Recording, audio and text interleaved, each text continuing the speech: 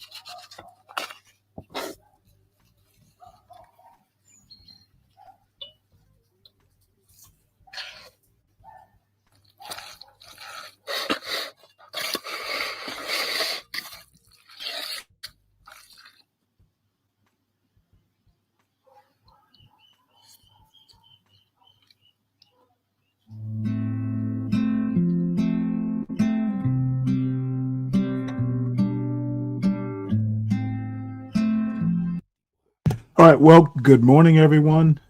Just wanted to start with that video. This woman is fascinating for some reason.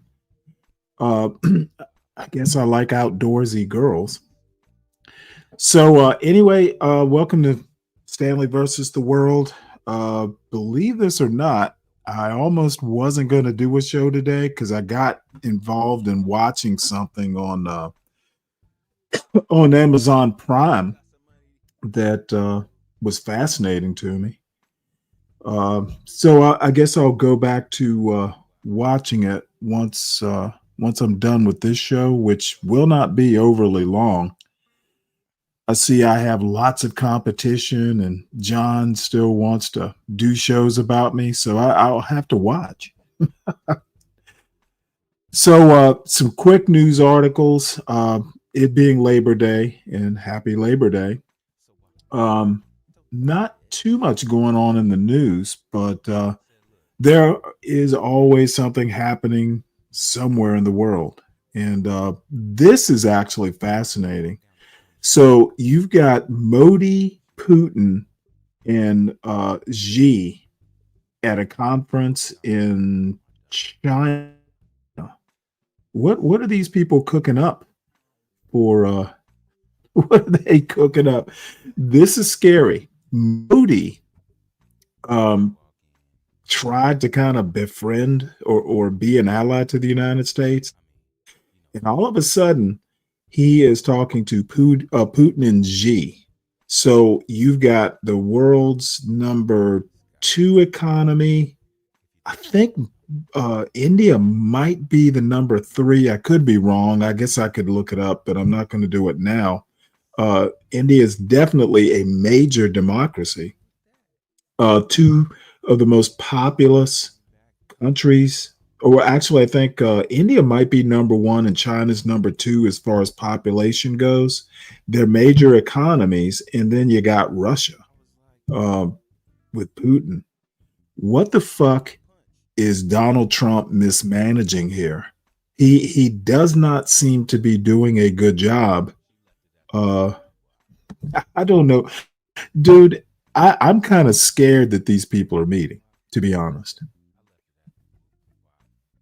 You're listening to China tries to use Trump turmoil to unite leaders against U.S.-led order. A news story written by Christian Shepard and read by an AI-generated voice. Tianjin, China. Chinese leader Xi Jinping on Monday called on the leaders of countries including Russia, Iran, and India to integrate their economies and build an orderly multipolar world. as Oh he boy. tried to unite them in their shared grievances with the US-led global order and the policies of President Donald Trump. Xi used the platform of the Shanghai Cooperation Organization summit here, 90 miles southeast of Beijing, to implicitly criticize Trump's policies, without naming him or mentioning the United States. He urged the 20 foreign leaders in attendance to seek integration, not decoupling, and unequivocally oppose power politics. Member countries should serve as a cornerstone for the promotion of a multipolar world, he said in closing remarks after a day in which leaders put on shows of chumminess and met for private talks on the sidelines of the mostly scripted event. Xi met with India's Narendra Modi Monday and will hold a one-on-one with Vladimir Putin of Russia on Tuesday.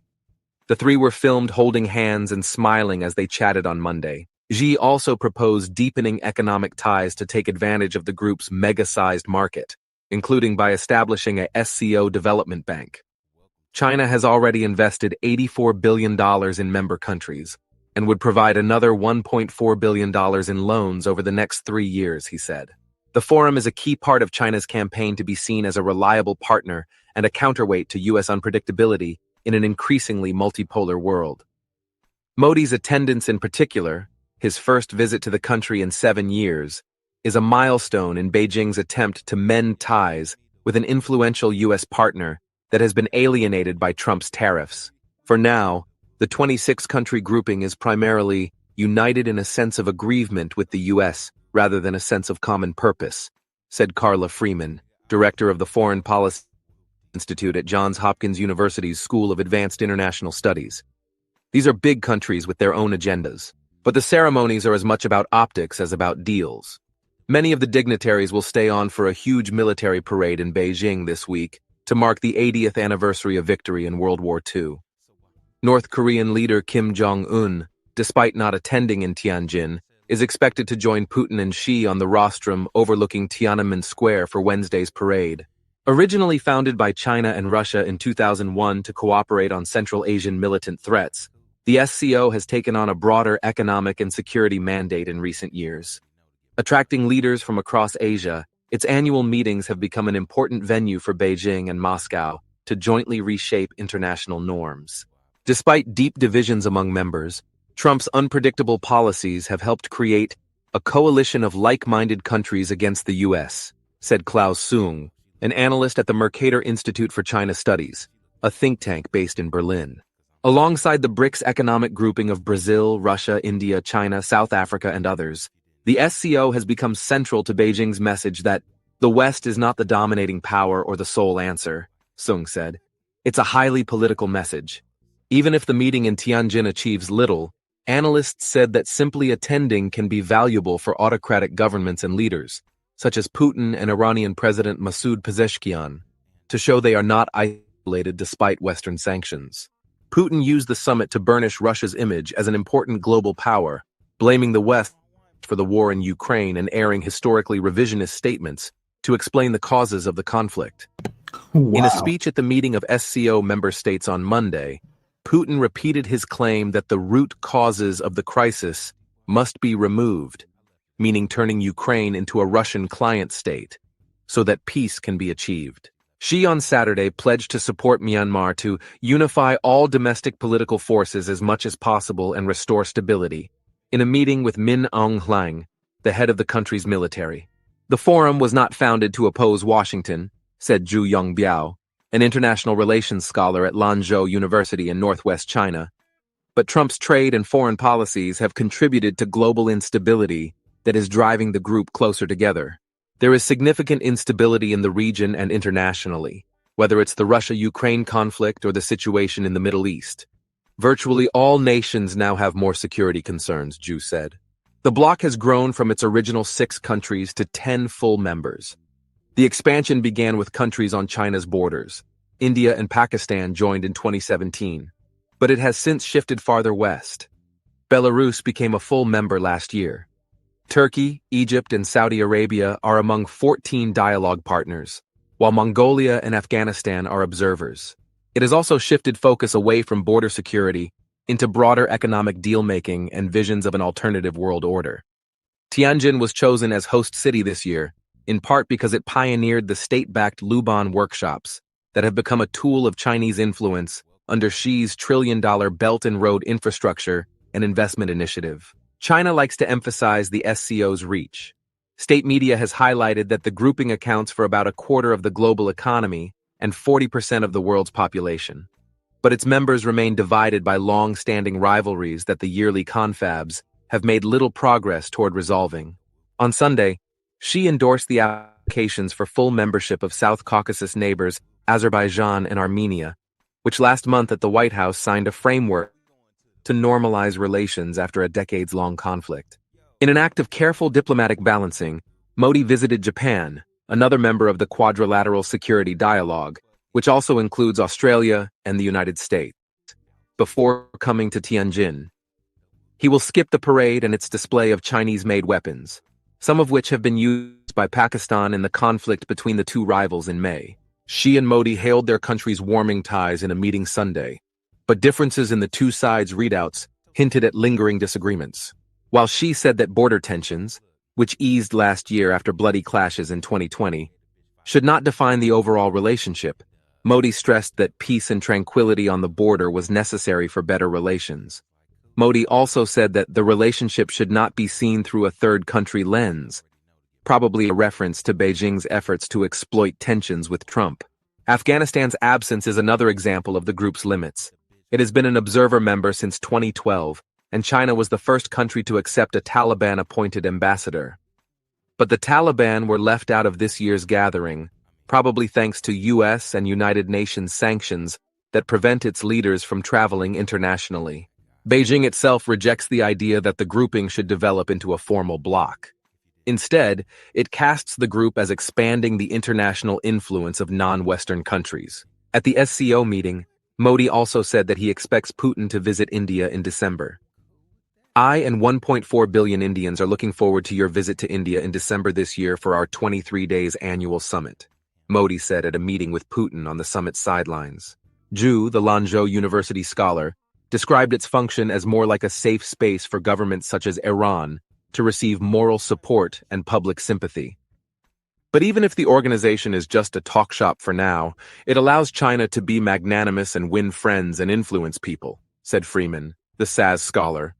Xi Jinping sees it as an important opportunity to promote his vision for a different global order. Lyric Li in Seoul, Rudy Liu in Taipei, Taiwan, and Francesca Ebel in Warsaw contributed to this report.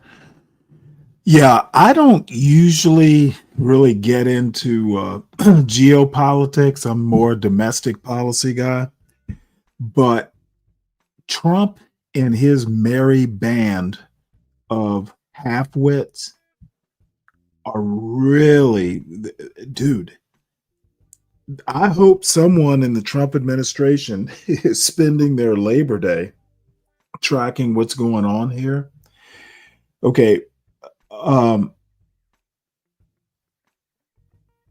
Trump basically, well, China and Trump. Trump seems to think that he can bully India, and obviously he can't bully China. Putin is literally making a clown. Putin is doing authoritarian 101 class, and Trump is just trying to cram. Okay.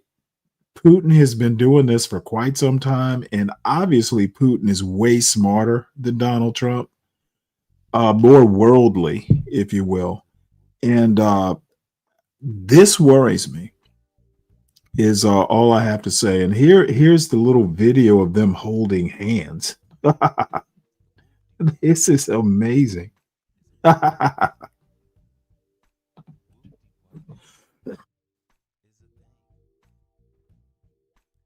Sorry about that. Let me turn on the sound here.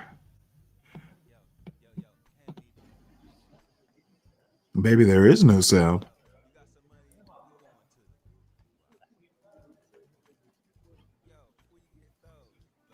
I've never seen Putin so animated. And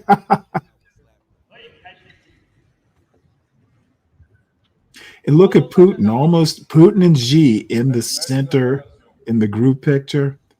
Oh, Donnie, what you gonna do about this? Yeah, this is concerning. So, speaking of international stuff and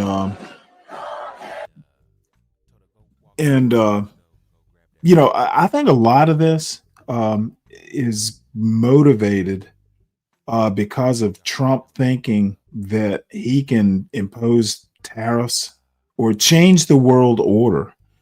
Um, the United States is powerful, but are we really so powerful that we can take Russia, China, and India on, even if it's in some sort of economic or some sort of like a motivation war, an influence war, in a soft power war? I don't think I think the United States could with the right leadership, and Donald Trump's not that bright.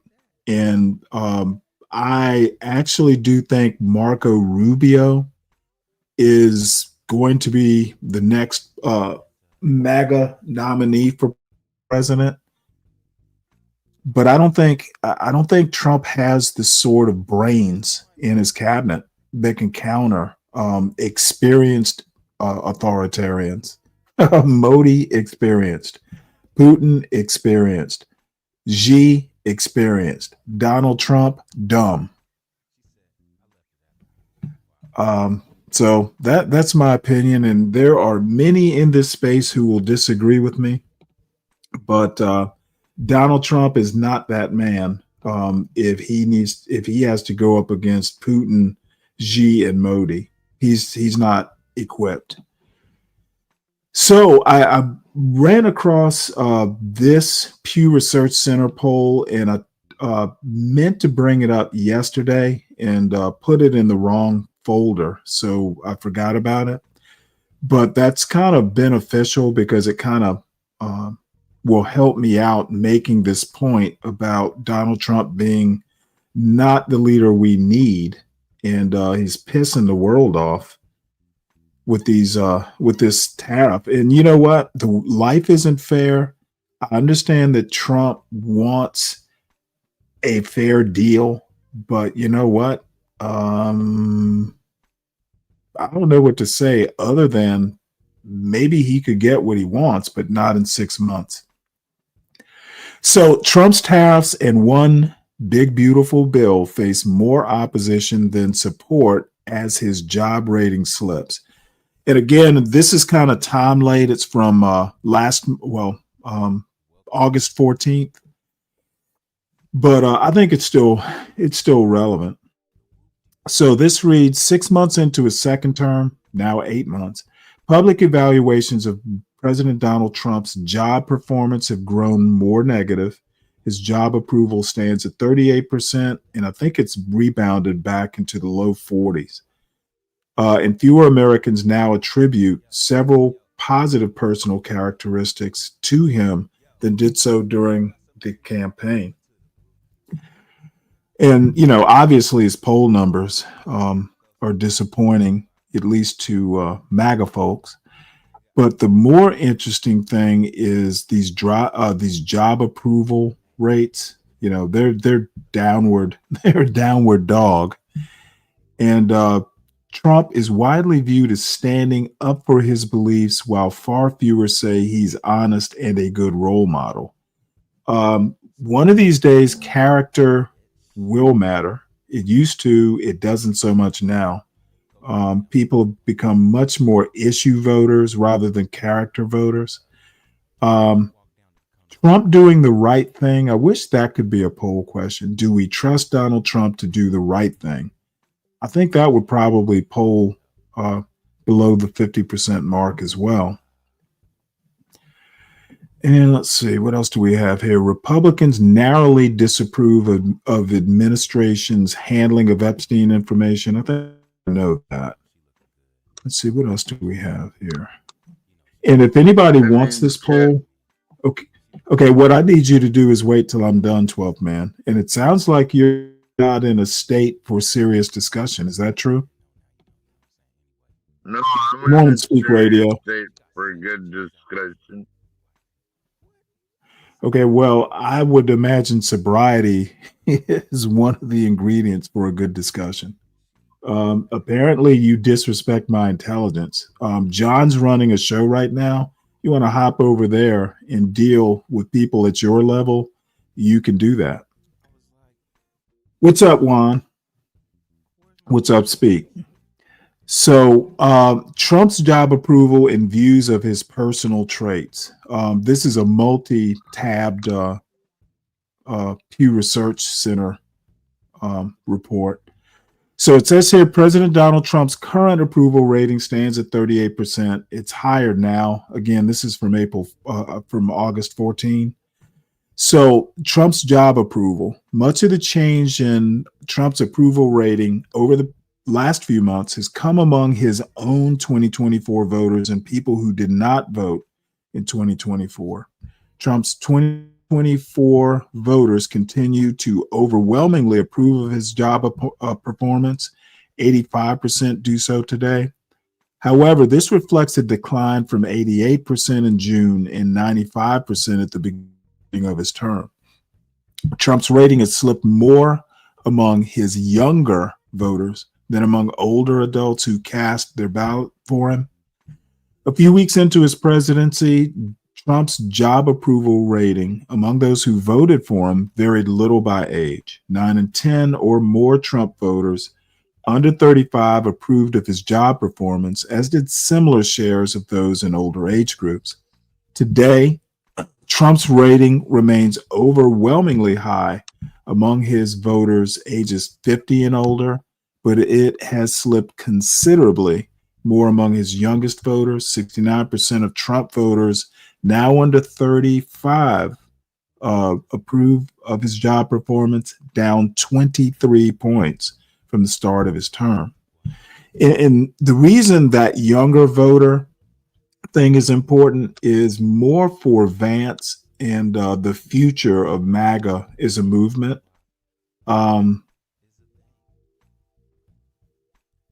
The younger voters are going to be around more likely than the older voters will for MAGA, whoever that might be in 2028. And again, I actually don't think it's going to be Vance. I actually think, and again, it's a long shot call here so early, but I honestly think Rubio is a better candidate and therefore more likely. I could be totally wrong. I'm sorry, what 12th man? Then JD Vance, you think Rubio is a better candidate? Yes. Okay, now since you're looking at all these polls, can you check out Rasmussen report, No. which was Nope, have no intention of doing it. It's not in my agenda. They have Trump at 51%. I don't really care. We're not looking at Rasmussen. We're looking at Pew. Yeah, you like to look at the fake polls. Yeah, That's what I do. like to look at. I definitely like the fake polls better. They fit with my personal agenda better. So it says here Trump has also lost ground among adults who did not cast a ballot in 2024. Around a third, 32% approve of it. Dude, you're about to go. I don't have that kind of patience on this Labor Day. So 32% of people who did not vote in 2024 approve of his performance today, down from 36% in June and 45% at the beginning of his term. Kids didn't vote, Stanley. Okay, 12th man. What I need you to do is not interrupt me. I know you can't contain yourself. I know, in your state that self-control is a bit of work. If you want somewhere that's more conducive and more embracing of your current state, John Galt is broadcasting. Just go to John Galt. Let me plug it for him. let me plug John Galt's channel. Is John Galt, the urban landlord, I strongly suggest the deeply and acutely inebriated go over there and bother him. He's more amenable to your type of state. 12th man. Well, what'd you have for breakfast this Labor Day morning? You know what? Stanley? I had stupid flakes, and you're the milk. Oh, come on, Stanley. All right. Trump's Shut up, approval man. is more negative than positive among most demographic groups. White Americans are modestly more likely to disapprove of the president than approve. 47% approve of Trump's performance, 52% disapprove. Clear majorities of Black, Hispanic, and Asian Americans disapprove of Trump's handling of the job. 83% Black, 70% of Hispanics. That's kind of amazing, and 66% of Asians disapprove of Trump's job. Older Americans continue to hold more positive views of Trump's job performance than younger adults. 44% of those ages 50 and older approve, and I'm not among that 44%, compared with 33% of adults under 50. And while 41% of Americans without a bachelor's degree approve of Trump's performance, a smaller share of those with a bachelor's degree, 34%, disapprove as well. Trump's personal traits. Now, this is going to be interesting. Most Americans, 68%, say the phrase stands up for what he believes in describes Trump very or fairly well. Yeah, he's a moron. He believes in weird stuff. Smaller shares say the same about the phrases mentally sharp. 48% think Trump is mentally sharp, keeps his promises, 43%, cares about the needs of ordinary people, 37%, honest, 36%, or a good role model, 29%. Now let me dwell on these points a little bit. Supposedly MAGA is a populist movement, and I have said constantly that it is a faux populist movement. So cares about the needs of ordinary people, 37%. Okay, so apparently if MAGA is a populist movement, it's not doing very well with the populace. So let's see, what else do we have here? View. Stanley. I'm sorry, what? Go back up. No need to go back up. Views of Trump's policies and confidence in his ability to handle issues. Over the past 6 months, Americans have become less supportive of Donald Trump's policies and plans, and more likely to say that Trump is making the way the federal government works worse. But wide partisan divides remain, with Republicans being far more likely than Democrats to express confidence in Trump on both domestic and foreign policy issues. Trump's policies and plans, 58% of Republicans and Republican-leaning independents say they support all or most of Donald Trump's policies, down from 2/3 earlier this year. 88% of Democrats and Democratic leaners say they support few or none of Trump's policies, a modest increase from 84% who said the same in February. Give it a year, it'll be even lower. Trump's influence on the way the government works, a narrow majority of Americans, 53%, say Trump is making the way the federal government works worse. Nearly double the share who said he is making it better. Only 27% think Trump is making the government work better. Well, I'd imagine there are a lot of Trump supporters who don't think government should even exist, and dismantling it. Some of this is literally intentional, They don't want government to work. If government doesn't work, that kind of leaves business unfettered to do what it will.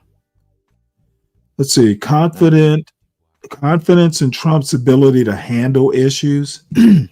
Across most domestic and foreign policy issues, Americans express less confidence in Trump than they did in the period leading up to his election in last November.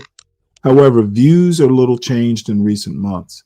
Fewer than half of Americans express confidence in Trump on any of the 12 issues asked about on the survey, but he performs better on some issues than others.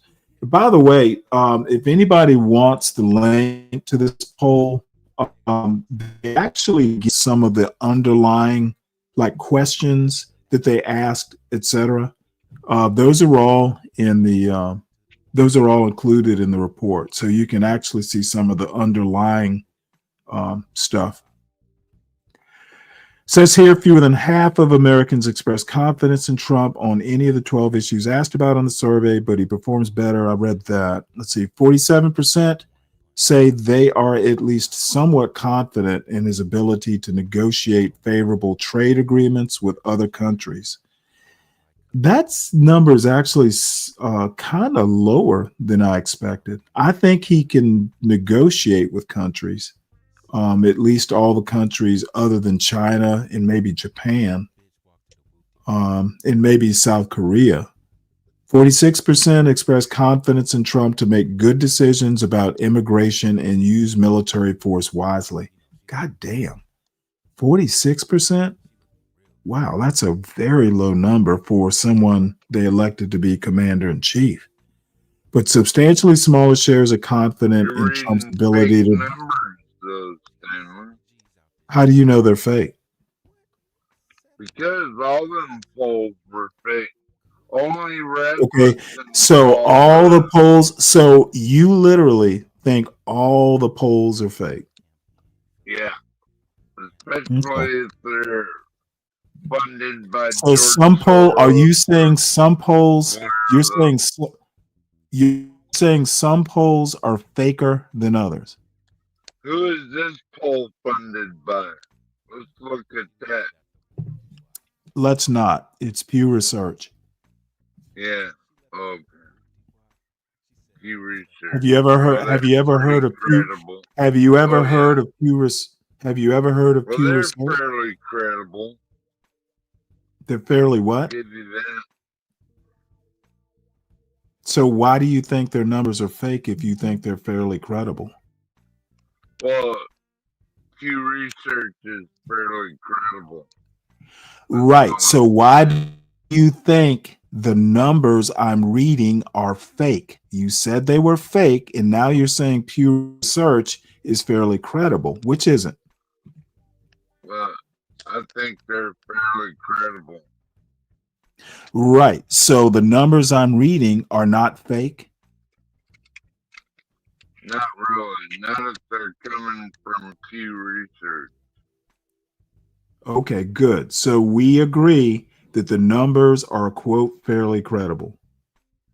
Fairly. Okay.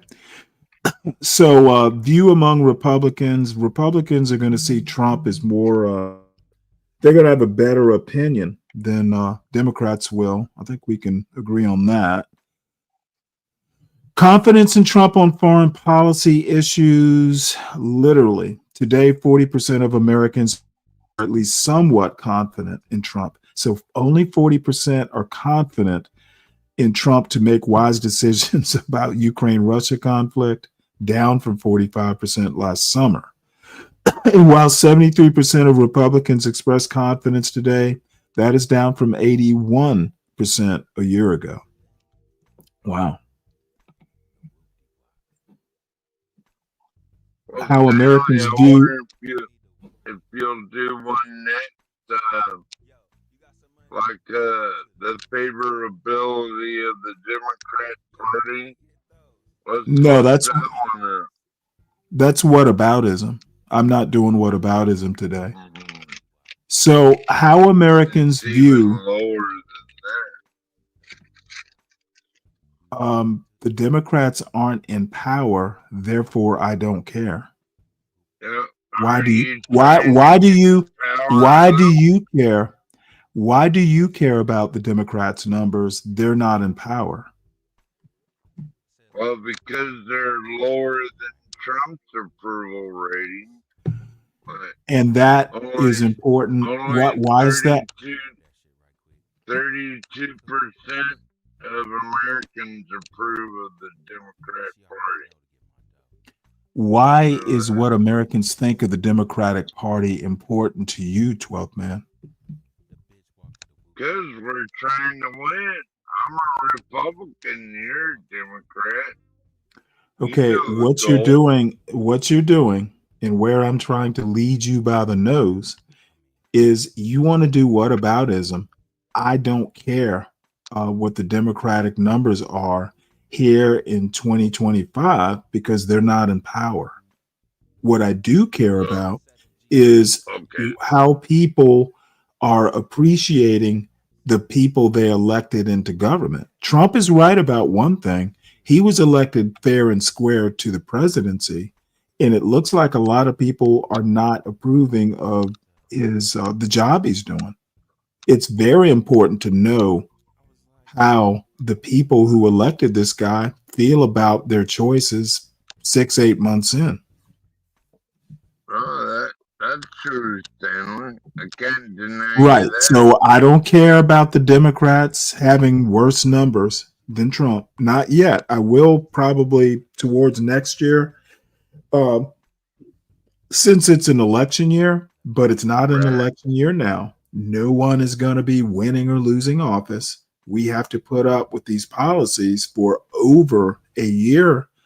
And Trump needs to know how people feel about his job performance. And in my opinion, he's ignoring the polls, which might be a wise idea. Well, But you know one I thing. can guarantee you, and I honestly believe Trump is an old man.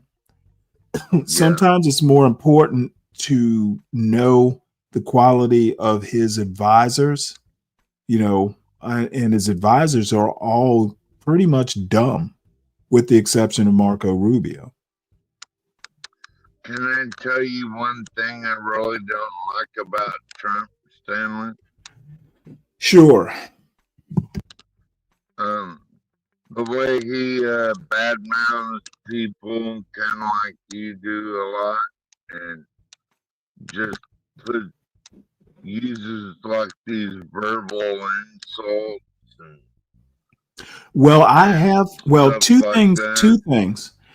I love that you compared me to Trump. It's an honor, but Trump is running a country. I'm running a YouTube channel. There's a power difference. and Yes, and the Stanley. other and the other You're right thing, about that. right. And the other thing is that you know what? I have often joked that I would be the left version of Trump. Dude, if I think you're stupid and you insist on whatever your position might be, I'm just going to tell you what I think. It saves the time. Now, it does depend on who you are. If you're an 11-year-old girl, I'm gonna be gentle and just try and avoid, I'll sugarcoat it. If you are a 50-some-year-old man who shows up on my panel drunk 90% of the time, I'm gonna be a little bit more blunt. Well, you like to drink too, Stanley, so let's not go there. Yeah, I do. Certainly I do. But you know what? I would never come on your show 3 sheets to the wind. When's the last time you did a show, by the way? Oh, it's been a minute. I see. All right, well, let's get back to this. How Americans view the Trump administration's tariff policies and the GOP's budget and tax bill.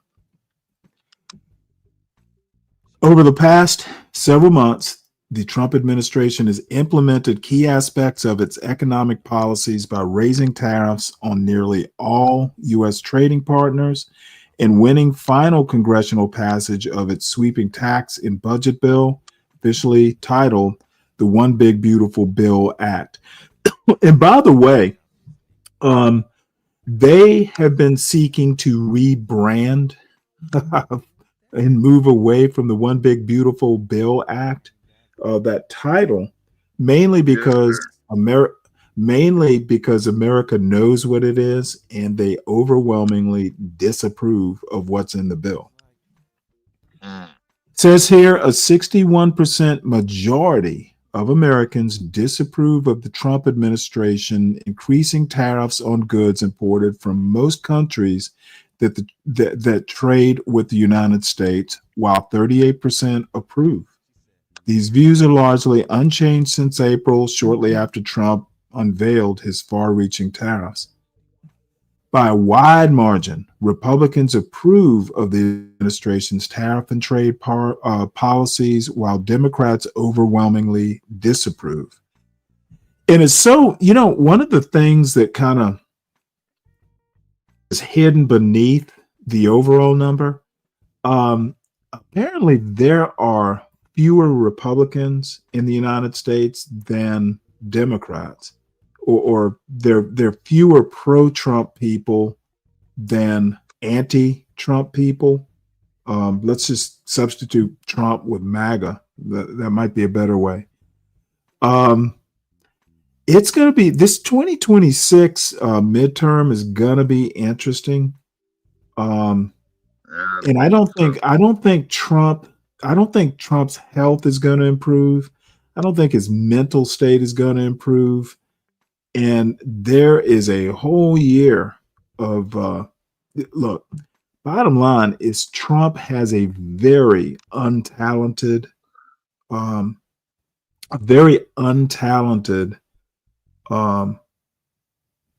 cabinet,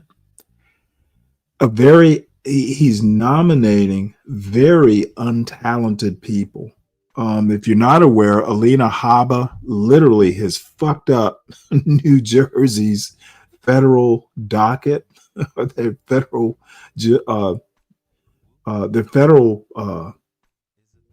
judicial docket, because apparently it's been determined that she's been acting illegally as the head of the U.S. Attorney's Office. I didn't really talk about that story, but that's like a major blunder. So you put someone as a temporary head of the U.S. Attorney, the New Jersey district, whatever that district is. And then some judge comes in and says, hey, she's been acting without legal authority for a month. And all of a sudden, the cases that were tried by her office, they're going to have to retry those cases. What kind of fuck up manages to do that? Well, can I ask you a question, Stanley? Sure you can. I was talking to one of my waitresses the other day, and she was saying no tax on tips don't go into effect until like 2028 or some stupid shit like that. It's like, so why do you gotta push the tax cuts for the working waitresses off that long? What? I didn't know that about the bill, about the big beautiful bill,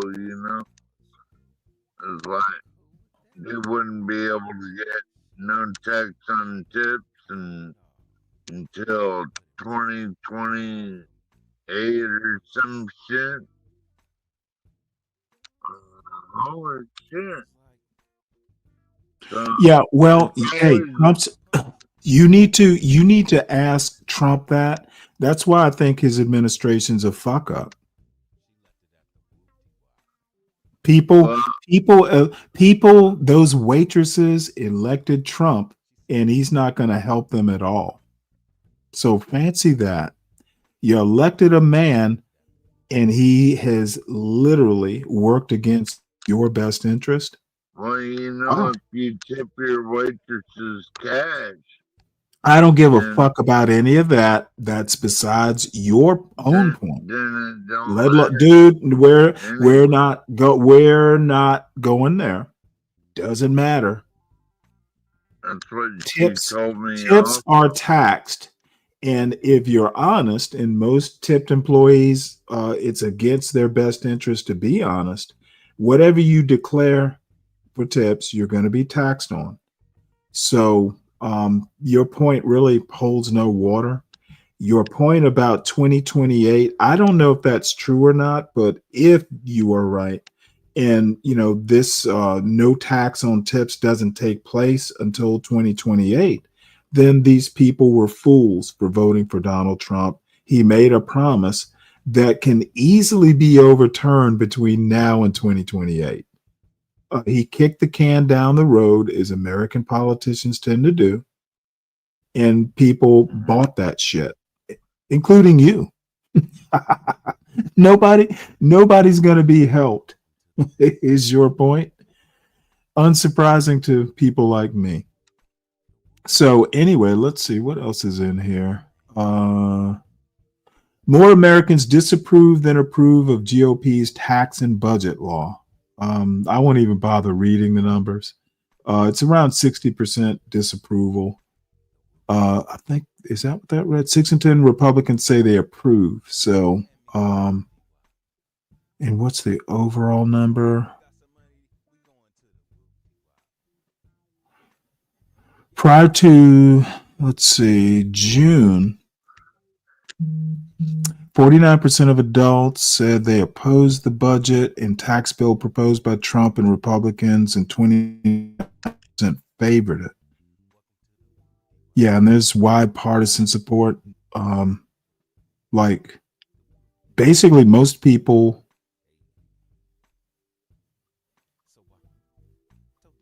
Wow. Nearly half, 47%, say the law will not have the law will have a mostly negative effect on the country in coming years. 25% expect mostly positive effects, while a quarter say the results will be mixed. Yeah, Trump's not doing, and I understand an autocrat will do what he thinks is right and damn the people. And hey, that's what's happening here. So anyway, this is that Pew Research, and if you notice over to the right, they talk about the questionnaire. You can look at what the actual questionnaire was, and then there's some breakdowns. There are tables that have more detail, and sometimes you can actually set up databases off of these tables, but doesn't really matter now. So this next story, Trump says his tariffs collected trillions in revenue. Here's the real figure. Donald Trump is a bald-faced liar, and people just fucking buy his bullshit hook, line, and sinker.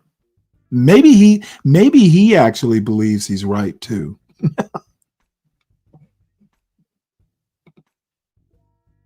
Top line.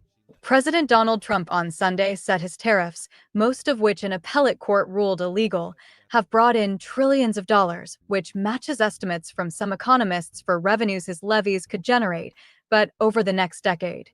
Not so far this year. Key facts. Without tariffs and all of the trillions of dollars we have already taken in, our country would be completely destroyed, and our military power would be instantly obliterated, Trump wrote on Truth Social. Trump claimed earlier this month that trillions of dollars are being taken in on tariffs, and his levies have not caused inflation or any other problems for America other than massive amounts of cash pouring into our Treasury's coffers. Trump leaves out that tariffs are paid by U.S. companies to import foreign goods, with those costs eventually paid by U.S. consumers. Trump's latest comments on his tariffs follow a ruling late Friday by the U.S. Court of Appeals, as the court wrote Trump overstepped his authority by issuing his reciprocal tariffs, a power the majority opinion said was vested exclusively as a core congressional power. The ruling prohibiting Trump's tariffs, won't take effect until October 14th, allowing the Trump administration time to appeal to the Supreme Court. How much revenue has the U.S. collected from Trump's tariffs? The U.S. has collected $142 billion from tariff revenue so far this fiscal year, which ends in September, according to Treasury Department data released earlier this month.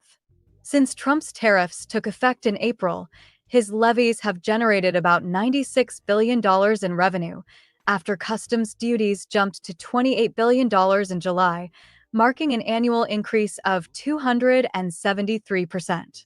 Customs duties accounted for $27 billion in revenue for June, $22 billion in May, and $16 billion in April. Before Trump's tariffs were announced, customs duties totaled $8 billion in March and $7 billion in February and January. Customs duties are tariffs or taxes paid by importers in international trade, meaning companies, businesses, or individuals in the U.S. are required to pay levies as goods enter the country. Consumers tend to carry the weight of tariff costs as companies Can I offset mention something, the Stanley? effects of tariffs. How much revenue will Trump's tariffs generate? Even Treasury Secretary Scott Bessent Hello? told MSNBC earlier this month he expects tariffs would generate $300 billion annually, noting there's a chance that could be higher in Hold on one sec. 2026. The Tax Foundation projected Trump's tariffs would raise about $2.5 trillion over the next decade. Yes, sir. Like I was talking to my mom the other day, and she says, because she makes all these fancy things for little dogs and shit like that. And she said it's going to cost her more to make boats, because they don't make ribbons in America anymore. Or like these little dog collars. They all come from China or some goddamn where.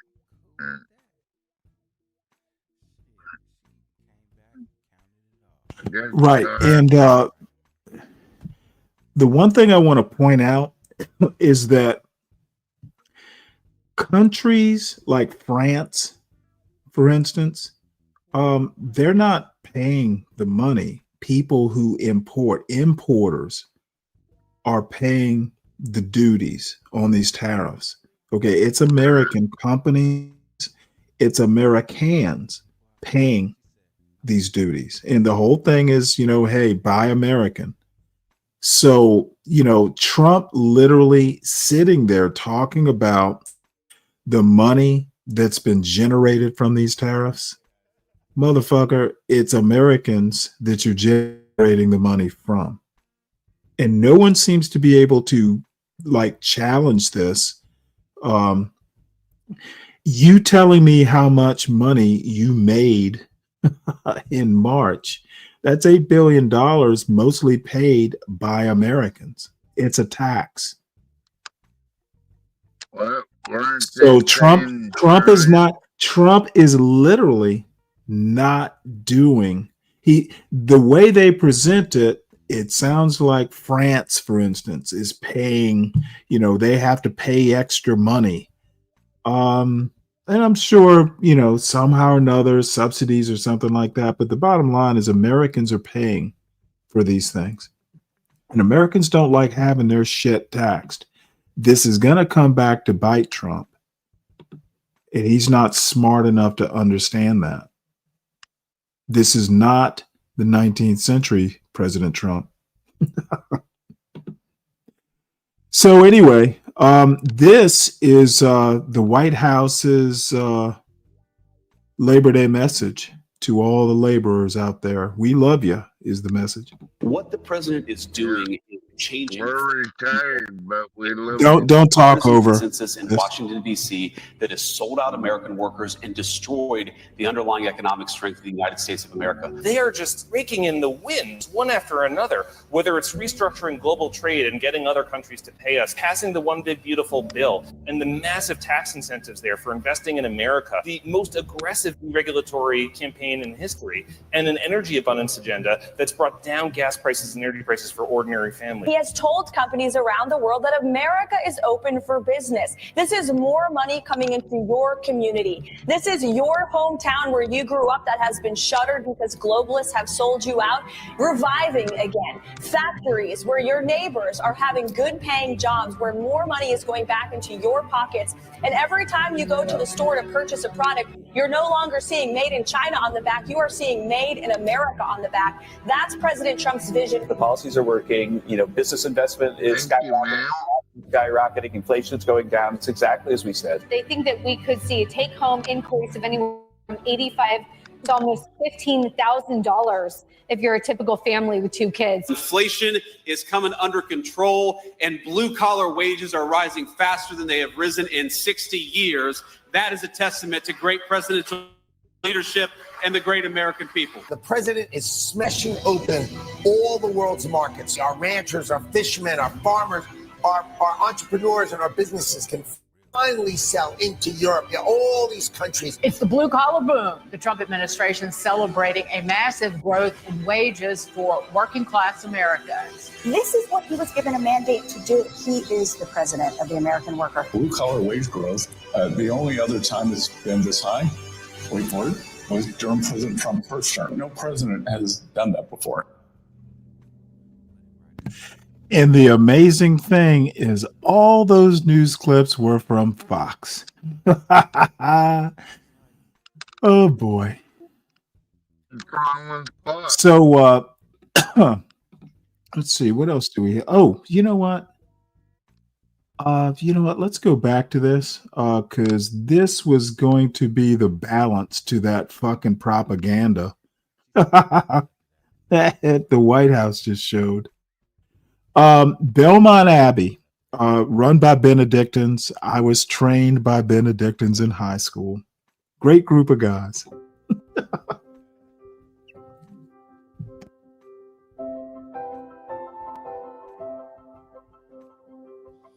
Well, here on the very last day of August, which maybe we could say somehow ends the summer reflections, we come to the 22nd Sunday of Ordinary Time. And the themes of the scriptures today, what we're being instructed by the scriptures, is the virtue of humility. I mean, it starts right off with the Sirach, my child, conduct your affairs with humility. People sometimes think of humility as simply sort of self-depreciation or sort of deflection of praise or something. Humility is the topic of the longest chapter in St. Benedict's Rule. And it's a difficult chapter because it comes from a different time and place and background. But oftentimes I think we need to think of humility, in fact, always think of humility really as an accurate appraisal of ourselves before God, before others, and before ourselves. We have to know ourselves. And that accuracy, this is who I am with all the mixture of strengths and weaknesses I have, the way God has created me. And it means, true humility means I have to acknowledge my strengths and my talents because they're gifts from God. I didn't fill out some form in heaven before I was born saying I'd like to be a virtuoso pianist or something. But we all have talents and gifts and strengths that we discover and we need to discover, and thus we have a certain obligation to develop them. And it's not pride to admit that I am good at this. It's simply the truth. It doesn't mean I'm the best person on the planet, but that I have a certain ability to do this well, and to put that ability to do this well at the service of others. At the same time, all of us have the issues that we struggle with. Oftentimes, people in confession will say, Father, I keep confessing the same things.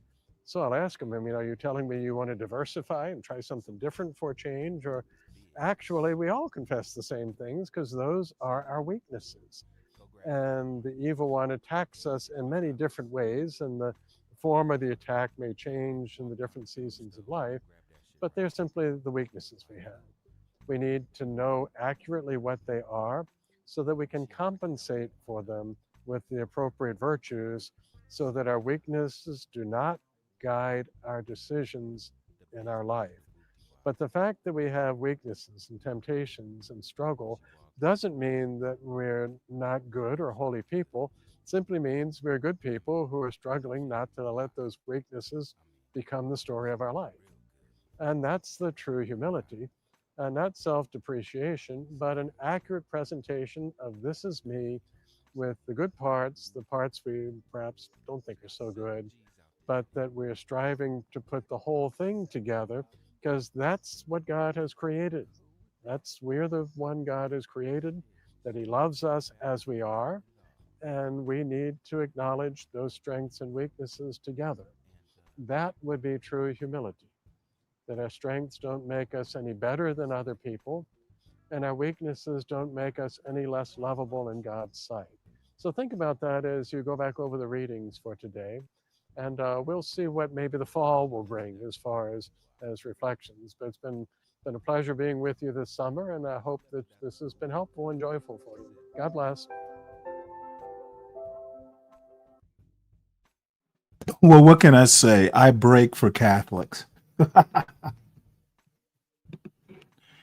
All right, Judge Haltz. Oh, by the way, the reason I brought that up, the Trump administration juxtaposed with an abbot of of Belmont Abbey talking about humility. I think that's an antidote to Trumpism in MAGA. Knowing your strengths, working on your weaknesses. Trump and his administration have no self-knowledge. I guess that'll be my point. Hey, Stanley, my Remington 870 and my AR-10 are my strength. Yeah, I would expect that kind of answer. I would expect that kind of response from a Trump voter. So congratulations, you met type. Judge halts U.S. effort to deport Guatemalan children as planes sit on tarmac. This article is by Miriam Jordan and Aishvarya Kavi and read by an automated voice. With children already loaded onto planes, a federal judge on Sunday temporarily blocked the Trump administration from deporting dozens of Guatemalan minors and demanded assurances that they would remain in shelters until a more permanent ruling.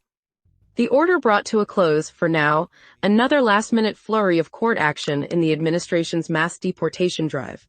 Lawyers for the children said that they would face peril if they were in Guatemala, and that doing so would deny them due process. They also argued that the government had ignored special protections for minors who crossed the border alone. In the early morning hours on Sunday, Judge Sparkle L. Suknanen of the U.S. District Court for the District of Columbia issued a temporary restraining order forbidding the administration from deporting the children after the National Immigration Law Center filed an emergency request. Judge Suknanen's order was intended to be in place until an emergency hearing could be held in the afternoon, but there was initial confusion among lawyers whether the order applied to a limited number of children. Dozens of children were then removed by immigration authorities from shelters overnight and boarded onto chartered planes. After lawyers for the children notified the judge, the emergency hearing was moved up to midday, and with planes awaiting takeoff in Texas, the judge clarified her order to apply to all Guatemalan children in the custody of the Federal Office of Refugee Resettlement for the next 14 days while the case is pending. She directed the government to take the children off the planes, and in a court document on Sunday evening, the government confirmed that was done. About 2,000 children, a majority of them from Guatemala, are currently being held in dozens of shelters. I don't want there to be any ambiguity about what I am ordering, said the judge. You cannot remove any children while the case proceeds. Can you pause it In the for a hearing, second, the judge Stanley? expressed frustration with the government and her inability to reach its representatives the early hours of Sunday, before issuing her initial order. I have the government attempting to remove minor children from the country in the wee hours of the morning on a holiday weekend, which is surprising, she said. Let's see. The government's Hold on. lawyer, Drew Ensign, said that the repatriations had been requested by the Guatemalan. Okay, what do you need this paused for? Like, are we finding these children, or like, where are they going? Okay, who gives a fuck? Okay, what I need you to focus what I need you to do is focus on the minor children part. That's what you need to do. Who gives a fuck about who gives a fuck about your AR or your shotgun? These are minor children. Motherfucker, do not ever, god damn it. I'm talking about this story, you moron.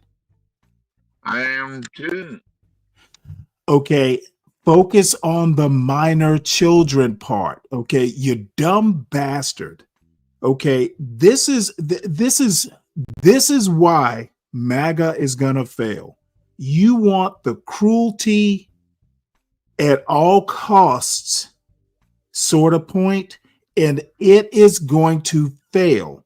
Okay, Americans tend to be fairly good people, especially when it comes to minor children.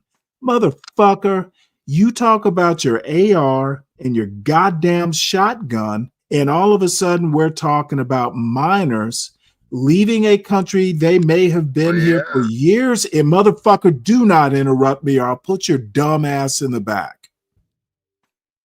You shouldn't even be here. Go find a fucking degenerate human being. Hang out with your own kind, 12th man.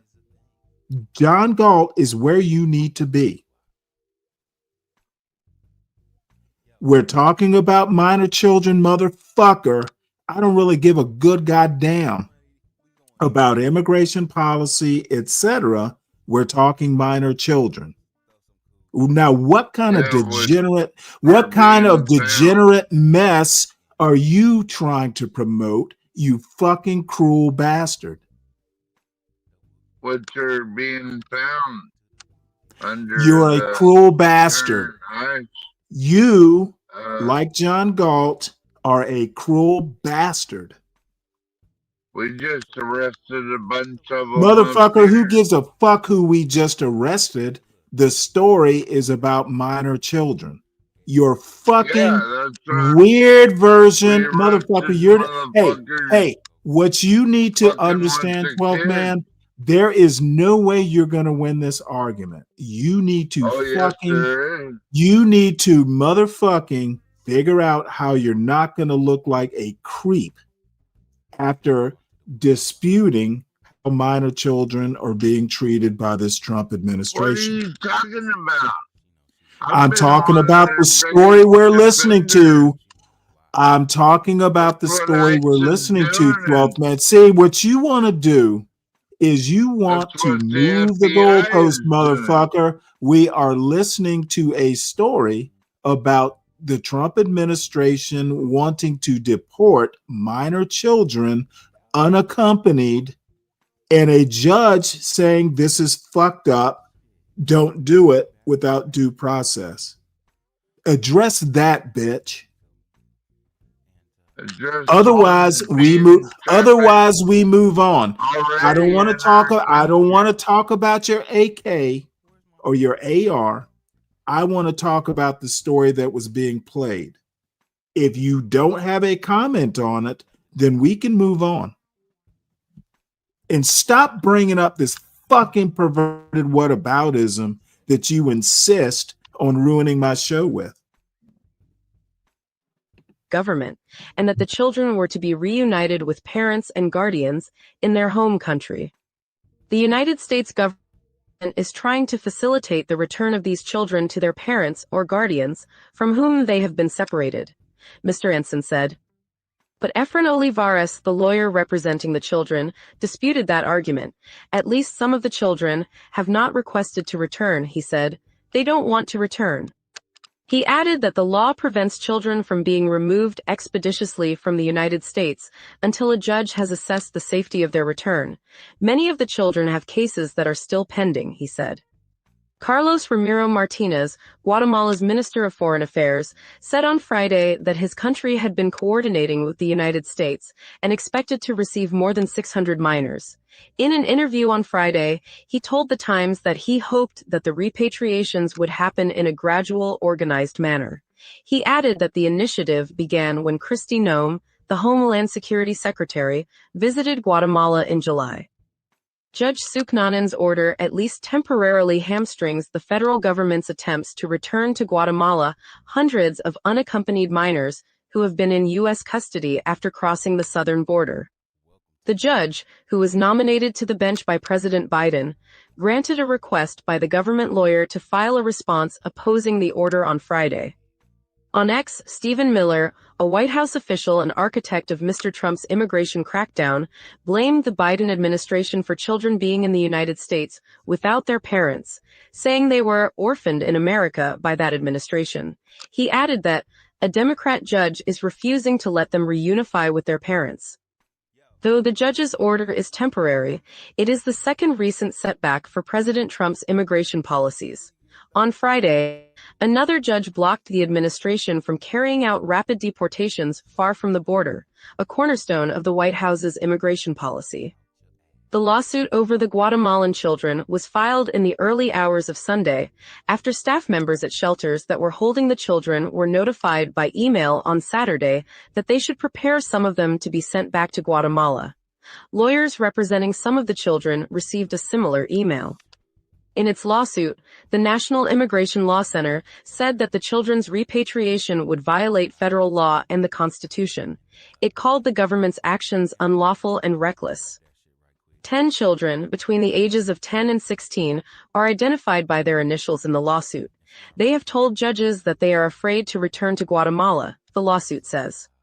The number of unaccompanied minors entering the United States has plummeted since Mr. Trump began his second term. Migrant children have posed a particular challenge to the Trump administration's immigration agenda because they are entitled to special protections. Hundreds of thousands of children, mainly from Central America, have crossed the southern border into the United States in the last decade, often seeking to join friends or relatives. Many of the minors have won the right to remain in the United States permanently by proving that they were abandoned or persecuted in their home countries. When unaccompanied children entering the United States are taken into custody, they typically remain in shelters until they are released to sponsors or guardians who have been vetted. The children the Trump administration was seeking to deport have been awaiting release from the shelters. We are very concerned that our clients could be returned to unsafe situations, said Alexa Sendukas, a managing attorney with the Galveston-Houston Immigrant Representation Project. Jody Garcia contributed, reporting.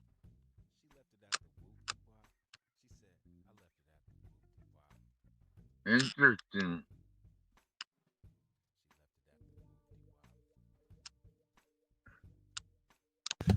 All right, let's move on. Yeah. All right, 1.2 million immigrants are gone from the U.S. labor force under Trump, preliminary data shows. On Monday, experts said President Donald Trump's stepped-up immigration policies are impacting the nation's labor force, with more than 1.2 million immigrants disappearing from it from January through the end of July. Trump's prior pledge to deport millions intensified enforcement actions with U.S. Immigration Control and Enforcement arresting dozens of area farm workers despite many detainees lacking convictions. Pew data show immigrants comprise almost 20% of the U.S. workforce, including 45%, wow, that's high, in farming.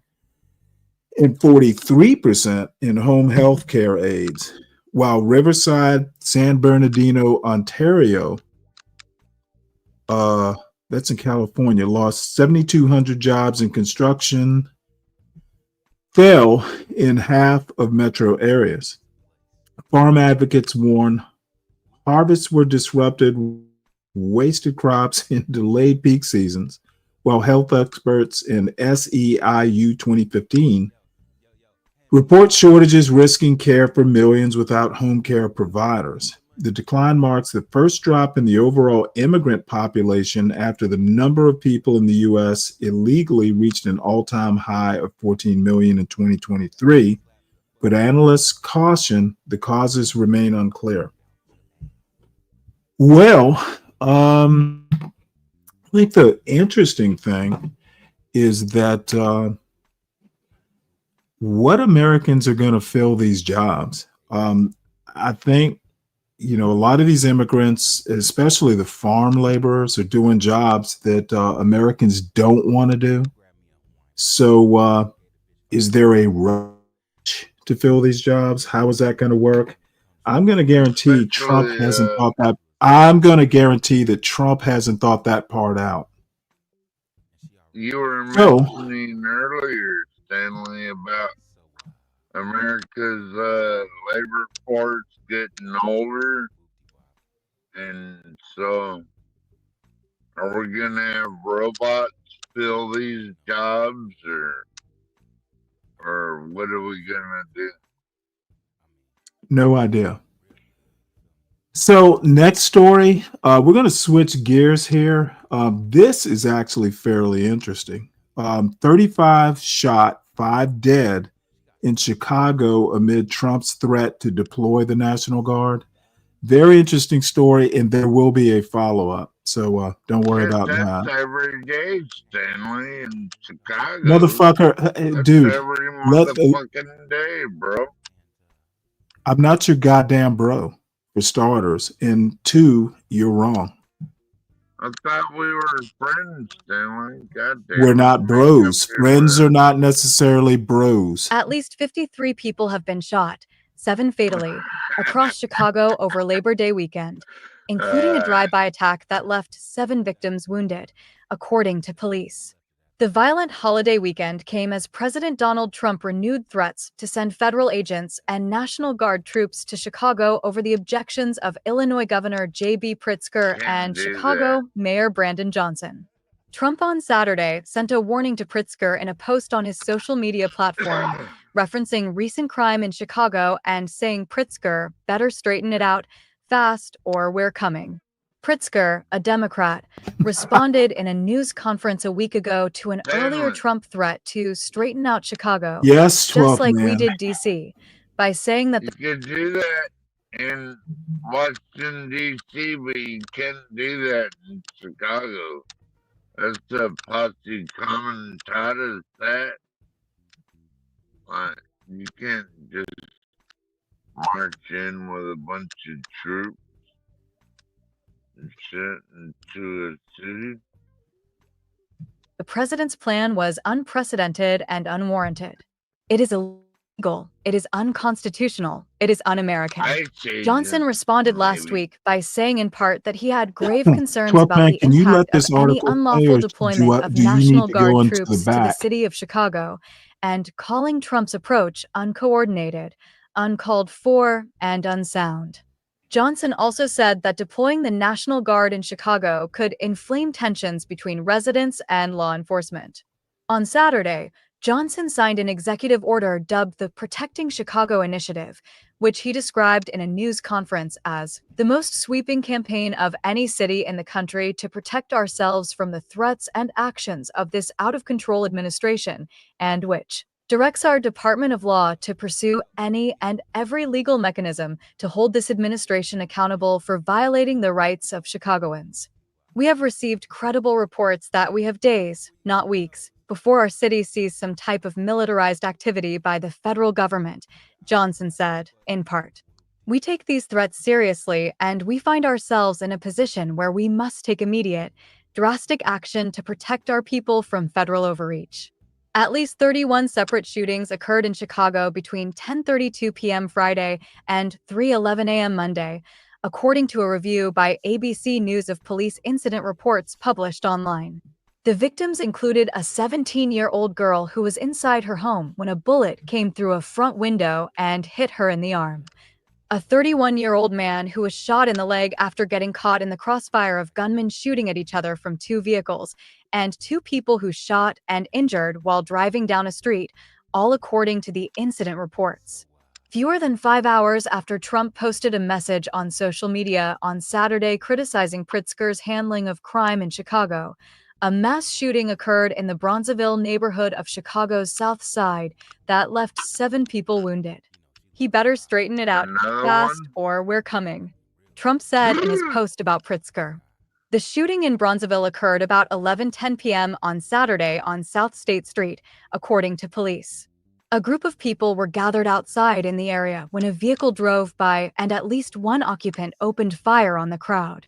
All 7 people shot, 5 men and 2 women ranging in age from 28 to 32, were taken to hospitals with non-life-threatening injuries to their lower extremities, police said. No suspects have been arrested. The first of 7 homicides that police say occurred over the long holiday weekend happened at 11:56 p.m. on Friday at the South Shore apartment complex on East Essex Street, where 2 women were discovered shot, according to police. A 25-year-old woman was found in the apartment suffering from 2 gunshot wounds to her stomach and 1 to her leg, according to a police incident report. She was taken to the University of Chicago Medical Center, where she was pronounced dead, according to authorities. The victim's name was not immediately released. The second victim, a 23-year-old woman, suffered gunshot wounds to both legs and was in fair condition at the University of Chicago Medical Center. More, 4 killed, 14 hurt in Chicago mass shooting. Absolute chaos. Investigators were interviewing a person of interest in the East Essex Street homicide, but no arrests have been announced, according to police. Elsewhere, 2 men were shot, 1 fatally, in the East Garfield Park neighborhood of Chicago around 11 a.m. on Saturday, according to police. The victims were standing outside on North Sawyer Avenue when a dark SUV approached them and a gunman exited the vehicle and opened fire, according to a police incident report. A 29-year-old man, whose name was not immediately released, was shot multiple times and taken to Mount Sinai Hospital where he was pronounced dead, according to police. The second victim, a 32-year-old man, suffered a gunshot wound to his right side and was in stable condition at Mount Sinai, police said. No arrests have been announced in the incident. Also on Saturday, gunfire erupted in the Altgeld Gardens neighborhood. Around 7:46 p.m., a 43-year-old woman was standing outside on East 131st Street when 5 armed men approached her and opened fire, striking her multiple times, according to police. The victim, whose name was not immediately released, was taken to Christ Hospital where she was pronounced dead, police said. More, murdered congressional intern's mom says Trump should take over Washington, D.C. No arrests have been announced in the Altgeld Gardens homicide. Around 1:39 a.m. on Sunday, a 46-year-old man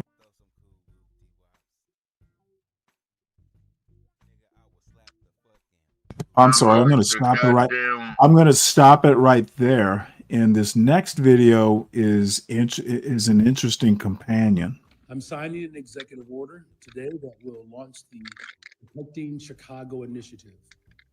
This is a project that builds on the month of preparation that we have done, that has led up to this very moment. Protecting Chicago will ensure that every Chicagoan knows their rights, that every single family is prepared, and every part of city government is directed to protect the people of Chicago from federal action.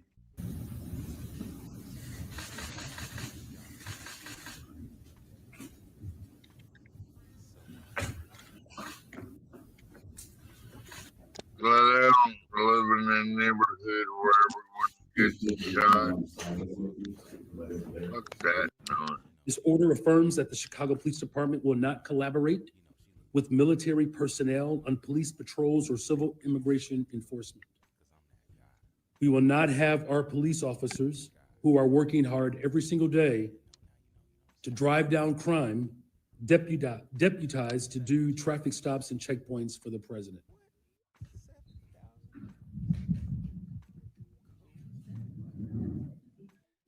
We have received credible reports that we have days, not weeks, before our city sees some type of militarized activity by the federal government. It is unclear at this time what that will look like exactly. Gonna be I. You may see militarized immigration enforcement. We may also see National Guard troops. We may even see active duty military and armed vehicles in our streets. Called for this. Our people have not asked for this. But nevertheless, we find ourselves having to respond to this. Hey, Stanley. Yes, 12th man. Do you know there's that naval base north of Chicago right up there, and that's where the law enforcement is amassing to take on Chicago. So it's gonna be quite a ride.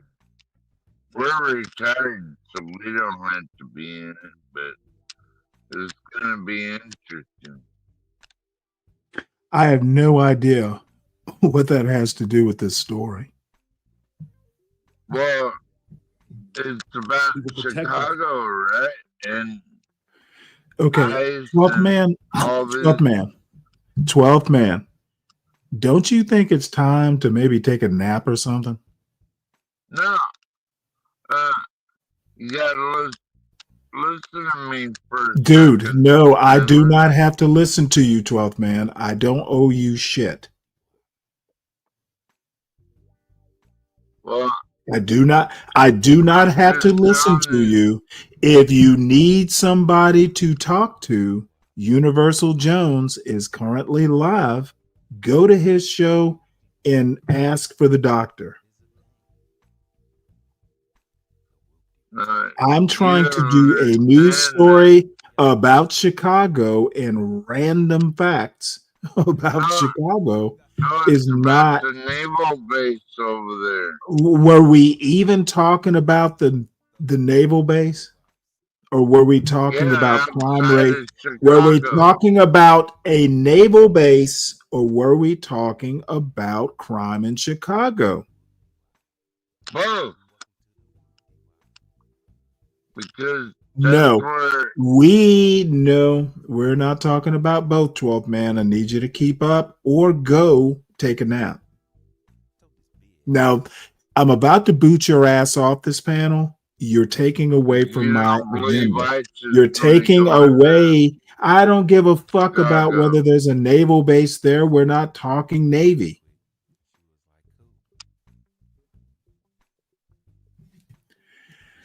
Whew. Constitution to protect our city. I'm sorry, what? What is your problem, dude? I think you're a drunk moron right now. That's my problem. You're a drunk moron. Okay, dude, I'm not yammering back and forth with you. 12th man self-deport. We will protect our people. We do not want to see tanks in our streets. We do not want to see families ripped apart. We do not want grandmothers thrown into the back of unmarked vans. We don't want to see homeless Chicagoans harassed or disappeared by federal agents.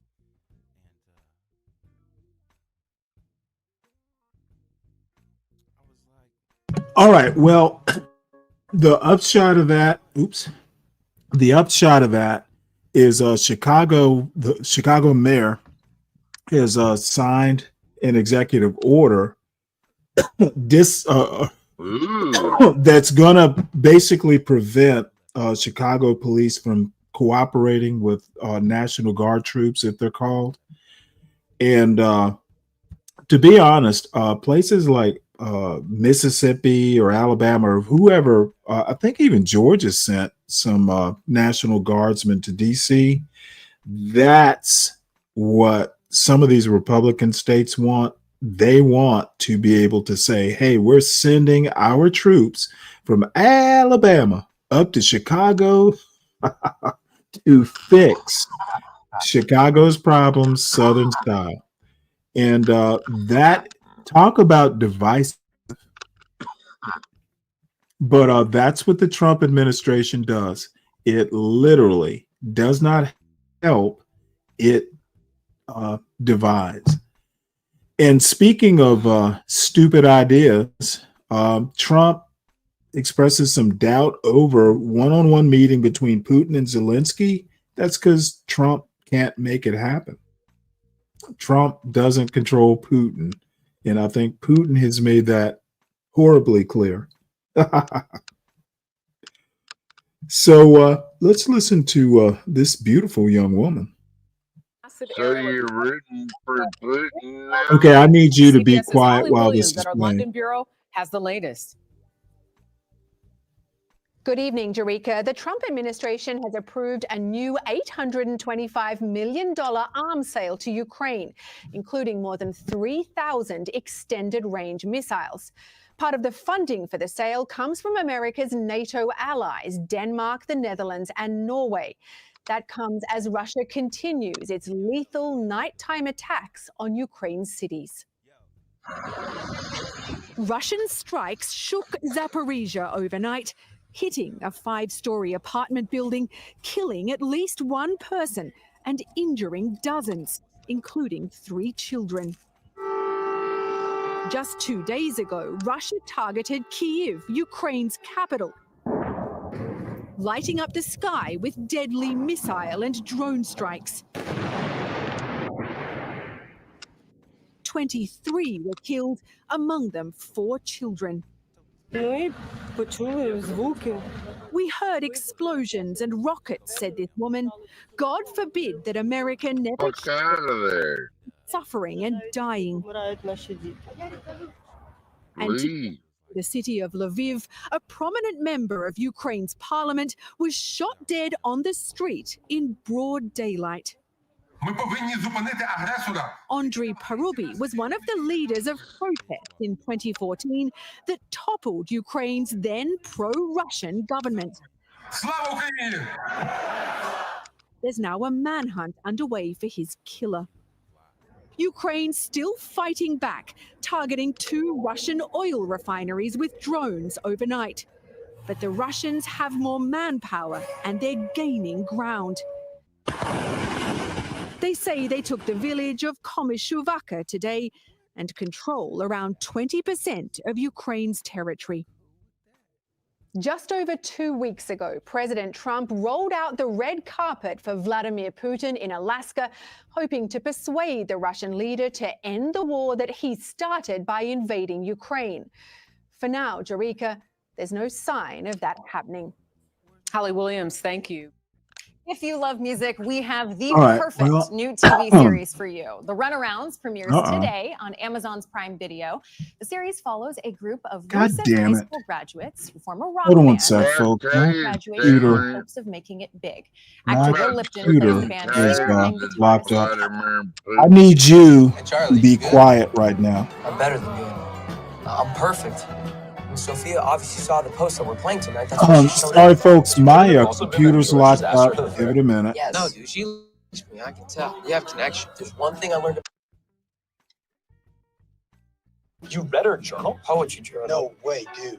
And yes, cover to cover. And yes, I knew it was probably not the greatest thing to do. No, bro. But I understand her better for it. I warned him. Look, I'm telling you, she's gonna love hearing her poem immortalized in a kick-ass rock song, sung by me. Wait, Charlie. Hang on. Those are her lyrics in the new song? We can't play that song. Oh, We wow. stole her words. Bad move, Charlie. Well, you guys said you loved it. Yeah, I do, but I didn't know she was going to be here to hear it. It's a grand gesture, guys. All right, we got this.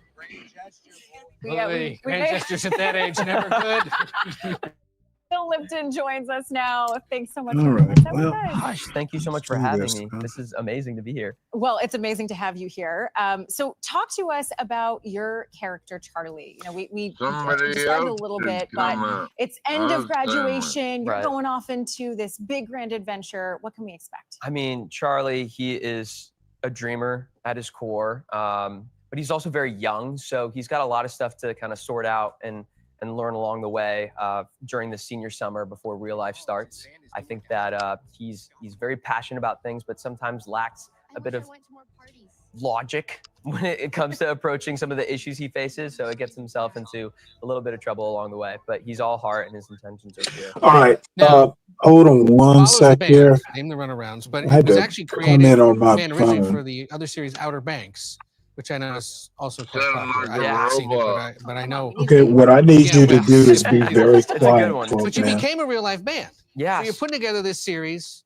You're a real band. Mhm. How do those dynamics play off each other? Yeah, I mean, originally the show was always kind of the plan. We got reached out to do kind of like a cameo. We weren't exactly sure what we were auditioning for, but we got casted and started doing the band thing even before we showed up on Outer Banks. Man, That was kind of like a really what good learning on experience. earth is There was a lot happening of the here? same crew that worked on our show, just like the That's Carolina Tuesday folks on that are Okay, still what I leading need you to next do, week. you know what? But yeah, Let's we make would my just life play as easier. many gigs as we could. We were in the studio writing and recording songs that we could use for the show.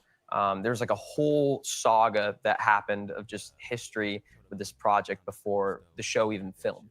It's pretty nuts. And I saw you pumping your fist as we started saying today is the premiere day. I mean, this has been a three-year process. 5 year. 5 year. I was 17 when I was casted for this. Yeah, I'm 22. So now. to hit today, then how does that even? I can't imagine what I that. forgot. You know, I was writing a little letter to myself last night to maybe to reflect and read, and I don't know. This is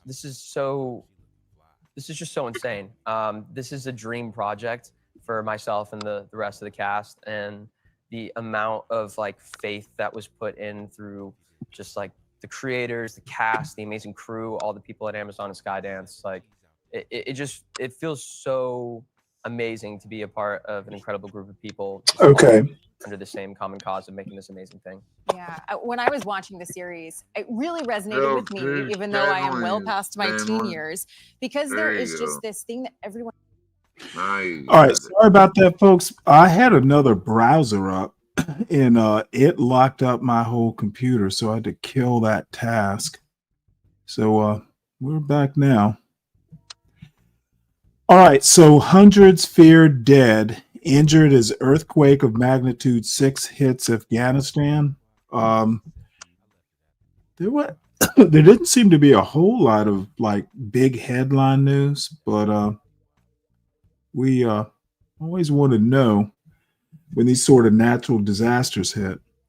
So it says here a strong earthquake in eastern Afghanistan has killed at least 250 people and injured at least 500 others, according to officials. The quake had a magnitude of 6 and was centered near Jalalabad in Nangarhar province. Never heard of that province. According to the U.S. Geological Survey, Sharafat Zaman, a spokesperson for the Afghan Public Health Ministry, stated that it will take some time to assess human losses and damage to infrastructure. A massive rescue operation has been launched to assist people in the affected areas, mobilizing hundreds of individuals. So, sorry to hear that. And then, I'm not going to spend too much time on this, but it is rather interesting. Masterful photo edits now just take a few words. Are we ready for this? Google's Gemini chatbot, and I actually have access to Gemini on my phone. I've never used it. I don't really use AI that much. At least at this point, I'm not even that interested. But being able to do like remaster a photo like this or edit it, that's amazing. So if you got the Gemini, Google's Gemini, have a look at it. And I can drop this link if need be. That's funny.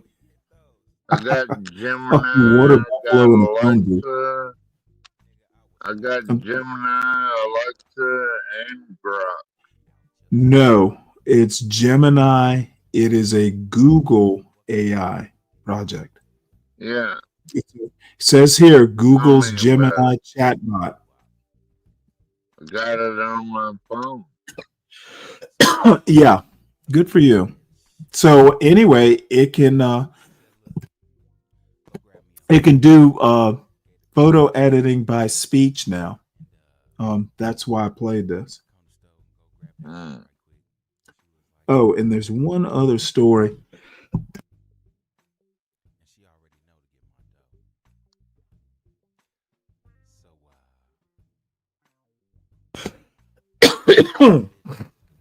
So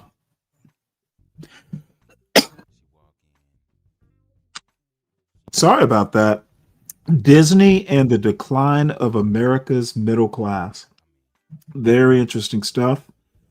We'll listen to this, but apparently Disney has become unaffordable for us middle class people. Disney and the Decline of America's Middle Class. This article is by Daniel Curl and read by an automated voice. On Wednesday, July 23rd at exactly 6:55 a.m., Scarlett Kressel, a 60-year-old school bus driver, opens her Disney app on her phone with nervous excitement. She is traveling with a group that includes her daughter, her grandchildren, and her mother to Disney World the following week. In 5 minutes, Ms. Kressel will gain access to Disney's ride reservation system, where she hopes to snag 3 bookings for their visit. This moment was years in the making. Ms. Kressel requested Disney gift cards for several birthdays and Christmases, dug up discounts and paid for her park tickets in installments. Her mother arranged space in a timeshare nearby, and a friend will take Amtrak's auto train from Virginia to Florida with the group's luggage to avoid airline baggage fees. Yet for all her planning, Ms. Kressel enters the reservation system at a disadvantage. The system dispenses front-of-the-line spots and gives priority to travelers who book a guide, purchase expensive passes, or stay at a Disney property. As a visitor on a budget, Ms. Kressel is near the bottom of a pecking order in which on many days, thousands of spots for the park's premier rides are reserved for the big spenders. The recently renovated 1,863-square-foot King Kamehameha suite at Disney's Polynesian Village Resort, which offers a huge bi-level great room, views of Cinderella Castle, and a soaking tub, can go for $3,000 a night. The sleek Geo 82 bar and lounge in Epcot offers a package that includes a tower of small bites, champagne or cocktails, and a table with views of the park's fireworks show for $179 a person. Entry to the park not included but required. A wine-paired prix-fixe meal at the Michelin-starred Victoria and Amp Albert's at Disney's Grand Floridian Hotel starts at over $1,200 for 2, and so on. For most of the park's history, Disney was priced to welcome people across the income spectrum, embracing the motto, "Everyone is a VIP." In doing so, it created a shared American culture by providing the same experience to every guest. The family that pulled up in a new Cadillac stood in the same lines, ate the same food, and rode the same rides as the family that arrived in a used Chevy. Back then, America's large and thriving middle class was the focus of most companies' efforts and firmly in the driver's seat. That middle class has so eroded in size and in purchasing power, and the wealth of our top earners has so exploded, that America's most important market today is its affluent. As more companies tailor their offerings to the top, the experiences we once shared are increasingly differentiated by how much we have. Data is part of what's driving this shift. The rise of the internet, the algorithm, the smartphone, and now artificial intelligence are giving corporations the tools to target the fast-growing masses of high-net-worth Americans with increasing ease. As a management consultant, I've worked with dozens of companies making this very transition. Many of our biggest private institutions are now focused on selling the privileged a markedly better experience, leaving everyone else to either give up or fight to keep up.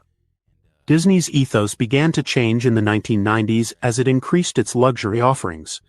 But only after the economic shock of the pandemic did the company seem to more fully abandon any pretense of being a middle-class institution. A Disney vacation today is for the top 20% of American households. Really, if I'm honest, maybe the top 10% or 5%, said Len Testa, a computer scientist whose unofficial guidebooks and website touring plans offer advice on how to manage crowds and minimize waiting in line. Disney positions itself as the all-American vacation. The irony is that most Americans can't afford it.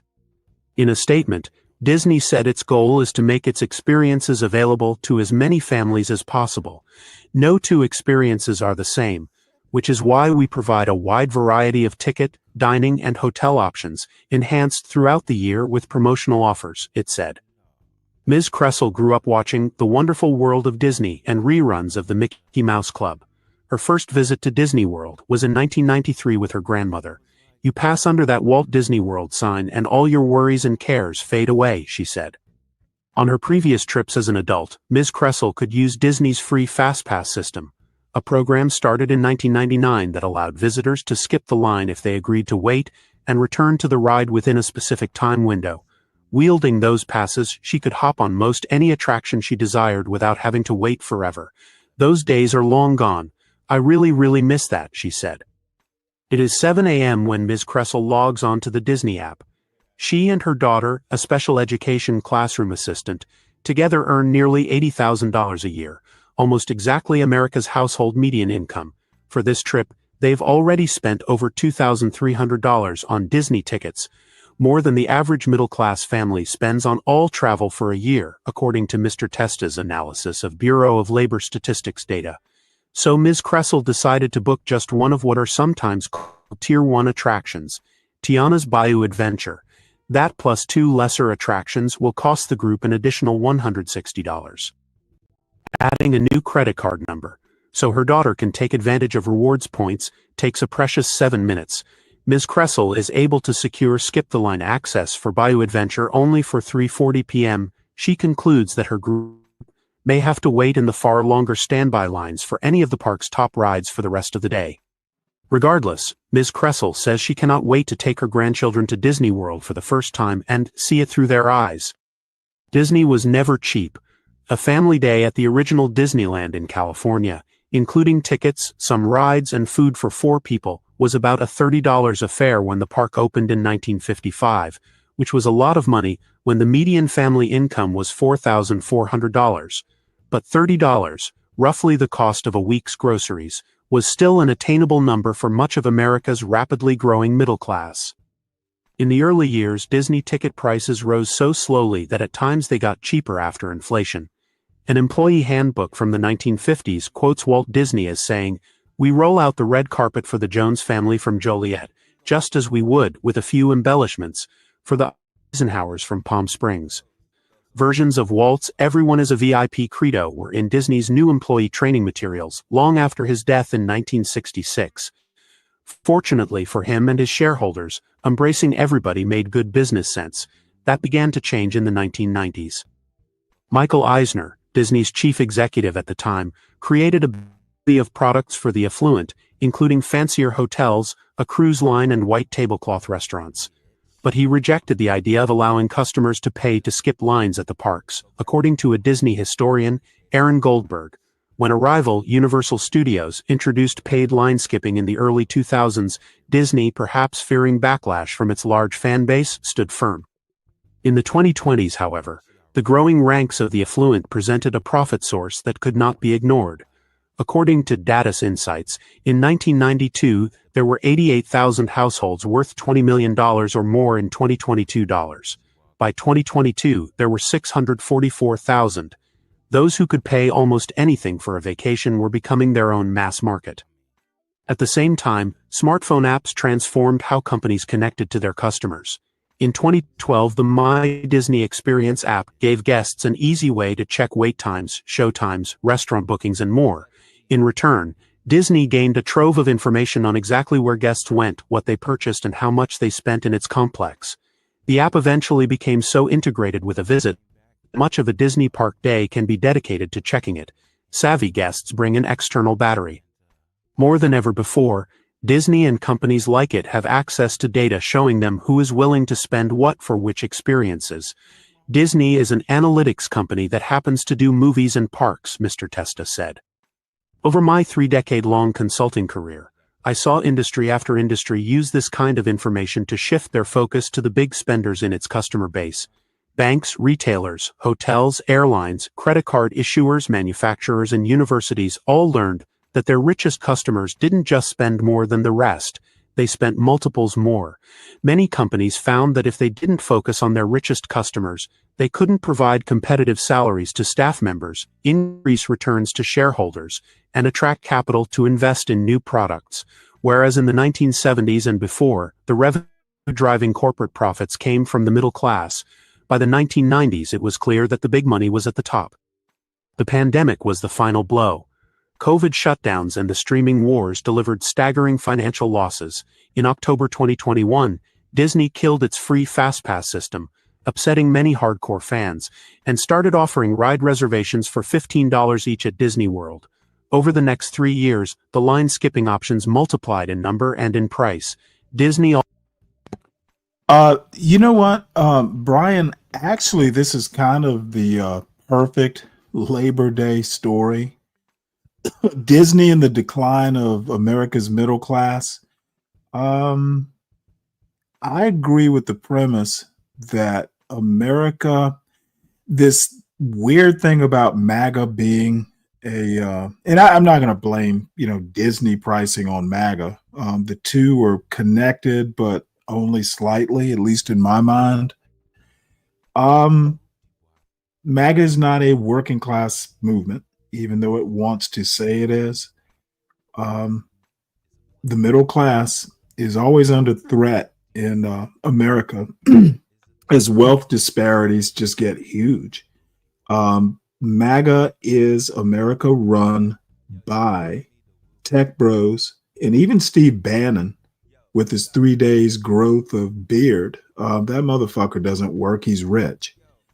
And anyway, not being able to afford Disney World, how can that, fun is expensive these days. And America's not heading in the right direction as far as, things like Disney World being affordable. And we sit here and we watch America kind of slip away from hardworking Americans. Also offered perks for those staying in its properties, one of them being the ability to make ride reservations before those staying elsewhere. The result is a complex, multi-tiered structure in which a large number of low-wait spots on the best rides are handed to those who pay dearly for a private guide, for a pricey pass, or for a room in certain Disney-owned properties. Mr. Testa notes that Disney's hotels charge significantly more than those in the rest of the Orlando market. Pricing tiers have been healthy for Disney's bottom line. Last year, a hacker got access to the company's internal Slack channels. The exposed data indicated that Disney made $724 million from Skip the Line products from late 2021 to June 2024. Since then, Disney has introduced a highly popular Lightning Lane Premier Pass. Pricing varies but can easily be over $400 on a given day. I returned to Disney World in April to see the new system in action. Much about the place feels middle class, sometimes refreshingly so, with everyone running around in shorts and t-shirts. When you are at a Disney park, you will inevitably hear "When You Wish Upon a Star," Disney's unofficial anthem. Disney adopted that song in the 1940s. Its second line, "Makes no difference who you are," encapsulated its egalitarian ethos. Now the song reads to me like nostalgic middle-class cosplay that helps us relive the Disney that Walt created. The roughly $90 to get your family cut-the-line access to a premier ride, on top of what, for a family of 4, could easily be over $700 dropped on tickets, is the real Disney, the one the market created. Mr. Testa says he receives around 10 emails a day from customers seeking travel help. But a middle-class family like Ms. Cressel's, one that crosses several state lines and spends multiple days at Disney World, is relatively rare. The last time I helped someone like this plan a trip, I don't know, it's been at least 10 years. The vacation Ms. Cressel has been dreaming for years is finally here. On Monday, July 28th, she wakes at 6 a.m. at the timeshare and drives to one of Disney's cheaper hotels, where her daughter's friends are staying in order to secure free parking in the park complex. Ms. Cressel, who has mobility problems, assembles her rented scooter. The group then boards a resort bus headed to Hollywood Studios, arriving at the gates by 9 a.m. This park, like the others, had already been open to those staying at Disney properties for half an hour. It's going to be a scorcher. The temperature has already hit 88 degrees. Ms. Kressel deliberately chose this time of year, as the broiling weather slightly reduces both ticket costs and crowd levels. Soon after they pass the gates, Ms. Kressel's scooter breaks down, and the rental firm representative struggles to enter the park and find Oh my Ms. Kressel Lord. to replace it. With the heat and humidity making the temperature feel closer to 108 degrees, she takes refuge in a restaurant. Ultimately, it consumes 3 precious park hours to resolve the problem. Because of the delay, Ms. Kressel is unable to ride any of the major Star Wars-themed rides. Missing Rise of the Resistance, a crown jewel, is particularly frustrating. Ms. Kressel considered trying to reserve the popular ride in advance but decided against it because of the price tag, $110 for 5 people when she checked the prices. A perennially positive person, Ms. Kressel has very few downbeat moments. This is one of them. She warns me later that if visitors go to Disney's parks with a rigid plan, they may be extremely disappointed. She vows to stay flexible. On Thursday, her Magic Kingdom day, Ms. Kressel wakes at 5 a.m. in hopes of arriving at the park at 7:30 a.m. Delays stemming from the scooter and from lodging in a non-Disney property mean she and her party show up at 8 a.m. instead, which isn't ideal in light of the looming crowds. They head to the Peter Pan ride and are able to do it after 15 minutes. By the time they emerge, the lines have already formed. They next head to the Carousel, a less popular attraction, and she also checks out the Hall of Presidents. 14 hours later, Ms. Kressel has experienced 9 of the park's attractions, 3 in the Tier 1 category, plus a parade and the fireworks show. She and her companions leave exhausted at 11 p.m. when the park closes. It is a different kind of Disney day. I'm going to be honest with you, and this is going to sound horrible, but if I was confined to a scooter, Disney would be one of the last places I would want to go. This is decades ago now. The only actual sunburn I've ever had in my life happened at Disney World. Dude, back when I was last there, had to have been the 70s. You know what? It had to have been early. Like I must have been in high school because my brother was born. Dude, back then tank tops were kind of like a fashion thing that kids wore. And dude, it wasn't a bad sunburn, but it was so bad I actually peeled. And that big ass slab of concrete in the Florida sun. It wasn't unpainful, I'll put it that way. Pretty much the same way with me, Brian.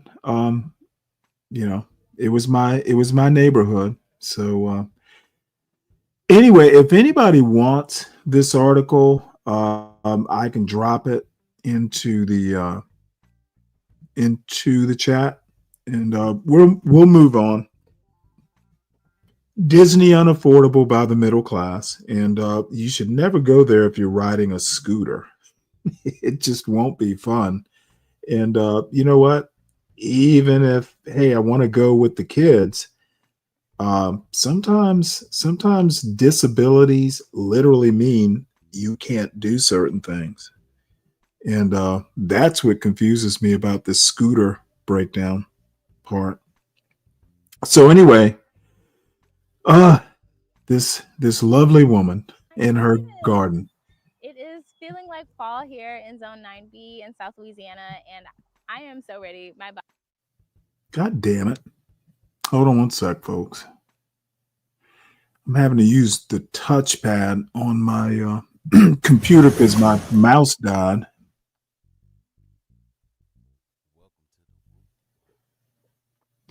Let's see if we can get it right now. Welcome back to my There we garden. go. And her volume is off. Turn it up. Turn up your volume if you can't hear her. My body is ready. My hair is ready. I'm ready. Bring on the fall weather. Bring on the cool breeze. I was watching a video of I don't someone know that who like in 11-year-olds Canada or who had like a 12-year-olds sweater and have a beanie on, guns, and I was so to be honest, jealous. So Brian. I'm glad that I we're starting wasn't to a feel a little bit weightlifter as a cooler kid. I here. was a I runner. don't have to wake up at the butt crack of dawn or wait to do the garden tours in the evening. But anyway, I wanted to show you guys what the garden looks like in August since I didn't see it last month. And I wanted to give you guys a glimpse of what it's looking like before we transition over to the fall crops, which I will show you inside towards the end of this video. So there's not a whole lot going on because you guys know I took a lot of stuff out to prepare for summer because I was not trying to be outside. But I do want to show you guys what we do have. There are a few really cool things to check out. So let's hop in and take a look. So first things first, since we are standing right here, I have to show you guys my beautiful beauty berry. She's so gorgeous. She's putting on all these purple berries for the birds to enjoy. So you can make beauty berry jam out of this, but I would not make it out of this one specifically because it's so close to the road and this is like a high traffic road. I believe you can take the stems for bouquets, but I don't know how. I read somewhere that the berries will start to fall off, so I'm not really sure about that, but I do want to cut some to bring them inside and then I'll be able to report back. I've also read that you can use the leaves as a mosquito repellent. I haven't done that yet, but that is definitely on my to try list and I will report back on that as well. So walking back this way, you can kind of see our like hidden secret garden. It's not hidden, it's not secret, but it is just like really nice to like have this like beautiful foliage alongside the sidewalk. So if you've been here before, you know that I garden on a strip and also with some beds on the side of the house and just I kind of trying to make use of all the spaces around because I have such a small space to garden. Like I don't have a backyard. I have this street space and then I have my back patio, which I'll also show you. But this is kind of how I maximize everything. So over on the health strip, I have been trying to plant annuals in here as well, but I've kind of decided this year that I want to just plant perennials. So I've been planting a lot of rose bushes, a lot of native plants, and things that I can just kind of set and forget. I will leave some space for annuals, but those spaces will be few and far between, especially because I have the farm. It is just a lot of maintenance to try to keep up with, especially because I'm not going to run irrigation on the health strip side either. Because I don't want anything kind of going across the sidewalk and I definitely don't want to dig under the sidewalk. So I really just want something that's very low maintenance. So over here, I have my native button bush. In the middle of these two plants, I have a jasmine, which smells so good. I haven't been outside at night to actually smell it, but it is just so gorgeous to smell at night when you're like walking into the house. And then I have my pineapple guava, which is getting really, really tall. I bought this plant when it was like this big, maybe 3 years ago. And now it is just so tall. And I think it's going to grow taller. And it's really nice to like have that kind of shade and privacy, especially in an urban environment. When you're sitting on the porch, it just provides some screening and also a little bit of noise dampening. Over here, we have a bunch of bananas. We haven't ever gotten any fruit off of these plants, but they are just so beautiful. And again, provide that like screening and privacy. We have some native plants over here. This is oh, what is it? Rattlesnake Master. I love this plant, and so do the pollinators. You see we have a bee kind of floating around right now. I think it heard me and it left, but we see bees on these all the time. Down here, I think these are some form of like black-eyed Susan. I never see bees on here, so I don't know if there's something like if they're like a weird hybrid that doesn't make it easy for them to um, I'm always going to pollinate ask, them or what the eat fuck them. is So I it might with take these these out. fucking I know they're really beautiful tattoos? and prolific. I don't know Why? if I'll take them out, but I may be thinking about that next year. This way, these are our raised beds that we have along the house. These beds are where we grow a lot of our food. I had tomatoes in here earlier this year, which you can see in a past video. But right now, I have beans and I have this massive pepper. Like, look at how huge this pepper is. So this is the till pepper, datil That's pepper, a fucking bell DATIL, pepper plant? and Oh, God, I've um, literally never I seen was a like, we pepper had a lot of plant. rain earlier this year, so I kind of had gotten What used to the not fuck? watering, but we stopped getting rain. We would get these like little showers that would just kind of wet the top of the soil, but not really drench it. And so I think it was struggling a little bit with trying to produce fruit. There were a lot of flowers, but no fruit, and it was being pollinated. So anyway, I started watering, and now I'm starting to see a lot of fruit on here, and I'm so excited. So I'm gonna leave all of my peppers in until the peppers and the beans until the inside starts to ready. So the fall things until they're ready to come outside. So we got about a month or so, and the temperatures will stay nice for them to be able to produce. So lots of peppers on here. They're kind of small right now, but they're growing. And then you can see all the flowers that we're getting on here also. Look how massive this is. This is the biggest pepper I've ever grown. It looks like a little shrub. But yeah, you can see all the fruit and flowers on here. In the rest of the bed, I have a little mammoth basil on here that is being shaded out. So it's kind of scraggly. Over here, we have a little bell pepper. Oh, we have a little fruit on it. So we have a little bell pepper fruit here. But I fear that this is also being shaded out. So I don't know how well it's going to do ultimately. Trim the pepper bush. Because we also have another huge pepper plant. Tropes, I agree. I just, as a matter of fact, I don't know. I don't know why I just don't like them. I just, especially on darker skinned people, bushy, but I think it just the makes no habitat, sense to but me. it is just as prolific. So we have a lot of fruit on here, and they're just gonna get bigger. In the back, I have some beans. I don't remember what kind they are, but if you go back to the video where I planted the beans, that information is in there. It is growing all crazy everywhere. I don't see any beans on these ones yet. I have had issues with grasshoppers eating them, but I do see little, like maybe these are going to be flowers in here. So hopefully we'll start getting some beans soon. Either way, I've got Yeah, about a back in month the to day, put it Brian. together. Over here, we have some beans again. I just don't get it. Same thing with the grasshopper issue. I just got a few of them off of here. I hate grasshoppers. Especially if you Anyway, have nice skin. lots of foliage, Just, but not a why lot would of you do beans that? on here just yet. But I do see some pollinators. And she swimming around seems to over have a here, nice some flowers complexion. that I can't But see you know what? on the People feed just yet. have all kinds I of do want to give a special shout out to these issues, I cosmos, guess. these Diablo cosmoses that are taking over my garden. They have volunteered all over the place, but I'm not mad about it. They are just absolutely gorgeous flowers, and I highly recommend them in your garden if you have space for it to spread. But you can easily pick it up. You can easily pull it up if you don't like it. Down here, I have a bunch of what is this? The candelabra bush that I had last year. The seed pods fell, and I have a lot of these little volunteer plants alongside this eucalyptus that is really gorgeous. I need to actually get a stick to stake it up, but it is so pretty. I love this eucalyptus. I hope it gets a little bigger. I might come put some fish fertilizer on it, actually. Let me pull these weeds up. There's something trying to pop on it. But yeah, it's actually You know, I starting to wonder grow if I now. could handle Where are all the weeds? It's just a mess in being here. That's why I'm having a kind of relationship with a hippie chick. not worry She about. would drive me It's worse not to crazy. have to worry about weeds, but you know. Over on this part of the hill strip, I have some okra here that needs to be picked. And then I have some zinnias. I tried to put tomato cages around them because they were kind of flopping over, but they are escaping.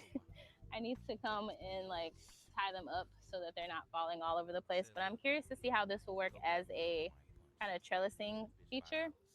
And then I have a couple of roses over here. I have a Coco Loco and then a mystery rose. I don't know what kind that is. And then some anise hyssop in the front, along with another okra.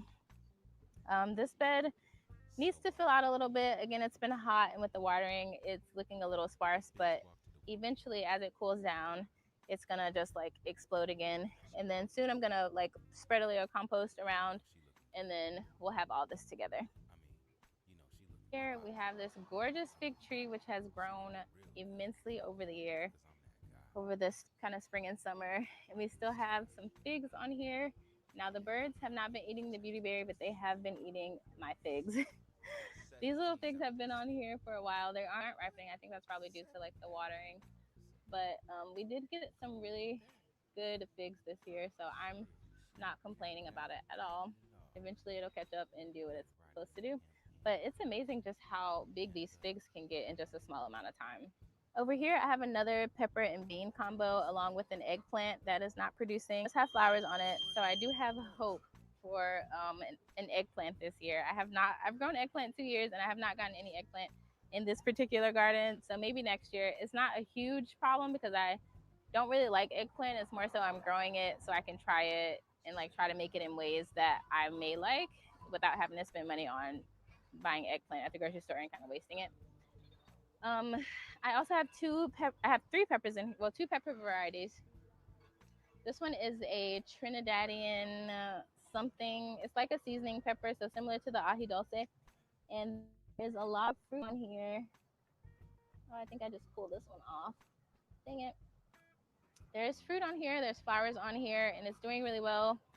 These Lesa peppers have not been doing very well, not because of the plants, just because I had a lot of issues with leaf-footed bugs on these plants, and so they would come and pierce the fruit with their little mouth parts, and then it would create soft spots in the fruit, and then it would just rot on the vines. But I do have some in the back patio garden that are doing really well. Lots of fruit on it, lots of flowers that it's producing, and also on this Trinidadian pepper. We have some fruit down here. It's supposed to turn red, so that's what I'm kind of waiting for. This plant is a little scraggly because it grew up in the shadows and now it's starting to actually like leaf out. And then you can see over here, we have our eggplant flower. Over in the back here along the trellis, we have the purple potted pole beans. And we do actually have beans on here. So I'm hoping that we get enough. I'm just gonna let them dry on the vines. And then we will see what as a dried bean versus fresh, which is what I wanted to use it for, but I don't think I'm gonna have enough. But I may just kind of pop them in the freezer as they ripen. Now they smell like patchouli and Tithonia flower. probably expensive, just like oils. This is the biggest Tithonia plant I have ever grown, and I think it's going to be so prolific. The butterflies absolutely love that plant. So if you need a butterfly magnet in your garden, definitely plant Tithonia. It's God damn, she really is a gorgeous with its hippie. flowers. It'll bring all the bees to your yard. Next to this Tithonia is one of my sweet potato beds, and you can see it's kind of going crazy as sweet potatoes do. We have lots of flowers on here. I was reading online that it kind of doesn't affect production, but I am going to take these off just so it's not like trying to produce seeds. We have lots of flowers on here. And I also read that it may be due to stress, which is probably the watering issue, but I have hope that this will be a magnificent sweet potato harvest at some point. Now over here is my pride and joy. Look at these.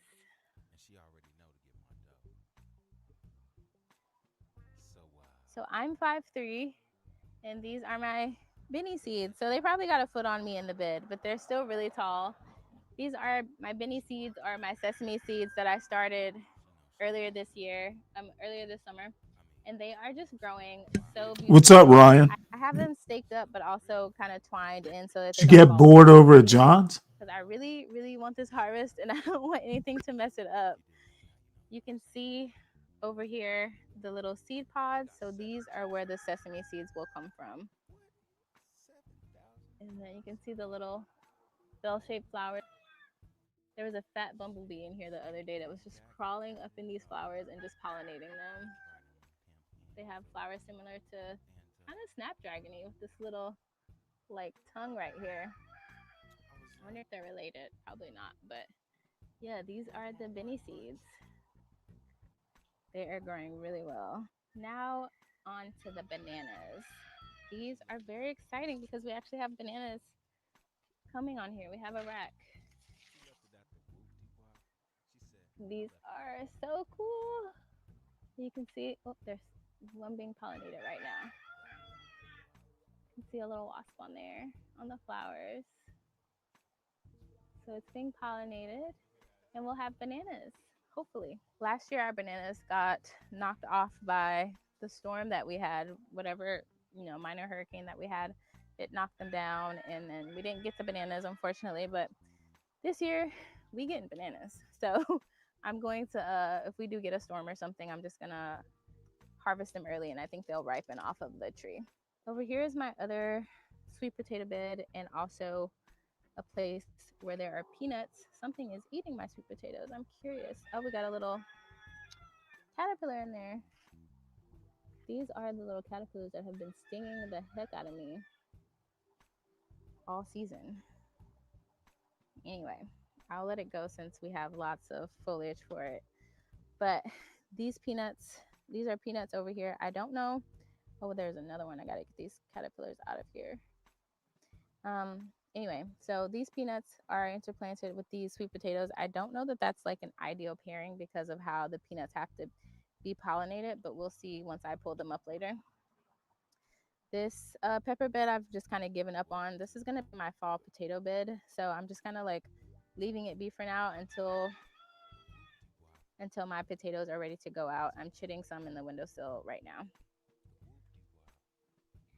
This part of the garden is an absolute mess, so just don't worry about it. I have some dying zinnias, and then I just planted a rose in here.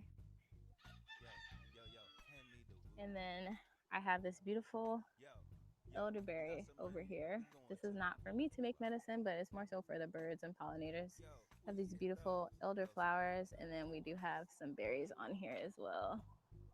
But I think this is the perfect spot for it. It's gonna get big, and then it's gonna kind of elderberry tends to like send runners, so hopefully this whole thing will just be an elderberry stand, and then it'll just be my set it and forget it beautiful space. One note about elderberry, I don't tend to talk about herbal medicine too much on here, but I did want to note that elderflower, since we just talked about it, is one of my favorites for seasonal allergies. So I like to use a blend of elderflower and goldenrod in the spring, and I just take that every day for my seasonal allergies, and that works like a gym, along with staying hydrated. I find that really affects my ability to be allergy free. Of course, always talk to your doctor before implementing anything into your regimen, before ingesting something. Do your own research on this. That's not medical advice. That's not me telling you to go do it. That's me telling you what I do. Always, rely on your doctor for advice on your medical situation and not a girl on the internet. Now on to my patio garden. So this is my container garden back here that I will soon be putting drip irrigation in. Hopefully my stuff gets here soon. So I just have like a bunch of roses. I have 3 roses, and then I have a Eureka lime tree. Let me stop this right quick. Ricky confirmed he's a Jesuit, so no idea what that means. But here's the deal, and there's nothing wrong with being a Jesuit, by the way. Look, I like gardening videos, and we're halfway through this one, and I plan on watching the rest of it. Yeah, I saw. Well, first off, let me do the commercial. Everyone, please make sure you hit the like. This is Stanley versus the world. If you're new, please subscribe. I am 5 subscribers away from the big 200. Who knew that I could get 200 subscribers? And they will be 200 very valued subscribers. I did see one little piece of John's show where someone said, well, Stanley, why is Stanley calling out racists? He heard me say I hate black people. Well, that's probably a lie. I hate stupid people. And if you happen to be black, it might be, mistaken to think that I hate black people. Dude, I don't give a fuck what color you are. I care at the quality. I care about the quality of your thinking. I care about how you converse. And look, I'm an old man. I'm on the downslope. I am on the downslope of life. And so we go. But I love it when people like John Galt and Be Brave and, all these simpletons want to, attribute all these things, dude, I'm almost the opposite of a racist in that I'm willing to, at my age, I'm willing to just not even bother that much about phenotype. But one thing I do want to say, well, actually more than one thing. Number one, calling out a racist does not make you a racist. One thing that I have noted repeatedly over, the past 6 months, if not a year, is that Black people can be racist too. If you are Black and you are an anti-Black racist, you are a bigger problem to your own demographic than a white racist is. Okay, you understand how Black people work, yet you still hate Black people. That is one of the problems I find with people like John Galt. Okay, John Galt was born in Alabama and he hates Black people. Dude, I find it perverse. And I don't really care I don't care if John gets offended by it. The truth hurts. Do not be a racist, period. And it's almost impossible to be born in the United States. America was conceived as a slaveocracy. Slavery was legal, and African slavery in particular. Africans weren't the first people, the English and other Europeans, the Spanish, the Dutch, Africans weren't the first attempt at slavery on the soil that became the United States. Of course, they tried to enslave the Native Americans, and it didn't work because Native Americans knew the land. They were indigenous to it. And if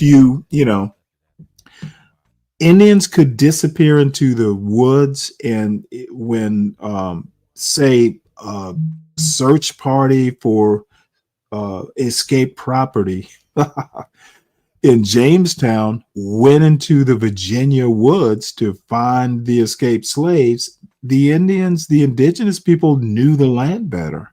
And you know what? Try and find him. They tried to enslave and indenture, but they tried to enslave their own based on class.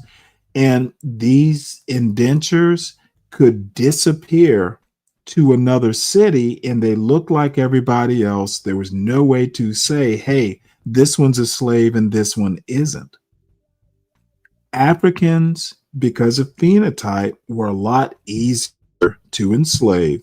Round about 1661, 1662, I can never remember which state, Maryland or Virginia, enacted the inheritance. It's part of something or another. I can never remember the Latin phrase, but enslavement of Africans became legal and permanent right around 1661 or 1662 in either Maryland or Virginia. Can never remember which is which, but who cares? America was conceived as a slaveocracy. It was literally encoded in the law. And my point is that there's almost no way you can be born, even post 1965 or post whenever. It's a racist culture, and it does not matter whether you're Black, white, Asian, it doesn't matter. You're born into an American culture that is intrinsically racist. And my larger point is to not be racist in American culture is a challenge. It's a challenge we all face. It does not matter. Racist and racism literally the only thing in American culture that's colorblind. You can be a black racist, you can be a Latino racist, you can be a white racist, you can be anything, but in being reared in a racist culture is going to make you a racist, and you actually have to actively fight against being a racist. Not being a racist in the United States is a conscious effort. No one is born in American culture, and you're not born a racist, but you will be reared in a culture that inherently is. It's like a fish swimming in the water. Any chemicals or poisons or nutrients in that water, you're going to imbibe, and there's no way around it. What you have to do is be aware of what American culture is, the pratfalls and the pitfalls in American culture. Not being a racist in American culture is an act of conscience. People like John Galt do not understand the culture they were born in. John Galt is just unaware. Maybe intentionally, maybe naturally, but no, everyone's a racist.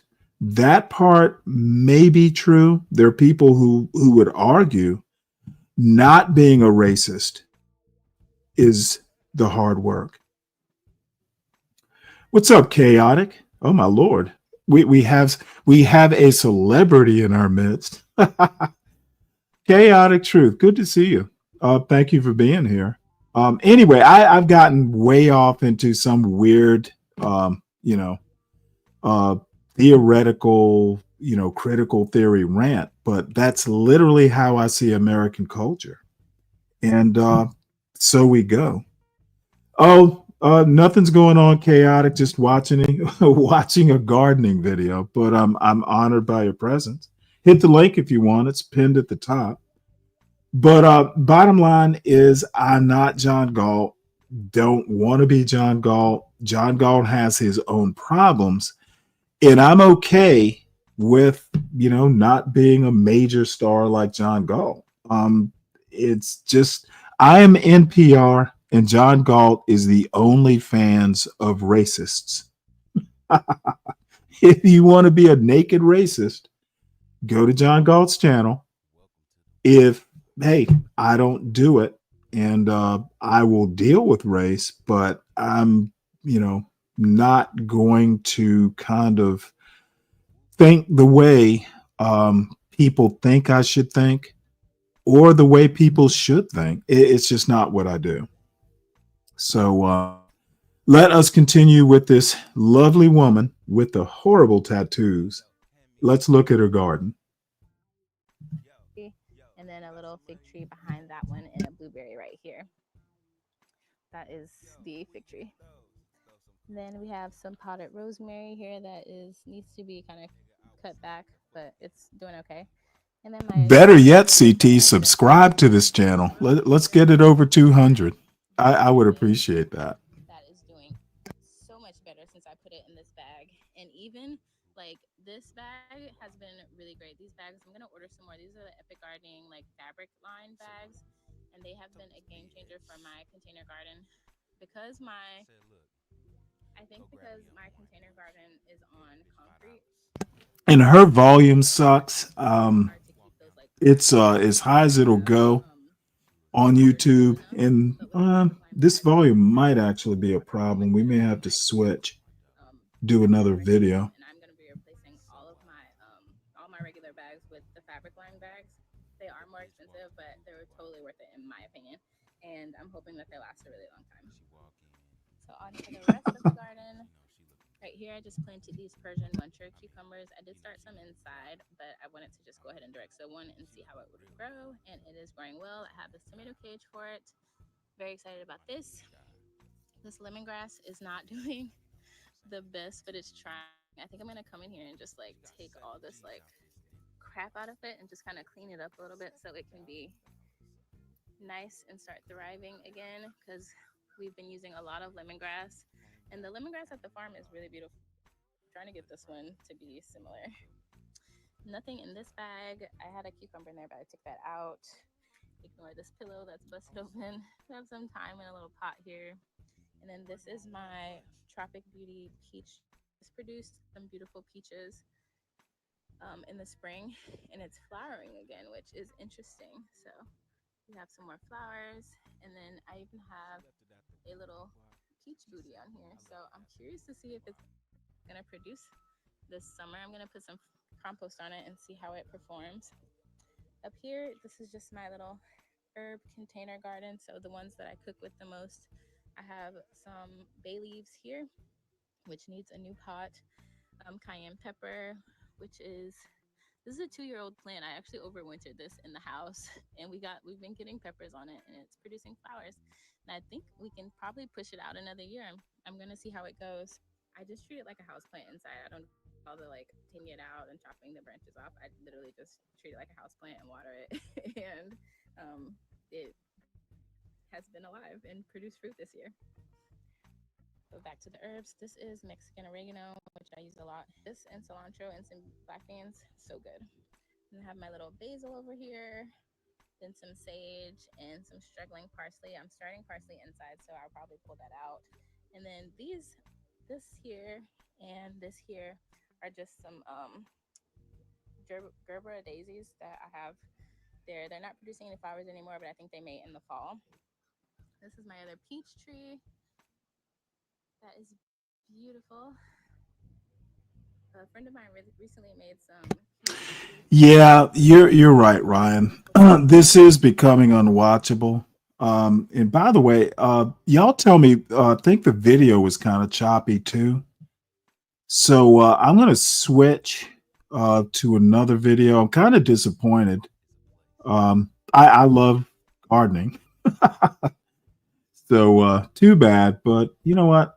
She's got other videos. One of these days we'll look at something else. So this is going to be a little bit of a walk down, even a memory lane that I don't recall. But let's have a look at it. It's an old documentary. The following program is from NET, the National Educational Television Network.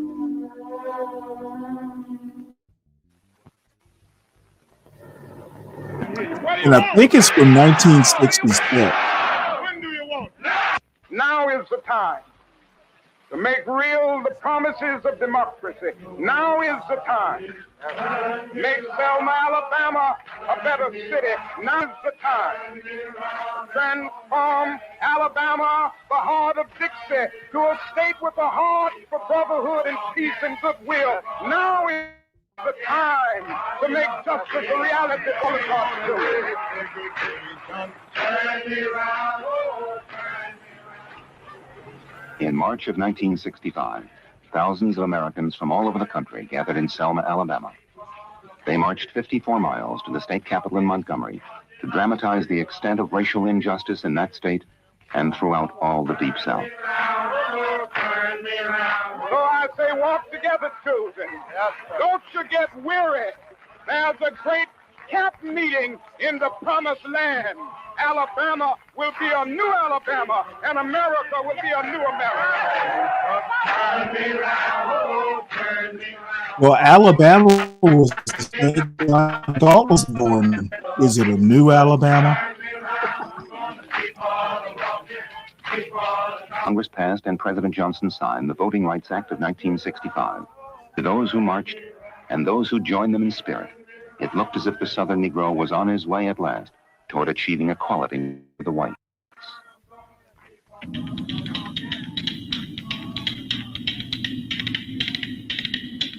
More than a year after the march had ended, we took our cameras back to Alabama to find out what progress the Negro had made in the region where, over 200 years ago, he took up his heavy burden.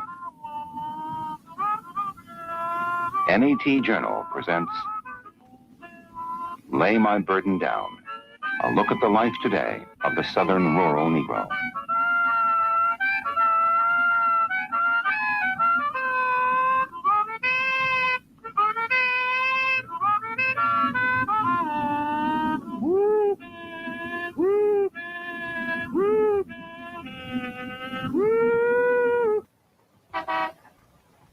This is Selma. I want to make one point before I let this progress.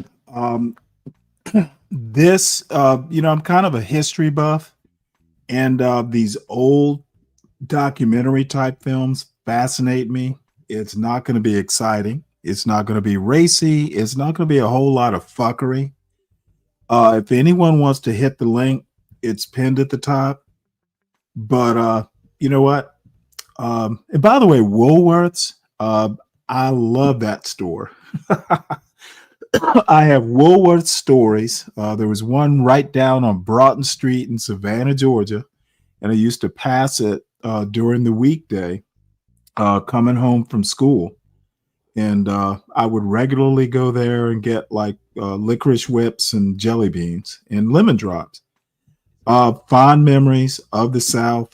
I'm a creature of the South, if you will.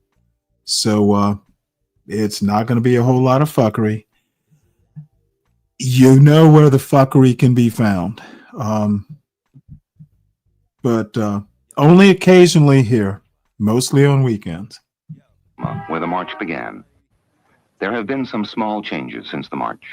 There has been token integration of schools, and Negroes have registered, voted, and run in this year's elections. But the Negro is still an outsider.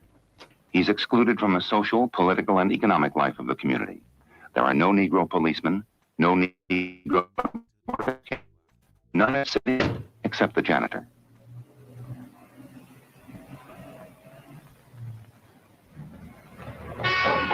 And though incidents involving the police are down, Negroes still complain of frequent harassment and discrimination. And Negroes who had expected more from the march seem tired and disillusioned. Many other people felt that there would be some changes, dramatic changes made. Well, the jobs that are available to people are the same old thing that they've been going through all the time, is doing the white folks' dirty work. There have been no jobs created. A lot of people out of jobs. You find more people at work now than it did before then, for the demonstration.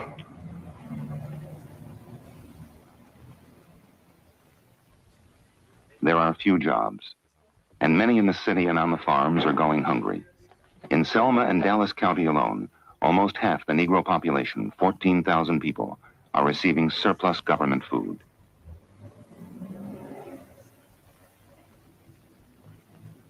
While for whites, business is booming. Everything here is setting records. We had the biggest year in '64 that we ever had. In 65, 64, 65 was the biggest. It was a record year in all areas. Our city set records in sales and sales tax revenues, in building permits issued, and the growth of our city, all during this so-called terrible year and the blight of Selma. We had a good city, and people that come down here saw it, but the country was more interested in the hysteria and the publicity that went out of here, but this was confined to an area. It's more true today than ever. The people of Selma are caught up in progress and growth. We've got good Negro people here and good white people here. This is a good community. The colored people themselves will tell you today there's no place they would rather live than Selma, Alabama, and Dallas County. But prosperity and growth are still for whites only, especially in the countryside, where the majority of Negroes still live, untouched by the gains made by others in the last 12 years. Wealth comes from the ownership of land, and the Negro has rarely owned it. He's only worked it for the white man as a sharecropper or tenant. Unable to make a living off it, 3 million Negroes have left the South since 1940, but more than 5 million still remain tied to the land and a system which has kept them poor and in debt.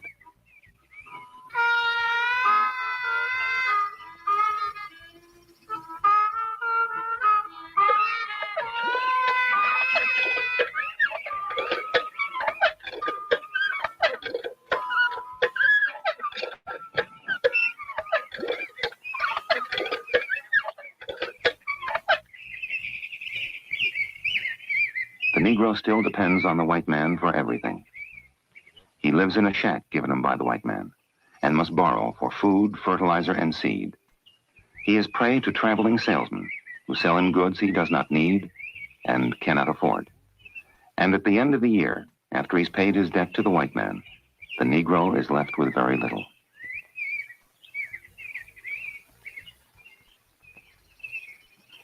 The per capita income of Southern Negroes is less than $1,000 a year.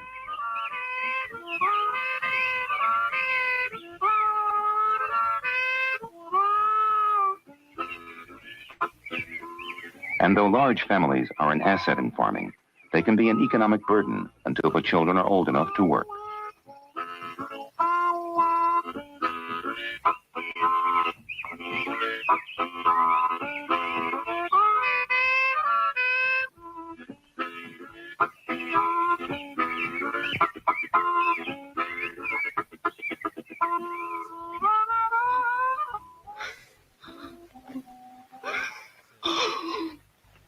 The burden begins at birth.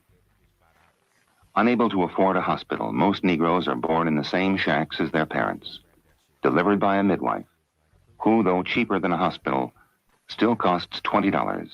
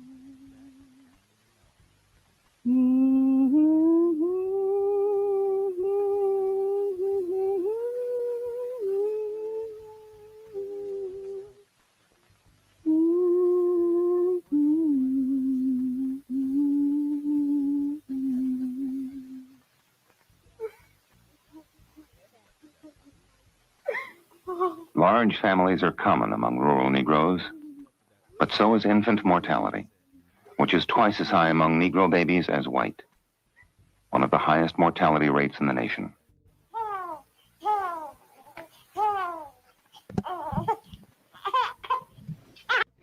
One thing I do want to know, Ryan thinks I'm trolling. It's literally a documentary called Lay My Burden Down from 1966. This is 2025, so it's obvious things have changed, but it's still history. If you feel trolled, then hey, blame history, blame American history.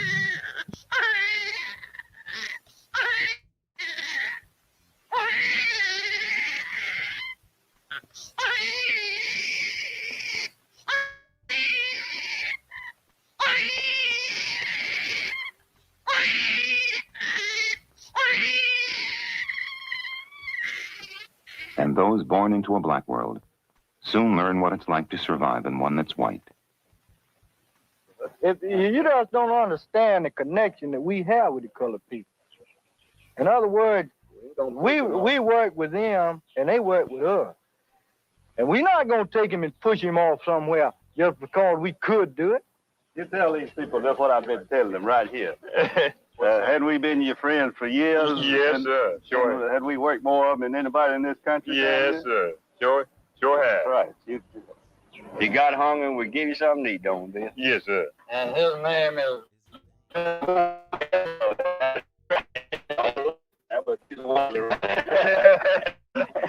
All right, Bill. Yes, sir.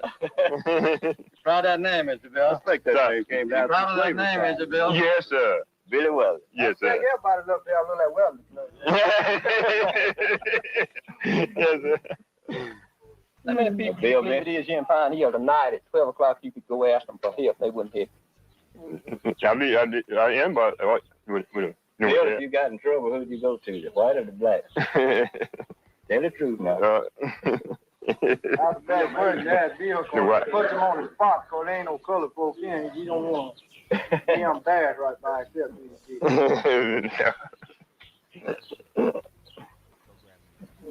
But is it anybody here that wouldn't help you, Bill? No. We have always got along fine with the niggas. We never mistreated them. And there's no complaints. They are all happy. Right on, colored. You gotta have that you're willing to pay the price. Yes, sir.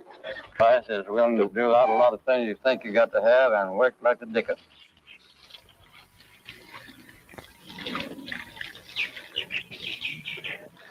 Frugality and hard work may pay off for some Americans, but not if you're black, a farmer, and live in the South.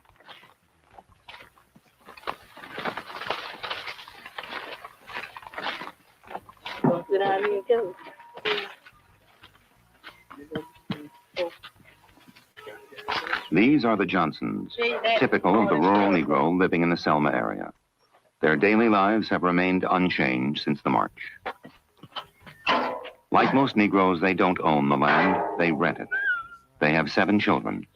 All of them live in a 2-room shack which Mr. Johnson built himself. They have no plumbing, no telephone, no TV or radio, no automobile. And while some Negro tenant farmers in 20th century America have wells and some have pumps, the Johnsons have neither and must haul their water from a quarter-mile away.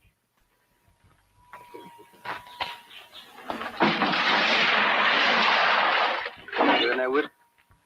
Huh? Yeah, I want both of them in there at the same time. What is that for?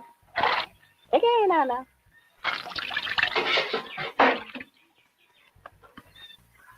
Oh, yeah.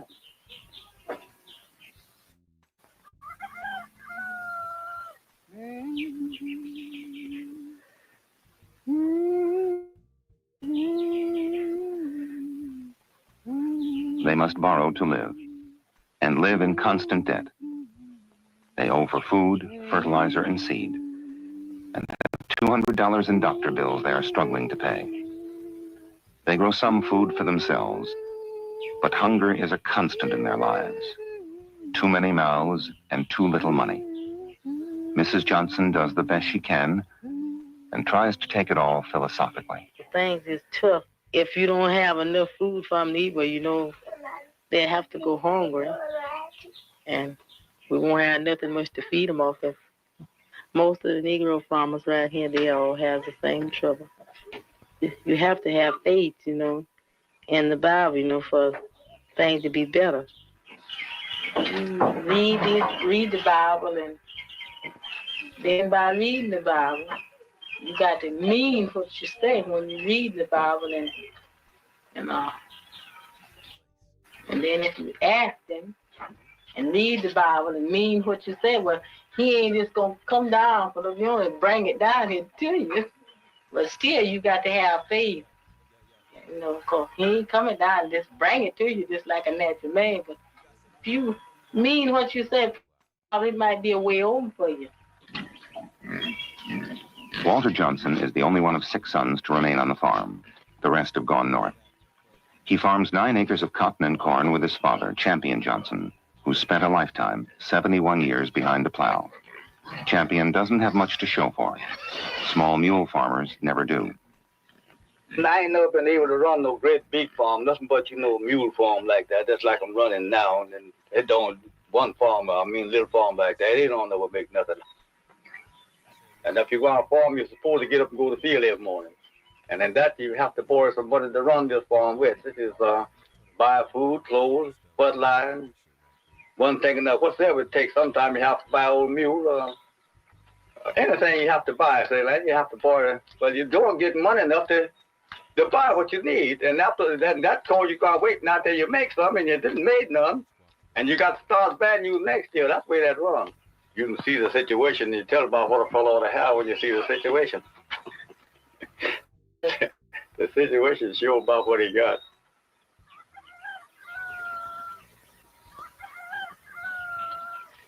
For 25 years, the U.S. Agriculture Department has provided low-cost loans for the small farmer unable to get money elsewhere. But this program is run by white Southerners and benefits mostly the white farmer. Champion Johnson believes it's easier for a white man to get a loan than it is for him. I know it is, yeah. It's easy. Yeah, you know, I ain't had no way to pay it back, and they ain't gonna let me have that much. But they take a chance on him. That's the way I see it.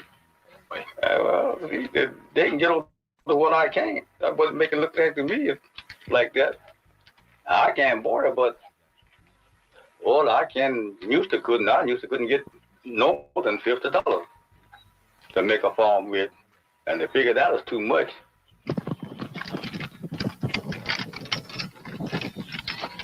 Like most Negro farmers, Walter Johnson cannot make a living from the farm alone. So he digs ditches 5 days a week and farms on weekends. But digging ditches, like other jobs open to Alabama Negroes, doesn't pay well. And so even with the additional income, life is rough for the Johnsons. You don't be able to buy them something to eat and buy them clothes and shoes or whatever they need all at the same time. It's tough if you can't get over to no food. It's tough if you have a job and ain't making nothing to get on. I think it's tough for ways.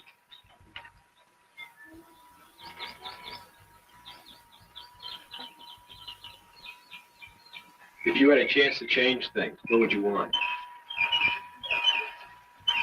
Well, I would want my children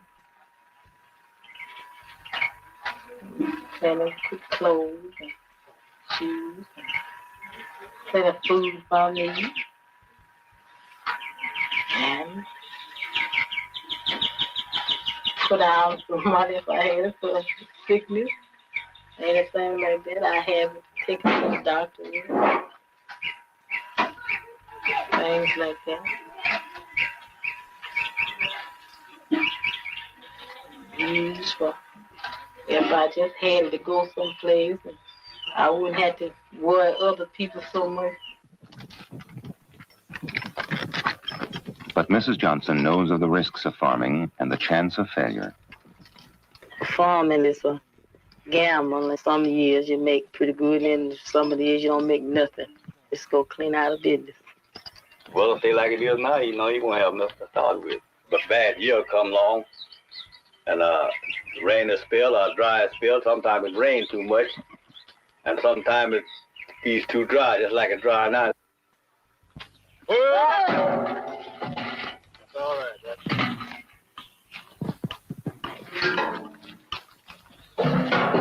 If it stay hot and dry, it won't make nothing. You know, it don't nothing grow when it's hot and dry like this.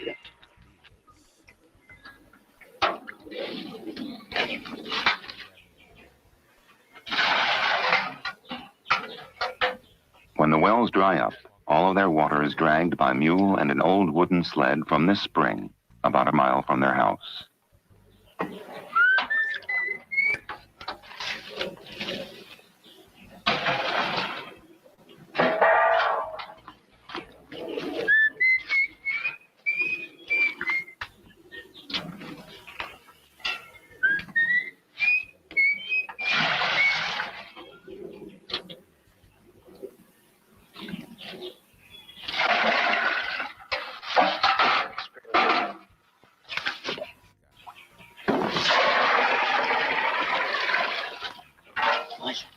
Put the top on there.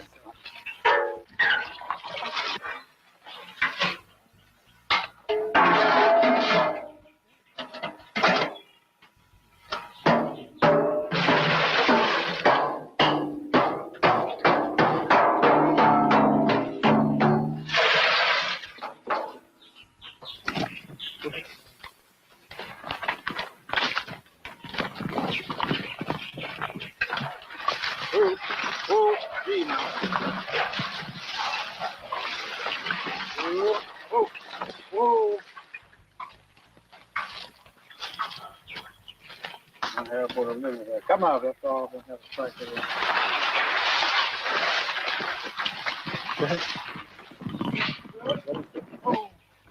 Oh! Get over there, Joe.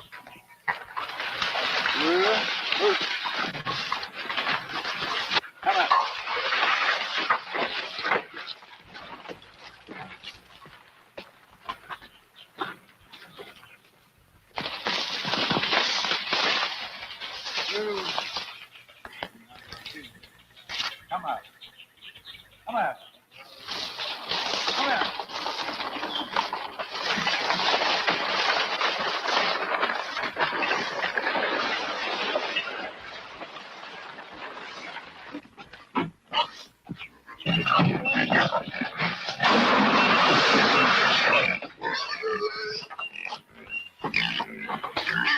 Well, I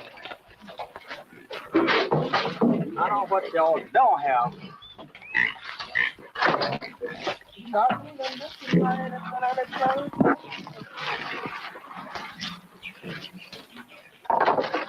Throw it away. Got a darn thing over there.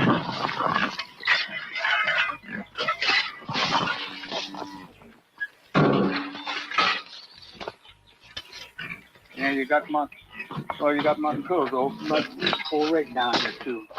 Missed all my other things all out of this thing, time and throw it away.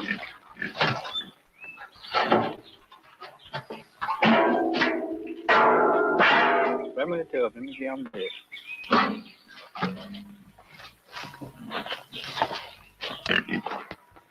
One from that house.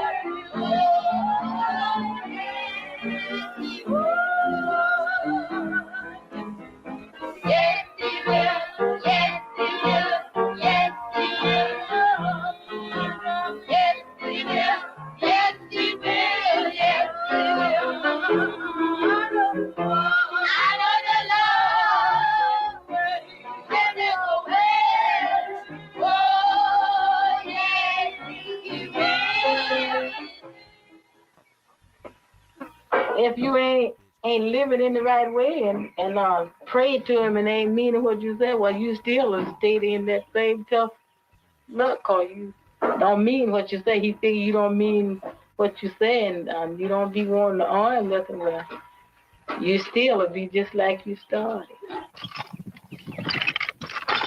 To continue farming, the Negro farmer must break out of a cycle of debt. He needs technical advice and the money to improve his farm. Neither banks nor government programs give him the help he needs. So he must rely on himself and his family. But the cost is high. As soon as he's old enough, the boy goes behind the plow when he should be in school. Walter Jr., 15 years old, misses more than a month of school each year. His grades are poor, his job future bleak. White school officials do not enforce Negro attendance, and many Negroes think they don't really care. I'm going to tell you, reading the white folks don't tell us to go to school and see to us going to school. If you learn yourself some sense, you're going to be just a little notch ahead of them. They always stays 2 years ahead of us. When we get where they at, they 2 more years ahead of us. And so out of all you do, let's try. If you don't be able to send them a car, some of them don't finish school out here in the tower that gets that can't spell express. Finishing the 12th grade. Can't spell express, and they turn them loose out there.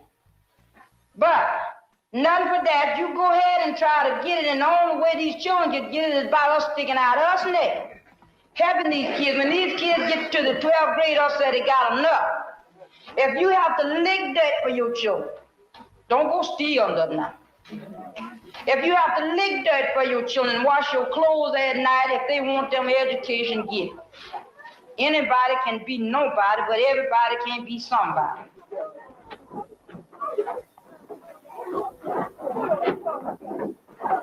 Even when these children do go to school, their education is still second-rate. There's been hardly any integration in the rural South, and it's been 12 years since the Supreme Court ordered Southern schools desegregated. Negroes complain of lack of federal enforcement and the continued intransigence of Southern whites. What's the objection around here to Negro children in white schools? Well, just that very thing, no morals, whatever. That's the biggest job. And most of the Negroes don't want to go to white schools.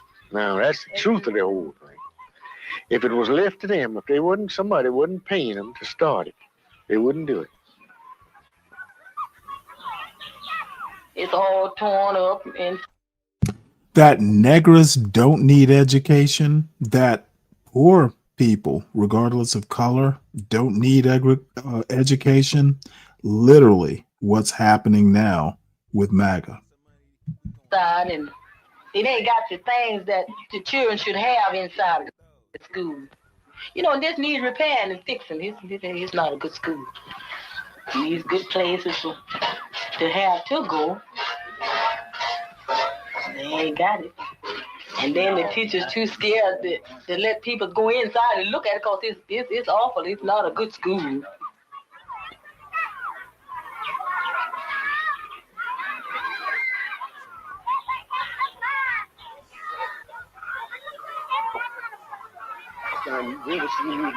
The Negro teachers owe their jobs to white superintendents, so they rarely fight for the needs of the children. The parents of some of the children at this school took us there to show us the conditions. However, the teachers got scared and called the sheriff.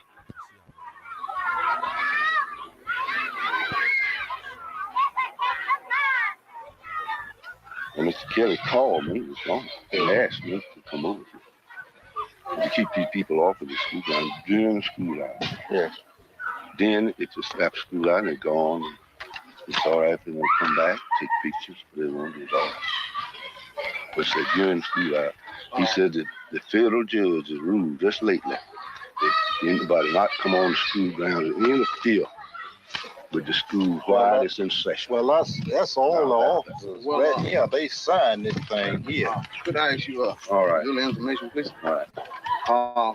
If the mothers and fathers of the children wanted the picture taken, could they stand outdoors and take the picture? Then their own children outdoors, let them take the picture. That's what I. Yeah, Lord. Stand them out here. Run them out here and let them take the picture. But I'd wait after school. Do you want these people taking all these pictures? Well, it's private me if this is not gonna hurt us. You don't know what's gonna do to you. You don't know what they're gonna see or what they're gonna write. You don't know anything what they're gonna do. No, I say if it's not gonna do you any good, I tell you now. Yes. Well, I'm going to say this. That white man in the hat literally sounds like John Galt. You don't know what they're going to do. Let me rewind a little bit. This is the white John Galt. All right. Little information, please. All right. If the mothers and fathers of the children wanted the picture taken, could they stand outdoors and take the picture? Then their own children. Again, I want to emphasize John Galt is the white man in this scenario. Listen to what this motherfucker says. Yeah. That's what I. Yeah, Lord. Stand them out here. Run them out here and let them take the picture. But I'd wait after school. Do you want these people taking all these pictures? Well, it's private me if this is not gonna hurt us. You don't know what's gonna do to you. You don't know what they're gonna see or what they're gonna write. You don't know anything what they're gonna do. No, I say if it's not gonna do you any good, I tell you now. Yes, sir. No, it's not. Will it do us in the home? Sheriff, will it do us in the home? Might, I don't know. How's it might doing not harm? do any harm, might not do any good. But they don't want you interfering in the school while the school's in. Now, when school's out, children going home, want to come back and take some pictures, that's all right. But while school is in session, school's in session now. Yeah. How's it going to do any harm, Sheriff? I don't know. I don't know why. How's it going to do these people any harm? I don't know. Yeah. Well, why do you say it might do harm? I've never seen it do any good. What do you think of the school? Let me ask you. I think it could be improved. You think so? Yeah. What could you do for it? I can't do nothing because. What do you think ought to be done for it? I just think they ought to fix them up with the school. If they're not satisfied with it, but they seem to be satisfied with it. Here we go, lose. Here we go, lose.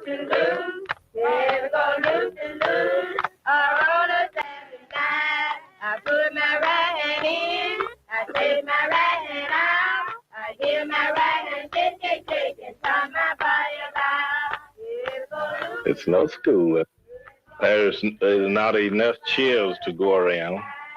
Plumbing, no books, no blackboards, nothing for the teachers to work with. On a Saturday night, I put my right foot in, I play my foot out, I give my right foot shake, and turn my body about. Here we go, lose. What's up, TK? Sorry, I didn't see you. I'm fussing with Ryan in the chat. How you doing? Happy I'm Labor doing Day. pretty good. Can you hear me? I can. Just got out the John's panel. Was talking to him. How was John doesn't want nobody to talk. I mean, you could probably watch it and play it back, but Stanley, could you do me a favor? Yes, sir. Just don't even mention that guy. Try not to, at least. No, it's not even worth it, Stanley. It's you're not. right. You're right. He is lost, man. He's lost. he's really a lost individual, man. He just, and it's sad, you know. It's really sad. I think it'll be okay though. He was never. No, I mean he's gonna continue to do his content. I'm not, that's not the problem. Basically, he was, doing the same thing, trying to get me to answer his questions with the answer that he want me to give him. And I'm like, John, like, if from you being a businessman, right? When you're running a business, when you have a problem, you eliminate the problem. You didn't do it. So now that the problem is I guess it's a bigger problem now, you trying to blame the problem when you could have got rid of the problem a long time ago. Oh, you're talking about me? Yeah. I don't know. I disagree that I was a problem. I was a no, Stanley. To him, you were a problem. Really? Because everything is your fault. So this is me from a viewer that's looking in at the content and saying what this guy is saying. Everything is Stanley's fault. So if everything is Stanley's fault, you should have got rid of the problem a long time ago. Well, I literally did, and you know what? This is the thing. John is the only one that I'm estranged from right now. Okay, not every day, not even a week, but I haven't talked to HB in a while, but I literally, because we used to have meetings behind the scenes, we actually would get on the phone and talk. Yeah. Or just do private sessions on StreamYard. I took you know who Nas 415 is? No. Okay, well that's one of the, as a matter of fact, if a foreigner, the motherfucker wasn't even born here. But if there is, the first person I can recall saying, well, Stanley is killing the vibe in the channel, this was months ago. This was like really shortly after I got my overnight show. And of course I would take someone like Nas and just fucking destroy him on a panel. Bottom line is I literally said, hey, if I'm hurting the channel, I'm willing to just not do the show. So John, but Stanley, he's not portraying it like that. Well, how's he portraying? He's portraying it as they had all these conversations with you on the back end. Now, we can't see the back end. No, they've literally, it is true that, hey, Stanley, this is a business. Right. So but from guess a business person perspective, I said, if you were a problem and they knew you was a problem, or he knew you was a problem, you get rid of the problem, Stanley. It's simple. Well, he owns the channel. He could have fucking done it. That's what I told him. That's what I told him. However, I literally, let's clear up the rumors, Ryan. I said I don't give a fuck. No, I know you. I know you said that, and he knows you said that's that. why I was doing it, dude. I'm a night owl anyway. I literally did the show overnight so I could stay out of their way, and John still fucked it up. And let me give you a little. No, Stanley, you messed it up. According to him. Yeah. No, he played a clip to me that said that you said that he took a hit, and he wanted me to say what the hit was. I'm like, well, you're not playing the whole clip. I don't. What'd you say?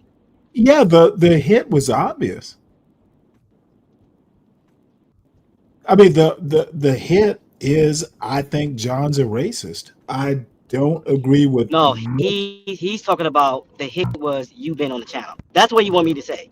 Oh yeah, I'm yeah. telling him. Well, no, I'm telling him that John, you wanted him on the channel. Yeah. Well, actually, it's your channel. He's literally. Well, no.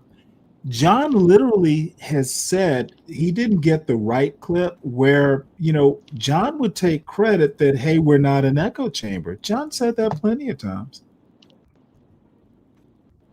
On air.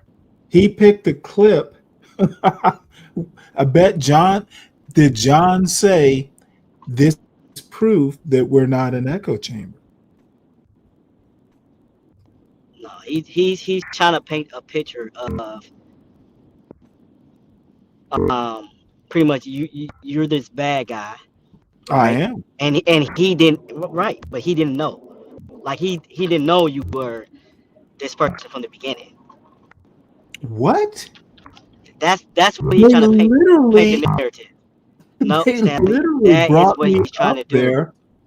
That is what he's trying to do. Well, let me put it to you this way, and this is Portia. It's not called Stanley versus the world because I was an agreeable little pet.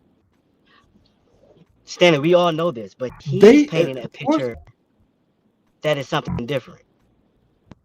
Okay, well, maybe I ought to play the clip, but the bottom line is Stanley versus the world was the running joke.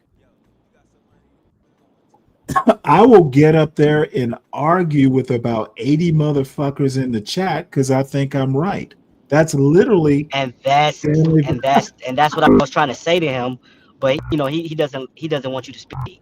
He just want to keep asking you questions. Well, let me ask you a question. I'm like, damn, I can't even get nothing out. You know what? That look, 5-year-olds are the best Socrates. If you have a 5-year-old, you have a little Socrates because kids do the Socratic method by instinct.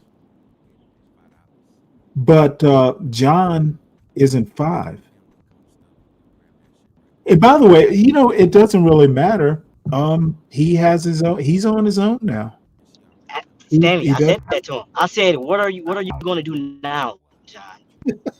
And then you see he goes into that little rant about the ends, and he just I'm the biggest racist, and I just had to get off. But that's what I just said. Stanley, just don't even try not to. I mean, this is your channel, but it's not even worth it, Stanley. It's not. Your advice is sage advice. I hear you, and I agree with you. And I'm not. Well, I'm gonna have to do and follow your advice. That's the bottom line. Because you know what, it's done now. My only regret is he didn't have enough balls. Fucking months ago. And that's what I was telling him. I said, you could have got rid of the problem a long time ago. As a businessman, you claim to be this business guy. When you have a problem, you get rid of the problem. Dude, YouTube isn't a goddamn business. But that's what his channel is supposed to be about, right? That's what he says. Oh, dude. John has that dope. When is the last time John did a business topic? His business is abusing a motherfucker. His business is committing crimes against Black humanity. and that's what he said he's about to do. Also too, Stanley, he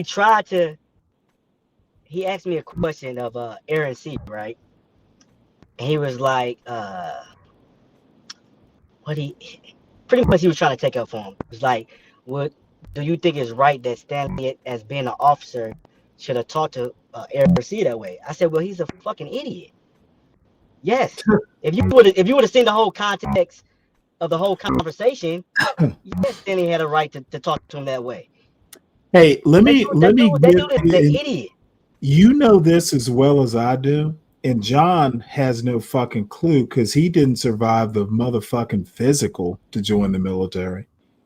Dude, I never would have talked to an enlisted guy, especially a junior enlisted guy. I had a chief. Right. I had a chief for that. There's a chain of command for a reason. I would motherfucking talk to the chief that way and tell him what I want, and the chief would execute. Now I did have a time when I had a first class and there was no chief. And yeah, I would literally talk to, look, here is how I talk to my guys.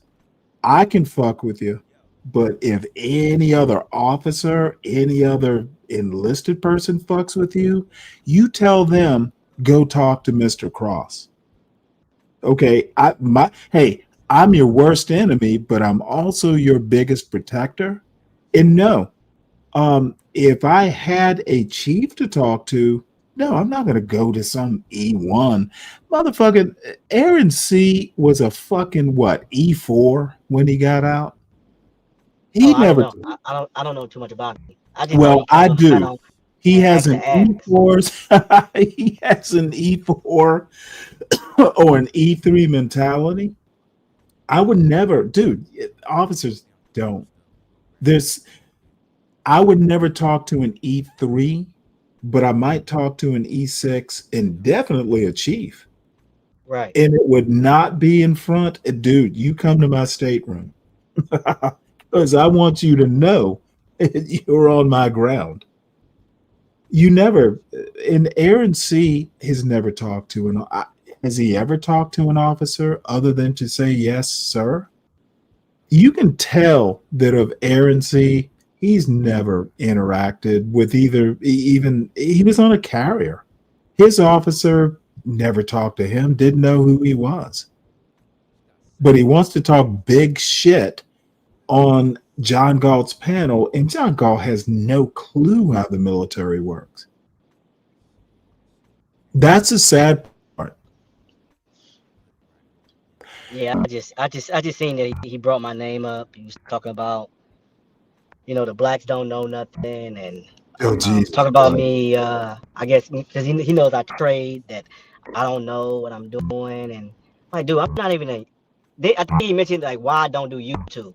I'm like, dude, I'm not a YouTube content creator. Why do I want to? I don't want to. That's not something that I want to do. Ryan Bardwell, E5s don't fuck worlds up. It can happen under certain scenarios. That's why you have a chief to control the E5s. So your bullshit about E5 or above can fuck your world up. No, don't just say it because it's not true. Literally. The chief is there to shield. Let me tell you a story, CKJ. My last job was an engineering job because we had this huge inspection in OPI. They don't have them on carriers. They have them on like non-nuclear engineering platforms. So anyway, I'm down there one day, and dude, did I get just embarrassed. So I'm down there micromanaging, and my chief comes down to that engineering space, and he's like, well, sir, what are you doing here? And he's like, sir, you don't need to be here. And my dumb ass, hey, chief, if my guys are doing something, if they're down here, I can be down here too. The chief got the last word. Motherfucker, they were repairing a fucking macerator pump. It's a ship pump, basically. So, I'm down there and I'm like talking to the chief, and all of a sudden, boom, the motherfucking pump over pressurizes, and dude, there is shit everywhere. And the chief is in a poopy suit. The fucking engineers are in a poopy suit, and look at their dumbass officer down there working khakis. Oh, motherfucker. I hit this shit. Now, it wasn't bad. It was just a little air bubble. But you know what? Chief looked at me and he goes, well, sir, now do you get what I was saying? I looked at the chief and said, I do, chief. And I fucking left. It's like, dude, how the fuck are you down here? You don't have to be. Stop meddling, sir. And you know what? That's a great story. Dude, let the fucking chief do his job. Stop micromanaging was the lesson I learned. And dude, Ryan, E6s meant E6s know better than they can fuck your world. E6s know better. And definitely Chiefs do. I write their goddamn evals. So they won't fuck with me. I literally write their evals, son. So keep trying, Ryan. Anyway, CK, you're absolutely right. John will never understand black excellence. No, he doesn't. Just from him alone, just bringing up AFC, whatever his name is, and just like he was just praising him, and I'm just like, you really don't understand. Like they would have never, because I remember you said to him like, if y'all two was at a command, he would be calling you sir. And I'm telling John like that's the truth. Stanley's not lying. He was officer. He would be saluting Stanley. And of AFC, he knows that. Oh, he does. He knows it. I mean, yeah, we're civilians now, but come on now. Do you get up on these panels and you use this job talk? You try to talk job-ish, and you act like a clown. Right. You really act like a clown. But here's the deal. Your advice is literally to be followed. I am kind of following up on my worst instincts because, dude, I'm a scorched earth kind of guy. And I need it really doesn't matter, is your point, and I get it. Yeah, it's to me, it's not worth it. Let him continue with his 30 days or 60 days of talking about you. Just let it be, man. He's not gonna stop. He's not. Well, someone told me it seems like John's feelings are hurt. And it is. It has to be. Well, hey, I didn't leave. Stanley, you are that one black man that he can't talk to crazy. Think about it. That is true. Think about it. Who the fuck are you?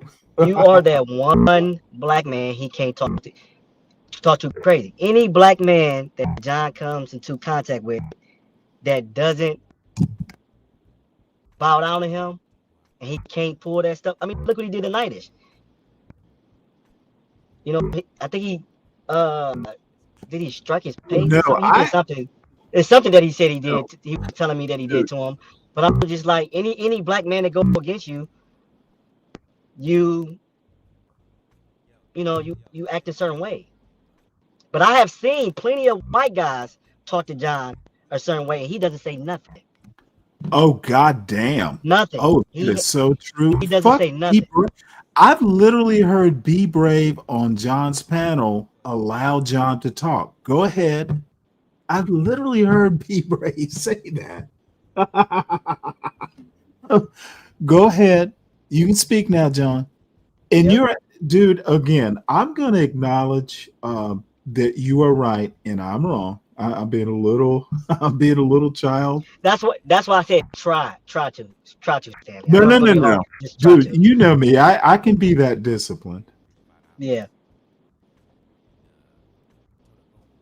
And by the way, CT rolled through my panel.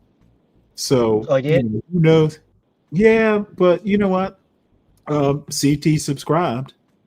And I'm not that. I was actually appreciative. CT knows I have a channel. There'll be a couple people, but most people on CT's, in his world know who I am, and I'm an acquired taste.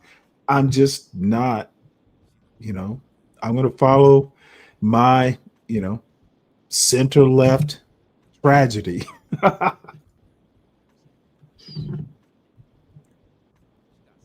So anyway, have you seen any of this video? No. I was talking to John because I see he was talking about me. So, when somebody brings my name up, I come up to the panel. Like, John, what problem do we have? And then he, go down to this path and want to keep throwing these questions at me about you. Then I went into the store. I actually got to go into the house in a minute, but to get some groceries. So probably make me some ginger ale. So What kind of ginger ale? Burners? No. I make it from scratch. Oh, really? Yeah. I don't buy the store ginger ale anymore. No. Dude, that Verner's has a real hot taste to it. Damn. Well, what? Just out of curiosity, what got you into making ginger ale? You're the first person I've ever met. I don't know. I think I YouTubed it one day, seen somebody make something. I was like, you know what? I think it's cheaper that way too. It doesn't have like all that sugar and stuff in it, and then I'm using real ginger. So, is it hot? Is it bubbly? Do your kids like it? Yeah. Well, my daughter likes it. Yeah. Nice. She likes it, so yeah. Dude, I've literally never met anyone who makes his own. Do you make other kinds of carbonated vegetables, beverages? No, that's it. That's the only thing that I have tried. I know my wife. She makes different kinds of like lemonade. She's made like not a mango, a peach one the other day. So pretty good. Yep. All from scratch. Wow. Okay, that's something I have to explore. Because I know it can be done. I've just never met anyone who did. How do you carbonate it? I got that. I forgot the name of it. It's a machine. You can get it from. I think I got it from. What's the place called? Crates and Barrels. I don't know if you have one down in Georgia. Oh, they do. Somewhere. Oh, okay. Yeah. This as they used to be. But I think they've been bought. But damn, that's okay. That's something I'm gonna have to look at. Not that I'm gonna do it myself, but see, this is why I find Black people and people in general just who knew. Now it's a rabbit hole I'm gonna have to figure out. Make your own ginger ale, make your own sodas. Yeah, you can do it. Damn. Okay. Humble presidents, thank you so much. But I'll be back, Stanley. I just wanted to tell you. All right. Well, you know what? In case it came on your radar. No, I saw. As a matter of fact, it was on my radar early this morning. John actually had a show again with my name in it. And I just seen that he was talking about me. I'm like, what do I have to do with anything? He was like, yeah, stocks and trading, but I'm just like, so I can't trade, I can't do stocks, but you just had what's the agent guy that used to Master Kim. No, not Master Kim, the other one. Get Crack. Yeah, Get Crack. It's cool if Get Crack knows how to trade, but there's a problem that I know how to trade. And it's just like, dude, like, you know what, Stanley? A black guy, matter of fact, one of my LPOs, he's a lieutenant now. He's a Mustang. He's a supply guy? What is Yeah, he's a suppo now. Yeah, he's a suppo now. Yep, he's a suppo now. Yep. Down there in Florida, Mayport. Mm-hmm. But when he was first class, We worked nights, and he got me into the stock market. A black guy. We just worked nights, and he just sat down with him. It was just me and him in the work center, and he walked me through it, and then I just went down a rabbit hole ever since. So, but to say that we don't know, like we're not capable of investing our money or trading and stuff like that, it's a lie. Anybody that wants to know, I sit with them for free, and I walk through the basics with, because somebody sat with me and taught me. I'm not trying to sell a service or nothing. I don't need the money. Right. But John will put in people in mind that you can't do something. You know Dude, what I'm saying? John, It's just, John, it's crazy to me. just look. There's a song, an REM song from decades ago now called "Life's Rich Pageant," and people like John, racists like John, anti-black blacks like John, do not understand that black people like black Americans, legacy black Americans with a deep root into American history, dude, we are every bit as life's rich pageant as any other demographic. Dude, you know what? Black people are wonderful. We don't all fear the cops, for instance. No, Okay, we don't. motherfucker, dude, John going nuts when the cops called him about a dead body or whatever in his lodging. Did you see that motherfucker freak out? I was like, Yep. the freak? Did you kill the motherfucker? What the hell? Dude, you don't dude. But Stanley, don't panic this if how you've you done nothing know wrong. he's not smart. You freaking out, but you're recording it on YouTube. You're a goddamn idiot. Or he's diabolical. Yeah, you're recording you walking into the room and showing the body, like you're recording it. Like, dude, Yeah. you're just not a smart guy. You're not smart.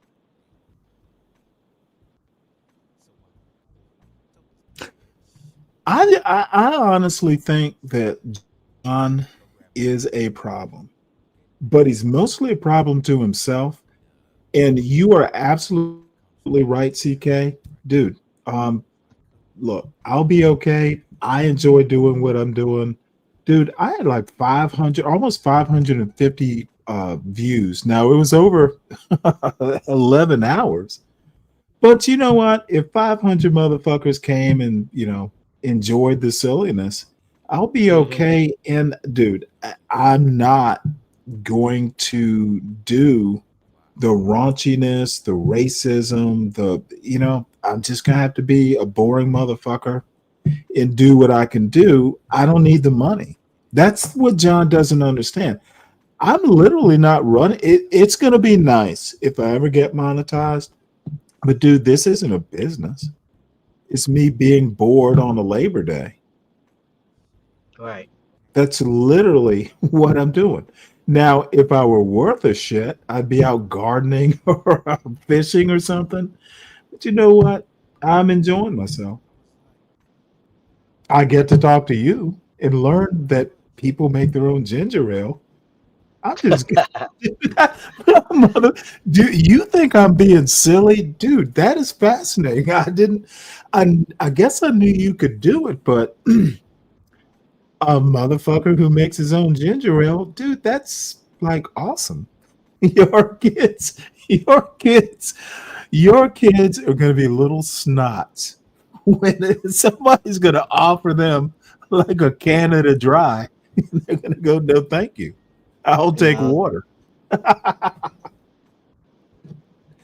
Dude, you're the best father I know.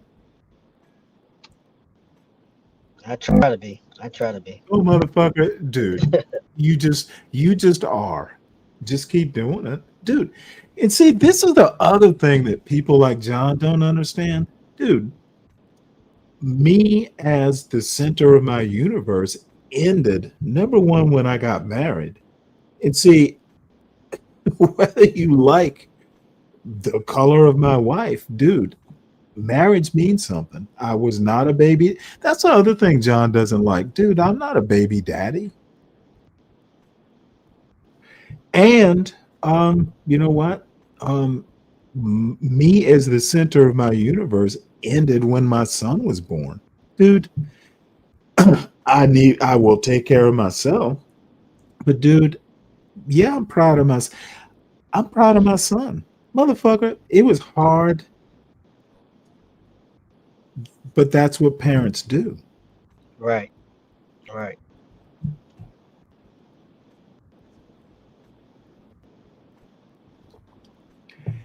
And I hope John gets his head out of B Brave's ass, dude. That's Doing not gonna a happen. whole He said he's about to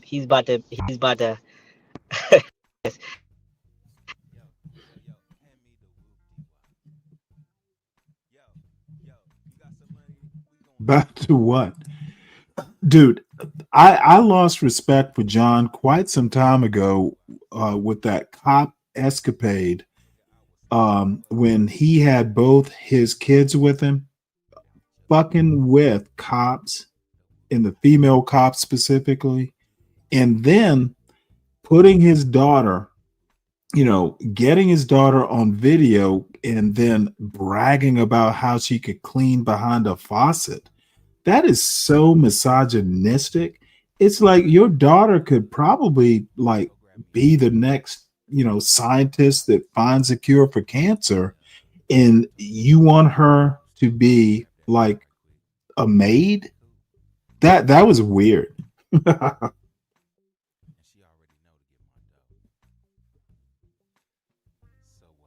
Don't worry, CK, whenever. Link Little, it is so good to see you. How you been? Um, one of these days you'll come up on this panel. Hopefully all is well with you, Link. And yeah, I still talk to Portia. I haven't talked with her like in a week or two, but no. Portia, look, Portia is a young lady who has a profession and she is busy. But no, Portia and I, as far as I know, look, I consider her the daughter I never had. She's a wonderful young lady. And HB's a hardworking young man. And I do not, Portia, honestly, who could imagine a better young woman who happens to be African American and a Texan who packs packs heat? But yeah, we communicate. So there's no problem with me and Portia. 16 and a half year of yeah, absolutely. Hey, Uncle Fatty, salute. Good to see you. Oh, you know what, Uncle Fatty? Um, you are proud. You are a proud father, and that's how it should be. And you know, John Galt has issues. I seen a few things mentioned, so okay. Not sure. Ryan, not sure where you're going there, but dude, I CK is absolutely right. I just need to be me, and everything is cool. John will be successful at what John does. I'm just not into that sort of thing. Different politics. Here go Luke, I roll a daddy night. I put my left foot in, I take my left foot out. I give my left foot shake, and turn my body back. Here go Luke, here go Luke, I roll a daddy night. I put my big head my big head out. I give my big head. Most of them are renters. They're cash renters. Now, some of them do all right, but mighty few of them can get out and without Kept poor and illiterate, most rural Negroes must still depend on landowners like Morris Tate. Wake you pretty regular sometimes, but they have to work at home in their crop too when they need them. But when I send for them to, say, unload a truckload of fertilizer or something, I don't have any trouble. I just send them wood. I want them to hit me in the morning at 6 o'clock to unload 25 tons of fertilizer. Well, I'll have 10, 12, 15 of them will be here to unload it. And they're all out of the way. Well, I can't just get up here and tell him, well, so just get out. Now, if he didn't do what I said do, be a different team then. Well, I was happy around me, and I reckon they're all at home. I have to take care of them from the start to finish. I loan them money Christmas, buy the fertilizer and furnish that to them, furnish the land, furnish them something to work. And I go on through, and then when they make the crop, I pay them for the cotton seed so that they can have something together with the crop on. To take care of all of my part has to come out of the cotton. Make some pictures here.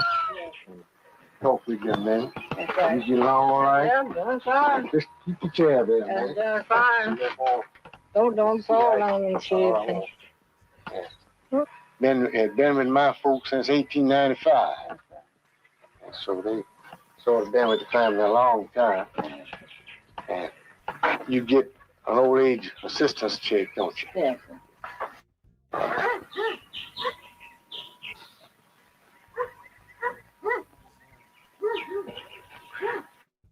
He says he take care of him, give him a home to live in, and get him out of jail and all of that. But most of the Negroes on the white man plantation is not living in a house. They're just in barns.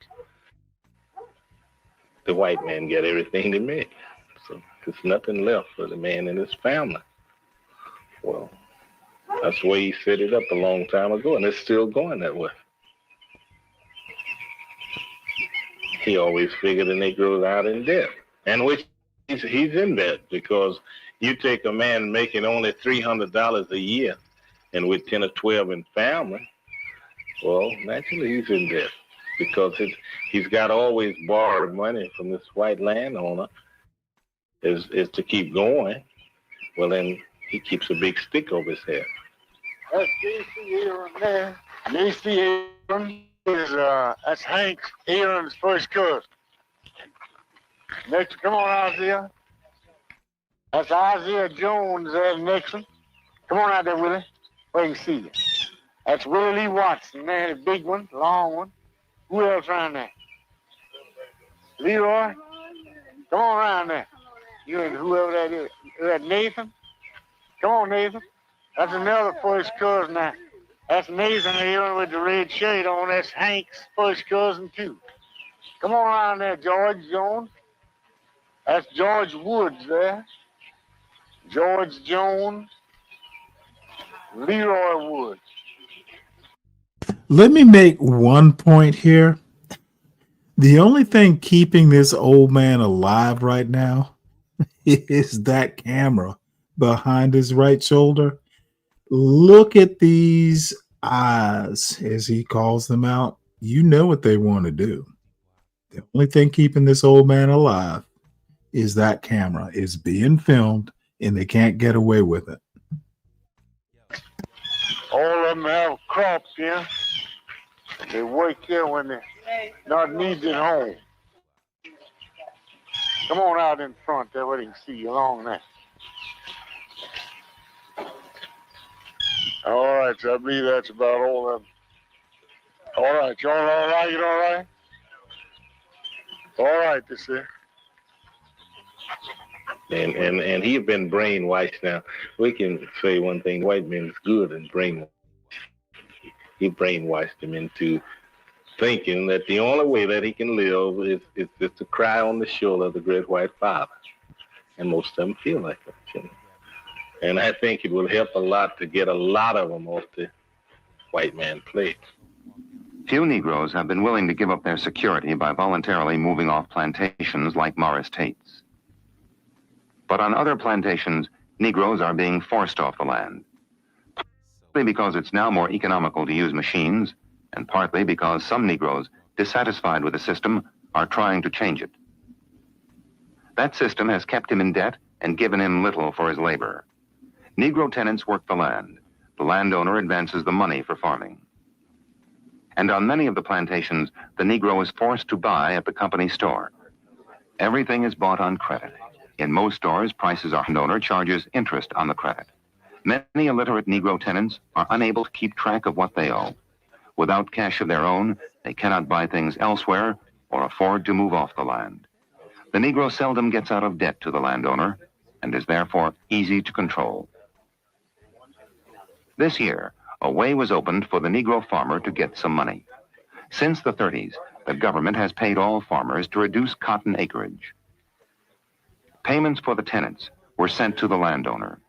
Each year, many tenants, illiterate, kept ignorant of the program, and not knowing what they were doing, would sign their X on the back of the check, endorsing it to the landowner. But this year, the government sent the checks directly to the tenant. Some of the tenants wanted to keep the money for themselves. When they refused to sign their checks to the landowner, he took away their land. This is Bill Williams, one of the tenants who lost his land. He was born here and with his father had cleared the land. He never made anything at farming, but that's all he knows how to do. He's been allowed to stay on in his shack, but he's waiting to be kicked out and off the plantation. He tells about the check. Say, y'all just gonna have to sign them check to me. That's what he said. Y'all gonna have to sign them check to me. And I told him, I said, Miss James, why are you changing that way?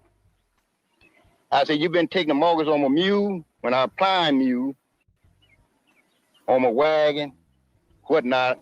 You've been taking the mortgage on that, and I go ahead and make your crop. I said, when I got rid of applying mules, I went and bought a tractor. I said, you've been taking the mortgage on my tractor. And he told me, he said, no, Will, I ain't taking no more mortgage on that junky stuff. I'm taking mortgage on good security now. I told him, well, Mr. James, I said, if you can't rent me the lane, I said, I can't help that. About signing a check to you.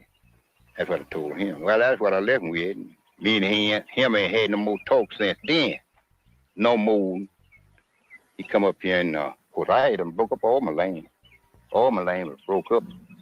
Without the land, he lost the government check, money he could have used. Boy, if I had that check, no doubt, I might could buy me a plate. I might could buy my fertilizer. I might not bother him. I might live better.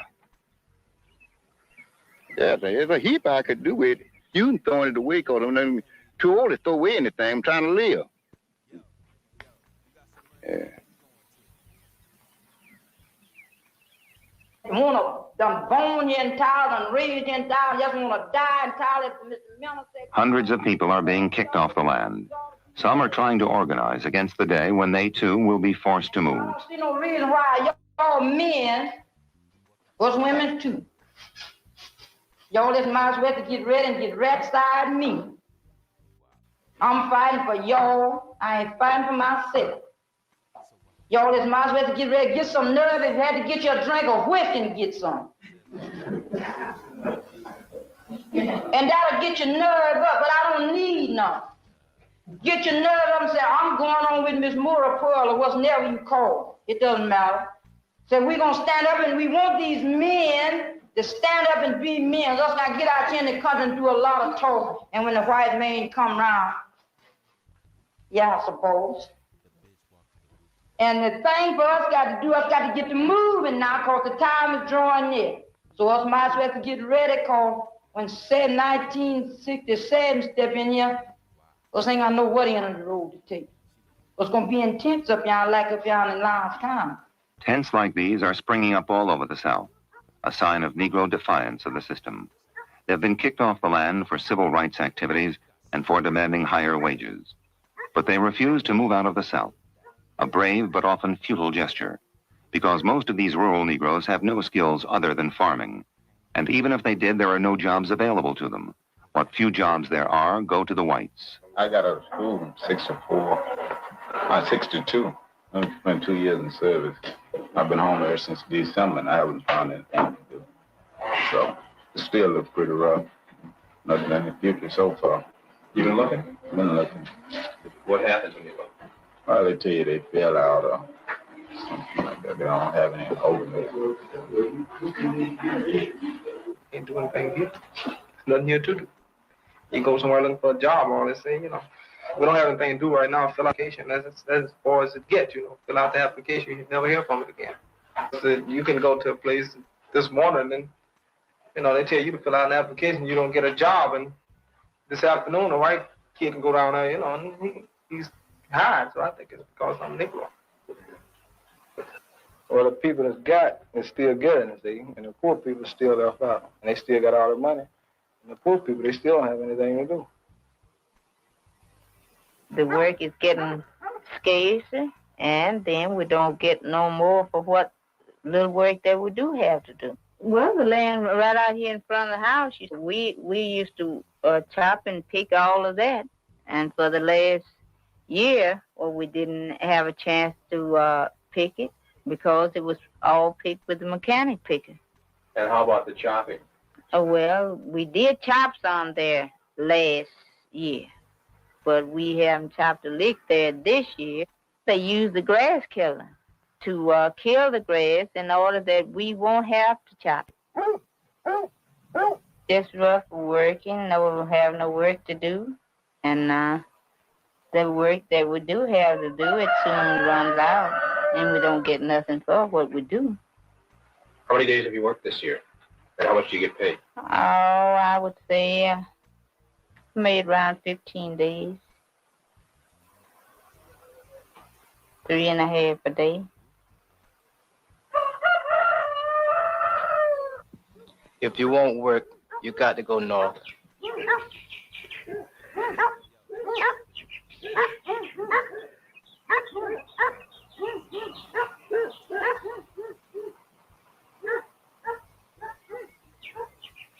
The whites are working. But our kids has got to go to New York or somewhere to get a job. And that's hurting us because our best talent is leaving. We got to work out some way to keep those kids home. And they need jobs. But they can only get jobs. But whenever they go to and ask for a job, the white man said they're not qualified. When he's working, he's always a laborer. And if there's any promotion, it goes to the white man. So that's been a problem. Because this man's working out there on the Southern Railroad now. I know one particular fellow that's been out there around 40 years, and he's still working as a laborer.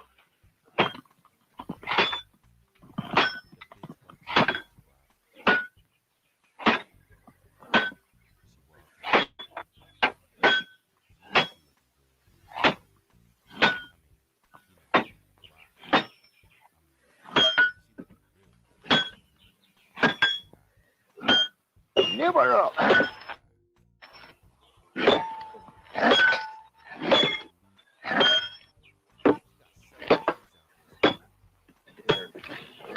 And you see the white man, he's the boss, he's standing around. But he says we're lazy.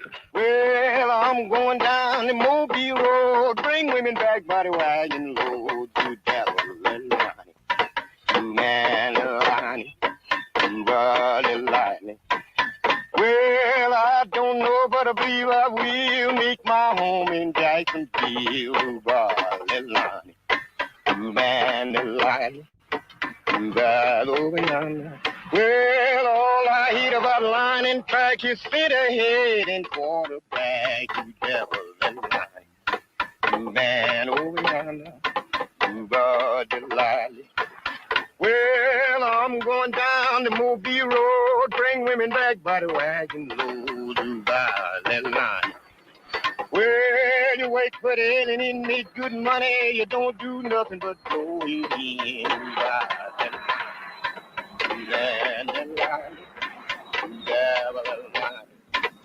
Well, I'm going down the Mobile Road, bring women back by the wagon load, to ball and line, to man and line, to ball and line. Well, pretty girl, you ought to be mine. You wouldn't do nothing but start your mind. Ooh, la, la, la. Man, the line. Ooh, la, la, la. Man, over time. Ooh, the line.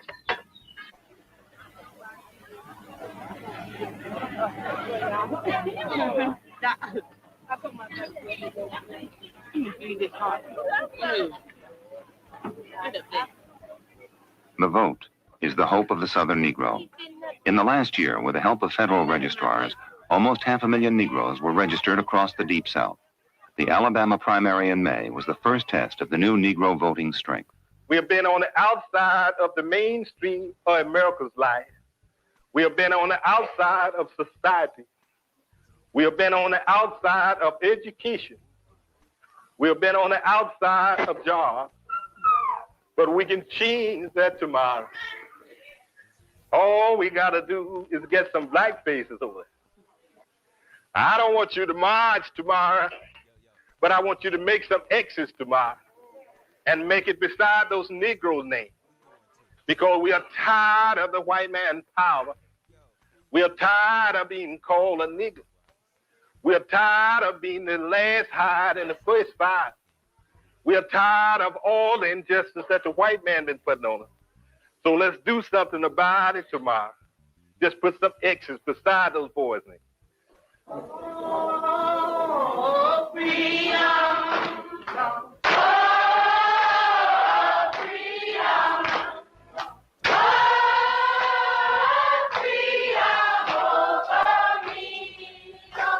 The act of registering was for some Negroes their first defiance of the system. The act of voting, their second. They turned out by the thousands with the hope of doing away with that system.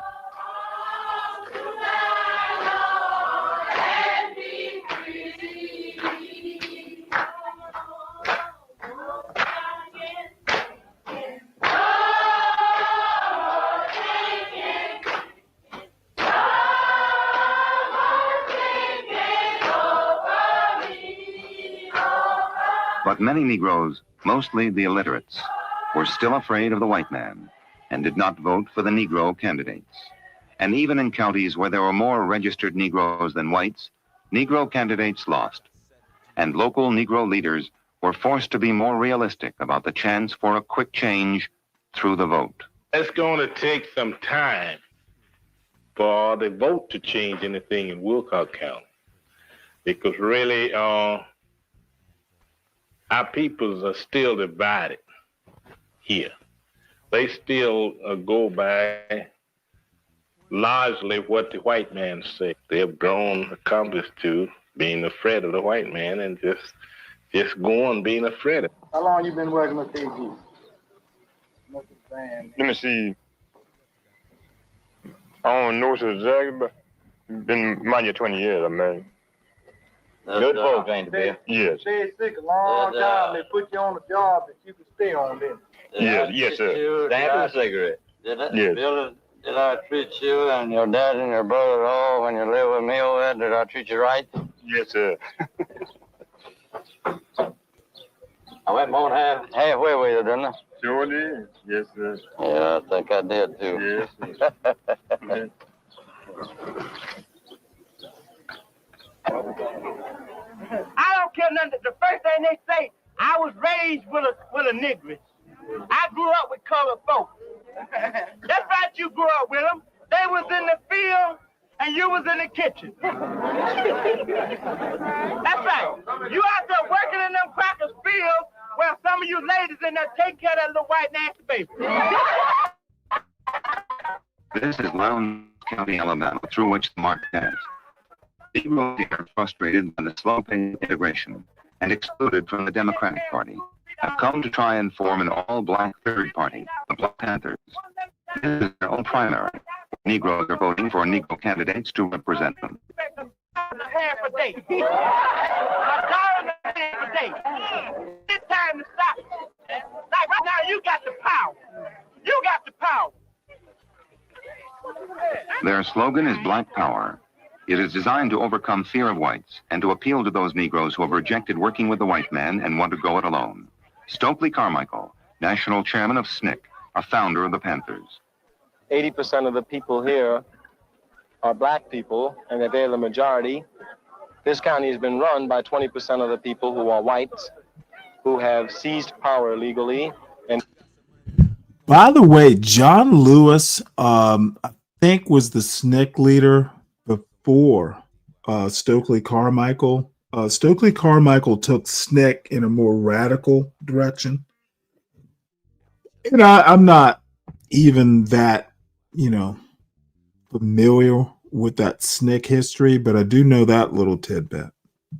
Who have maintained power through all sorts of terroristic manners. The rest of the country ask now that these black people get with these white people and reform these white people. And I say to the black people that we don't have to suffer and we don't have to bear the cross for them. Let us form our own party and let them take care of their own business. So we form our own party and we seek power. We don't seek integration. That's irrelevant to what we want. We want power, and this is the way we get it. Declare my independence from the fool and from the knave. I declare my independence from the coward and the slave. I declare that I will fight for right and fear no jail nor grave. And the movement on. Move on over. I will move on over you. Move on over. I will move on over you. Move on over. I will. I want to make a point here. Integration, at least in my opinion, again, I'm not an actual historian, but it was a compromise, and it was literally a compromise on, the civil between the civil rights movement and liberal whites. It was something that, say, the Barry Goldwater wing could live with. It was a mistake. On the civil rights side, it was a mistake. They should have just, to use a phrase, put their foot on the throat. And maybe that couldn't be done, but, it is what it is. We'll survive it. We are Americans. And by the way, Sunrise, it's not a little maintenance. It's literally a restoration. That car was in pieces. This is just a progress report. It will run though, and it'll probably never leave Savannah. And oddly enough, for all the salt air in Savannah, that 73 Super Beetle is in remarkably good shape. Now it is literally like reconstructive surgery. So it's not all original, but a lot of the parts are from other original 73 Super Beetles. And, some of those parts are, 73, 74. But it will ride again. Herbie, and I never called the car Herbie, by the way. It will ride again. And it'll probably be my son, or more likely my nephew, that gets the car. The car's going to run. My father has pronounced.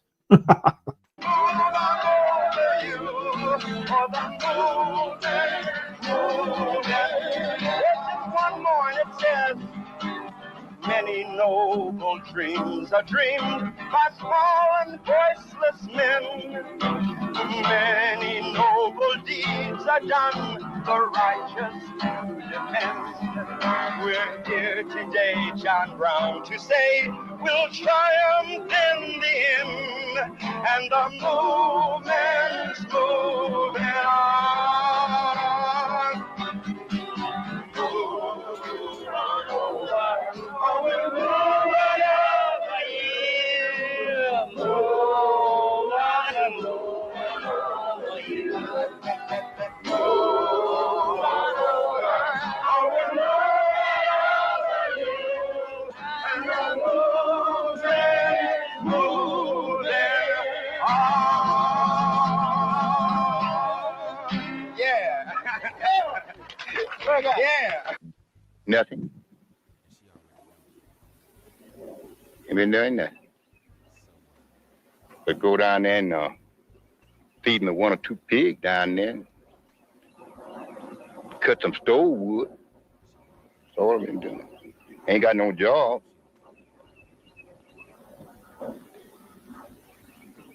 Just here. Now, I don't know. He ain't told us to go yet. I don't know what he got on his mind. Well, he could say, come in the morning and say, Will, say, I want my house. I have to go and hunt somewhere to go on. Yeah. What are you going to do if he kicks you out? That's what I'm going to do. Go hunt a place if I can find one. And reckon if I can't find that place, I reckon somebody would give us a tent to go on, or some way.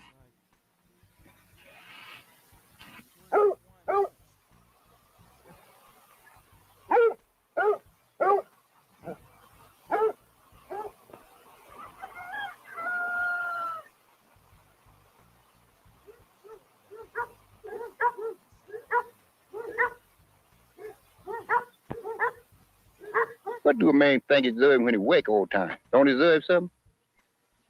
I think he do. Yeah, that's what he waiting for. Yeah. Yeah, well, a man waiting for to have something.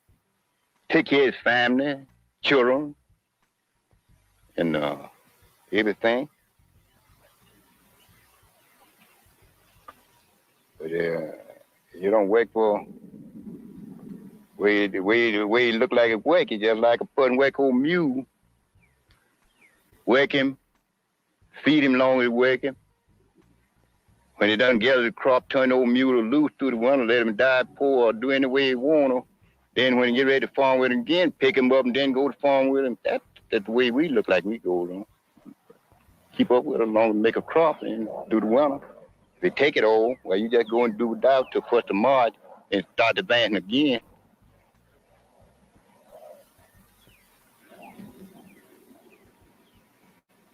Yeah, if you working, you wouldn't want to be working if you don't get nothing out your work, don't you? Well, that's the way it is with the colored folk.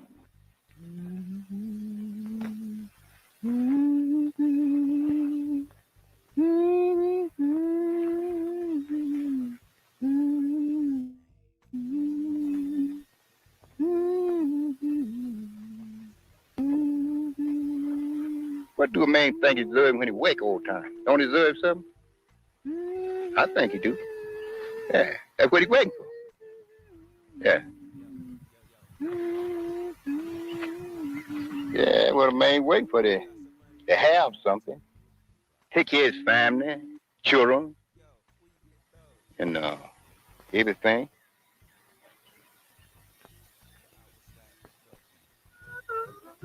"11 years of civil rights activities have brought about some changes for the southern rural Negro.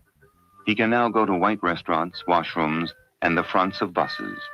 A few Negroes are going to white schools, and many have now registered and voted. But basic problems still remain. The Negro still cannot get a decent education or find a good job, nor can he make a living off the farm. And the economic gap between white and Negro grows wider every year. The vote will not solve the problem for many years, and the Southern landowner is not likely to help. The riots which have torn many American cities have had their origin right here in the rural South. For the Negro moves to the city looking for work, where, again frustrated, he takes out his anger against the system which holds him back. The problem of the Southern Negro is not regional, it's national. And where the states have closed their eyes to the problem, the federal government can no longer afford to do so. It must start by looking at the Agriculture Department to stop discrimination in its programs and see that poverty funds, which barely exist in the South, reach the people. It could see that Negro children get the education promised and their parents aren't discriminated against in getting jobs. But even this is not enough. Thousands of new jobs must be created, retraining programs set up, and ways found to help those who want to stay on the farm. We have the laws. We have the wealth. We have the ingenuity to solve any problem we really care about. What is needed now is the desire and the simple understanding that it didn't end with the march. It just began. Glory, glory, hallelujah.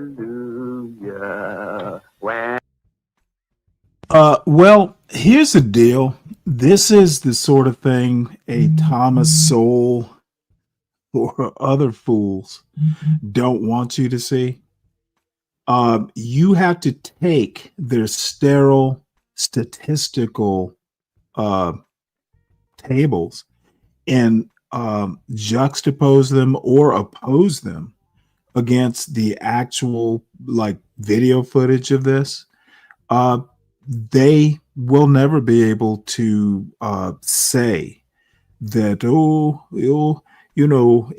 it all ended in 64, everything became better. This is 1966, and there are plenty more videos like this. This is Real Black One, REEL. Y'all need to go out and you can make the argument, which I can easily shit on, that this is emotion, this is anecdotal. Well, sure, it's anecdotal, but the bottom line is statistics can literally bend to the will of the narrative you give them. And Thomas Sowell, he is an awesome guy, but he is disingenuous, and fools like Black conservatives have bought that shit hook, line, and sinker. And the thing is a lot of these Negroes who are anti-Black blacks literally lived in places like Alabama, and they are just dumb. They couldn't believe. They want to believe that, hey, you know what? Them blacks made it this way. They couldn't buy property. It's just a ridiculous argument. And I love shitting on the anti-Black blacks. It's almost a hobby at this point. And I have time to do it. So I see that Universal Jones has started up a stream called Low Made Me Do This.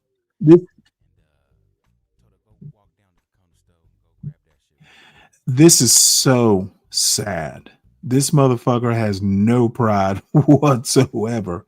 The video, the live is called Low Made Me Do This. I love this kind of fucking idiocy. Because once we do get to where D-Dog leaves, I am going to skip it to about an hour or two before it ends, because he does come back a second time. So let's see how big of a switch up he has towards the end. Big cap. Let's make it happen. Sorry to know. Yeah, you would often send a friendly message, and then if I didn't respond immediately, you'd call me a psycho bitch. And I would usually message me a it's hard to believe that you.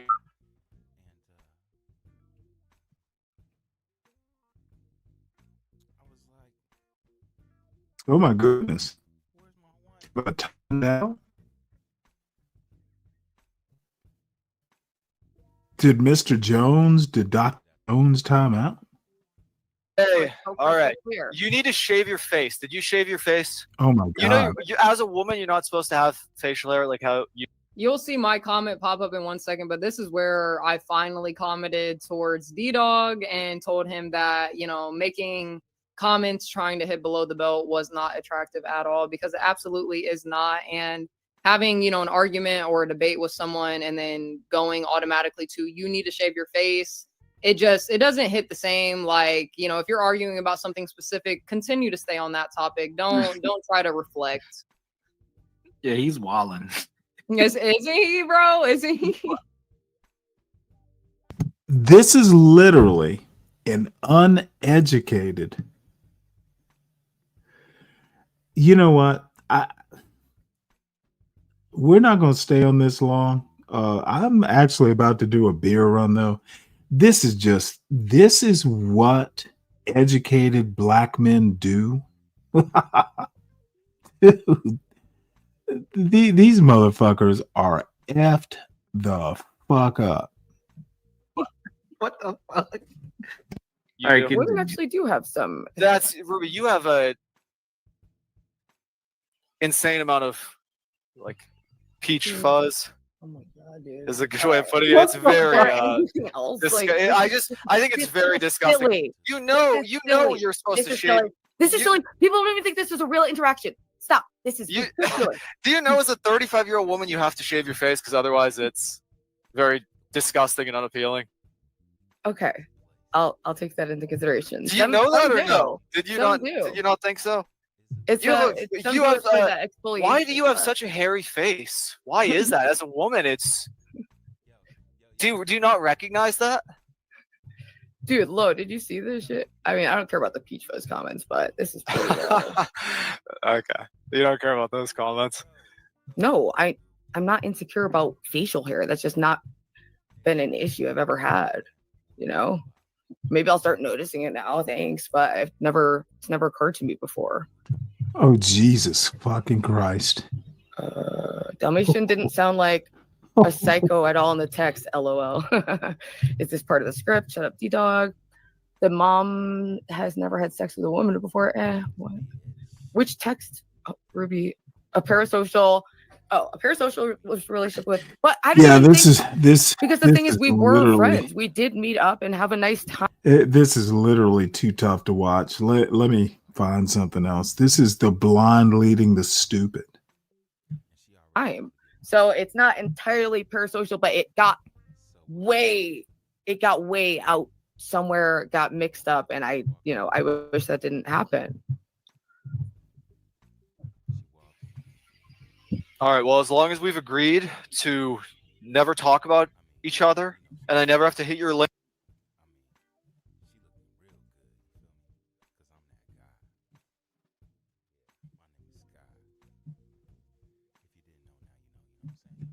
Well, let's see. I see Master Kim is back on John's. I'm sorry. CKJ3 is going to be mad.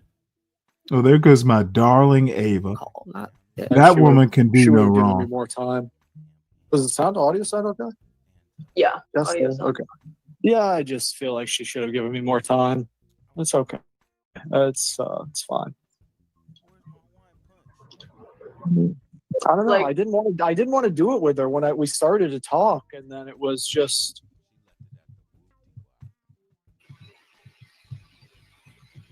I'm allowed to. I told you I'm gonna watch and react to what you said about me publicly because I haven't seen it yet. Oh my Lord. All right. Here, let's see what's going what on. Noel did the other day when the first day he got his monetization Noel's and goes and flashes because someone got Noel to do that. Ooh. You know what I mean? Like there's so many people that genuinely just don't like him, and I feel bad, like, because I don't think CT's that bad. It's that Bob pays CT. Oh so yeah, much. absolutely. And CT's just a slave to the money. And Prince, this is what I want to say though. You know what? This is what CK. You put your finger on it. I just can't fucking understand. He could, dude. All I have to say is Universal has talent. He has ability. He's a business owner. What on earth? Why is he fascinated? And I like Lo too, so I guess I have to choose my words carefully. Lo is a young lady, very young lady, and all I have to say is that, and see, this is why Universal would get pissed off at me. I just want to know what kind of headway has he made. He has literally built a YouTube world around Lo. And you know what? It's his money. So what the fuck? Why would I care? And CK, I gotta hear because I see Master Kim is back up here. And I guess what I should not do. You know what? We can move on from this too. They're not going to say anything worth entertaining. Is John wearing a wife beater? Oh no. He's wearing something weird, and I can see he's getting a little tipsy. Look at him bobbing his head. At least he had sense enough. Oh my God. Interesting. The people in this chat. You know, CK, that's part of my disappointment. A lot of these motherfuckers, why do they bother? Maybe what I need to do is make my own sector. So let's see here. Let's listen to this while I find something else at least. Time saying this is the channel that everyone says everything on, and you don't get to, that's the thing. If you're going to say, this is the channel, okay, you get to, within the TOS or what YouTube allows, okay, you get to say, but now that there's one person that you can't say anything to or about, you don't get to at the same time claim now at the same time, this is still the place that anything goes and everything talks about. Well, Imperious, you did go too far on the wife. You did go too far on the wife. But he should not have shown up. Sorry, John. Go ahead, John. Yeah, I don't think it's Bob though. You know, and I ain't take it up for him. I think hell when CT was doing those wild shows, Bob was still contributing in. I think it's the third party of it, bro. I deal with Airbnb, which is very similar setup in that you don't really know who your customers are. They do. They tell you what their terms are. They can kick you off the platform at any time, suspend one of your listings, so on and so forth. And they are kind of your overlords, and you have to stay in their good graces.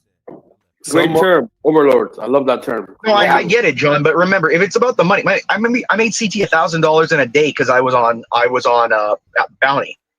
$1,000 in a day the chat gave him for me to get me on the panel. But what I'm saying, no. So it's not the money, CT. It's with Bob.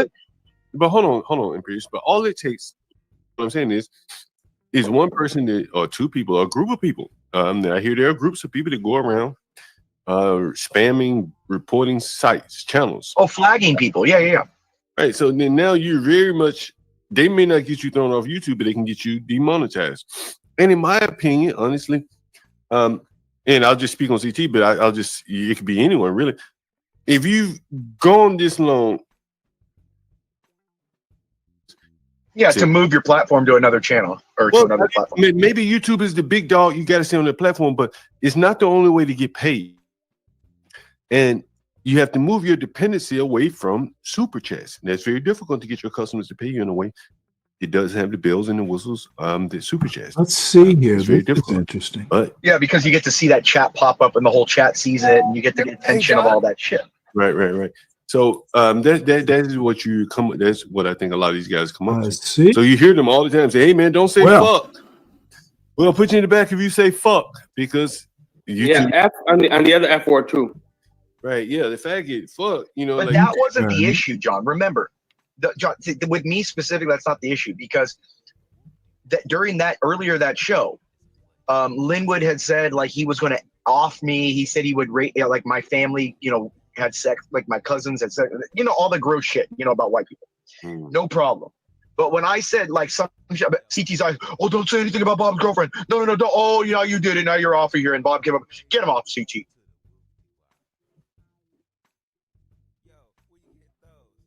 That man, he said, it's not good for man to be alone. He gave him a woman. He didn't give him a village. He didn't give him a community. I decided He said, this is to Shamika, Michelle's last video called "What Men Actually Want in Relationships," and yeah, I guess he is, Ryan. Yep. So anyway, this is a good-looking weirdo. I do not I do not agree with much of Shamika's politics, but who knows? One of these days, I will ask her for an And interview. be fruitful and multiply I know to this people who man know and her. this woman. So it's supposed to be God, husband, wife. If you always do what you always done, you will always get what you always done.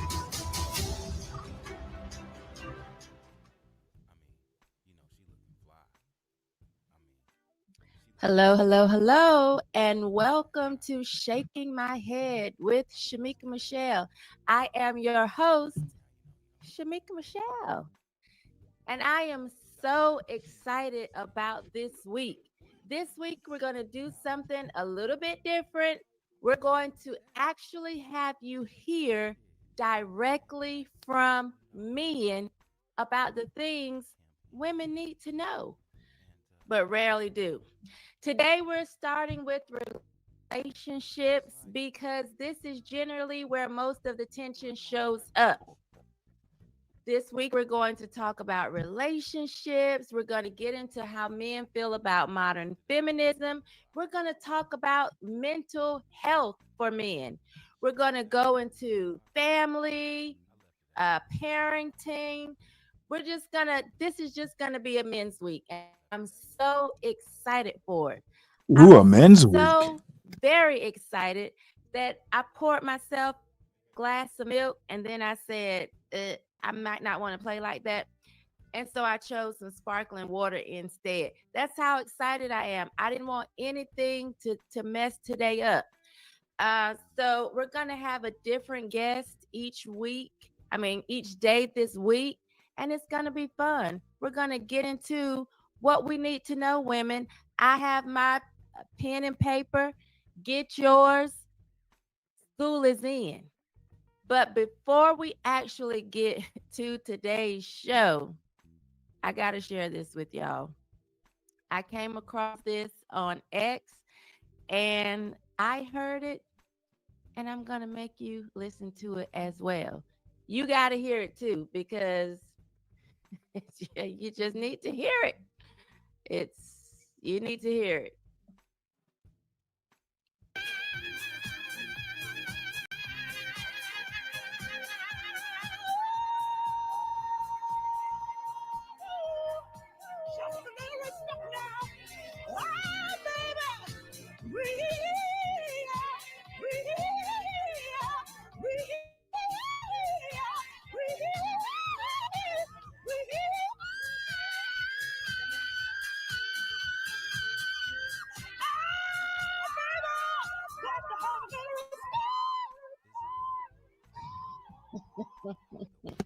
Oh my Lord, what kind of I'm sorry. silliness was Listen, that? this was Charity Lockhart. She performed for halftime of the Phoenix Mercury game. I think it was on Saturday.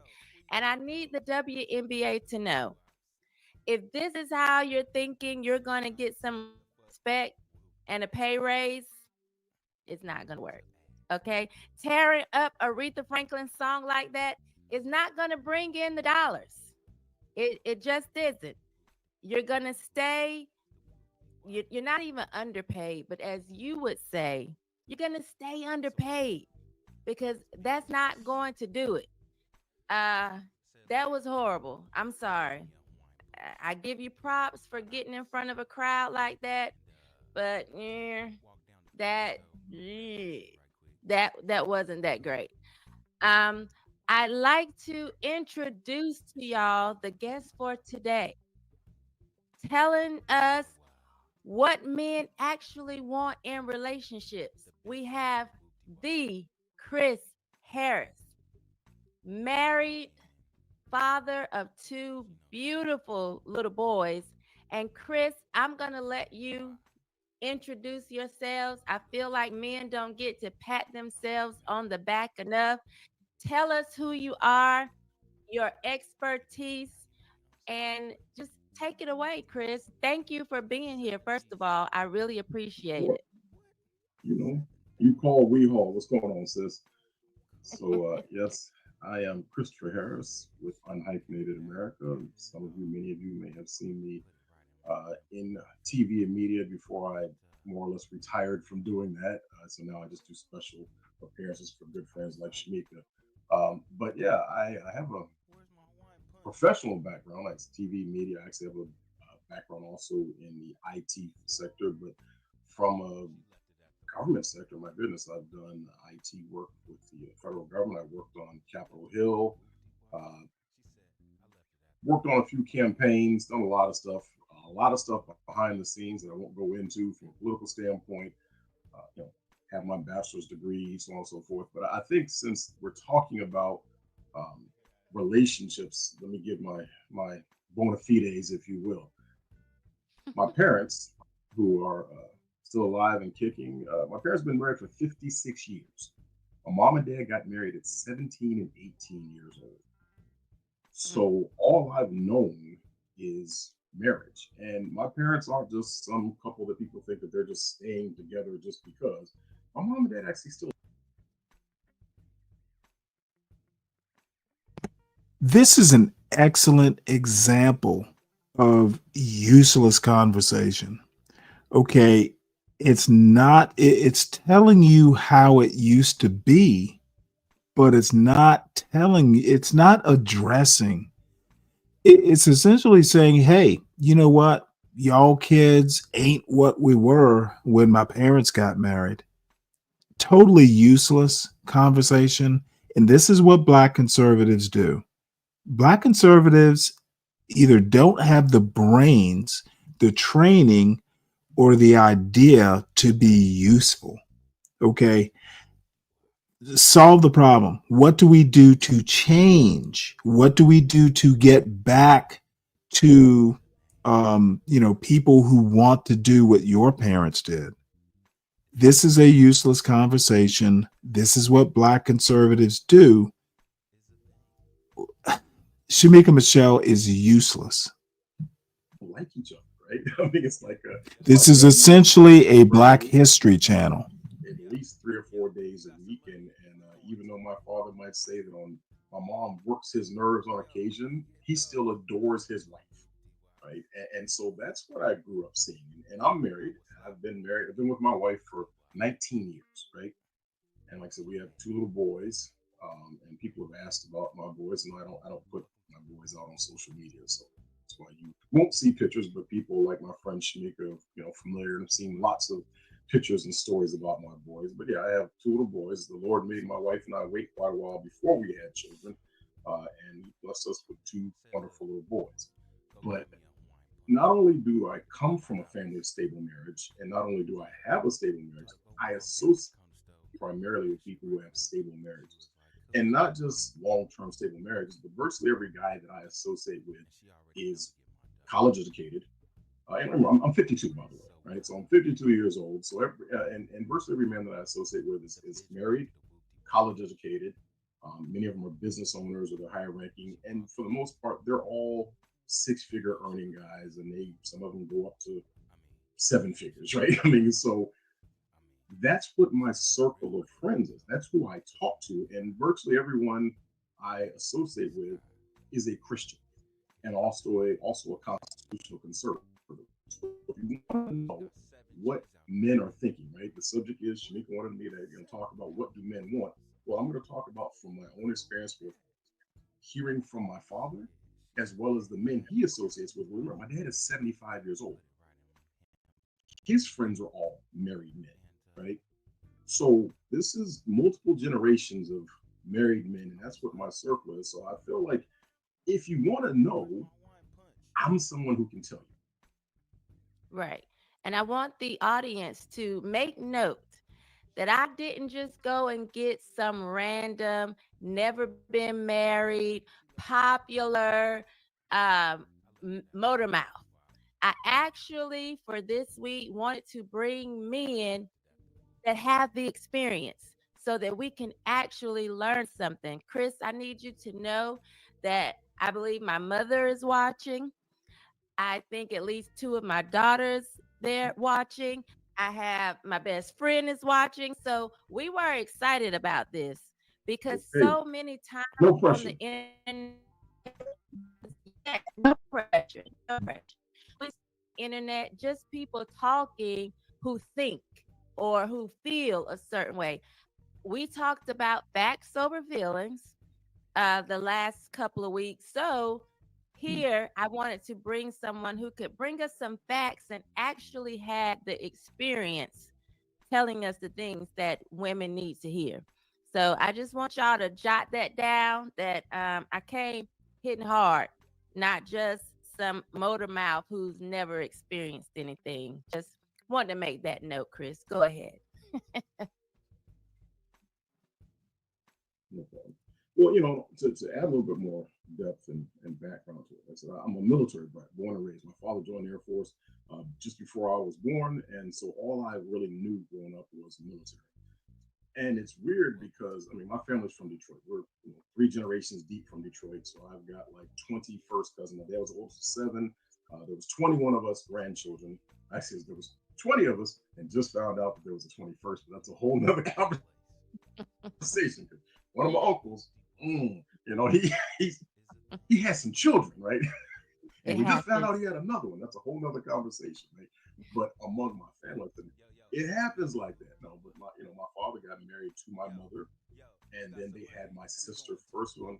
So many people know my sister passed away a couple years ago, unfortunately. So it's just me. I don't have a sibling now. And so that's what I was raised in. And being raised overseas in Germany in the 1980s, right? Cold War, baby. One of the things I pointed out is that everybody I knew grew up with a mother and a father in the home. And it was just weird. In fact, when I got back stateside after I graduated from high school in 91 and I started dating and I started meeting women who were like, they're like, I don't have a relationship with my father, or I don't really even, and I don't even know who my dad was, and which was weird to me because I was like, how do you not know who your father is? See, so I kind of, that's how I grew up. Everybody had a mother and father in the home. I didn't realize now, fast forwarding among my generation, that it's unfortunate for those of us who are Gen X, a large percentage of us grew up without that traditional nuclear family. And once again, I hope this isn't working. We're speaking facts over feelings, right? So I'm going to kind of tell it as is. This is just talking about here's the reality. This motherfucking performative, look at me, I grew up great. I don't know what you're talking about. This is literally a fucking lead balloon. This is what Black conservatives offer you folks. Fucking depravity and or uselessness, useless logic, morality, respectability politics. Ugh. Just a fucking fail.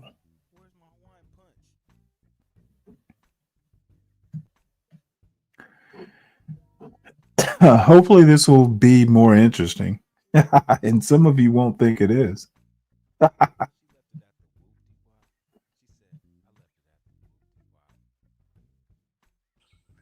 Welcome to And I know who Titus Morris is. He's got his own show. This is interesting. For those of you that are new to the channel, this is Greatheart. He's probably about 16 years old. This is Stand Fast. He's probably about 17 years old. And this is Truth. And she turned 4 this spring. She's not quite as stout as these are because she's just building her muscles up. These ones are like, and she's like, life's hard, isn't it? Especially when you're trying to catch up with the other boys, huh? So today in this time and place that we live in, or this age, there's an emphasis people have on no-till.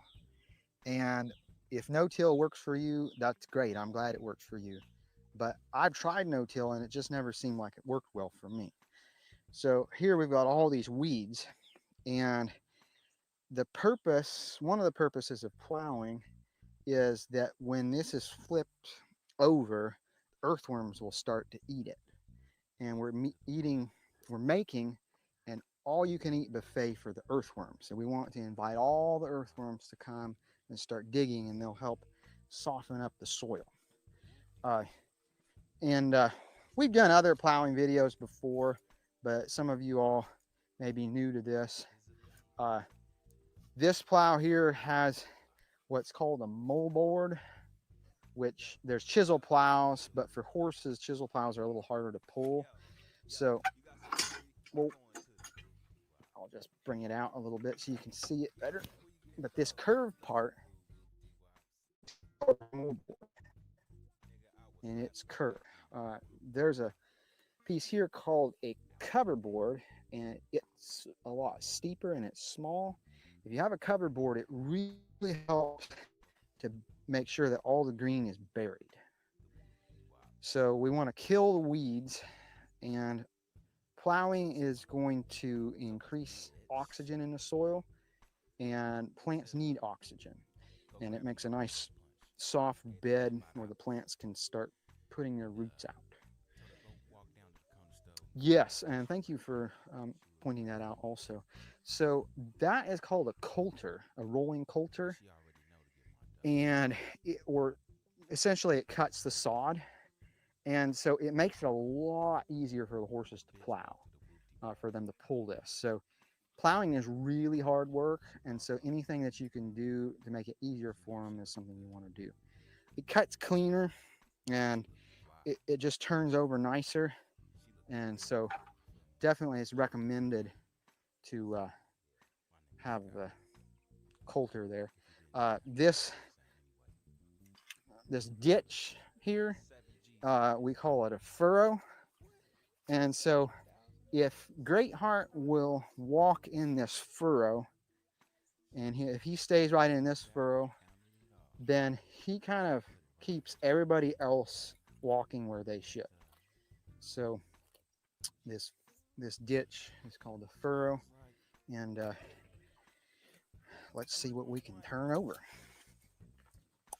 Are you all ready? This is what we call the lines, and the old timers. I used to go to church up on Kings Mountain, and there were some old men there that they used to plow with horses and mules. And they said that there was times where the plow hit a rock, and then somehow it like threw them, and they broke a rib. And fortunately, I've never had anything like that happen, but hopefully I never will. There's a few rocks here, but I don't have anything real big. And so, Spartacus is in front of the horses. I need to get him to move. He's getting old. He's an old man. Hey, come, Spartacus. Get out of the way. Spartacus, come. I think his hearing is even going bad. Or maybe he was just asleep there. All right. So we are ready, I believe. We don't want to plow under any old dogs.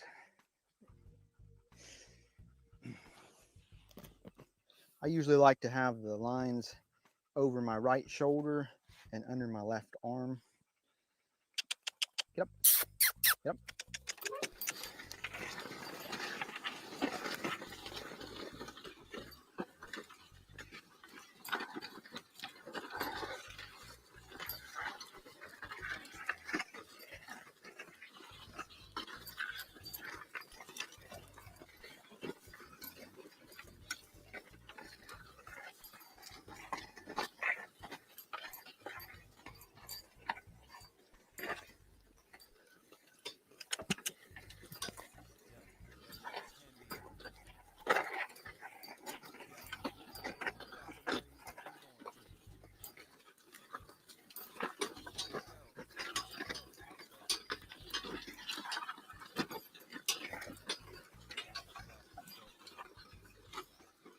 Oh.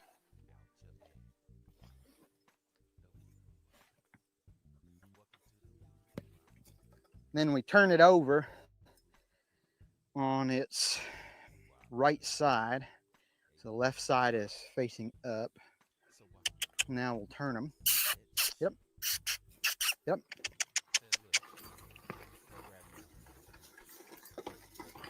Easy. Whoa.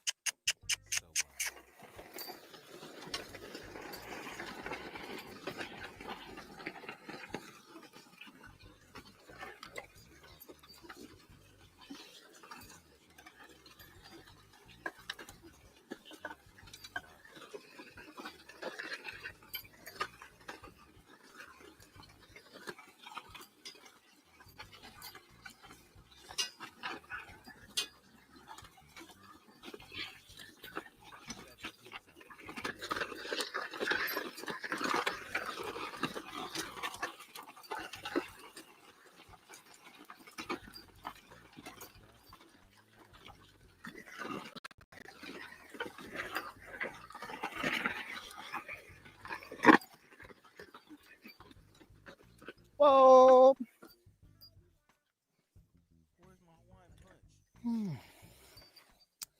The old timers would say, that furrow is as crooked as a dog's hind leg. The old plowman would take great pride in how straight they could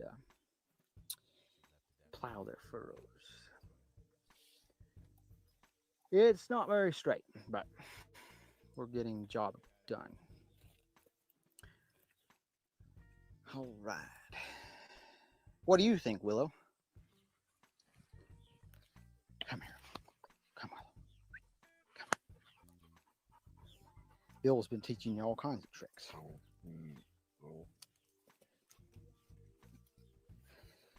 What is she, like an eighth wolf or something? Yeah. Definitely part wolf. You're a good girl.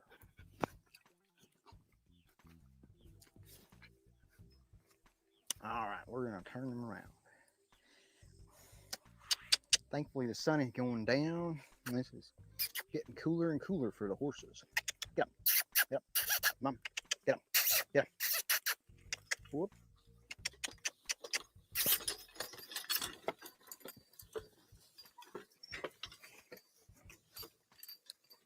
Whoa. Ho.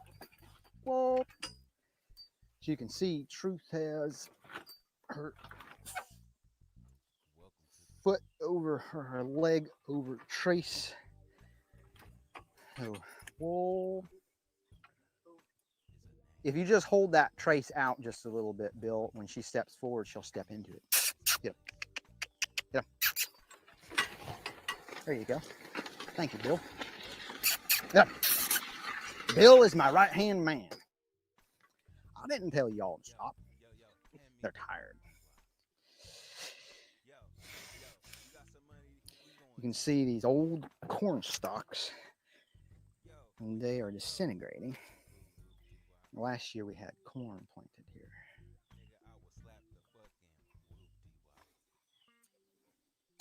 All right, let's go.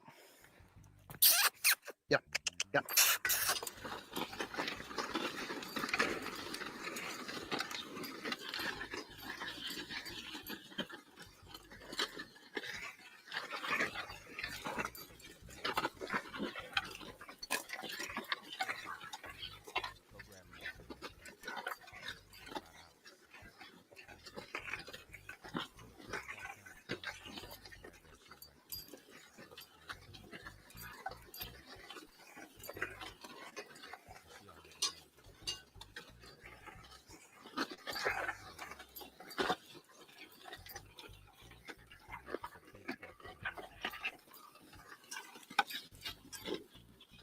Whoa!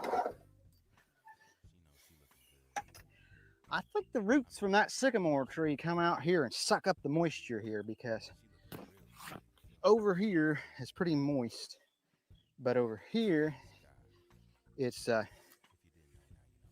pretty dry. Very dry and harder to plow over here. Yes. Yep. Yep.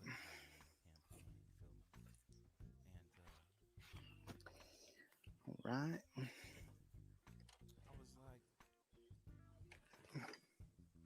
Get up. Get up. Watch out, Willow. Easy. Whoa! Ho! Whoa!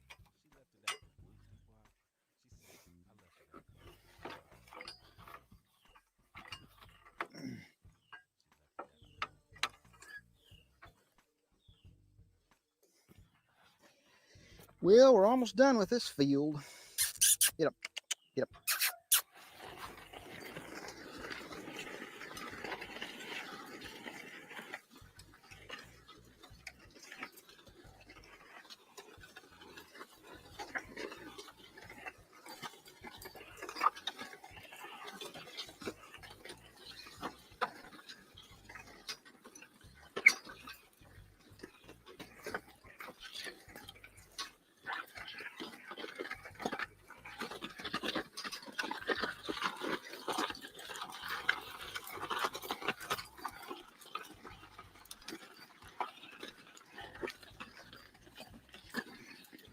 Whoa!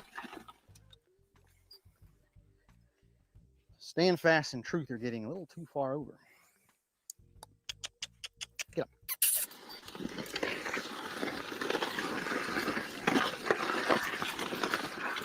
Oh!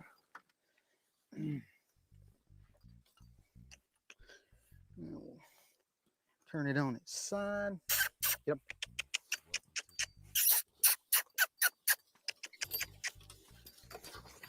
Easy.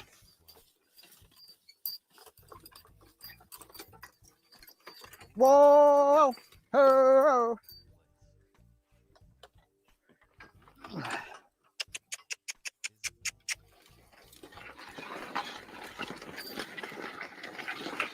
Oh! Oh! As I was thinking of these weeds dying, made me think of a scripture. Let me grab my Bible over here. That's one of the things I like about farming with horses is when you're plowing all day, or part of the day, the horses need a rest every so often.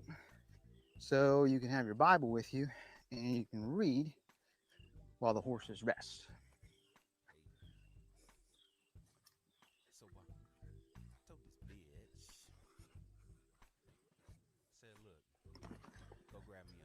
I'll pull those and put them down in the furrow where they will die.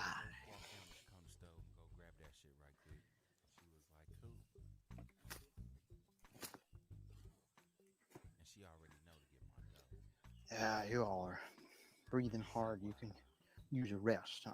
Good boys.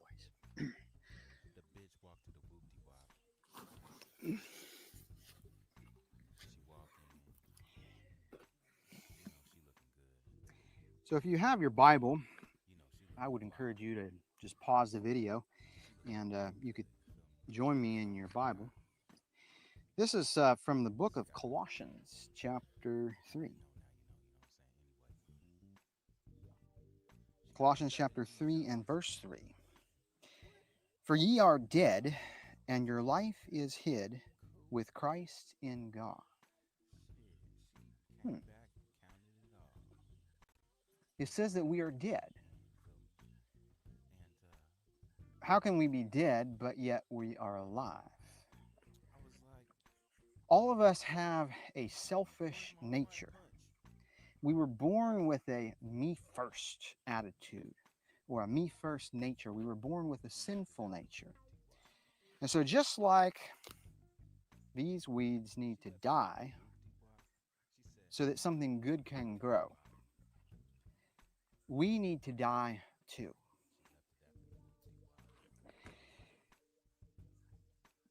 Verse 5 says, mortify therefore your members which are upon the earth: fornication, uncleanness, inordinate affection, evil concupiscence, and covetousness, which is idolatry. That word mortify means to put to death. So that part of us that wants to go out and fornicate, violate the seventh commandment, sexual immorality, that part needs to die. This covetousness that we have, where we want something that's really not ours, it's somebody else's, and we want it, and it's like we would get it if we could.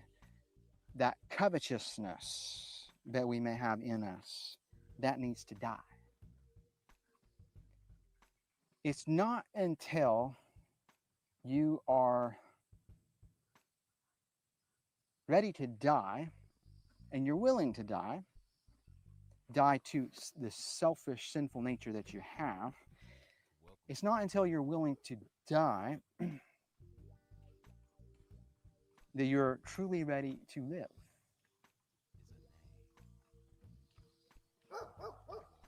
Many people are not willing to put to death their sinful desires, their sinful nature. Galatians, let's turn there.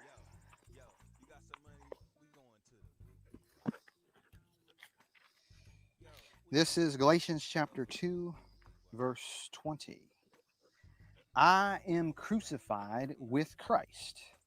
Nevertheless, I live, yet not I, but Christ liveth in me. And the life which I now live in the flesh, I live by the faith of the Son of God, who loved me and gave himself for me.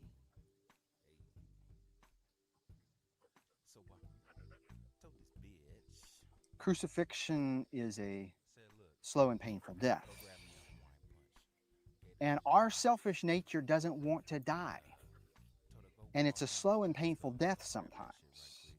But let me assure you, just like these weeds are dying so that something good can grow here, let me assure you that when you die to your sinful, selfish, evil desires, when you die to those desires, then you will grow.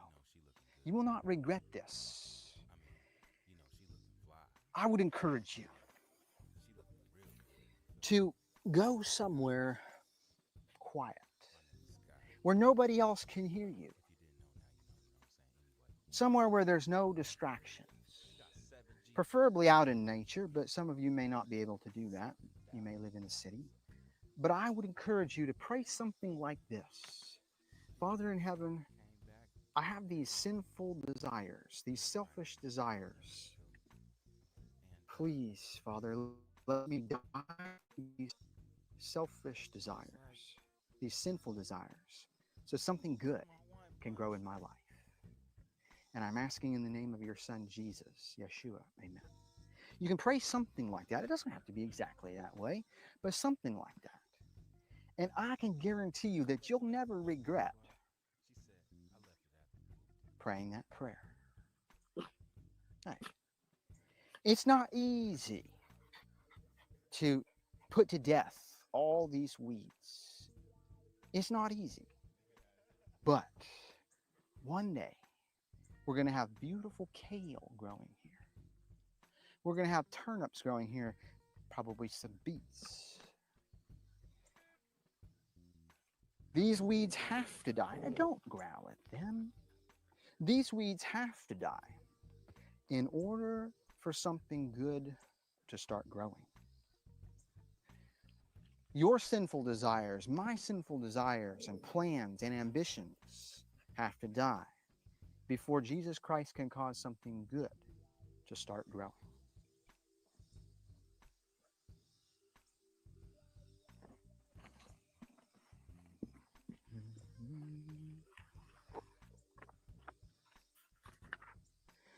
Oh, the best friend to have is Jesus. When the cares of life upon you roll, he will heal the wounded heart. He will strength and grace impart. Oh, the best friend to have is Jesus. The best friend to have is Jesus. The best friend to have is Jesus. He will help you when you fall. He will heal you, hear you when you call. Oh, the best friend to have is Jesus. What a friend I have found in Jesus. Peace and comfort to my soul he brings. Leaning on his mighty arms, I will fear no ill nor harm. Oh, the best friend to have is Jesus. The best friend to have is Jesus. The best friend to have is Jesus. He will help you when you fall. He will hear you when you call. Oh, the best friend to have is Jesus. When I pass through the night of sorrow and the chilly waves of Jordan roll, never need I shrink nor fear, for my Savior is so near. Oh, the best friend to have is Jesus. The best friend to have is Jesus. The best friend to have is Jesus. He will help you when you fall. He will hear you when you call. Oh, the best friend to have is Jesus. When at last to our home we gather with the faithful who have gone before, we will sing upon the shore, praising him forevermore. Oh, the best friend to have is Jesus. The best friend to have is Jesus. The best friend to have is Jesus. He will help you when you fall. He will hear you when you call. Oh, the best friend to have is Jesus. I've had friends who betrayed my trust. I've had friends that I expected to be there. You know what? I've had friends who betrayed my trust too. I feel you. And they weren't. Sing it, Brother Titus.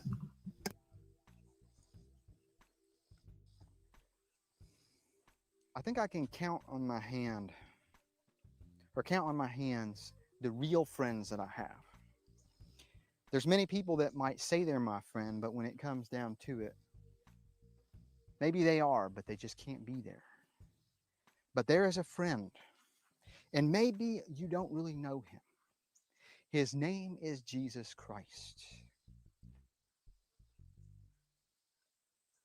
He left heaven, God's own son. Hey, John, I hope Ryan Bardwell is listening to this. This sermon in the grass is for Ryan Bardwell specifically. And he left heaven to come to earth 2,000 years ago. He came here. His mother was Mary, but his father was in heaven. He was mocked. They called him a little bastard because they didn't believe that his mother could really be pregnant with him without an earthly father. He healed people, set people free from demonic power. He taught us the right way to live. But he was hated. And they nailed him on a cross 2,000 years ago. As he was hanging on that cross, he said, "I thirst." But they didn't give him water to drink. He died on that cross. And the fact of the matter is, we all deserve to die and be eternally separated from our Heavenly Father. But because of this sacrifice that our Jesus made, we have hope. We have forgiveness for our past, for the wrong that we have done, and we have hope for our future. And if you do not know Jesus as your friend, if you do not know him as your Lord, then I would invite you to make him the Lord of your life. If he is not the Lord of your life, you can ask him to be. If he is not your friend, you can ask him to be, and he will be. Ask him to forgive you of your past. Ask him to give you strength for your present difficulties. Ask him to guide your future, and you will not go wrong. That is a decision that you will not regret. We make decisions every day, and some of those decisions we regret. The decision to let Jesus Christ, the carpenter of Nazareth, Jesus Christ, the King of Kings, Jesus Christ, the Son of the living God, that decision to let him be the Lord of your life will be a decision that you will never regret. In fact, it will be a decision that you're thankful, always thankful that you've made. Maybe you're watching this video and you think, I don't even have one friend. And you may not have one friend on this earth, but you have one friend in heaven who can be with you through his Holy Spirit. And he will be your friend. And he is your friend, even though maybe you don't know him right now. Thank you for taking the time to watch. And you all are welcome to visit here. Saturday, Sabbath is the best time to come. But if you stop in and I'm here, I'll be glad to say hi to you. And grateful that Brother Bill's behind the camera. And he's been a faithful friend to me, and I'm grateful for him. And Great Heart, Stand Fast in Truth, they have been faithful friends. And thank you all for watching.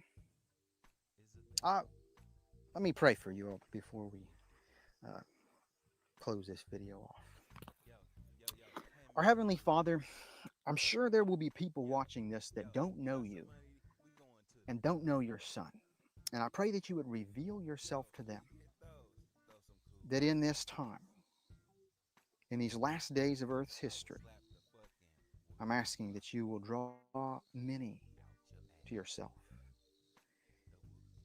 And Father, we have things in our life that need to die so something good can grow. Give us a willing heart to have all the weeds killed in our lives. All our sinful desires, Father, let them die, that you can grow something good. We thank you and we pray in the name of our friend, our Redeemer, our King, Jesus Christ, Yeshua. Amen. I see a weed here, and I'm going to put it in the furrow. In Great Heart, Stand Fast in Truth, will bury it. That is its grave. It will die in that grave. But over that grave will grow a beautiful turf or a beet, something delicious and nutritious. Great Heart, are you ready to bury this weed here? All right.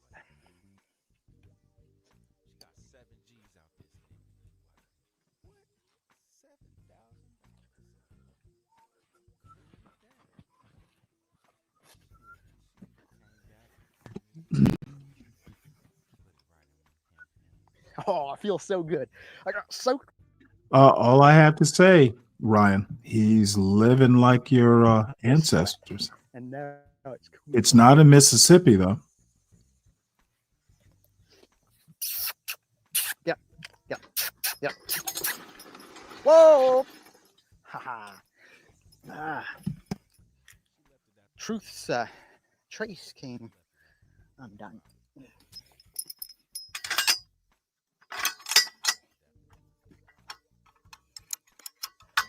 Now, if you horses will just walk perfectly, I might be able to just let the plow go. And it'll just ride there. Remember riding your bike? Hey, Mom, no hands. Well, we're going to try that and see what happens. Willow. Whoa! Ah! Didn't work. Oh, well. I guess we'll have to keep our hands on the handlebars.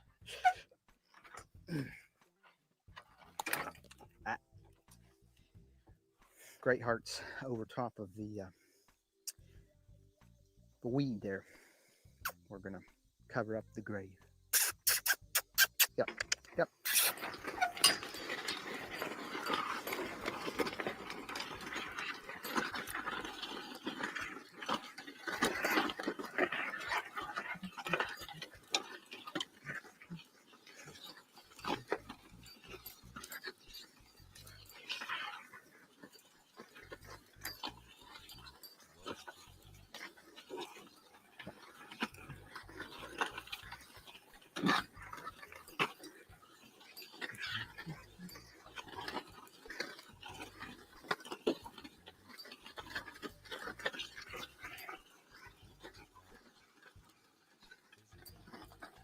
Whoa, ho.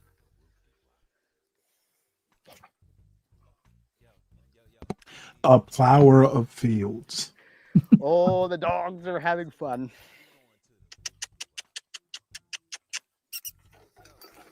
Easy, easy. Whoa, whoa. Easy, whoa.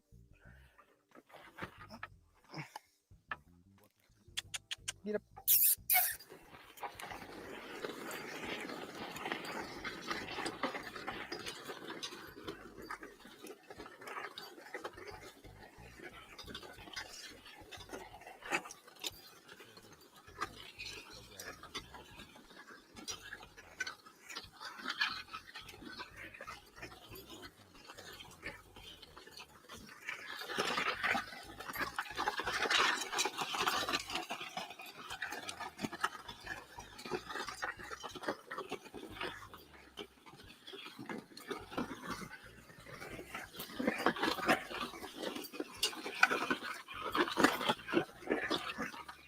Whoa.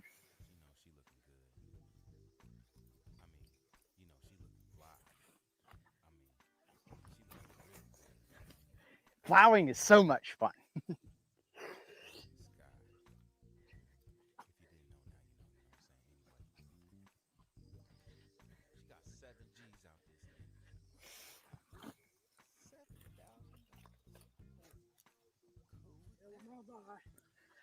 Alrighty, well, thanks for joining me. I'm very thankful to the Lord that I get to work in God's green earth.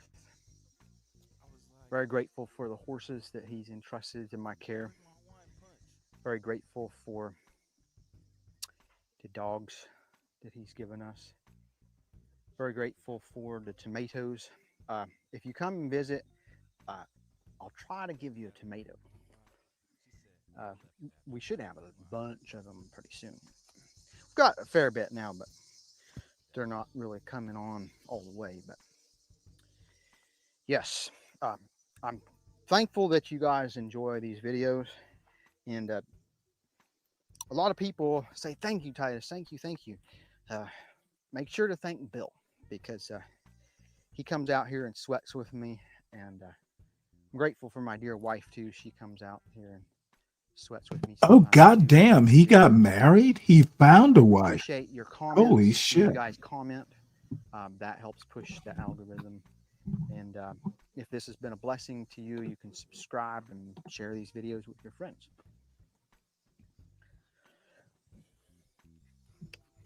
Wow. Yep. Yep. Hey. Yep. Well, here's the deal. I know this guy, at least through YouTube, by a guy named Peter Santinelli. I think that's his last name. He's like a videographer, an extremely talented videographer. And, you know, he just he's traveled a lot of places around the world, but America specifically. And he happened upon Titus.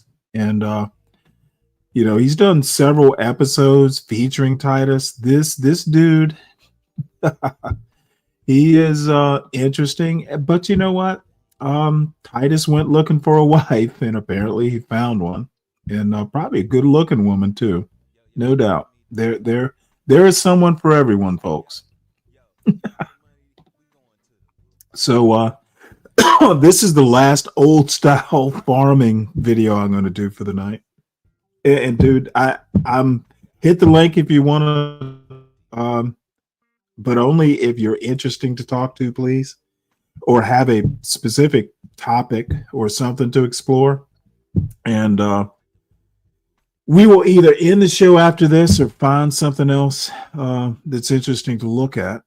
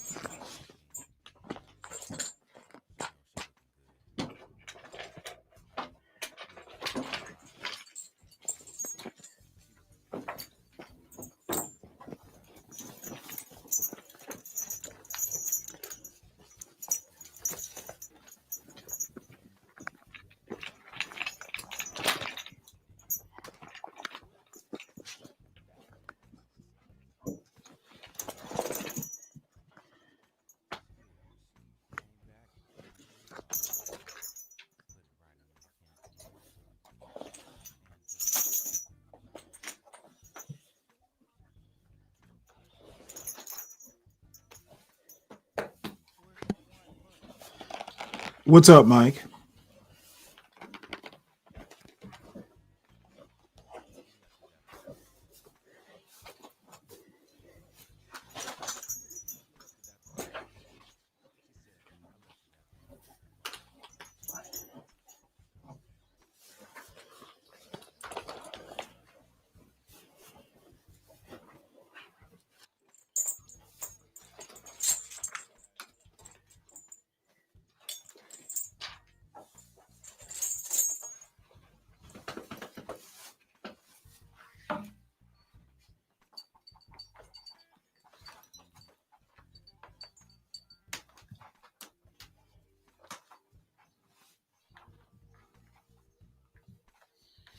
All right.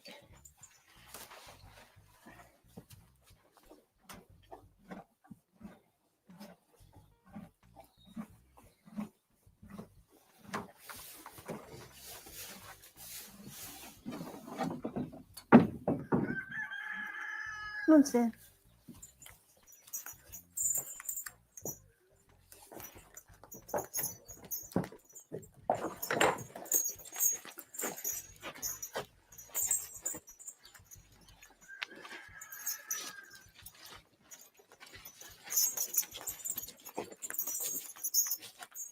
Oh, oh. All right. Let's go. Come on.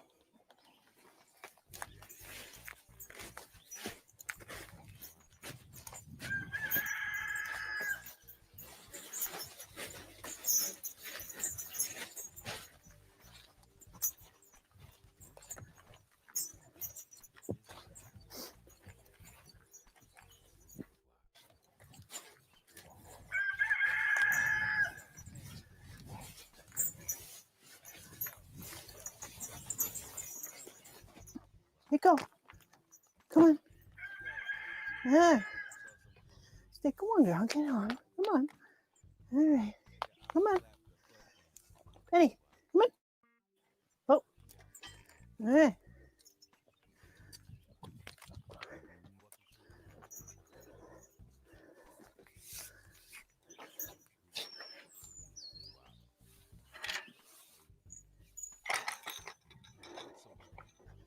Beautiful ground today.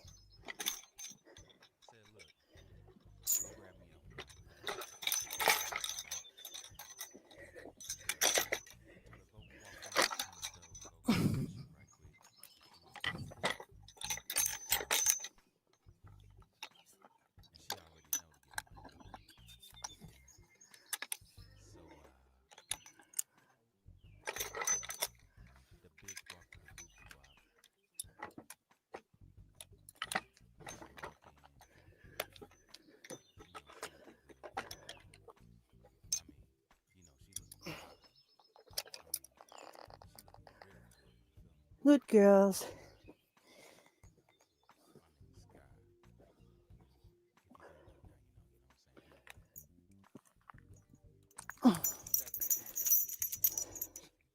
Back up, Sandy. Back. Back, girl.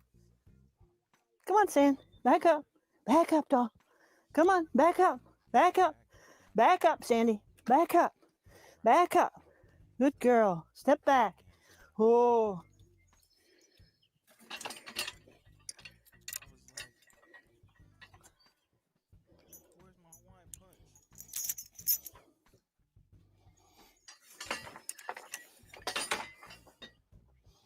Good lady. Good girl. Good lady. Oh. Oh. Oh.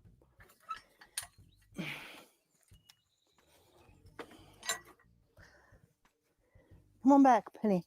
Come on back. Come on back. Oh. No. Come on. Hey, guys. This is a little tight.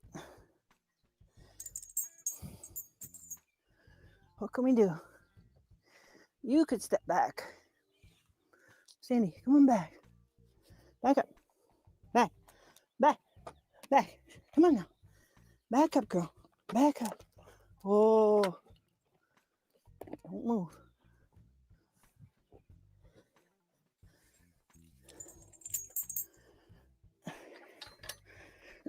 Yeah. You guys aren't helping me out today.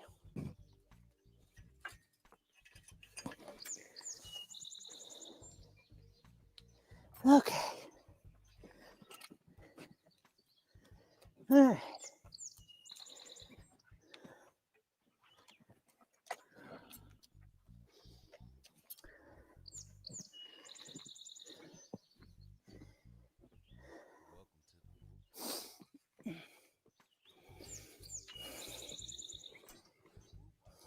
Oh.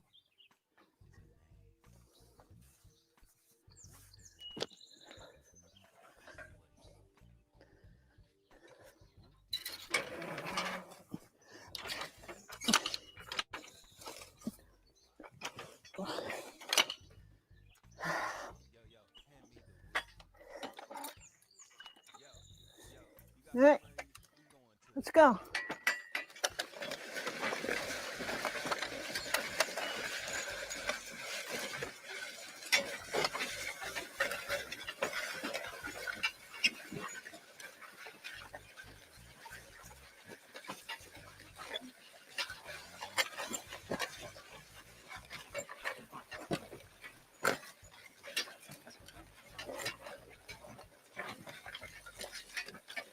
Whoa now, whoa.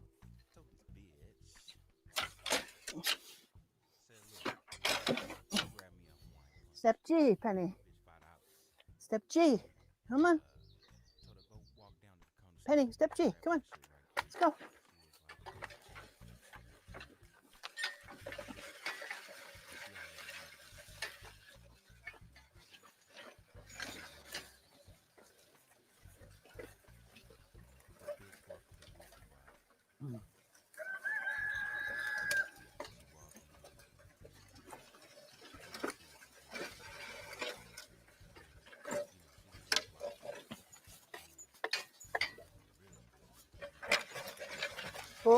Yahoo. Good girls. Of course, her horses would only be women.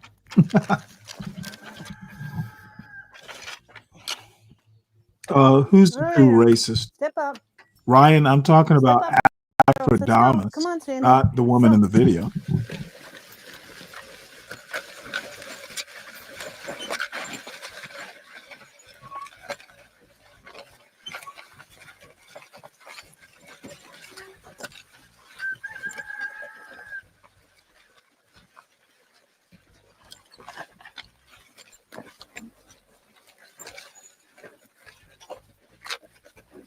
Oh, oh.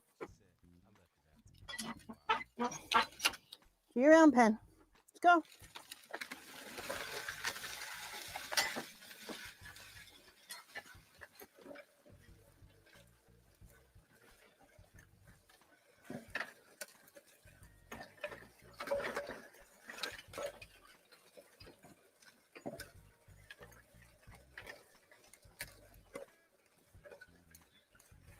Here you go.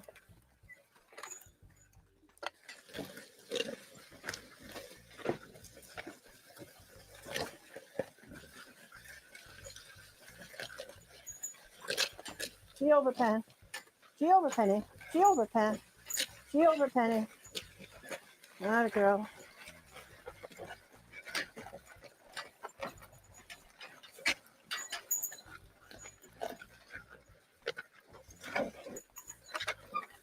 All right, we're going. Come on now, let's go. You guys gotta wake up.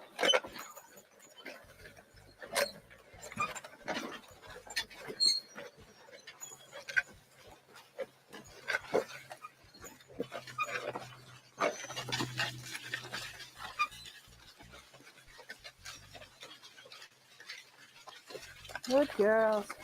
Good ladies. See over, girl. Yeah.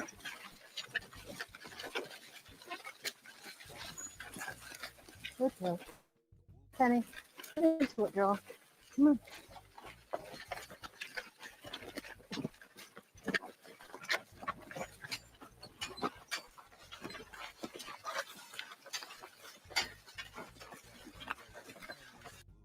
Okay, and folks that care, I know this is a weird thing to watch, but this fascinates me.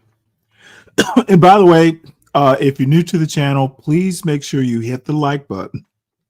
And if you're just here, make sure you hit the like button. Please make sure you hit the subscribe. I would love to make 200. Who could imagine 200 people who deal with this kind of silliness and nerdiness and foolishness and odd things that I'm interested in? Also share it out. You know, if you have a nerdy friend and you think they might like it, why not be generous? Or if you have a friend you want to bore to death, let's see what else.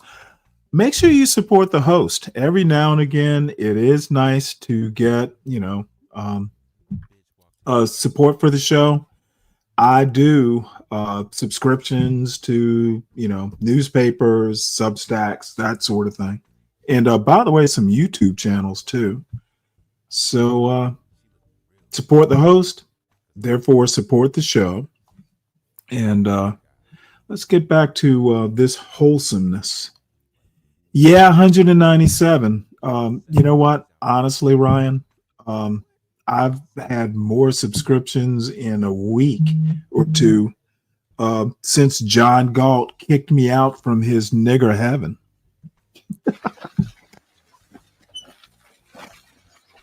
All around, Sam. Come on, all around. Good girl. Come on. All right. Good girlies.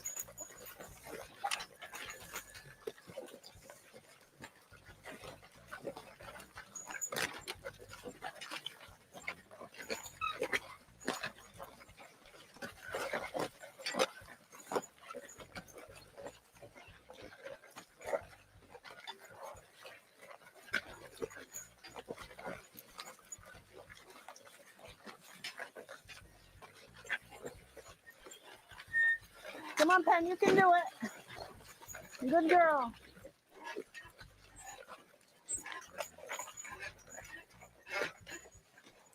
Haul around, Sand. Haul. Step off. Step off. Haul around, Sandy. Step off. Step off. Haul around, Sandy. Come on. Let's come around. Come on, Pen. Okay. Come around. Come around. Come around. Come around. Oh, now. Oh. Good girls. Wet.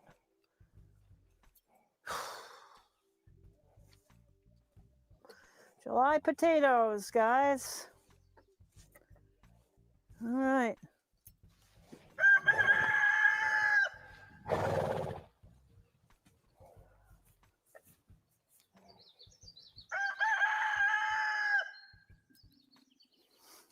Let's go, because we want to beat. Let's beat the black flies today, okay? Come on, dollies.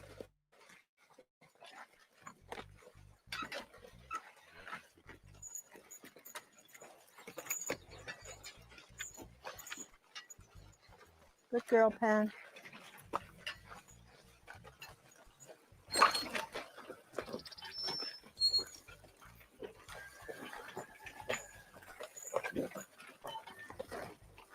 Ryan, those are horses, not mules. Can't you tell the difference? You're from the South, right?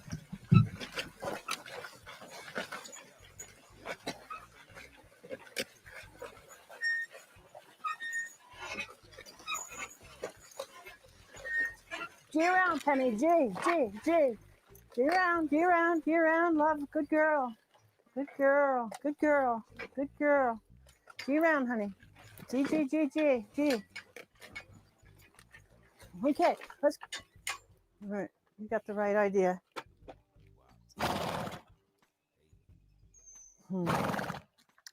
Actually, a different plan here.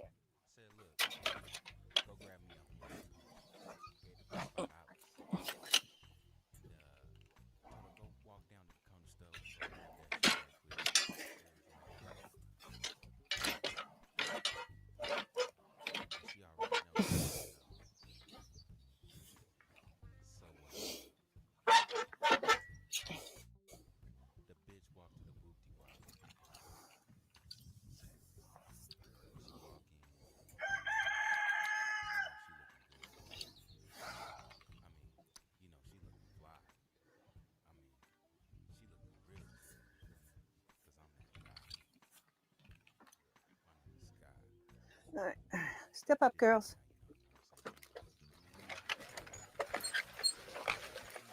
Paw, Sandy, step off. Step off, good girl.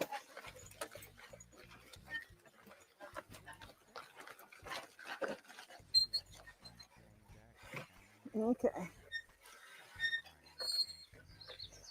G-Pen.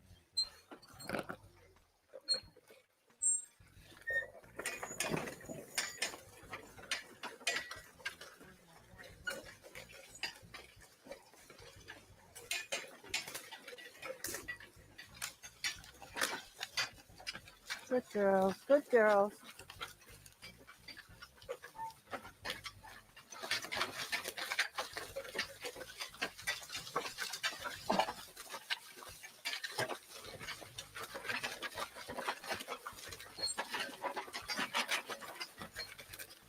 There you go, there you go.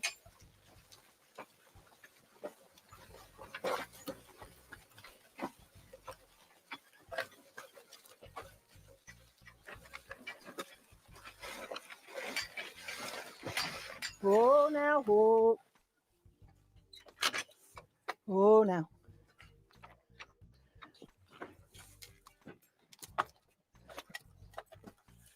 Good girlies. Good girls.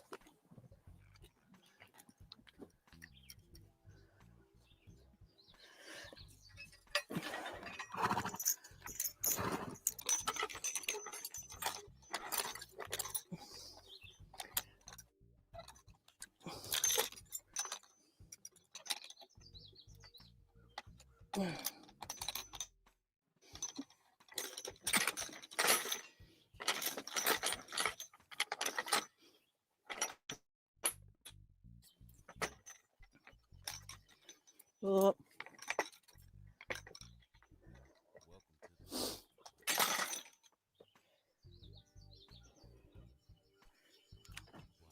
Oh, oh, oh, oh, oh, oh, oh. Okay, step off, Sandy. You got to go through the field where we came from. Come on. All right.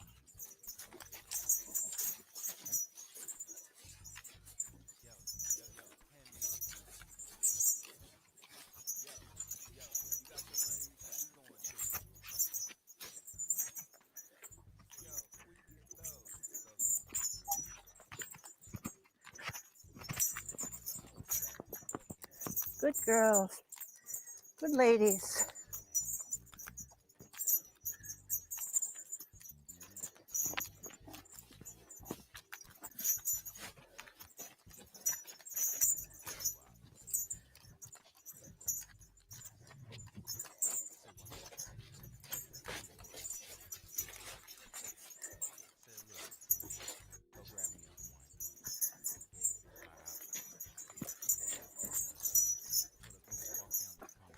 Whoa now, whoa.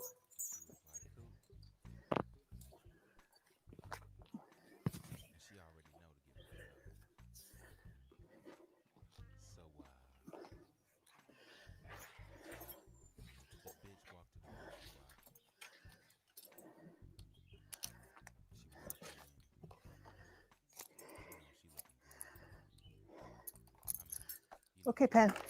Go ahead. Go ahead. Dropped your line though. Wow.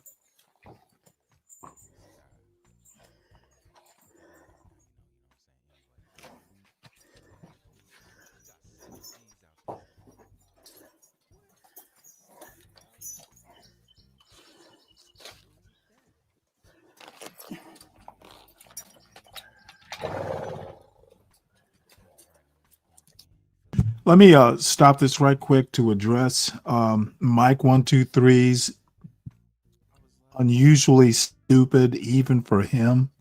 Dude, John Galt, I paid no money to John Galt. John Galt paid no money to me. All John Galt knows, I watched a little snippet of John Galt's show today. John Galt literally wants to compare everything to owning, to being a landlord. The motherfucker's a slumlord, and he thinks the world is his ghetto.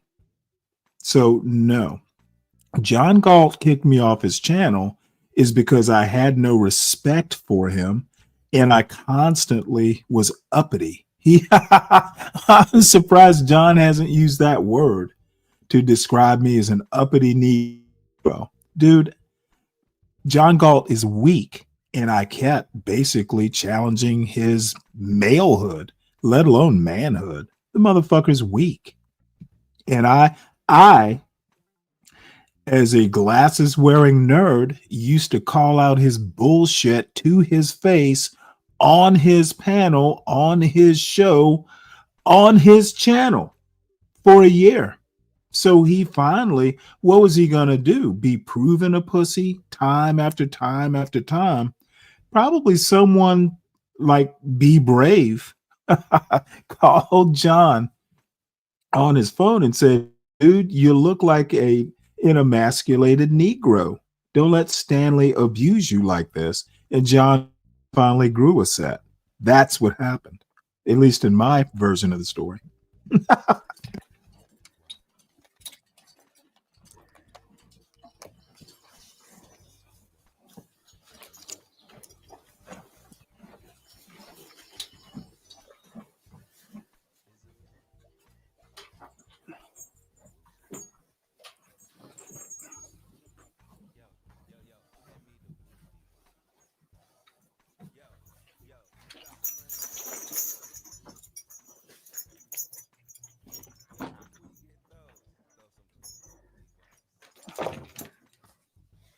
Found a few carrots in the garden. Not very nice ones, but probably better than no carrot. Not nearly as good, she says. I don't want to eat this dried up thing.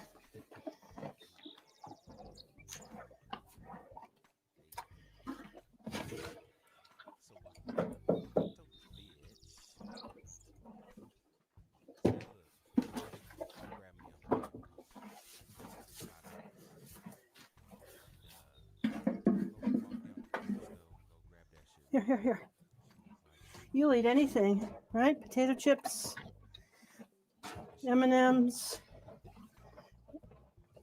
probably a ham sandwich. Oh, you know what? These natives are getting uppity. Abiola, fuck you. Your ass is in Africa and poor. Okay. What you really should be wishing for is that your family got enslaved by your kinfolk and sent over here. Motherfucker, I'm richer than you are. Black Americans are richer than Africans. That's what you need to be concentrating on instead of these little girlish, mean girl jobs. Motherfucker, listen to this dumb fuck. Stanley, but I know the losing tribes that were captured and sent to America. Motherfucker, your English is so horrible. You spell America with a K? What are you, a fucking black Nazi? You think they act different here? I don't give a fuck about how they act in Africa, you moron. Who gives a fuck what they do in Africa? I don't live there. God damn, dude. You are failing. You need to go back to John Galt or Be Brave's chat where they can fucking sneer at your dumb booty scratching ass in private. Dude, I will challenge your dumb ass in your stop talking about America. And I don't give a fuck about Africa, Abiola. You need to know your place, son. And it's not talking about American culture.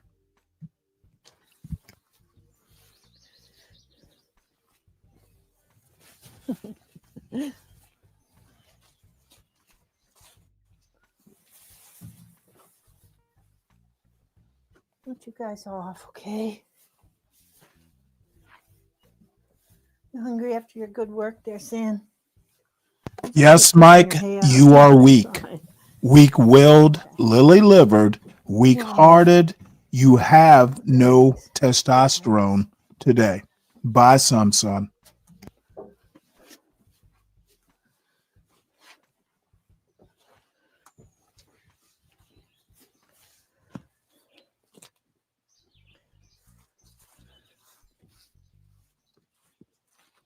So because it's been a wet year, my plans are changing.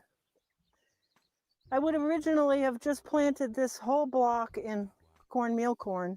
It's not even a very big piece, but I'm really playing with fire, trying to grow any kind of corn on this property because I have so many raccoons and bears, but I'm going to try and I'm going to fence it and see if I can get it. And then so I'm planting a little of everything here, which isn't what I originally planned. But I want to have some stuff, a variety of stuff, and not just do a block of, I might have just done corn here, but I need to get there's some baby carrots, there's some beets and some spinach, which will be a short crop, and then a variety of things to be transplanted underneath the row cover. And then 2 rows of really affronted peas. The greenhouse has 50 tomatoes in it, and then that mulched area has about 20 hills of delicata squash. So just trying to make sure that there's something coming along. It's a huge responsibility, especially with climate change, to think that I'm growing food for 20 families. And sometimes someday it's not going to work, but I don't know. I think we'll get away. I hope we don't have too much more rain. So that center field where we were, that's mostly going to be potatoes. And I'm not late for that. I like to plant potatoes really late and irrigate them. And the back field, which we didn't see way beyond, is going to be half dry beans, even though it's late, and half carrots. Yeah, and if I get too God late, damn, I'll skip look at the those dry beans biceps. entirely and Holy plant shit. the whole field in carrots. Carrots are the premier crop of this soil, this incredible soil. It is the nicest garden soil that most anybody has seen. And if you didn't even have a hoe, you could farm here, because I know this has just been tilled, but even in the midsummer dryness, you can just do this with your hand. And using the horses to disc is quite different, has quite a different effect on the soil than grinding through with a tractor, because the soil doesn't compact and you work so much air into it that afterward I feel like I'm walking in like three-dimensional velvet.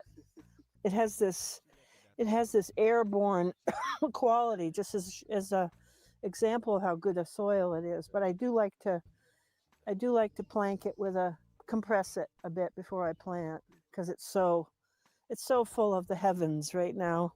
You do need that capillary. Have to be especially careful with horse tillage that you get your capillary action before you plant. So I've been using a roller on this, but I like to do a tidy job, maybe not in the kitchen, but at least in the field.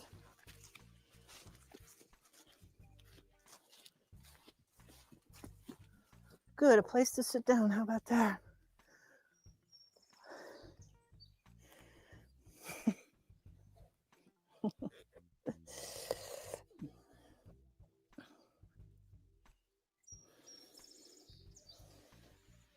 People are so appalled at the deliberateness required to work horses, but what they don't understand is how it centers you in the job and keeps you present and keeps you caring and keeps you observant and keeps you responsible and keeps you in contact with these two animals who you love, So going out to work with them is every day it's a reminder that it's an experiment. You say, I have this goal, but you know that you could be halfway to the field and I don't know, something could break, or you notice that one of the horses is suddenly lame, or there's a thunderstorm, or a wheel fell off the disc and you didn't notice it, or something. You have a goal, but you at the same time every day you accept the fact that it is a goal, it may not be achieved. And that is a daily test, in a daily lesson in humility, because it's just, as you can see, it's a fair amount of work to harness a pair of horses, even if you're 25. And I'm just a few years past 25, and I notice that almost feels like a day's work to harness them. And you think, well, okay, I've harnessed them, maybe I'll go lie down for a little while. But to do it and know that there's no certainty, be willing to give it your all without the guarantee of certainty. This makes good people. It makes patient people. It makes people with a little more of a philosophical approach to life, and not a material expectation, which we are just drowning in. Wow, we're just drowning. Plus, I love. I love to be able to love what I do. I wouldn't want to have to say I loved and then not love. So the horses are so wonderful to work with, and such absolute gems when it comes to saying, okay, this is what we're doing today? Okay, let's do it. They're the ones who are sweating out there, not me, right? They're doing what I ask, and that makes me responsible for what I ask them to do, and me responsible for how I ask them to do it. And it's just, it's such a enormous joy to be able to ask two huge 2,000-pound horses to work with you on a hot day in the garden, and do the job beautifully, and all be absolutely happy at the end of it, no aggravation and no stumbling. But stumbles happen, but I'm so thankful for that, Palmer. Yeah, it's unique. It didn't used to be unique, but it is now. Yeah. Really. Yeah, we have to work on that. Yeah. Kind eye. Like most mornings, He does kind of. He after does. early morning hay and a thorough brushing, I tended to the He does harness, kind of like implement abuse. readying, gate opening, While I they have to give digested their I have to give you roughage. that point, After a Mike. spell of very hot I'm weather and sorry, too many flies for Ryan. comfort, You the pegged cool Mike, morning air was or most you welcome. judged Mike. Horses Thank God you and judged him because he cultivators, has we no judgment. proceeded through the rows of carrots, beans, onions, and beets, like a comb pulled through hair, row upon row. Cocking my head back at the bottom of the field to see how well we'd done, while horses stood momentarily in the last cover of shade, the sun rising higher every minute. Sensing the horses' enjoyment, we turned into the next row, lining up as best we could to start in nice and straight, the newer mare with a skip of happiness in her step. We made short work of it all. It being over too soon was our combined sentiment as we returned to the barn. In a few minutes' time, well, perhaps a half an hour, up and down, we took out the weeds and left the crop in half an acre, accomplishing a week's worth of weeding, if done by hand. I love to admire the garden after a cultivation. I could stare at it all day. It looks like hope to me, hope and joy. The biggest gift of all, I want you to understand, is standing with the team afterwards, content at the manger with a bit of hay. Their own palpable sense of accomplishment, their sense of our harmonious triangle. We thank each other every time, pats on the necks and happy words from me to them.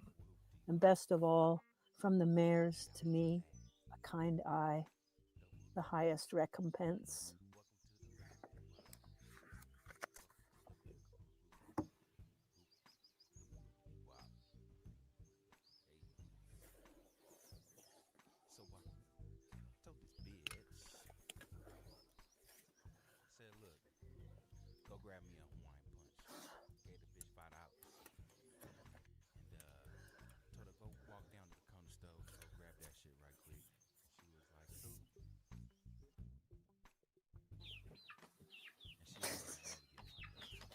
If I get to design where I live when I'm 80, if I get to be 80, it's going to definitely have to include chickens in the house because they are the best company. And they're really appreciative of my cooking. I really like that. Oh, wow. All right. Let us move on.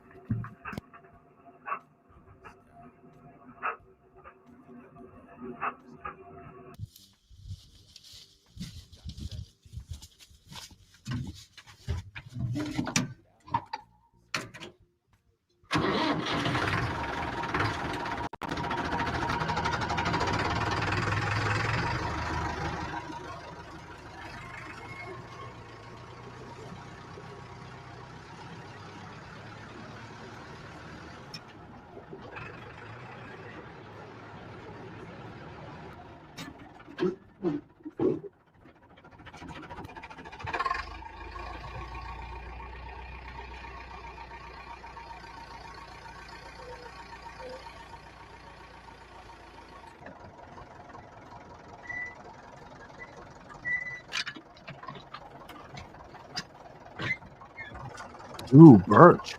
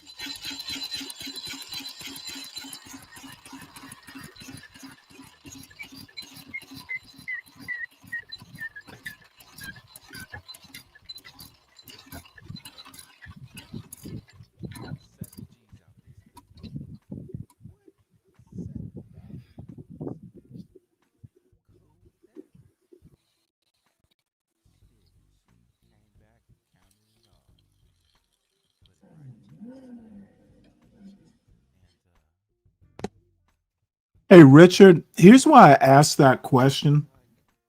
And I actually don't eat a lot of hamburger these days, but I found, the older I get, the less I like. one of the reasons, one of the reasons I don't go to places like McDonald's or really any chain restaurants is I can't get hamburgers cooked to order. I like my hamburgers medium.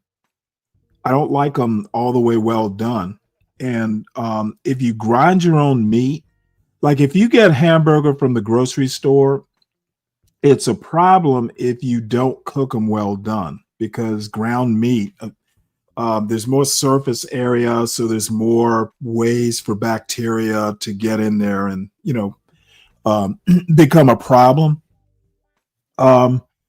If you get like some cheap ass cut of beef and you wash it and then you grind it yourself, it's more sterile. It's not going to be perfect, of course, but you grind it and make sure everything's clean. The meat grinder and all that.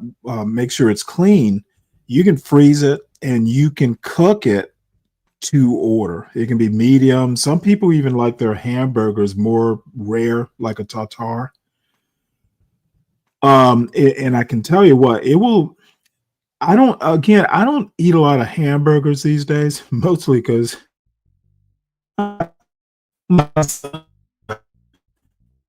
the hamburger, so it's still kind of juicy. So that's why I start again. So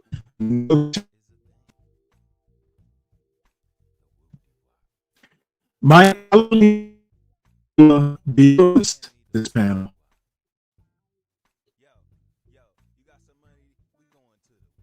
There. Hey, TK. AJ, when I was a kid, I do that.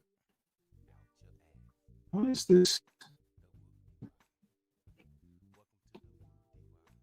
It's not working.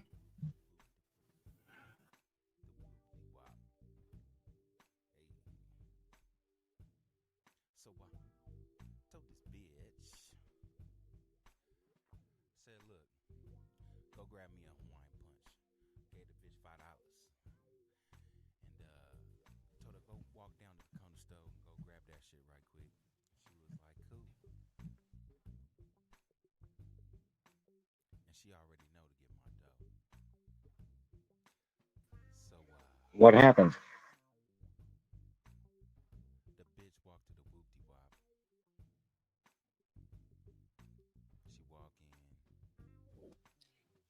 Folks, can you hear me better now? Yeah, we can hear you now. Yeah, I don't know what the fuck. You know what? I don't know whether it's StreamYard or my computer, but I had to go out and come back in. Do you have a lot of tabs open? No, I only have two. That does happen, but I try and do tab management, and I don't keep a whole lot of YouTube tabs open. That tends to be a resource drain. So anyway, it's been kind of wonky all day, and I rebooted the laptop overnight. And I have 16 gigs, so generally I don't get a whole lot of problems. I may either get another computer or risk adding RAM to this. Probably need to double it just so. I actually don't think it's a RAM drain. I actually think it's StreamYard. But anyway, So you don't have a desktop. You have a laptop. I haven't owned a desktop in probably 20 years. I don't have a use. I don't have a use for a desktop. My son has a desktop. He built a gaming computer. I don't have a use for a desktop. I don't need that much firepower. Now, desktops are easier to switch out components. They're easier to work on and upgrade. But you know what? If I need a upgraded computer, I just buy a new laptop. They're cheap these days. You just said what? I'm sorry, what? I say you just said you were thinking about upgrading your laptop, so why not just I'm thinking about adding RAM or buy a new laptop. Upgrade, either adding RAM, which is kind of risky. You void warranties sometimes when you work on a laptop. I also said or get a new laptop. They're cheap these days. Yeah, I missed that part. My bad. You miss a lot of parts there, son. Here you go. Oh, yeah. Well, you know what? I don't hold you in the highest of regard today.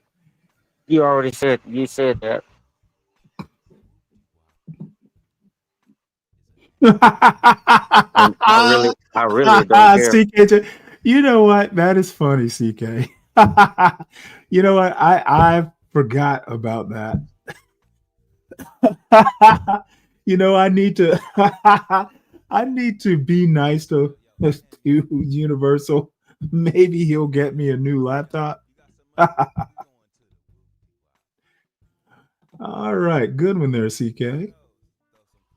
Laptop I'm Jones. sorry. Laptop Jones. Yeah, that's Universal. Why exactly, John? Better what video? Better I would think it's I mean desktops can be more robust because you can add more firepower. But you can get like a 64 gig laptop. Well, if all you do is sit in your house, Stanley, you should have a desktop. Why? It's not like you leave out and go anywhere. How You the don't need a fuck do you? laptop. How the fuck do you know what I do in my house, Mike? You said it came out of Did your you mouth. did you install cameras? It came out of your mouth. You said you don't go anywhere. Well, I don't. Okay, so what's the problem with what I said? You have no clue what I do. Maybe I'm lying. Well, I don't think you're lying. You wouldn't have said that. Let's say so. To all of a sudden, you know whether I'm telling the truth or not, motherfucker. You've been lied to so many times in your life. I'm surprised you're this trusting. Well, I just go off of what I hear. Yeah, motherfucker, that could be your problem. Start thinking about what you hear, and you might not be the silly goose I think you are. Have you tried to take that advice? Yep, I've lived it, son. Which you lived it, but you're not living it I am literally where you want to be, son. But you're not living it now, is what I'm saying. I You am say you lived it. literally where you want to be. Oh no, I don't want to be son. shit like you, Stanley. No, dude, you want successful kids, you want to be retired, you want your house paid for, and you want to be able to do it the And fuck what makes you wanna think my do. house is not Okay, paid for, motherfucker, Stanley? you're over talking your elders. You will not do that on my panel. You are always in hot water for that. Motherfucker, you want to be retired at a young age? Dude, I can still fuck. My dick still works. I'm not that old. No one tells me what to do or when to do it, son. My son, literally, I don't pay for his college, son. Well, I pay a couple bucks. You know, he needs money every now and again. But dude, you want to be where I want to be. I do not, Stanley. I don't want to be where you are. I do Then not. you are a fool. I don't want to be how you are right now. How am I right now? Well, you are a fool. You're a fool. I don't want to be a fool. Okay. All right. That was effective. You hurt And then my you feelings.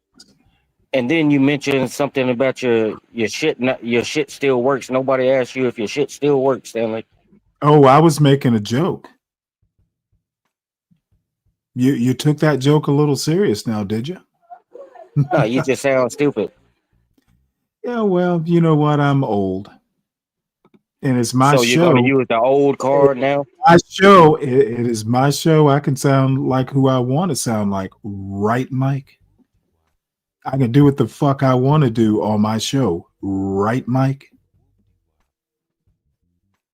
Right, Mike?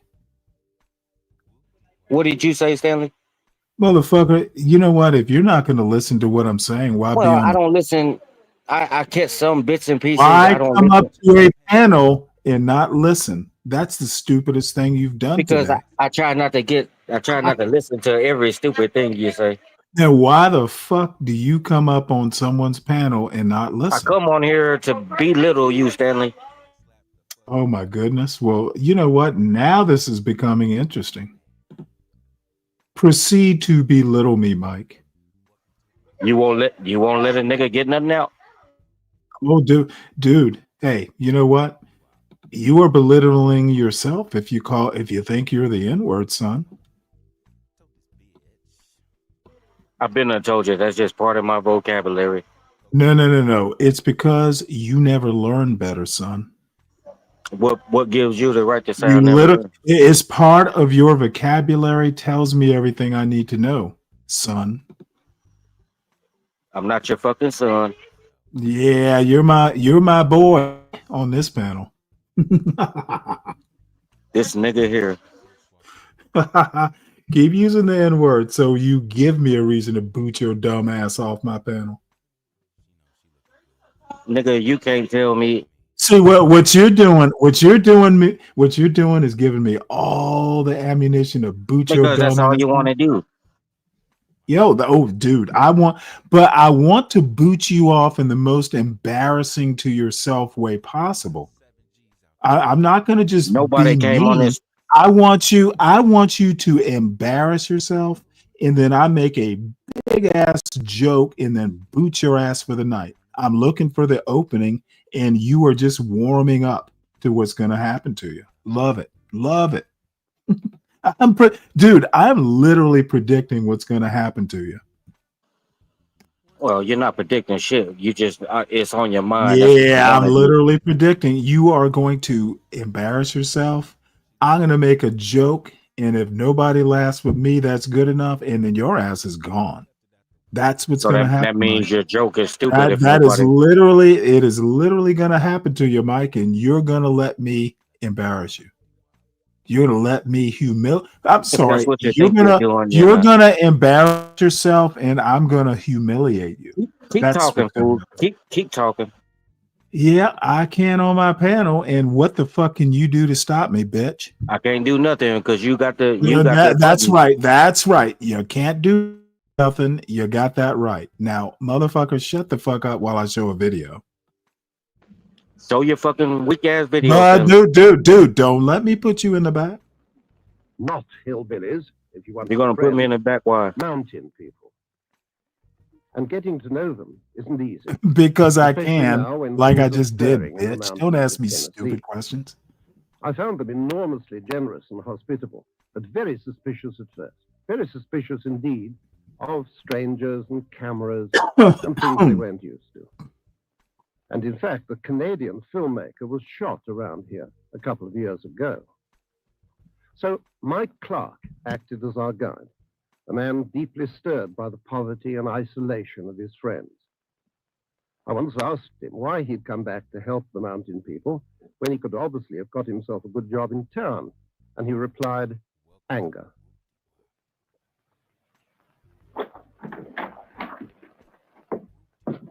This is my house.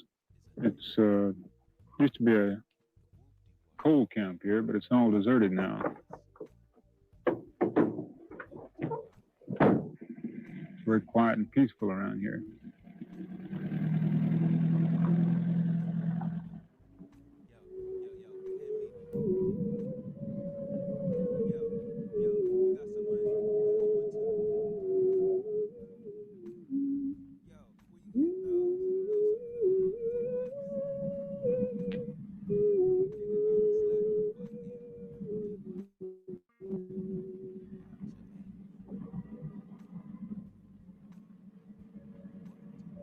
I was raised east of here in the high mountains. I went away to college for 2 years.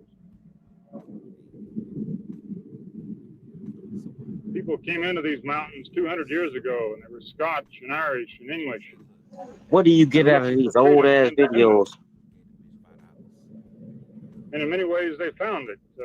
Well, I'm It's a good sorry, life, what? A hard life, but a good one. I said, what do you get out of these old ass videos? A sense of history. I thought you knew all the history. You thought wrong. Any other stupid questions? Continue. Oh, dude, you are a piece of work. I just try to show you some support, Stanley, because nobody joined your panel. Big industry began to move in. And you know what? I appreciate their reticence. The timber companies. Most of the mountains now are owned by big business, by the Rockefellers and the DuPonts and the Mellons, and by the federal government. And the people don't have much at all. We in many places don't own much land. Take Sammy Brennan, for example. He's a small farmer. He owns about 20 That's acres. tobacco. And he This works nigga very Stanley hard. used a cane when he He's fucking. just barely able to get by. There are 10 million people scattered through the hills and the valleys of Appalachia, an area roughly the God damn, I size never of knew they Britain. grew tobacco up in the mountains. These mountains contain the largest concentration of poor whites in this country. Delmer Branham is another one. He's a sharecropper. He doesn't own any land at all. He raises corn and tobacco. Well, I wouldn't say it would get any better, but I don't see how it could get any worse. Low income is not what we are. We're poor people.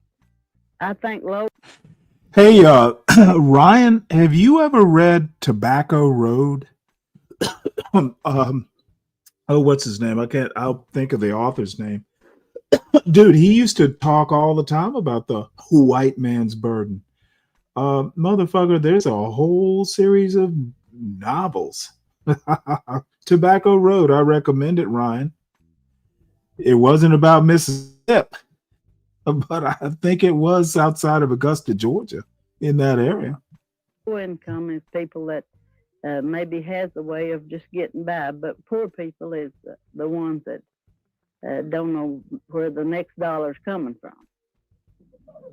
I feel like that I'm just about as low.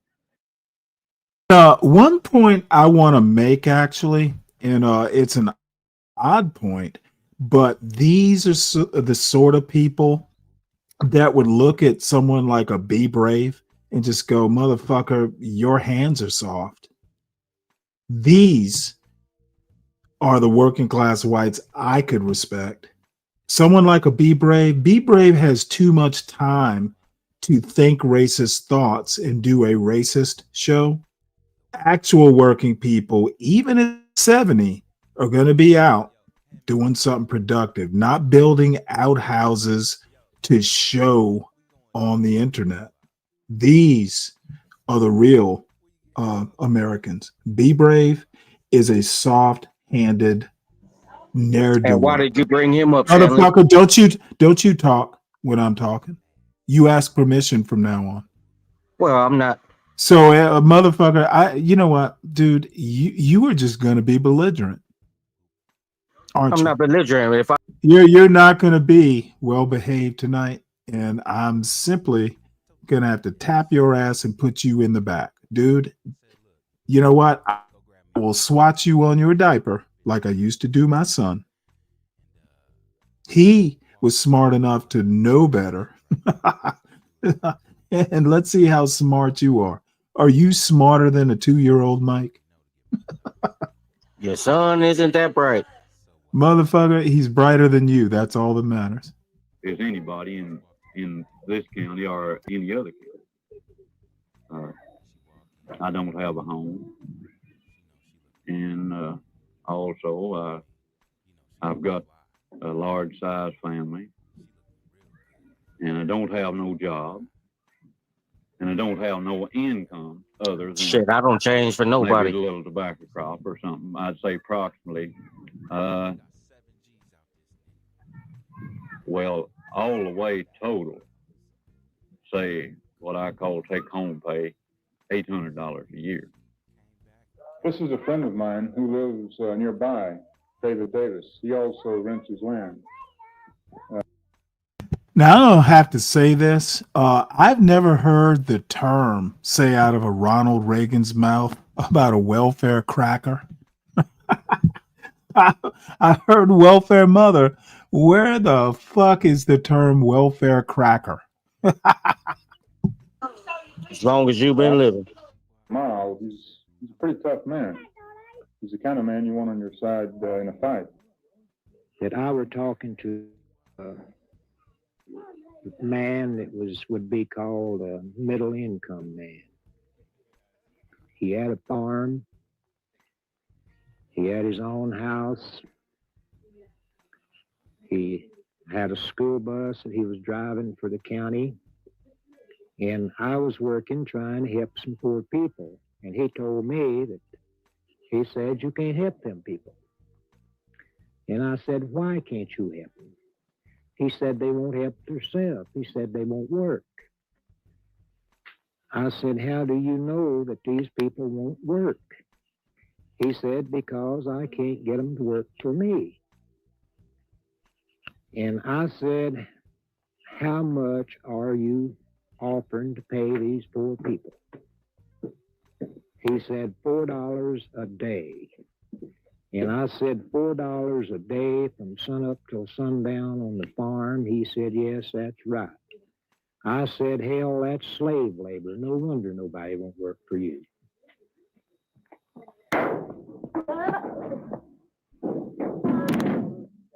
Hell, they ain't black.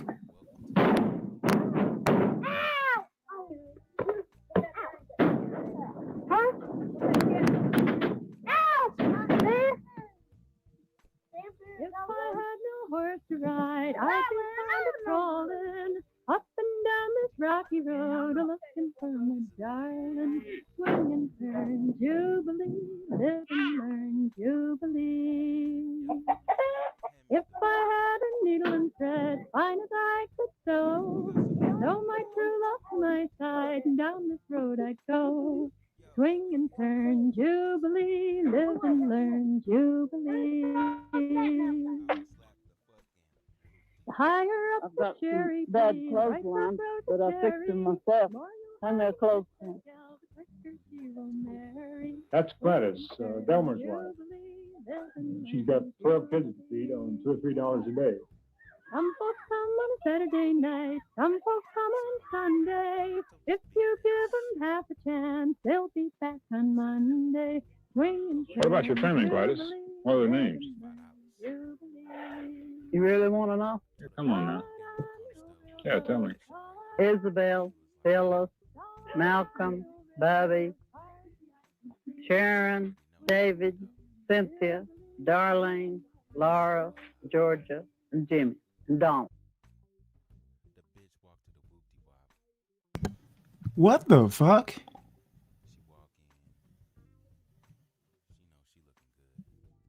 That's what I said. What the fuck when you started playing this video? It's an old thing. It's an odd thing to be suspended for.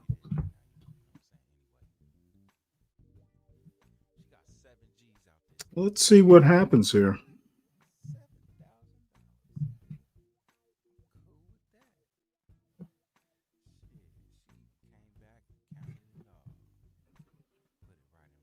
This kind of pisses me off. Stanley, let me dive a little deeper into your background, if I may. No thanks, I'm uninterested.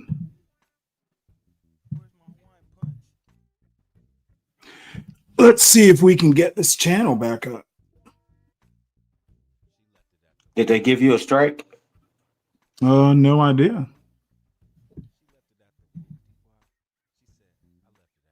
It's a copyright notice.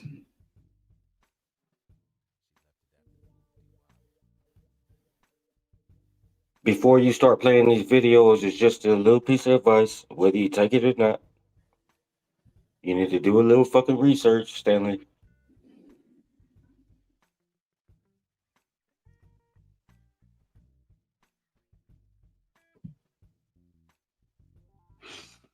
All right, well, it'll come back.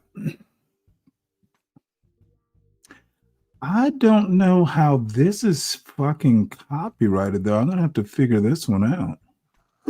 Everybody don't want you to show their content.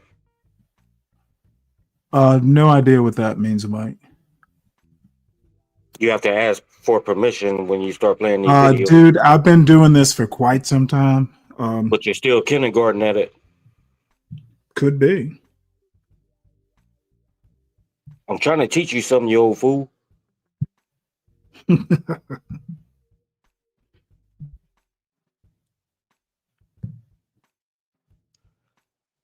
Let me crack open me another beer so I can dig into Stanley's background and why he hates certain people. Dude, do your best.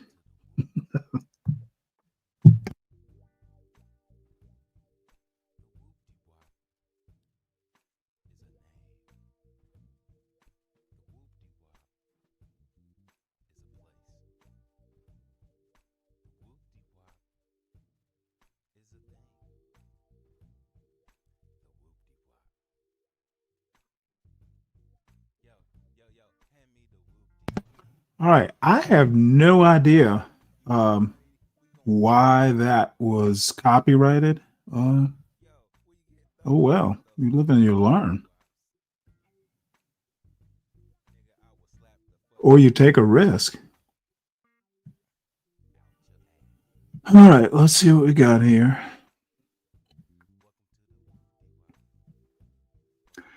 That was surprising. That is literally some old archive. But guess I won't be showing that soon. Guess what I may do? As a matter of fact, you know what? I have something that is similar about the Appalachians.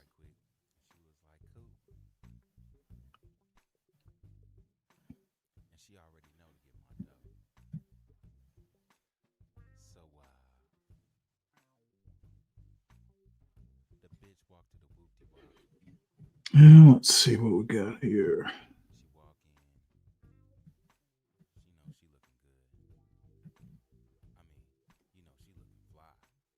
Or did I put it here?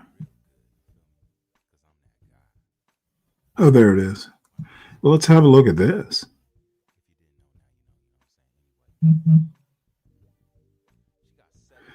It was apparently the song that was copyrighted.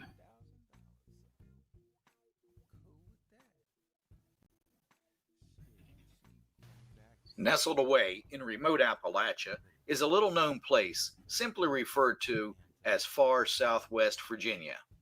It's a place where heavy morning fog rises slowly from sleepy Yeah, I don't think valleys it's Mike's as fault the there, sun John. comes up. It's a place where fish-laden rivers and streams run fast, cold, and clear. Birds chatter incessantly. And Are people really saying it's my fault because of that? mountains, forests, and fields. The famous Mike, it's the Appalachian joke. Trail meanders through here. Perhaps the artist Vincent van Gogh described it best when he said, "If you truly love nature, you will find beauty everywhere." Man, I do not like that John guy. I do not like that dude. For nature abounds. Yet he persists. The Nature Conservancy labeled this region's extraordinary ecological and biological diversity as one of the last great places on Earth. You may dream of exploring Africa, Asia, or the Amazon to find adventure or exotic plants and animals. But in far southwest Virginia, all you need do is open your back door and step out. Here's why. Southwest of the Interstate 77 corridor, 12 Virginia counties embrace 5,500 square miles. Within this area are approximately 1 million acres of national forest, state forest, wildlife management areas, preserves, parks, protected lands, and hundreds of miles of hiking trails. Watersheds from the Clinch, Powell, and Holston rivers rise to form the headwater drainages of the Great Tennessee River system. These scenic rivers are clean, teeming with fish, and support the world's largest concentration of freshwater mussels. About 12,000 years ago, Native Americans arrived in the region, paddling up these rivers and following ancient paths called traces, made by buffalo. Many of these buffalo traces are under modern roads and highways in use today. 3 physiographic provinces occur in southwest Virginia. The Blue Ridge Province, containing the highest elevations in the Commonwealth, the Appalachian Plateau Province, widely known for its reserves of coal and natural gas, and the rugged Valley and Ridge Province, whose mountains and valleys were created by tectonic plate collisions and erosion. Located in the western extremity of Virginia, the southeastern portion of the Appalachian Plateau Province possesses a rugged surface character. This hides its much less dramatic. Oh, and by the way, people may be wondering why, I'm playing this. I used to live up in Northern Virginia, in the Blue Ridge, which is across the Shenandoah Valley. From this part, because I could see West Virginia from my backyard. I just have I love the Blue Ridge Mountains, and I like the Shenandoah Valley too.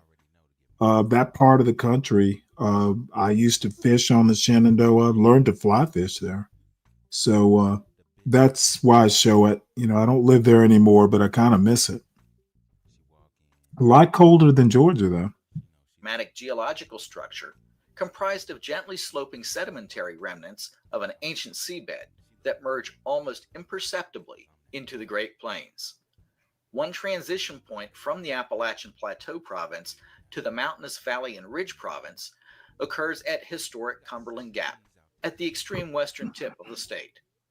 Cumberland Gap is an area long used by Native Americans, by explorers and long hunters in the 1600s, and by Daniel Boone in the mid-1700s during construction of Wilderness Road. Wilderness Road served as a gateway to the West and changed hands several times between Union and Confederate forces during the Civil War. Mountains of the Valley and Ridge Province formed between 450 and 350 million years ago, during the mountain building process at the end of the Ordovician period, when Earth's tectonic plates collided with tremendous force. 16 of Virginia's 17 peaks exceeding 4,500 feet are found in far southwest Virginia, with steep sides and narrow ravines. These mountains contain the greatest concentration of mountain gorges and extreme whitewater streams in Virginia, providing numerous and often spectacular waterfalls. Three mountainous areas of particular note include Mount Rogers Whitetop, the Clinch Mountain Range, and the High Knob Landform. Virginia's highest mountain, Mount Rogers, has a summit elevation of 5,729 feet above sea level. Sometime during the Precambrian eon, about 750 million years ago, volcanoes erupted here along the axis of what would later become the Appalachian Mountains. Remnants of lava flows are found here in volcanic rock called rhyolite. The Mount Rogers area is also Stanley, the that's only enough place of these in damn Virginia videos, man. where geological evidence of glaciation is preserved. What These video? ice ages happened prior to the The presence shit of that you abundant playing life on the on screen, Earth. no, I don't think anybody really Neighboring cares about Whitetop, it. similar in I appearance to care. Mount Rogers, I own the is the second channel, highest peak therefore in it matters. Virginia, with an elevation of 5,520 feet, and has a cloud forest near its summit. Ecological islands in the sky, both mountains have plants and animals more commonly found much Because farther I north, have a few people I along with need to address. organisms that show speciation from isolation. Well, when you get your The channel, Clinch you Mountain can. runs almost 150 miles in a Oh, I general have a channel, I northeast just don't direction post on it. from Signal Point Peak near Blaine, Oh, well, Tennessee, that's a to shame. Garden Mountain near Berks Garden, Virginia. It separates the Clinch and Holston River basins, providing a geographic barrier with only two natural gaps in its entire length. The mountain provides a natural I may migration just do the route during debut birth here during soon. seasonal migrations. Oh, Because of the I steep pray slopes you of these do. mountains, It would be and awesome. controlled I hope you access to the subscribe, sacred like, and yet comment on it. contentious I will Manatee hunting subscribe. I grounds will to like. the I will north and comment, but west. I'll never come up Native on your panel. Americans warred for And centuries you over are hunting and welcome to fishing join the rights to panel. these lands, rich in game, fish, and edible plants. At the core of far southwest Virginia is the imposing High Knob landform, looming over the Powell River Valley. The erosional Oh remnant wow, of I an even know more right massive where High mountain, Knob is. which, at over That's in 100 air Clark miles in County. length and 10 air miles in If width, it's the same is the High most Knob I'm dominant thinking of. feature of the 3,125 square mile Cumberland Overthrust Block. The wettest region in the state, the High Knob area receives an average of 60 to 70 inches of precipitation each year, Yeah, it's got to impacting be a weather different High in Knob. all of southwestern Virginia. It is a different High Southwest Knob. Virginia also has large areas of karst But topography, Georgia famous is for a having piece of many shit state. caves and sinkhole systems. More than Is it? 2,500 caves are currently documented Well, west at of the least to me Interstate it is. 77 corridor, but many Well, more who are are yet you, to be Mike? discovered. The longest cave system in Virginia, tied for Mike 15th with the longest in the plan. United States Mike with and the tied for plan. 61st longest in the world, is the almost 29-mile long Omega Cave System in Wise County. It has a vertical depth of 1,263 feet, making it the deepest cave east of the Rockies and north of Mexico in North America. These geologic, topographic, and climatic features provide conditions in far southwest Virginia to support a unique blend of northern and southern forests. These conditions are ideally suited for tremendous ecological and biological diversity, along with the origin, development, and support for populations of rare species. As a result, there are more than 400 species of rare and endangered plants and animals found here, and certainly more to be found. The variety of organisms living in these diverse habitats is simply astounding. Until decimated by Do you logging, mind if I and promote then my life channel, in Stanley? the early 1900s, the American chestnut tree at one time comprised as much as Can you type it, 25% or do you of the need to region's use your forest. voice to do so? Today, I need roughly my voice. 1,900 species of trees, shrubs, and herbaceous plants Okay. are documented in far southwest Virginia. I'll do it here in a little bit.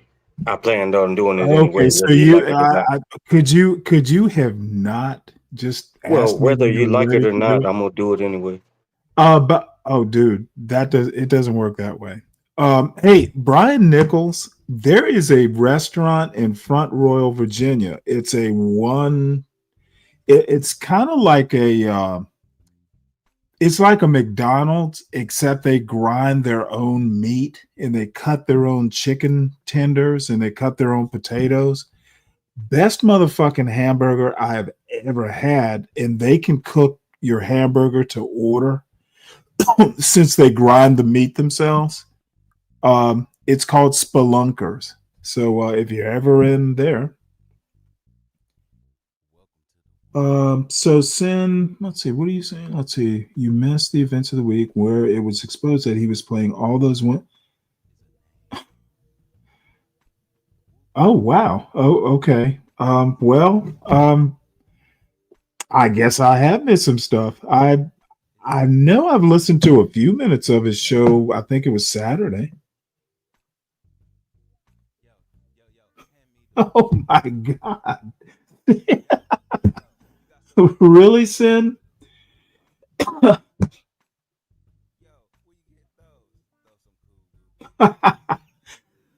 Okay, Sin. I guess I need to be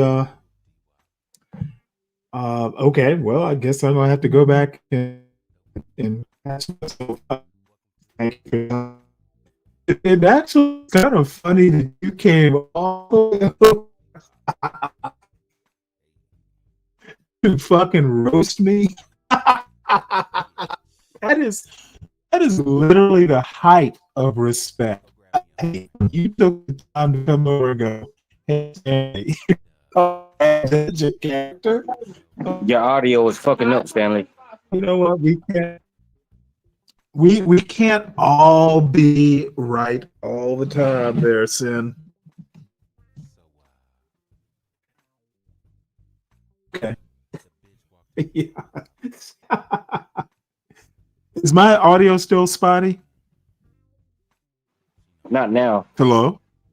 Okay. Yeah, I hit the mic and a wire.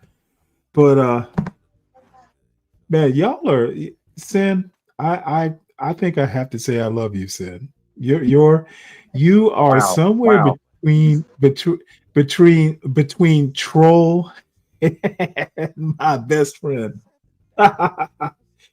Dude, I don't join. Hey, Sin, I do not join Discords.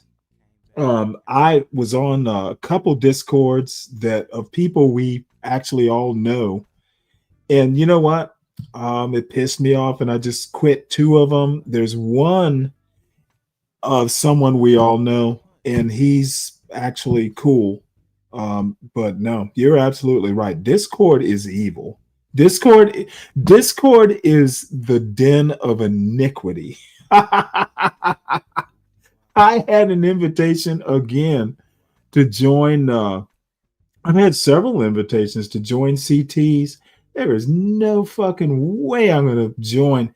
And you know what? Most of the people there are perfectly fine. I like CT. He's a good guy. But dude, it's like a den of vipers. And dude, I need my sanity at my age. So anyway, Sin, I'm glad you took the time to let me know. And always appreciate when you're in my chat and helping us out.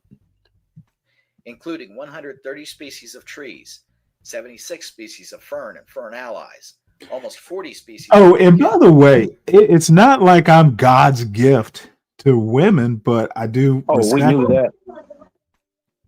that. Well, since you're not a woman, thank you for speaking up for them. All I'm saying is that, but I was just raised a certain way. There's some things that you can just bite your tongue and and walk away from. And a lot of these young men need to understand that. 24 violet species. Some of our many imperiled plants include running glade clover, Virginia roundleaf birch, roundleaf sundew, Canby's mountain lover, glade spurge, and Alabama grape fern, to name only a few. In the Clinch, Holston, and Powell rivers, about 18 species of rare and endangered fish are found, including the paddlefish, and threatened aquatic creatures such as the spiny river snail and eastern hellbender salamander, third largest salamander in the Hey, world. Slick, you got that There are right. roughly 55 threatened freshwater crustaceans, What's up, SD? including crayfish, isopods, and amphipods. These rivers also support the world's greatest concentration of freshwater mussels, of which 26 of the remaining 45 species are globally rare, including 13 listed as federally imperiled. Reptiles and amphibians found in southwestern Virginia include approximately 9 frog, 4 toad, 17 snake, 3 lizard, 11 turtle, and 35 salamander species. In one 2,000-acre plot on Mount Rogers and White Top Mountain, 20 species of salamanders are known, the largest concentration of salamander species in an area that size on Earth. All 16 species of Virginia's bats are protected, and there are more than 50 unique, rare, and endangered cave organisms, such as the unthanked cave snail and Lee County cave isopod. Southwest Virginia is one of the few places in the East where both bald eagles and golden eagles can be seen. A birding hotspot, the region is located in the midst of the migratory flyway. Each year, during September, thousands of broad-winged hawks and other raptors are meticulously counted from a fire tower above the town of Mendota as they migrate south. Also, in September, friends and birders from around the country gather at a home near Grundy to observe and photograph upwards of 70 avian species, inclusive of 30 species of migrating fall warblers. 6 different woodpecker species, including threatened pileated and red-headed woodpeckers, several species of vireos, wrens, cuckoos, tanagers, and many more are recorded from this area. In all, perhaps 175 species of terrestrial birds, not including waterfowl, occur here, and several of these are listed as threatened. Terrestrial invertebrates are some of the most uncelebrated creatures found in far southwest Virginia. These include insects, centipedes, millipedes, and spiders. The Virginia Department of Game and Inland Fisheries estimates Virginia has between 18,000 and 20,000 species of these invertebrates, with approximately 150 species listed as endangered or threatened. Examples of rare and uncommon invertebrates found in extreme southwest Virginia include the Hayhurst scallopwing, northern meadowlark, Appalachian tiger swallowtail, Diana's fritillary, gemmed satyr, and juniper hair-streaked butterflies, dragonflies such as the Cherokee clubtail and the Big Cedar Creek millipede. A crucial, often overlooked aspect of southwest Virginia's forests are fungi, perhaps more than 600 species. 90% of the living stuff, called biomass, in a forest floor is fungal. Bacteria, insects and their larvae, algae, and other things comprise the remaining percent. Aside from being the best decomposers, fungi have a symbiotic relationship with trees. Trees are highly dependent upon thousands of miles of mycorrhizal fungal threads associated with their roots that tap into distant nutrient and water sources for healthy growth and survival. In return, trees provide fungi with sugars needed to produce fruit bodies. Considering that much of our flora and fauna is still to be discovered, this area is truly a natural laboratory. So, if you love nature, far southwest Virginia is one of the last great places on earth for both scientist and artist. Here, beauty is everywhere. Just open your back door and step out.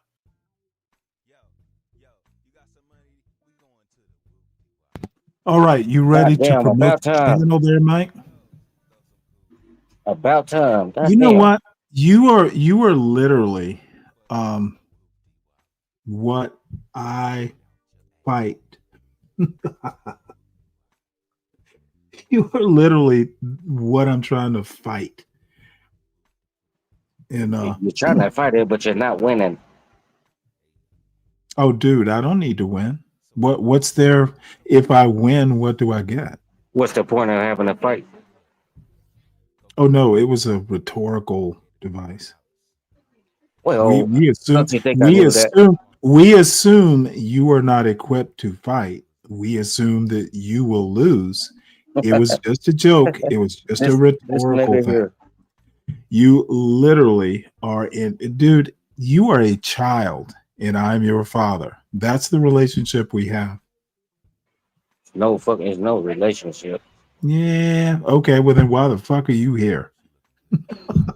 I told you. Literally. Been through that. What the fuck? What the fuck are you doing here? I come here to make you look like a fool. But yet you're making me look smart. That's the weirdest thing. Well, dude, right you now, are literally making me look like a genius. And I'm right not. now, I'm trying to be respectful before I go in on you. Dude, I literally look like a genius right now. What's up with that? I'm trying to hold off from going in on you. Dude, don't hold back. You need to go with all your might because you're gonna need it. You may continue. You literally don't stand a chance. Show another video. Or what? Show another video. Or what? What are the consequences if I choose not If to? you don't show another video, then I'm just gonna do what I do. What do you do, Mike? That we've been eagerly awaiting to know what Mike does. Come on, tell us, Mike. What does Mike do? Come on, Mike. What do you do? Come on, Mike. Listen to this belligerent fool. What belligerent fool? Come on, Mike. Oh, dude, you know what? I treat puppies like that. You know, you got to give them some encouragement to run or obey your commands. What would you rather me give you a little bit of kibble? You must didn't have enough money to put John. You want to treat Mike? Here, Mike. You want a treat? You must didn't have enough money to put your other son, John, through school. You got two sons. Your weak ass son, and then you got an internet son. Who is my other son? John Gay ass is your other son. John J. I said John Gay ass. And that's all you got? I thought this was gonna be like some pithy battle. God damn, dude. Let me give you some more time to work on it. Yeah, I just started drinking. You gotta give me a little more time, motherfucker. Oh my lord. Oh, Mikey Mike. It is Labor Day, and I did labor today. Mikey Mike. I don't give a fuck what you did today. Oh, you don't have a Tell clue me 'cause you don't have a job. why would I give a fuck what you did today? I Tell just me said why you it matters. wouldn't care Tell because me you why. Tell me why what you did today even matters. Who does it matter to, by the way?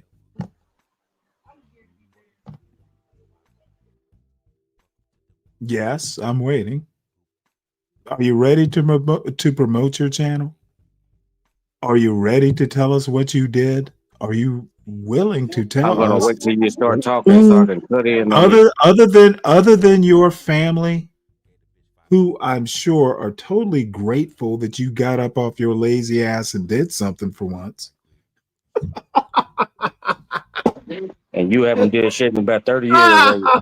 I haven't fucking done shit today other than roast your dumb ass. You walk on your little cane and get you a beer. That's the most you do. Dude, I was so happy knowing that you would come up here and be so predictable. I didn't even need a cane. Did you walk on your cane and grab you a beer, Stanley? The jokes that I was writing in my head about your dumb ass were the cane. I was floating. I didn't even touch the ground.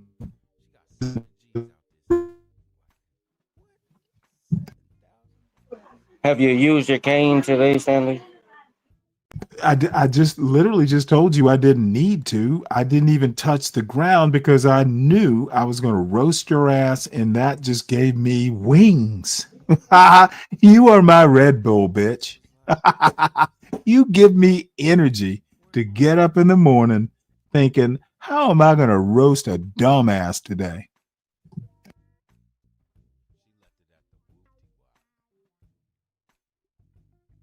And lo and behold, I'm going to nickname your dumbass Old Faithful. You fucking erupt. And then I have to fucking put you back down. So, are you done, Mike? Have you given up yet, Mike? Mike, you still Find there, something to Mike? show your fucking audience before I go in. Dude, you know what? I need you to just fucking don't Stanley, let's be clear. Don't give us do not give us a preview. Go straight to the main event, Mike. Am I your fucking content, Stanley? No. Well, I seem to be right now. You are literally an impediment to my content. Well, let's be clear. You show video. You don't. Well. Yeah. Okay. Well, you know what? Basically, you have no reason for me not to play this video. I got it. If I think of something to say, I interrupt. Oh, dude, that's gonna be a while.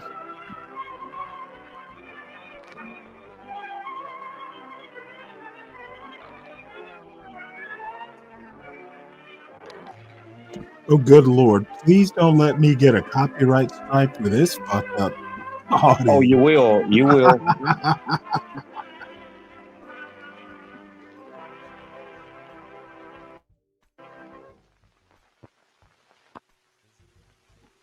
Dumbass nigga don't know what the fuck you doing. Oh, dude, how many times have you said that N-word today? Enough. Oh, not enough for me. Say it some more, so I have a reason to ban your ass. Northern Illinois, worth working and fighting for, full of serene beauty and promise is the sky over the good, productive earth. No bright bunting flies in the summer air, no bands are playing, yet here free men, women, and their children are working for. You know, Mike, actually, you have a good point, but I've shown probably 100 of these old films, and I kind of all it takes is one. Motherfucker, why are you dude? I didn't get a strike. You mentioned my name. Okay, I literally did not get a strike. Why are you even interrupting? I was talking to a grown man. Because I'm trying to tell you, all it takes is one. No, I didn't get a strike. Let me worry about my channel. Mike, I probably shown 100 or more of these old archival, types of footage. First time I've ever even had, like, literally. Sometimes you'll get like a copyright, like a notice or something when the stream is over. That is literally the first time I've ever had any sort of issue. And yeah, I do need to be more careful. That part I learned, but let's. You need to be more careful. Mike 123. No, John Strives did. He's smarter than Mike. Is that your pet? No, he's my advisor. He's smarter than you. Wow, that dude sounds like he on meth every time he come up here. Oh my God, dude, kind of like you, huh? And did you change my motherfucking name? It takes a meth head to know a meth head. With a grim, resolute courage and Did you just change my motherfucking name on here? out with what they have, to win a total Mike? war, Yeah, I said it. to bring victory and Oh, did I change it? Well, can you not hear, motherfucker? Oh, no, I didn't change anything, Mike. Not no motherfucking old faithful. What the fuck is wrong with you? No. Hey, I just happened to look down at this bullshit. This some bitch is stupid, ain't it? Did I not call you Old Faithful? You just turned out I just to happened be to look roasted. down and it says Old Faithful. This motherfucker is nuts. Dude, you just, how long ago do you think I changed that?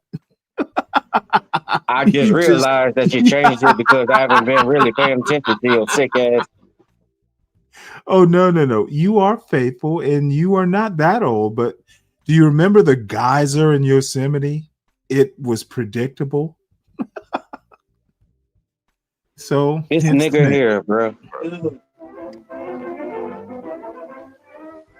It's a beautiful day in northern Illinois. Well, here's a typical Illinois farmer. One of the men our armed forces and we at home depend upon for food. And boy, oh boy, is he busy. His machinery scarce, his gasoline is rationed, the tires on his truck are wearing down. It's rationed. Hired man's working in a defense plant. His son is on a fighting front 2,000 miles away. Well, it's time for chores. It's always time for something these days when armies and fleets demand that every American farm produce to its utmost. So, let's look around and see what's going on.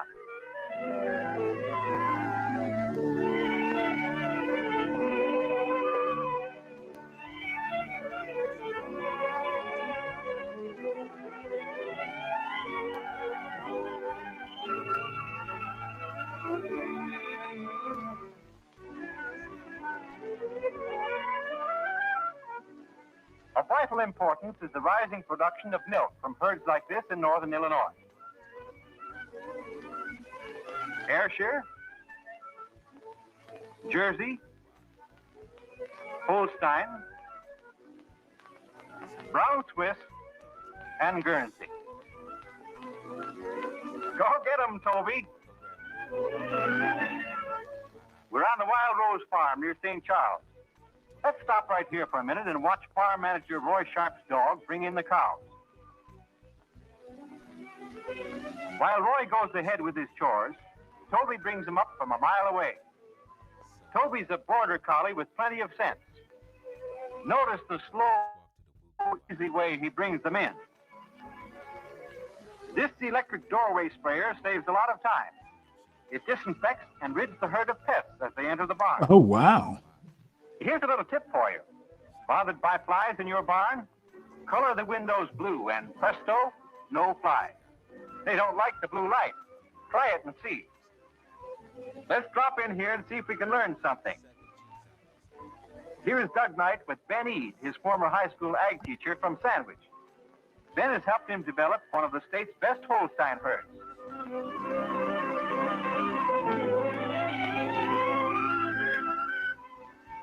Doug grinds feed, as does E.H. Ellingson. Oh, Poplar Grove way, that Dollar by General machinery. Dave. Here's the before and then Stop being so mean, Slick. back at nights again. Mrs. Knight and her daughter Eleanor feed the calves while Doug Jr. demonstrates a really effective home-built sprayer.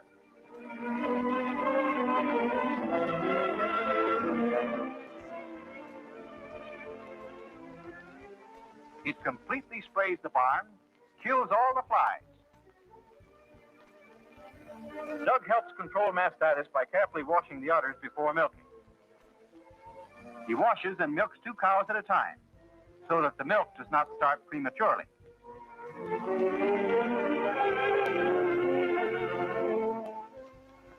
Doug dips the teats in chlorine water after milking as an extra precaution against the spread of mastitis.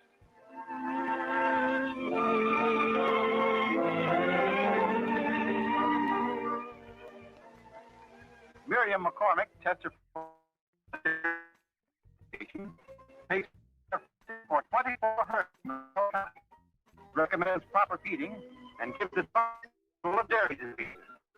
By taking a sample of the milk from each cow, farmer has exact record of what his herd is producing. It's taken the place of a man who's gone more.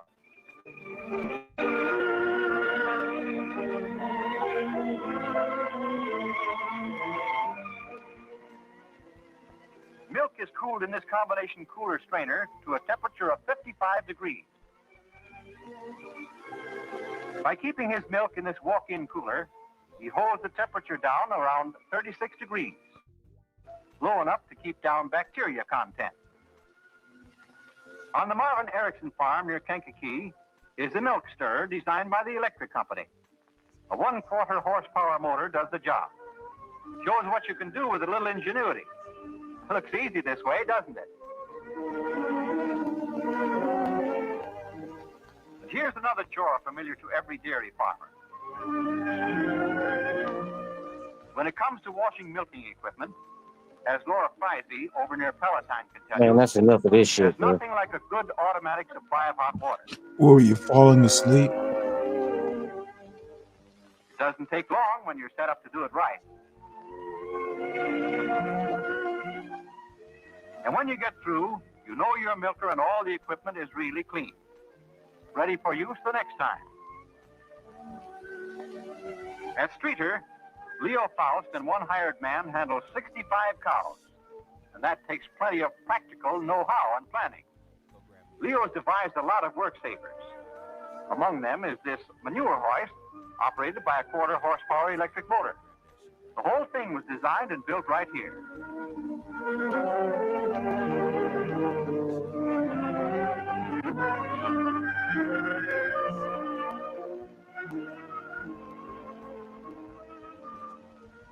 It used to take 2 men just to spray this herd the old-fashioned way, but Leo does the job alone now, and incidentally uses only 5 gallons of spray where it used to take 30 gallons every 3 months. Some spray, How do you like it? Leo uses the same type combination milk cooler and strainer that Doug Knight does. Milk is brought down to about 40 degrees in this cooler strainer. He gets his low temperature by pumping cold water from cooler tank to cooler strainer. Our dairy story wouldn't be complete without the head man, or I should say the head men. This exerciser works off excess energy for bulls of the Illinois Holstein Breeding Association at Dundee.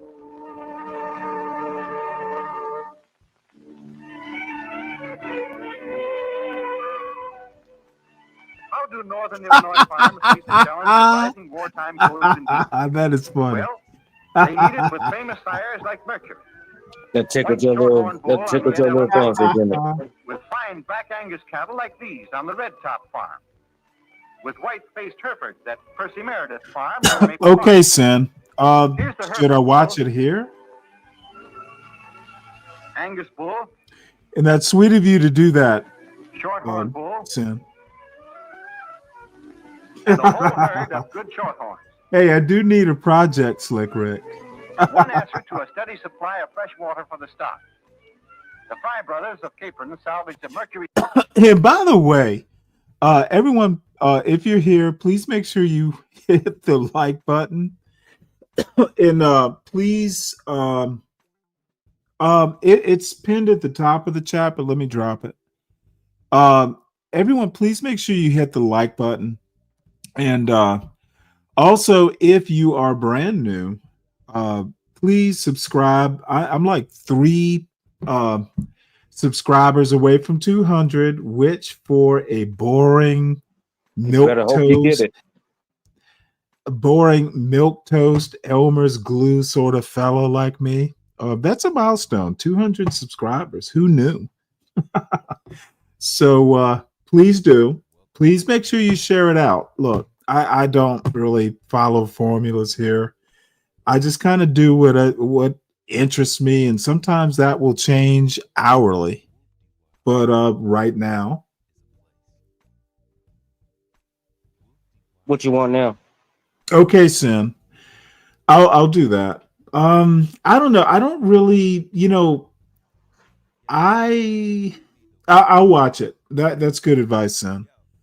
But the bottom line is, dude, I'm a bore. I'm an old fuddy duddy.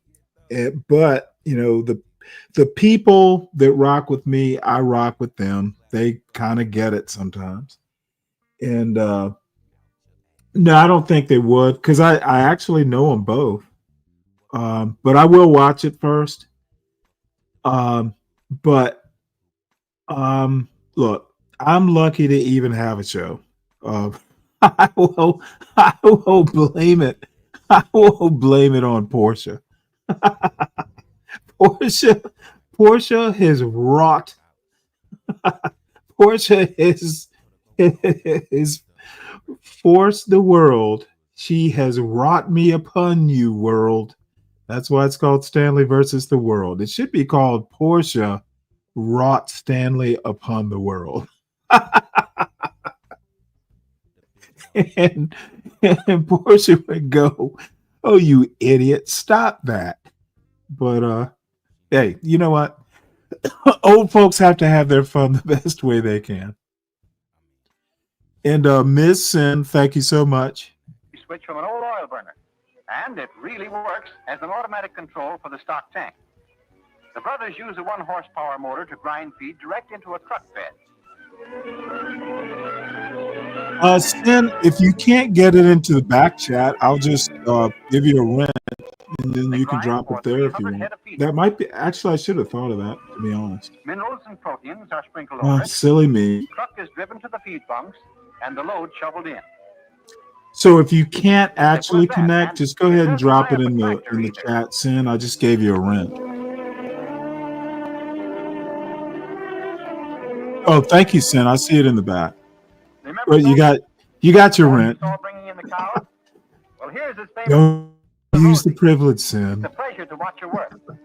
Oh my gosh.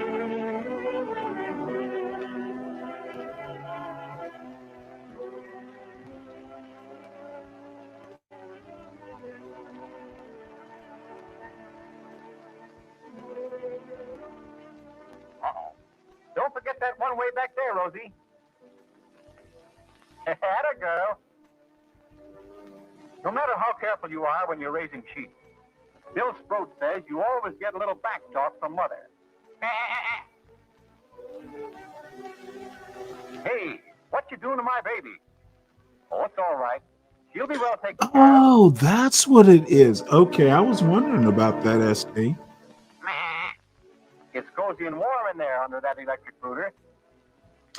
You got it anyway, Sin. You're a good woman. You've been nice to me. This isn't Mary, but it's Louise Jane Littlecall. So you know what? People who like to drop links and kind of help me out with content and giving me stuff to think about. Obviously, you're one of those people. It's not like it's a thing. They've used the wash Spamming the chat? Oh, that would be funny. More sacking for the curtain. Mr. Hampton and Harry examine one of Harry's prize-winning lambs. 4-footed proof of the value of his homemade brooder. The modern sheep man uses electric clippers. But even so, shearing a sheep is a real art. Watch Joe Majira do his stuff.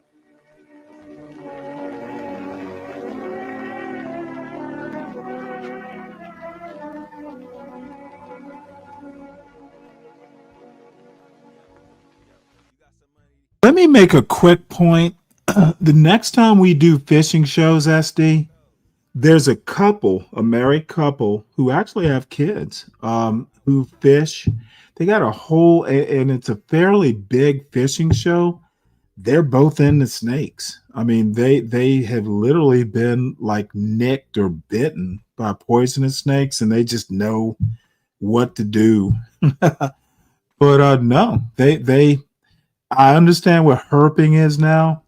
They're not afraid of snakes. I'm not afraid of snakes either, but God damn it, I'm not going to hunt them and pick them up. So, but next time I think of it and you're in the chat, You might enjoy seeing garden snakes aren't gonna really bother you. They won't even be aggressive unless you're aggressive with them. Oh, anytime you see something interesting, Sin, and you think I'll be interested, feel free. I'm always on the lookout for interesting stuff. F.M. Parkinson, the vocational ag teacher over at Lena, has helped his students build several hundred pig brooders These people for the are farmers scared in of the garden neighborhood. snakes. These students are Dwayne Altenburn, Norman Wagner, and Dwight Ferringer. Mrs. N.F. McNaught uses about 40 of these brooders on her farm near West Chicago. A thermostat controls the temperature. How's this for a really well-equipped hog house? One of the men is feeding the hogs. The pigs are placed here as soon as they can be taken from the community hog house. The hogs will stay out on the range to be finished. Or, when they're 5 months old, they're moved up to the central hog house for the finish of the feeding period. Many farmers are following the McLean system of swine sanitation. Colony-type hog houses on clean lots. There are plenty of uses for running water on a hog farm.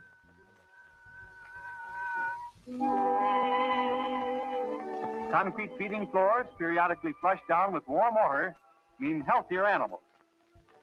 Get over there.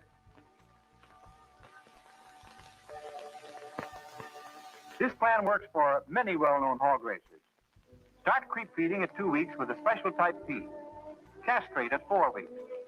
Vaccinate at 6. Laverne Scheibel and Bob Ferricks are learning how from their ag instructor, Lee Klein, of Stillman Valley. With this plan, you wean them at 8 weeks, worm them, and dip them in lime sulfur no later than 10 weeks. Laura Nelson, FFA and 4-H member of Varna, farrowed 25 pigs in 2 litters, and thanks to the brooder he made himself, sent all 25 to market. One 14-pig litter weighed 3,135 pounds at 180 days. What's up, 12th man? Topped all Illinois 4-H pig clubbers who made the wartime ton of pork gold. You might be interested in the feed of this champion litter.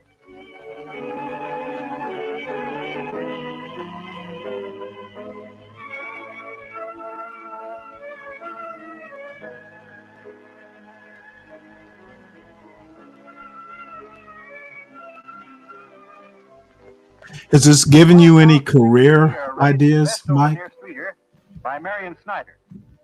And since he runs his business with only one man to help him, he too depends largely upon electrical equipment. Here's how he does it.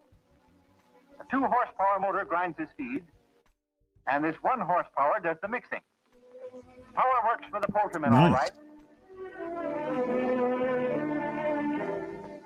He uses the immersion type water warmer to heat water for his chickens.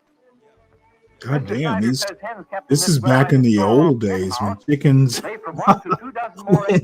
This was before industrialized chicken farming up there, commercially built electric or heating unit. chicken ranching.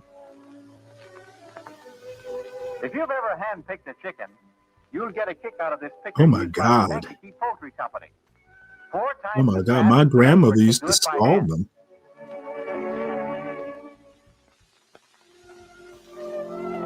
Holy shit! Oh, don't forget those last 2 feathers.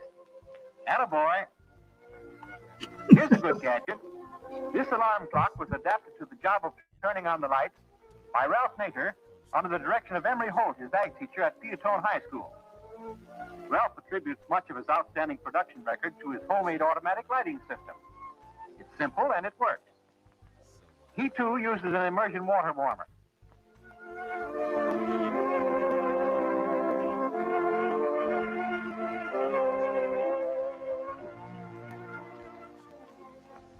Ralph made his own brooder, and last year raised 400 broilers under it. And by the way, notice the eggs.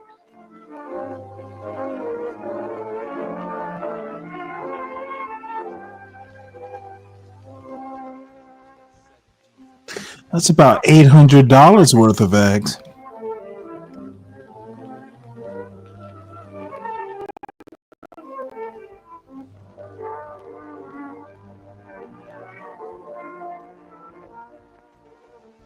John Hoekstra, who operates a truck farm near Richard, has been using irrigation since 1935. He reports unusually good success. And here are the two 5-horsepower motors that irrigate this 20-acre field of muskmelons with 200 gallons a minute. Oh, yes, something to remember if you're going in for open ditch irrigation. A barrel placed like this will keep the water from washing away the soil.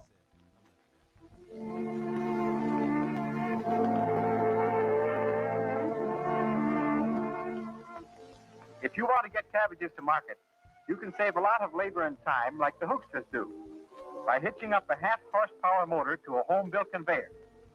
There are a lot of uses for a conveyor around the farm, and here it loads cabbages into a truck. Careful there, little fella. You'd better give that one to Big Brother. Whoops! Don't drop it. Okay, he made it. To illustrate another type irrigation, Harold Hungerford of Moments has had excellent results from this sprinkler type irrigation.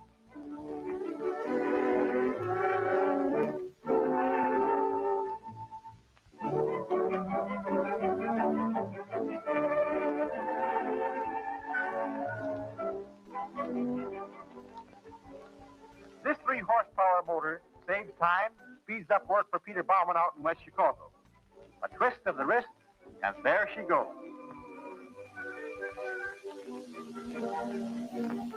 That handy wagon chute is another idea of Mr. Bauman's. Ideas become tools in well-equipped farm workshops like Harold Middletop. There's Harold with his father. Just to show you what can be done, the blower on this forge came from an old oil burner, and 1/4-horsepower motor drives it.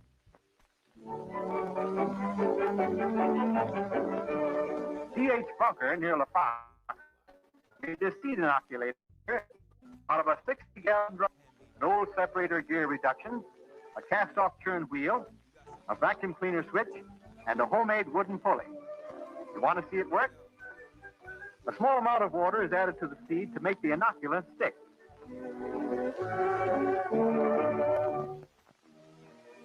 Then the inoculant goes in, and we're ready to go.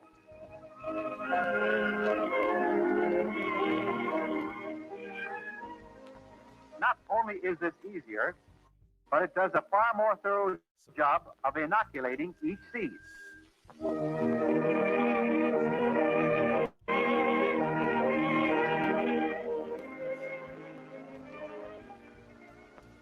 This old sacking device has been in use in this family for better than half a century. Think of that.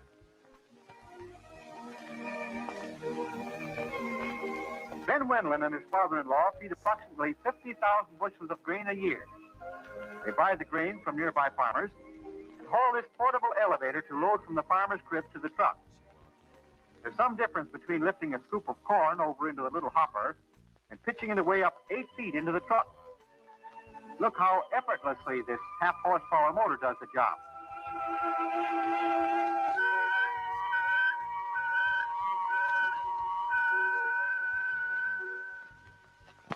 Here's another kind of conveyor on the Francis Burke farm. Oats are elevated by using a 3-horsepower motor on a portable truck.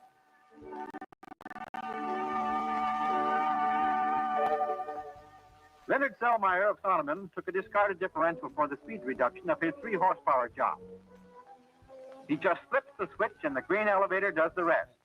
Well, it just goes to show you. Paul Porter's made a unique arrangement for grinding his feed. This 1-horsepower motor operates the mill, feed is delivered from the loft, and comes down the chute, through the grinder and into the dust-tight bin, ready for stacking. With this installation, the barn stays clean, and in 1 year, Paul and son Rex ground 3,500 bushels of feed. Jerome Selmeyer and his brother James, both well-known 4-H clubbers, are fanning oats with a 1/4-horsepower motor. You see that wooden pulley? Their dad turned it out on a lathe in his workshop. The motor is portable, and Jimmy shells corn with it, too.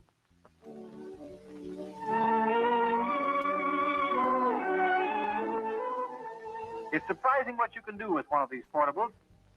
This one belongs to Harold Anderson near Batavia, and it mixes concrete fast enough to keep a four-man crew busy.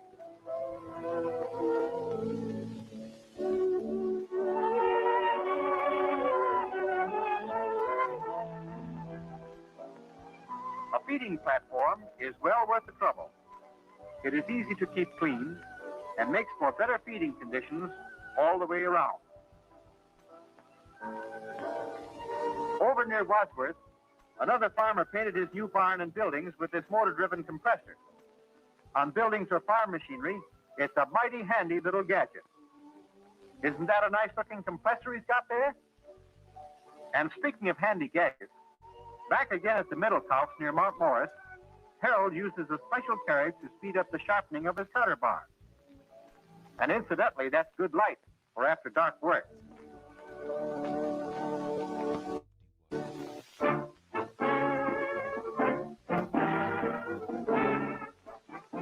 Illinois youth is battling shortages at home and in school.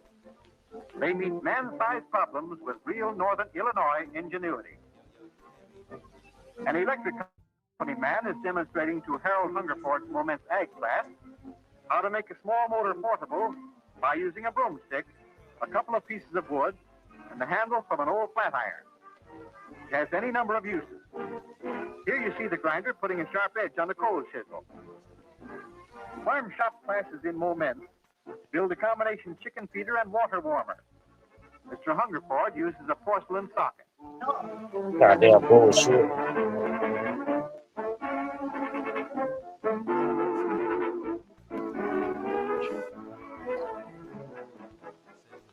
The water container is placed over the light. The apron keeps the water from dripping down into the Go sit your ass down. Go sit your ass down.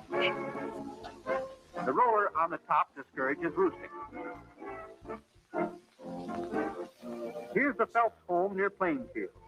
A good example of one farm family in wartime.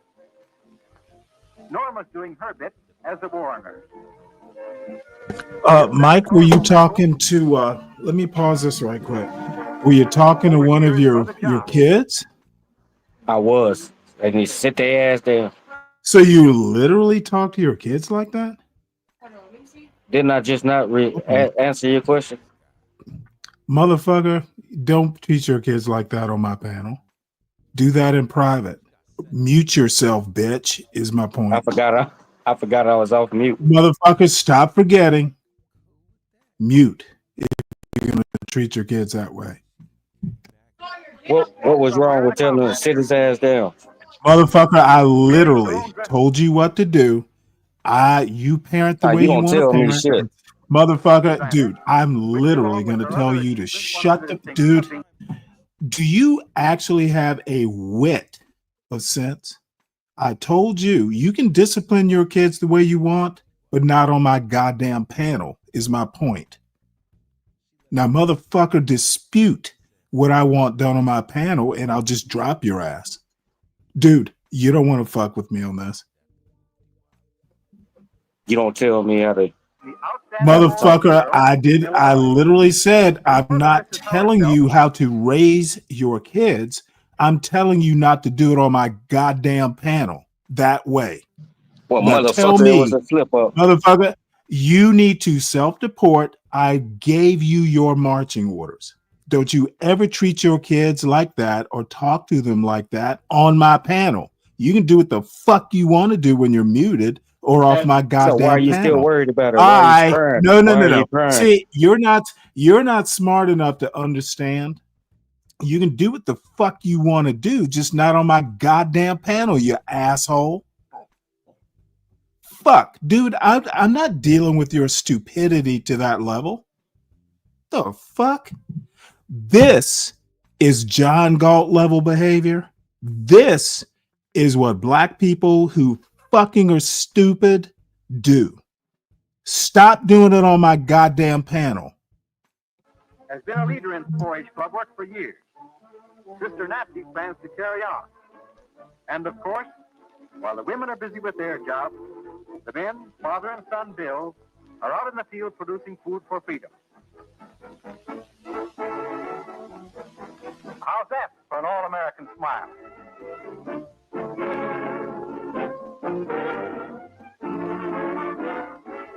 Mary Frances Stillmeyer is at work on her 4-H project. This sewing machine is a big help in her club work.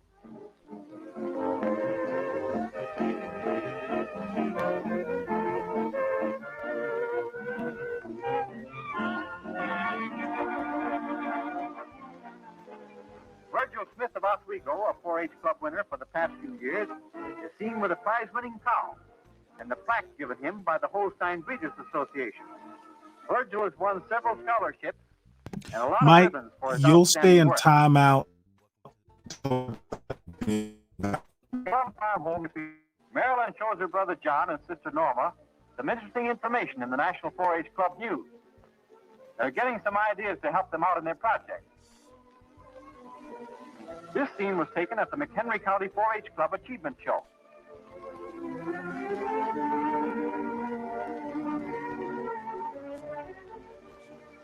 Hello, Joe. What do you know? Not much. Wilbur Gokey, Secretary of the Illinois Holstein Breeders Association, judges the dairy entries.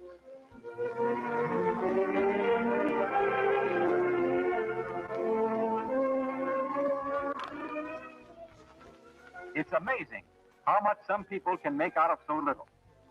The Middlecops took $5 worth of bricks salvaged from a filling station and built this tile shower stall. That's Patricia and Jane in the shower, waiting for Mother to hand them a towel. Both hot and cold running water are pumped through the automatic electric heater to all parts of the farm. Everybody's busier nowadays than they ever were, but woman's work has much of the drudgery taken out. Except for occasional outdoor chores during the manpower shortage, life with a modern farm woman is no different from any other active woman. There's Mrs. Middlecop Sr. on the trees unit. More and more food is being processed this way all the time. It's the way we'd all like to do it. Oh boy, look at all those points. Canning food is about the same, but a good pressure cooker, and Laura Fisley gives us a really pretty exhibition of a very old art. Another way to preserve wartime food is by dehydration. Spread shelled fresh peas on the tray, and we'll put in a tray of carrots, too. Start the motor. Close the door. Let the warm air circulate through the dehydrator, and they're ready. Take them out, and they look like this. Here's the peas, spinach, and carrots.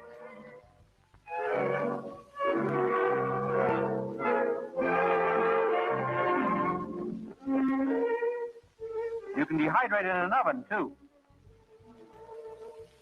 Another colorful, attractive kitchen with good light and plenty of practical modern conveniences at the Max Summers near Belvedere.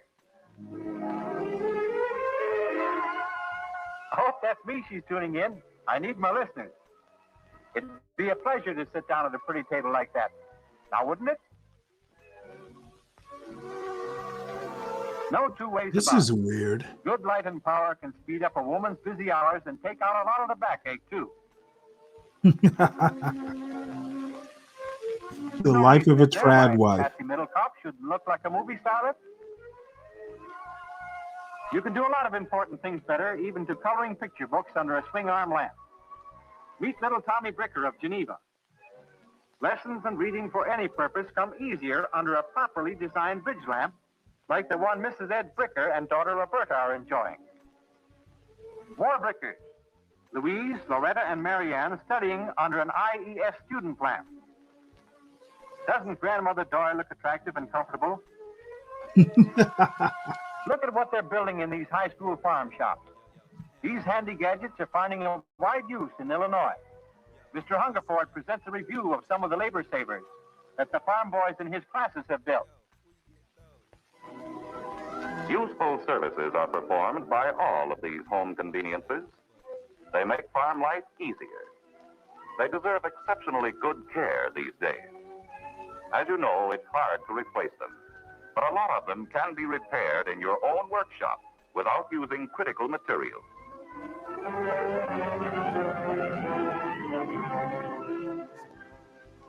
You somehow know, as you look across the clean, productive fields of northern Illinois, that these people are meeting their wartime problems.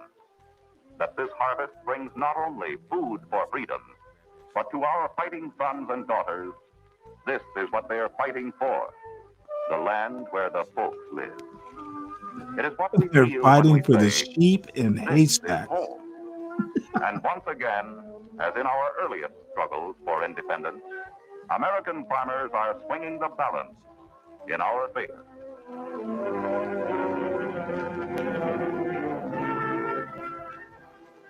By the rude bridge that arched the flood, their flag to April's breeze unfurled. Here once the embattled farmers stood and fired the shot heard round the world. Oh my God.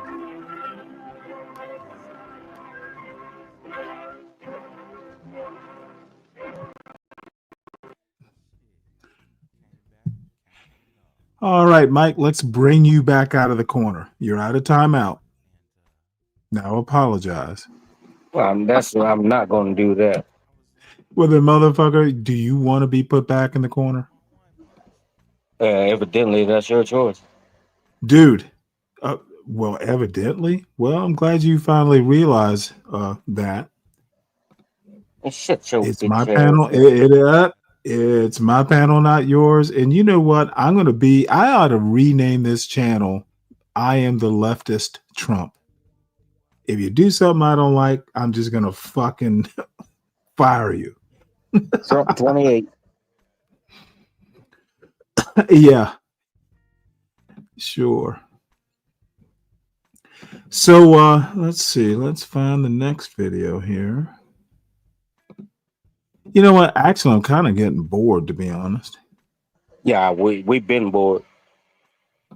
Yeah, well, I don't give a fuck about you. I said I'm. I didn't say we. I said I. You need to create something different. Yeah, I'm fine. Let's see what we got here. And change my motherfucking. Let me change my motherfucking name back. Took you this long? All right, kids. In this boisterous exploration of David Dickens careens from one unruly deed to the next. On the walls, tracking mud all over the bed, jumping to bed in red cowboy boots. I'm good. It's going to be $2 for the price of 48-year-old man, not believe in anything, but is convinced that he knows what he's talking about. Good morning, Stanley. He's rich. You think if you worked as hard as I It's was, morning? as rich as I was, had a house in Nantucket, vacation on the It beach, is here. had beautiful sunsets at the galley, you'd be walking Isn't around it? with a mask on right No, now? it's I'm not going to betray my values afternoon. on that, Bill. I'm not going to build myself up by I lost exploiting other track of people's time, labor and Stanley. push my way to the top that way. Did you now? You ever been in Nantucket? No. That's Yes, not sir. funny, David. David is determined to get laughs out of everyone, even from those who might not find his antics amusing. Today, we're going to talk about David Portnoy, stool presidente of Barstool Sports, which describes Did this itself nigga as say good a morning?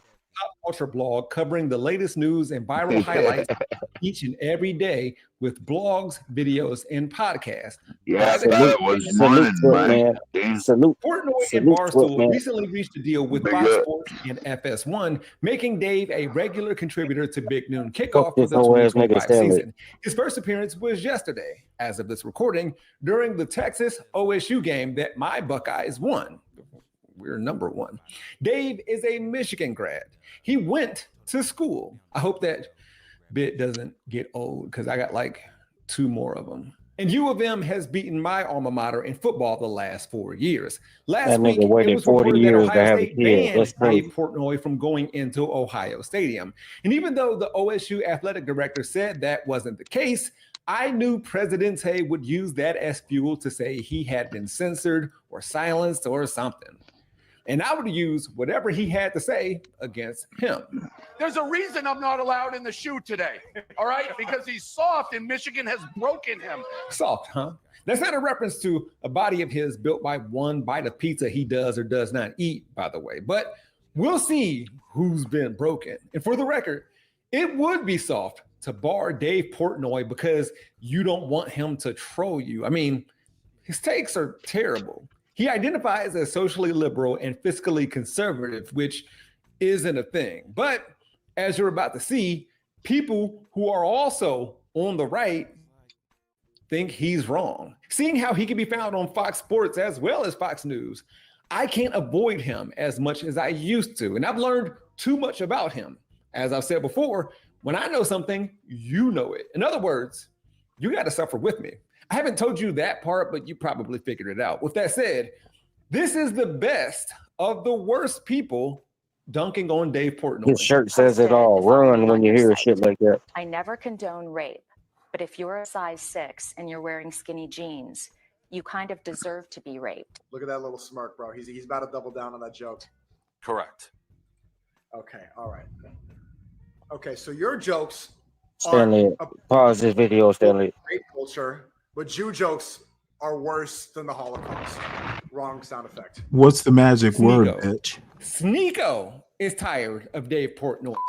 Apparently you were not Pause talking. this fucking video. Now, the rest of that clip Yeah, showed Dave fucking is the Portnoy right responding is to the Lisa magic Guerrero word. of Inside Edition, telling her that he stands by his joke. You think rape is funny? No, I didn't say that. I think it's a funny joke. Look, man, what you got to add to this? That is. No, I obviously don't. The story that Inside Edition was asking him about focused on Barstool's Talking touring over the blackout video parties back in is 2012 unnecessary, that were hosted in multiple college unwelcome, towns and across not You're the doing it US. now. Fuck This your took video. place a little bit motherfucker, I after do what I Dave want on my posted a panel. naked You photo do of not. Tom Brady's son and I said, asked you what the "Bro was magic 2 years word old, was, relax," and when he was apparently told that it you was weren't child taught porn. the magic Believe it word. or not, Dave Portnoy voted for Trump.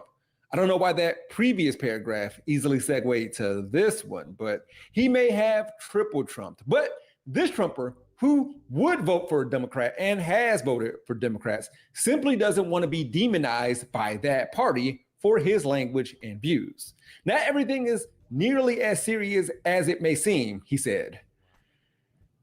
Really? You should just go over to Gaza. We can do unnamed. You can be live I'll in jump Gaza. I'll jump on Greta Van Thorsten or whatever that girl. She's sailing there, like whoever that fucking. I hope they hit a fucking like. I think he was talking about Greta Thunberg there. That's soft. A 22-year-old woman who was actively on a boat aiming to draw international attention to Gaza, in addition to carrying medical supplies and aid there, just in case they were able to break through the Israeli naval blockade that has been restricting goods and travel in and out of Gaza since 2007. Question: was Portnoy's joke the type of thing that incites hate towards women or Palestinians or groups delivering food to Palestine and the Gaza Strip? We've seen what that leads to, right? Because in that same interview that I just played, You have a conversation? You're an idiot. Okay. You're literally saying people should be allowed to make Jew jokes, say whatever they want right now. That's Yes, what I you're think people saying. should be allowed to make jokes. So how many mother Jews have to be killed before you stop? Wow. How many? How many? Candace? Like, Just calling somebody a rabbi? I not mean, the First I Amendment, hope your right? skin is thick enough. What is he, like 50? He's in his Yeah. 50s, right? He's like Yeah. 54 years old. Candace Owens, that's I'm my off the girl. next. Are you kidding me? Like if somebody makes a joke about me being black and I come apart and I think I now have the ability to like scream at an employee, I own you. You work for You me. work for me. in an episode of the Damn, man, Unnamed Sleepy Show, Joe woke up yet? Portnoy was debating the use of jokes involving Jewish people. One side argued that the jokes were fair. Do I have to put and you the back in the other corner, brought son? up attacks on Jews to prove that those jokes specifically cause real world harm. Fuck, man, And what I you don't got to know, say? What kinda you got to seems say like to this it, man? brand of humor We can is pause the usually video. bread What do and you have to butter say? of Barstool. What's the difference?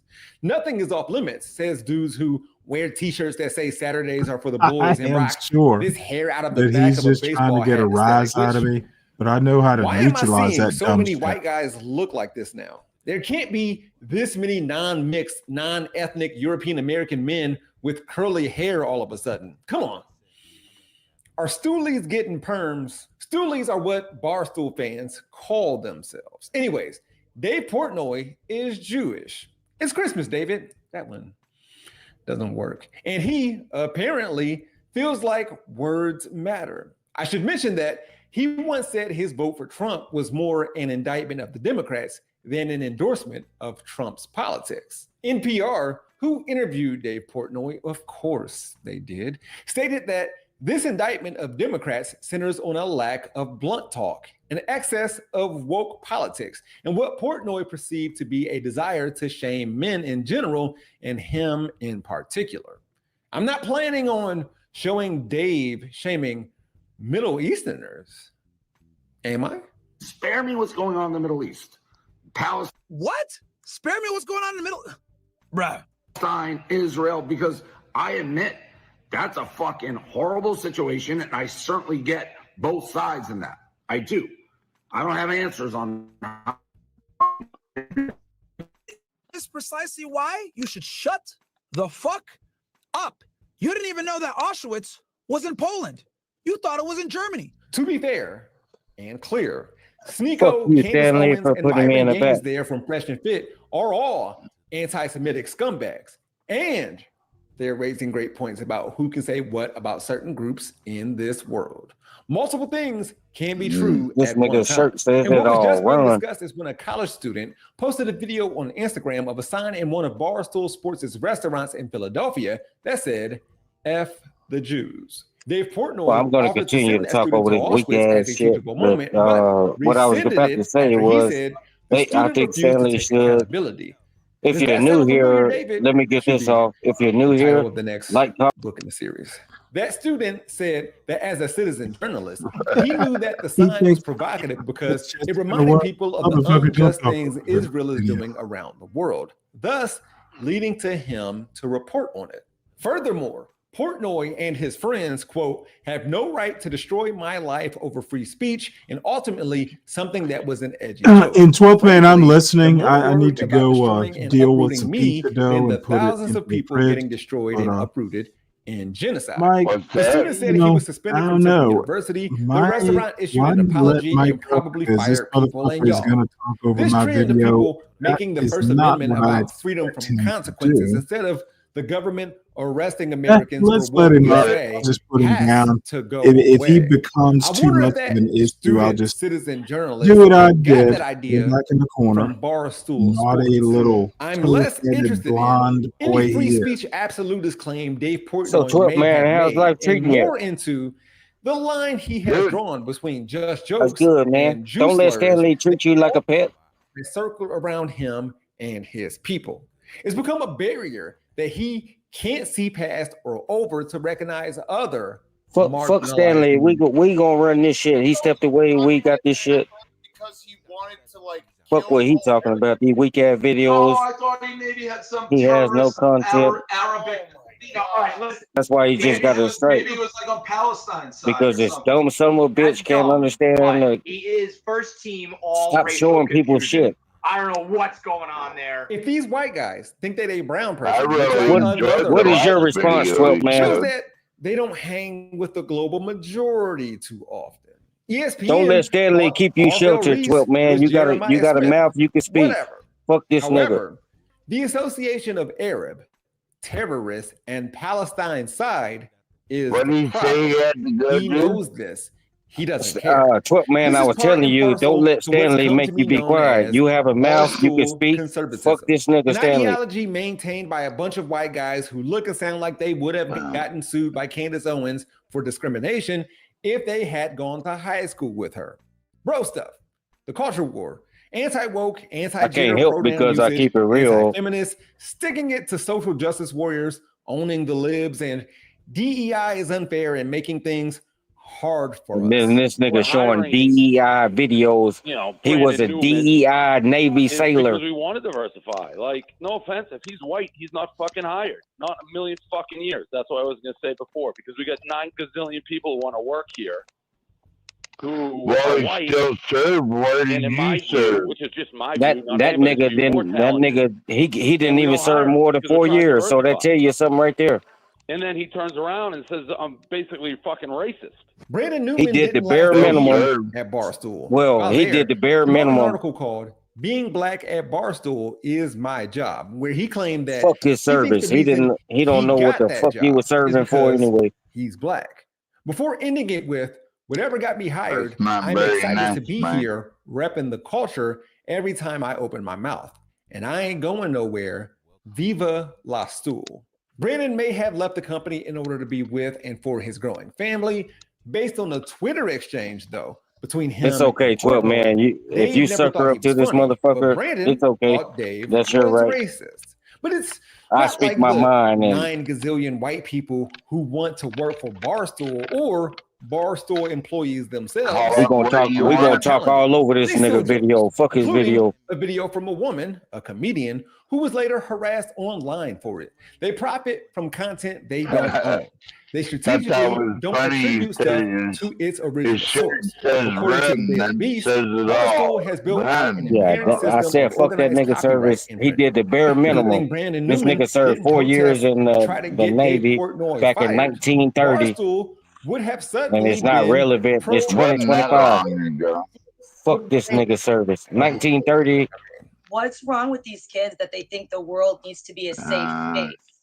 Well, who told them that they have to be comfortable all the I time? serve every day. People are sometimes going to say stuff that you don't like. What do you serve? Protest and you stop going to class. Bro, man, don't start with these goddamn questions. If you know Mike 123, you'll understand. That could be one good thing. Question for you. Now,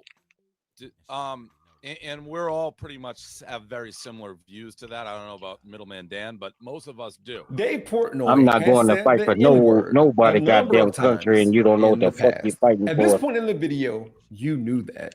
When presented what with the that fuck fact, are you going to kill people I would never for? do it again, but different times. I don't understand it. I didn't What's the realize point? the impact that it would have on some people. He'll make the use of that word out to be a question of context and claim that clips of him using that slur are used against him. Did this nigga go over there and fight for some oil or something?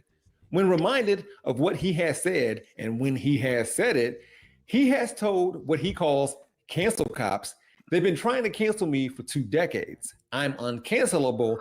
I'm big. You're little. I'll cancel. Yeah, I'll be right back. I'll be right back to answer that we don't question. care if you ever come back, Stanley. 2 black guys, and they're okay with it, which would be like That's getting accused Venezuela of with those being warships sexist and defending yourself by claiming He wasn't on no gay fucking warship. He lied to you show. people. We He's have lying hired to a you girl people. after He girl. wasn't on no They fucking say it's a warship. great place to work. Something he has done. Guys can say a girl is pretty without being sexist. He I was agree probably with it. standing However, guard at an unknown soldier is that the grave. problem that people have with him? Portnoy has been the subject of sexual misconduct allegations from multiple women, some of whom say he Henry engaged must in be violent making sex, some and food others or who something. claim he filmed them. Stanley doing trying to these service his side dude, allegations that John. he has He's probably denied. giving John some He also head. filed a defamation suit against Business man. Insider, who published this report. A judge dismissed Portnoy's suit in November of 2022. Speaking of, It's either that or he had to reported change that his Portnoy diaper real had quick. made multiple unprovoked personal attacks online, and that includes frequent. Look, you know what? Like I have to explain my service.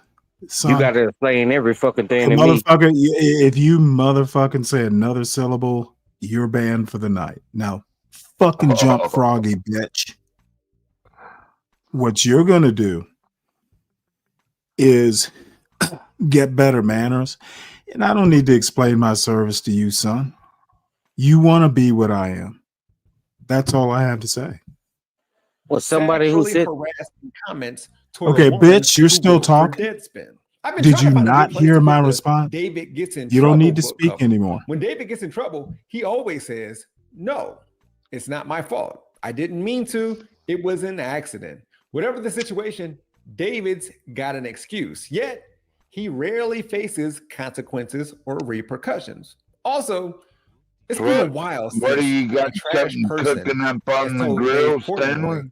that he's garbage. No, Stanley doesn't own a grill. Degenerate. You sleep with people 50 I've, years younger than made you. pizza You're 50 dough. years old or whatever. You're not married. You sleep with young girls. You're a fucking Making a piece of shit. pizza You're the for biggest piece Labor of Day? shit. You make Cool. millions of dollars off of promoting Yeah, sex, I've been wanting a drugs, pizza for a few abortion, days and gambling. have been Fuck too you. lazy. And that's why people have had enough. I do actually a came lot away of crock impressed with a pot lot of meals what when my Dave son is in Portnoy has here. overcome in order to get where he is right now. Yeah. Taking Barstool Sports from its CKJ3, I humble didn't serve this beginnings as country. a let me newspaper tell you that he something essentially interesting I handed out did in the Boston. other day, like the last day my son was home. I took a whole chicken and just carved it, basically the thighs, the wings, and you know, it was enough for, oh, excuse me, it was enough for 2 people. So I kept the breast on the bone. Basically, because I actually like breast, like split breast where that are on the bone. But what I did, you know, took off the extremities basically, froze it, and then the other day I had navy beans, and then just basically made navy beans, fresh You green put no beans, ham and then hocks in there, Stanley? no, it was just you know, chicken and ham don't necessarily do it. It was a Right. chicken breast on the bone, put it in the navy beans. I pressure cooked the navy beans because it's a 1 pot, so the beans are soft. Put in the green beans last, after I let it crock pot for 4 hours. So it was a whole chicken breast, unsplit, bone in. And then it's seasoned well, of course. And basically just put the breast in there with the softened pressure cooked beans for 4 hours. Added the green beans afterwards. Actually, they were frozen. So that's what I've been eating on for the past couple days. It's a crock Frozen pot green meal. beans? Yeah. Well, half a bag. But since it's That just sounds me, pretty good. it lasted me for a couple days. Dude, it's just me. I crock pot, you know, a whole chicken breast, both sides, bone in. That's like 2 or 3 days worth of a meal. And usually after a couple days, I'm ready to eat something else. But what I'll do, put it in a freezer bag or, you know, a plastic container, freeze it, pull it out, you know, when I don't feel like cooking again. Yeah, I know how to motherfucker. I've No, been go ahead. eating on a Mississippi chuck pot roast for the last few days myself. You know what? I actually might do that. I have half a tri-tip. That might be something I do. Now, got to empty the crock pot, got to clean it, of course. But that it's been a while since I've had a Mississippi pot roast. Yeah, Mike from Dallas, Texas. Mike is from Dallas, Texas. Slick. Do you put the pepperoncini peppers in yours, Stanley? You want my street address? You know what? I usually, motherfucker, why are you talking when grown are talking? Slick, Shut up, Slick asked child. me a question.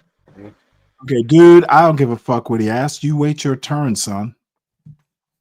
What I was gonna say, I usually don't use the pepperoncini, though I do have them. You know those little jars of trappy? I've only seen it in the South. It's these small little peppers, like my grandparents used to keep it on the table. It's like like a pepper sauce. You know what I'm talking about? These small little, maybe they're baby pepperoncinis, but they add vinegar and water. They jar it and sell it in the grocery store down south. Vinegar and water. So usually what I'll do is I'll just dump a small bottle of that. That's usually enough. Yeah, I know you've that seen it. sounds Look up pretty good. look up Trappies. I think it's Trappy, or maybe it's PPEY, but they sell like a pepper sauce. I think it's basically like Stanley. you can put it on top of like a breakfast slice of ham or something, but it's Bitch ass just nigga JB. it's just the little vinegar part. I'll look it up. I know you've seen this. If you lived in the South and been to a grocery store, you've seen this stuff. Oh, this bitch might. It's been a long time, Stanley, since I had a lot of that good soul food like that. Well, it's from not down really south. just soul food. Anybody can buy it. Oh, this bitch might. What's up, JB? Hey, what's up, Stanley? Probably on Amazon, I bet. Trappy. Probably. There it is. I found it. Hold on a second. Let me show this to you because it is actually a thing.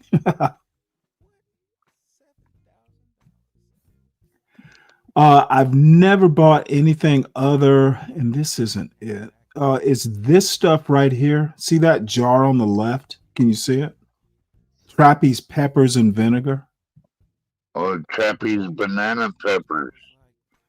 Yeah, I guess they're baby. Well, no, not the one on the right, the one on the left, which may be baby banana peppers. I don't know. But I mean, yeah, that those are sauce, banana peppers. okay, that pepper and vinegar is something my grandparents, and it might not have been trapeze, it might have been Texas Pete, but my grandparents used to keep it on the dining table, and shit, like ham and red eye gravy, which is a thing in and of itself. Oh yeah, that's some good shit. That's some good shit. Yeah, and you add that pepper sauce to the red eye gravy. Yeah. Oh, that shit, dude. We used to eat that as like kids, like 7-year-old kids. We'd be. I just had some of that the other day. Really? Yeah. Yeah, that's good stuff. As a matter of fact, I guess I'm gonna have to do some red eye gravy and ham. But it's only good with like that country ham. And you have to, at my age, you have to soak that the salt out because that Virginia, that Virginia ham can be so salty. Oh yeah, it does be. Yeah, you kind of have to get the salt out, especially if you're older, dude. Yeah, it'd be a lot of salt in it. Yeah, and then you toss it in a skillet. Oh motherfucker, that shit's so good. And y'all don't think I know how to cook. You don't know nothing about Southern cooking. Motherfucker, who asked you? I am the South, bitch. Tell them again. Well, Tell them technically, again. Georgia is not the South. What is it? The Deep South? No, Georgia. Well, to me at least, I think Georgia is the North. Who cares about you? We don't care what you think, asshole.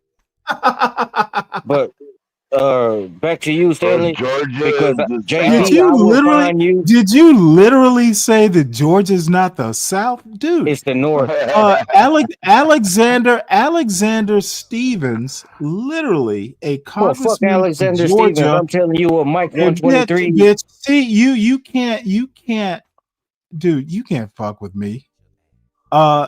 Alexander Stevens, a congressman from Georgia, was literally the vice president of the Confederacy, you dumb bunny. Dude, Georgia is the South. Yourself, Not only is Georgia the South, dude, we are the Deep South. Mike, don't you got some rats and roaches to go catch? You gonna come catch it for me, bitch?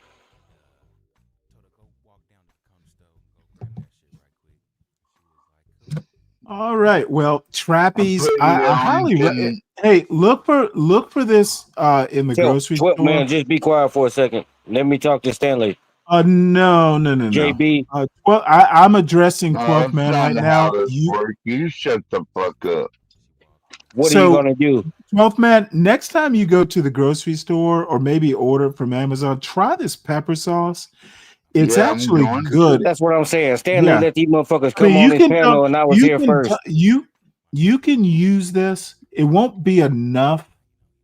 That banana pepper thing might be a better idea, but dude, this is just shit you put on your dining table. You just put it on your eggs or something. Well, man, that's some good shit right there. Man plays both sides. I have respect for you, 12 man. Them peppers is good as shit. I eat them with salmon. Yep. I mean, it'll go good with salmon or something like that. Yeah. Well, man, what you on John Galt's channel talking down on Stanley earlier? Motherfucker, everybody talks down on Stanley. You get used to it. I asked that nigga a question. No, I don't think so. I'm trying to be the peace moderator. We don't need no fucking peace. That's your problem. I am. We don't need peace. All of you. I'm following the admiral's advice. The Who admiral. was the fucking admiral? The CKJ3. No, I'm following. CKJ3. Salute. But I'm not gonna call you an So admiral. here is look, John Galt, he has more subscribers. He's the better content creator. He has a corner on that market. I just But have his to brain do is shot. I don't care about any of that. It's his problem. He's an adult. His brain is shot. I'm talking about the pieces. What's up, JB Smooth? I don't think I met you before. Oh, y'all haven't? JB, this is 12th man. How you doing there, buddy? This You nigga doing 12 man alright, friendly in the JB bitch, bro. Well, yeah, I'm all right myself. Kicking back in the country? I had respect for 12 kicking man, back, eating on some but I raccoon. lost it. I lost it. Oh, come on, man. You ain't Nigga, on fuck no you, raccoon. 12 man. I'm Yeah, I'm eating on raccoon. I caught a raccoon a couple of days ago. Cut that bad boy up and got him going in the pot. What, Mike? What is it?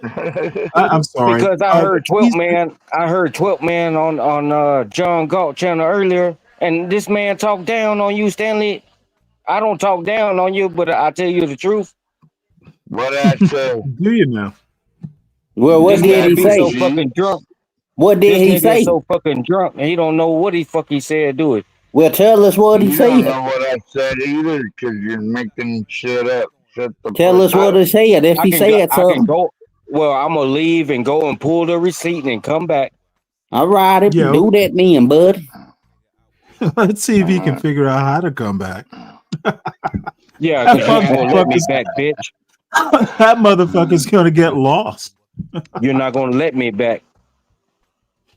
Oh, he'll let you back with the receipt that shows if you got it. Dude, you know what? All he has to do is pull up John Galt I live am stream if he going don't get to struck. follow the Admiral.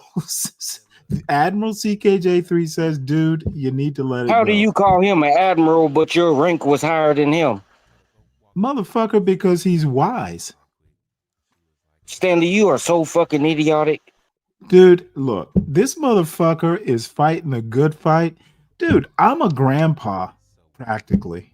Not yet, but dude, my time is over. The CKJ3 is fighting the good fight. He's raising kids. He is married. He's working hard. He is making a legacy. Why the fuck wouldn't I call? Dude, motherfucker, I'm retired. He's the admiral. You do know that people retire? He's fighting a good fight, fucker. And one thing he never does is talk to his children the way you talk to your children. Sit your ass down. Motherfucker, what kind? That's not what a father does. God damn. Don't do it on my panel. We're not the same people. We're not the same people. Okay, motherfucker, you did hear me say don't ever do that on my panel again, right? Well, yeah, I heard when you said that. Mute your dumb ass before you speak harshly, bitch. What I don't hear, I don't know about. Just don't do it on my panel, motherfucker. Motherfucking bitch. Now, I have raised a son, and I never fucking told my son to sit your ass down. Now, I'm sure I've said some things that hurt his feelings more, but that ghetto nonsense, do it on someone. Do it on John Galt's panel. That's how he raises Stanley, I was wondering if we're two JB different could people. tell- We're two different people. Tell us more about his raccoon recipe. I'm sorry, what? I just throw that mud in the pot, let it boil till it get tender, take it out, throw a little hot sauce on it. That's some good eating right there. What the fuck? You threw mud in the pot?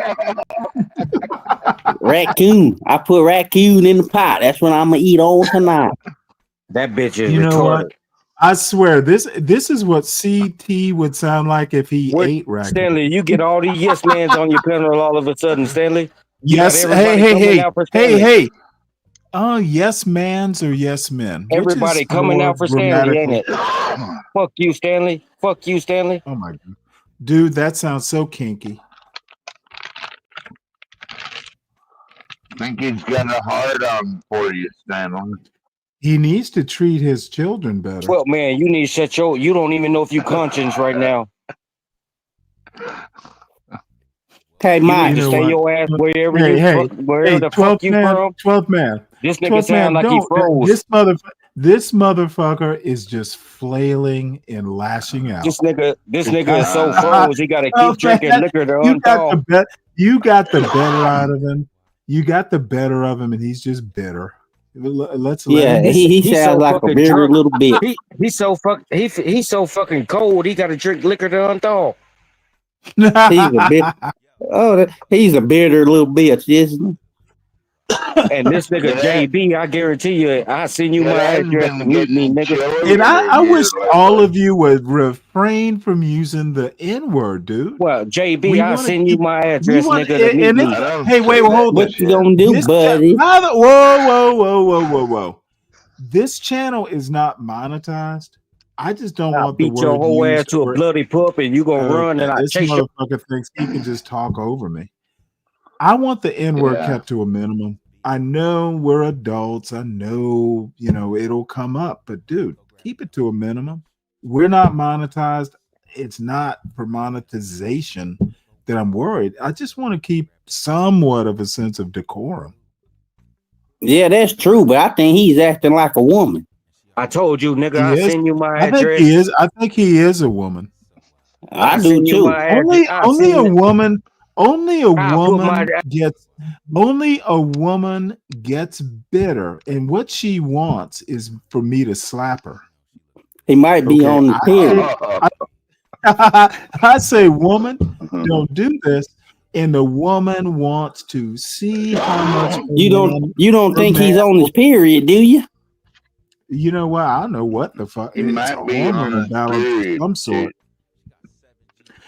You know what? I don't care about any of that. All I'm saying is this is my wife would sometimes just get kind of in her feelings, and she would push me like, dear, please don't do this. Oh no, she's gonna do it.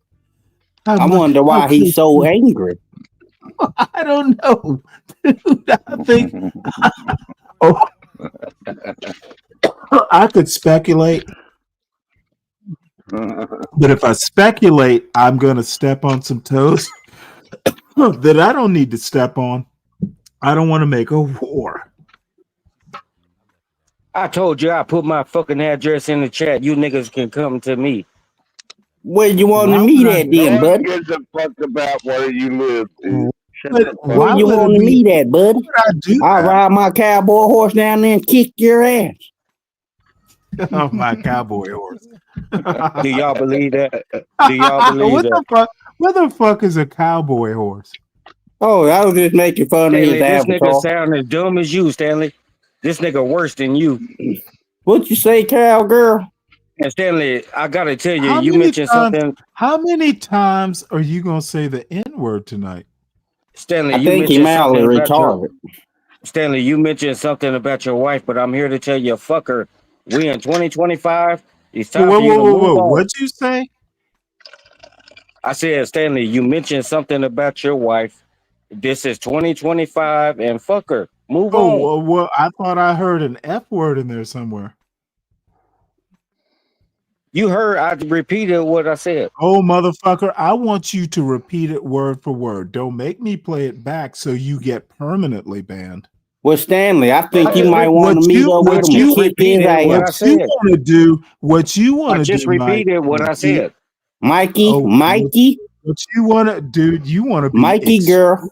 careful. Oh, you think Mike is gonna run from you, Stanley? Well, you Yes. sound like you're running now, you bitch. I ain't You even didn't gonna address repeat this exactly. nigga. You He didn't don't even. repeat it. You didn't repeat exactly what you said. Did I not, Now, Stanley? did- Go play it back, Stanley. Play it back. What you gonna Motherfucker, do? Stick your fingers in yourself and play No, with yourself, boy? I stood your dumb ass up and said, repeat exactly what you said. And he you got didn't- chicken shit on you. Oh, dude, I want you to say it. I want you to say it with every fucking drop of fucking testosterone. Period in blood this you got program. in you, boy. I am literally gonna ban your ass for life if you say what you said.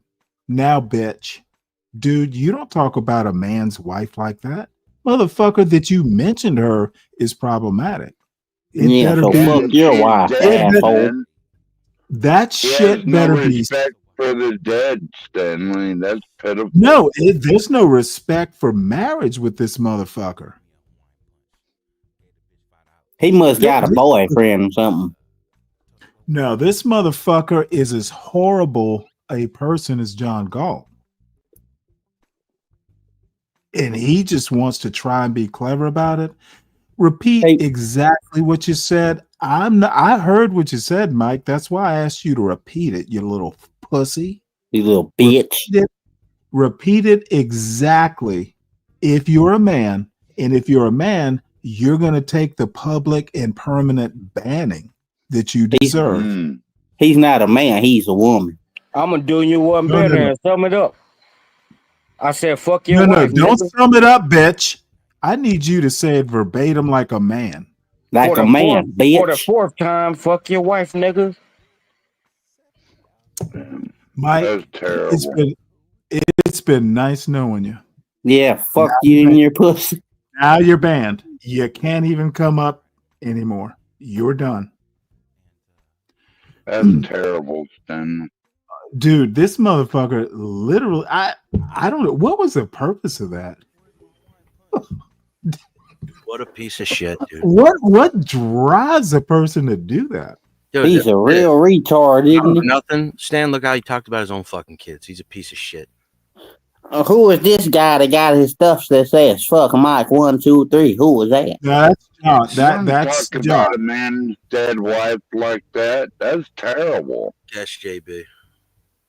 He needs to be castrated. That's gonna make him famous. He will be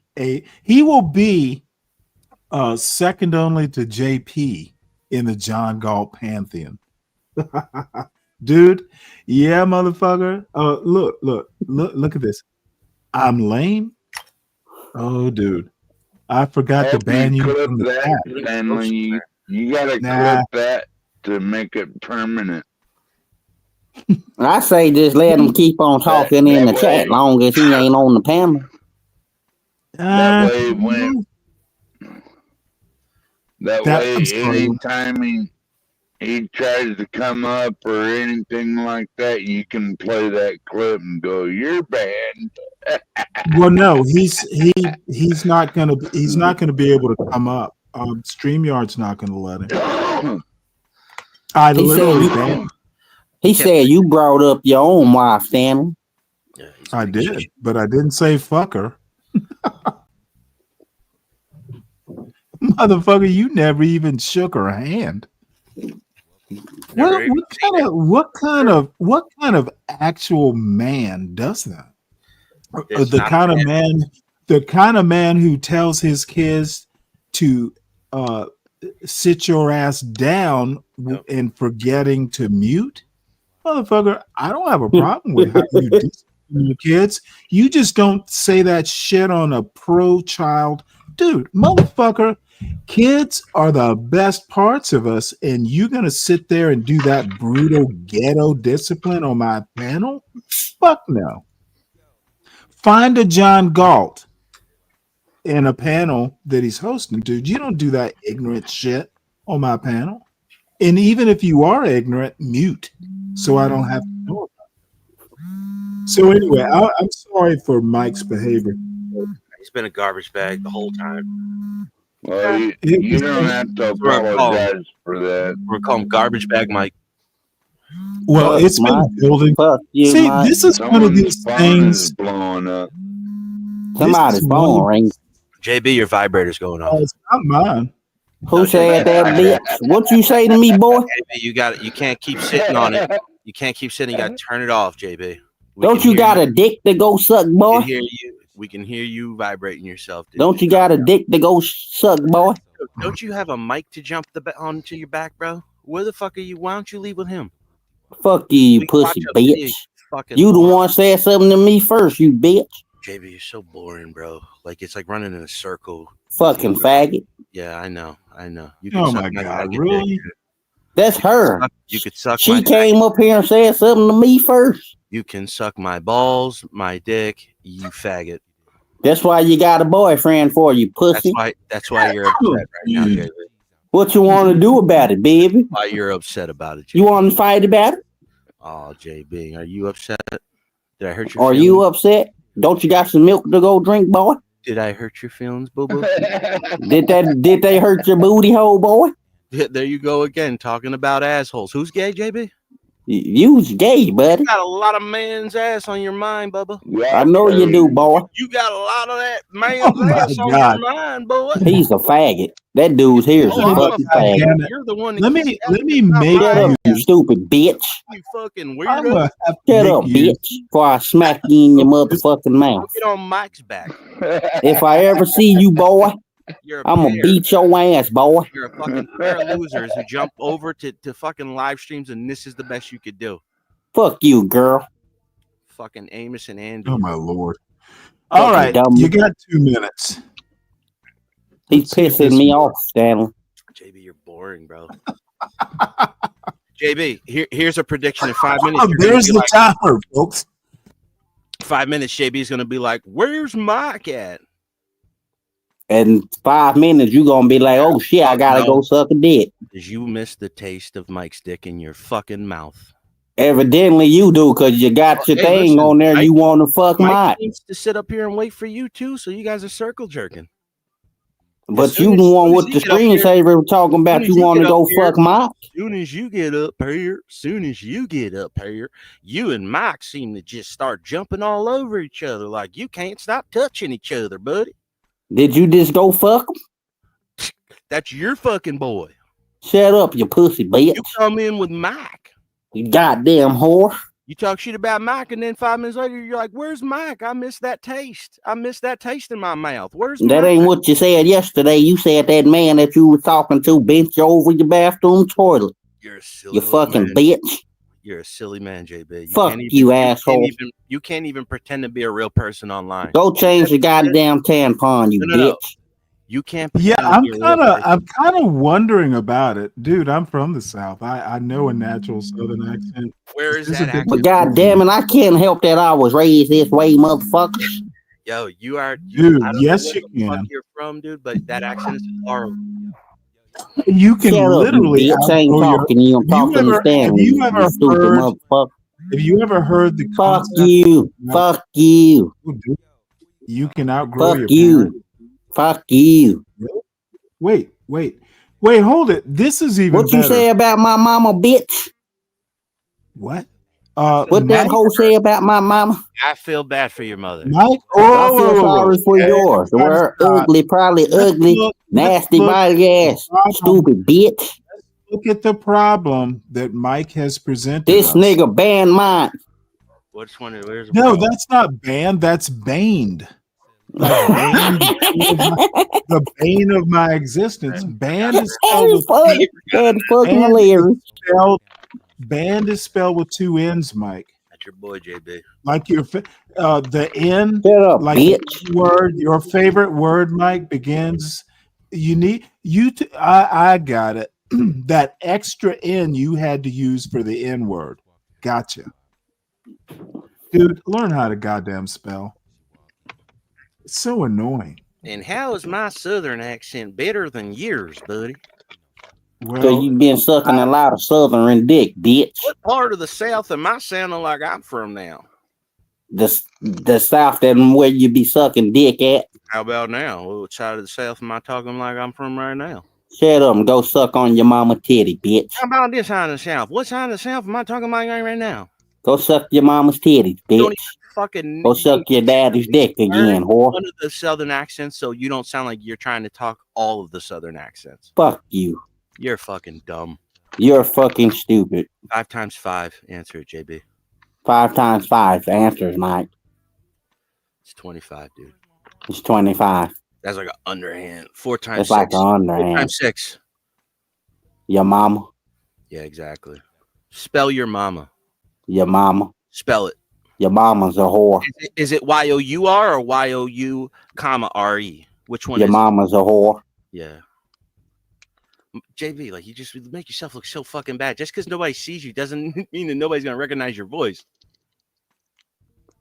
Jesus Christ, this is how I know Mike. Mike used to call everybody a fucking peckerwood. He's a low IQ troll. That's all he knows how to do. I feel bad for his family. I feel bad for his fucking kids. They got to deal with a man that's just constantly negative online. Can you imagine what he's like in the house? I bet you he'd be kicking his kids and shit and acting like ain't nothing wrong. But I didn't know you were there. Well, I actually imagine they don't let him in the house. That's probably why he always say he don't know where his wife and kids at. Probably why he's sitting outside all day.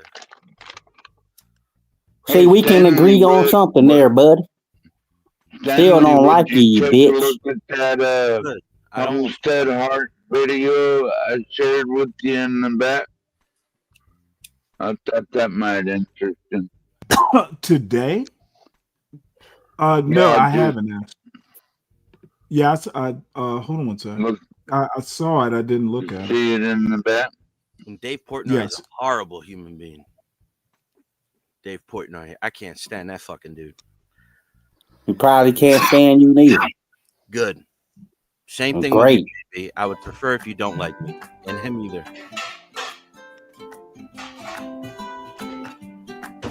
You know, now I'm kind of shy of the music. He's so awesome. I know, right? You got to be careful to get clipped off. God damn it. Dude, so much. It fucking came out of no, dude. I've watched these sorts of archival things forever, and I've never seen it. Easily over 100. But anyway, let's just be careful. I didn't get. Oh, by the way, I didn't get struck. They just said, "Hey, stop playing it." Yeah, no, you can get that reputation. Yeah, I've seen it happen dozens of times on other channels. You know, Right. It always happens. You just got to be careful. First time on this channel, oddly enough. Yeah, especially something that old. I couldn't believe it. Yeah. Well, I could, it's so funny because I thought, well, honestly, Mike, John, I thought, you know what? This is really a beautiful voice. And I thought, well, gee, I wonder if it's recorded somewhere. Exactly. And I'm like, this shit is so old. Can't be. Like the vocals change, everything changed, and it was like she didn't even get to the hook. They just shut it down. Wading in the water. You want Mike back now, JB? Is that what it is? Yeah, this woman literally. Hey, dude, where's your mom at so I can give her some of this long Peter? Wow, dude. Come on now. We don't talk about whoa. We don't talk about mothers that way. Come on now. Well, tell her to shut up. They live right down the road from you, Stanley. These people. Oh, that's right. You did tell me that. That's why we're gonna watch it. I just want to make sure I don't, dude. I'm kind of gun shy on the music. Wait, hold it. If she is from Georgia, why is she wearing that LSU bullshit? Cause they like the LSU Tigers, there, boy. Dude, is that what Louisianans sound like? Yeah. Maybe sounds more like Alabama. Or wait, whose phone is going off now? It's Mike, not mine. That's JB's vibrator. I told no, you. that's Mike's phone going off with his pussy bitch ass. Fuck you and your mama, boy. Disgusting, bro. You're over here playing with yourself online. Well, your mama's playing with herself right now when she can have a big long Peter in. Is she now? Can you spell any Oh my God! No, we're not doing. Hey, JB, heal. Tell that bitch to shut up. No, not gonna do that. He can say just what he tell wants. him, say shut up, bitch. Tell you how I do. Not gonna do that. But first, I want to thank all of our existing subscribers for following us on this journey for as long as you have. We certainly appreciate you. And thank you to all of our new subscribers who are just coming on board. Now, my name is Marie, and we thank you for coming. Goddamn bitch, I can't stand that whore. That whore keeps on talking. And then, but you want to tell me we ain't having that. Well, fuck him and his motherfucking mama. What on fuck that bitch? She accomplishes more in one day than you have. Wait, hold it. What? You're fussing at this woman? No, that whole mic, that bitch mic down there on the motherfucking screen up under me. He's pissing me the fuck off. Well, you know Can you take that bitch down? I don't want to block him from the chat yet. That's a second. I'm telling him That's to a block him. If you don't that's like a. what he's saying and he's being a nuisance. Oh, I'm I talking got about this bitch that says fuck Mike 1, 2, 3 on the fucking screen. This piece of shit I can't stand. I know. Fuck Okay, your mama, I'm boy. lost here. What's on the screen? It's Where me. is Talking about where me. is- I'm talking My about the name. bitch that's talking now. Fuck him and his mama. Yep. Let me, JB. Let me set a pecking order here. John stays. Fuck John. Fuck you. Okay. Let me help you. You, John stays. 12th man stays. You leave first. There's nothing wrong with self-deporting, but the pecking order needs to be set, son. Fuck you, Stop John. Fuck you, bitch. I hurt your feelings, huh? Okay, what I want you to do is concentrate on this crazy woman in Georgia wearing an LSU Tiger sweatshirt or t-shirt. Yeah, That let's play is the a goddamn problem. video. But fuck you, John. Fuck you. Okay, She might we teach all you we all know your desires now, JB. Name is Marie, and we thank you for coming on to Homestead Heart. Oh, I know, Marie. We used to have drinks. And I'm inside getting ready to get these in the freeze dryer so that I can start on my homemade wheat bread. So y'all stay tuned for that recipe because you're not gonna want to miss it. I think Mr. H is just now coming in the door. Is that you? It's Mr. H. Fuck you and your mama, John. I'm getting ready to start on this navy bean soup starter, but let me tell you what I am doing. Oh, take a moment to hit the like button. Yeah, that's and becoming share a it bit with others that too you think would enjoy our content normalized as well. Don't behavior. forget, hit the like button. All right, please do. Hey, Mr. H, what you got? Now I'm waiting on my first porn bomber. I'm That's expecting okay. JB to do It's it. been hot. I'm almost embarrassed to show you. I know, right? One of them are gonna come back. Eggs, look, we take our little eggs. It don't I'm matter what almost we embarrassed to show y'all, but What's that on the bottom? That's some fur. Okay, we take our eggs. We don't care. yeah. You got where is it? What? Where was it? I'm just It's a nice kitchen. Okay. Yeah. We ain't embarrassed about our eggs. We love our eggs. We glad that one of them is cracked. Oh, One of them cracked? Yep. That's Okay. okay. We'll fix it. Okay. No, you won't. You did Throw that it on away. purpose so I could cook? Yes. No, I you did. did, but I bet you probably did. That's a good idea, though. Go ahead and cook it. That's a great idea, y'all. You know, the chicken. Lupin, there can only be one Stan Laurel. And he was the wrong one. And it's getting, as it starts to cool down a little bit, the chicken. Oops, sorry. Yeah, I hope to visit their farm one day, Stanley. Well, if you do, let me I don't know. want to lay no egg either, and all that heat. We can hang out there. You know, like when I water the chickens, the water. I have to relook where they're up. I don't think they're anywhere near, but they're in Georgia. Yeah. Hopefully, I think you're south of pretty close to That's you. right. Yeah, think about that. Remind me again, where are they? Guess I could look it up, huh?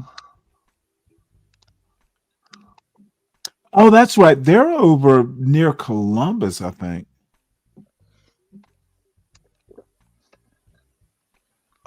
Yeah, because I did look it up.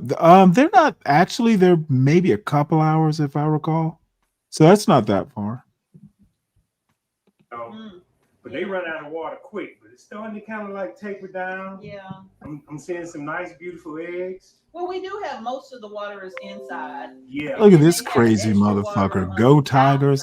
So the God water damn on the it. inside, that's not hot, is it? Okay, so they do have a water on the inside of their chicken home. Oh, and by the way, Brian, you misspelled go. The E comes before the A. This is what we got. Do it right, son. I'm proud of it. Yeah. Just think about how expensive the eggs are. You know, we're proud to get whatever we can It's get. almost a half a dozen eggs right here. So yeah, we glad. We Yeah. get a few more, 6 or 7 more. We got a full dozen eggs. Yeah. But I still have quite a bit right here that I need. Let me make a quick public service announcements. Folks, don't waste your keystrokes. Mike is banned. He's not coming back. You don't fuck with my wife like that, you dummy. You're literally never coming back. You are done. And see, this is what I do with fools like you, Mike. For once, I'm just going to let you hang yourself. You use the F word with my deceased wife, and you actually think the audience is going to let you back? And fuck them if they want you back. It's not going to happen, son. I don't want him back, Stanley. Motherfucker, dude, you disrespected a woman you've never met? Dude, you are such poison that I can never let you back and feel like, dude, you disrespected the mother of my child? This motherfucker thinks this is a normal YouTube show. Fuck you. Dude, you're about to be banned from the chat. And JB, you better fucking keep a civil tongue in your head. You're coming up on empty too. My mother used to say, keep a civil tongue in your head, son. And that's what you're gonna do, JB. And talking over videos, unacceptable. But I'm about to show you what I'm about to do with this soup starter. Okay, so what I have here is my navy bean soup starter. I just love this woman for some reason. Beans, water, and some tomato paste. And who maybe wouldn't? even I don't. tomatoes. I think her husband is doing a good job. Thank you, Mr. Yeah.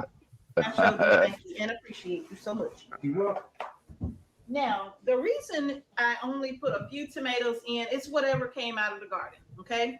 And if I had some, I would just pop them in a blender, and then I would just spoon some over into this jar. Now, in this jar Wait, hold it. Something. Okay. Why is Great One typing 1 in the chat? For Mike. What did Mike ask for? 1 if we want him here? Yeah, he did. Oh, fuck all that, dude. That's. Hey, John. What do these? Let me ask you a question. Do these motherfuckers? Okay, son, heal. Try it off, Jay. I was just asked a serious question. But and your serious question is second to whatever I decided second to. Dude, what kind of man would I be if I let some little fucking puppy disrespect my wife like that?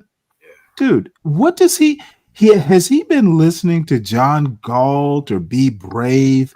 These people who don't know how to raise kids, who disrespect women just because some weird form of I need to lead where I will lead you to perdition, but you need to follow. Dude, I'm an actual black man. Mike, you are not an actual black man. John Galt, you're a punk. You're a YN. Weirdo. Mike will never be up on this Stanley versus the World panel ever again. And he's barely hanging on in the chat. Ponder lied. She said she was going to take him. If he talked about my wife like that, I'd already banned him from the chat too and just Well, I want people like the Great One who thinks this pervert can come back up to my panel. I want him to say goodbye. Instead of typing 1 in the chat, he needs to go farewell, Mike. Or in the 90s, to say 1 to say bye. So is that what you mean, Great One? One, bro. No. Hey, John. No. Hey, Stanley. Better talk, baby. Stanley. Yes, sir. Hey, that drawer. What is in that drawer that this lady's holding? Your salvation. Oh, I thought them was I tomatoes thought. out of Whoa, John's mama's pussy. I thought you were. I thought you were from the South. I You don't thought know, those was tomatoes out of John's mama's pussy. motherfucker. You don't know what's in that jar. I thought you were from the South. I didn't hear what she said. Okay, well, dude, you probably wouldn't have understood it. You remember you put me in you remember? Okay, oh JB, you need to keep your powder dry. Stanley, was that Trappy's hot sauce that your parents always had on the table? Was that? Well, it's actually my Trappy's hot grandparents. It was actually my grandparents. My parents were my parents were Tabasco people. Right. Well, I'm a Tabasco person too. So. No, that dude, I will, dude. You're like 8 years old. It's first thing in the morning. You tend to get up a little earlier when you're with your grandparents. And you know what? There's red eye gravy. Yep. There is a big ass slab of that country ham and the best grits you've ever had in your life. Yep. And You get up in the morning, get your biscuit, stretch your ass, and get a cup of coffee. The gravy that's in the middle of that grits is red eye motherfucking gravy, dude. You hear that, John, bitch? You know the funny thing. The funny thing is, I really didn't. I had a hankering for it maybe 5 years ago. I didn't realize there was coffee in the red eye. Coffee's an ingredient. I had no clue. Oh, they put a coffee in there too. It's literally what red eye gravy is. I didn't know it. Maybe that's how. Maybe that's how you didn't. In a while. Well, maybe that's how you didn't fall asleep after breakfast. It's a goddamn coffee. Oh, you know, when I eat breakfast now, I get a little sleepy. Back then, motherfucker, let's go. I don't think I've ever had that. That gets them to work in the morning, huh? Hell yeah, dude. Now I know. So what's in this jar is a bunch of beans, JB. If you actually earn that Southern accent, you'd know. Were prepared and washed and soaked overnight and then washed again the next day. I And just then love I this took woman. them and I added a couple of cups of navy beans to this jar. Apparently, Tomato Galt is paste, still going. Mike's salt, over at pepper, Galt Show now. Italian seasoning or oregano, whatever I wanted to put in the jar. Let him And stay over there. Whoa. Hold on one sec. And this is the Council of Elders here. Dude, I just as soon ban him from the chat, but you know what? He's okay in the chat, right? Or what do you think, John and 12? Dude, Megan. I'd bet if he said something about that, if he said something like that about my wife, he'd be gone, period. Well, he's gone. He's gone from StreamYard, StreamYard. Even the chat. Oh, my favorite thing is like to give him a 1 minute timeout Okay. every once in a while. I love it. Nah, I'm inclined to go with 12th man. To If be you honest, want, yeah, just keep, I don't care either way. Like I don't fucking like him. that is honestly the ultimate diss. This woman's been dead for like fucking 12 years, 13 years. Yeah, he's got to go. Your wife, Stanley? Yeah. So sorry to see you go, Mike. But, rest in peace. well, you know what? I see my father-in-law once a month or so. It's okay. But you know what? I think you're right. Mike needs to go. So, John, I see you took care of him. Yeah. Can you ban him from your end? You want me Like, just do it permanently? Where's he at? Let me find him because I put him on timeout a while ago. And if you can't, I'll do it. Well, just remove him. That's what you have to do. You go to see what Mike has to say, right? And then you click his ass, and then you just remove him from your channel. Well, Period. Slick Rick, well, hold on. Slick says no. Slick Rick, why shouldn't I? Let's hear what Slick has to say. I'm just saying you wouldn't talk about my No, wife whoa. like that. 12 man, I'm with you.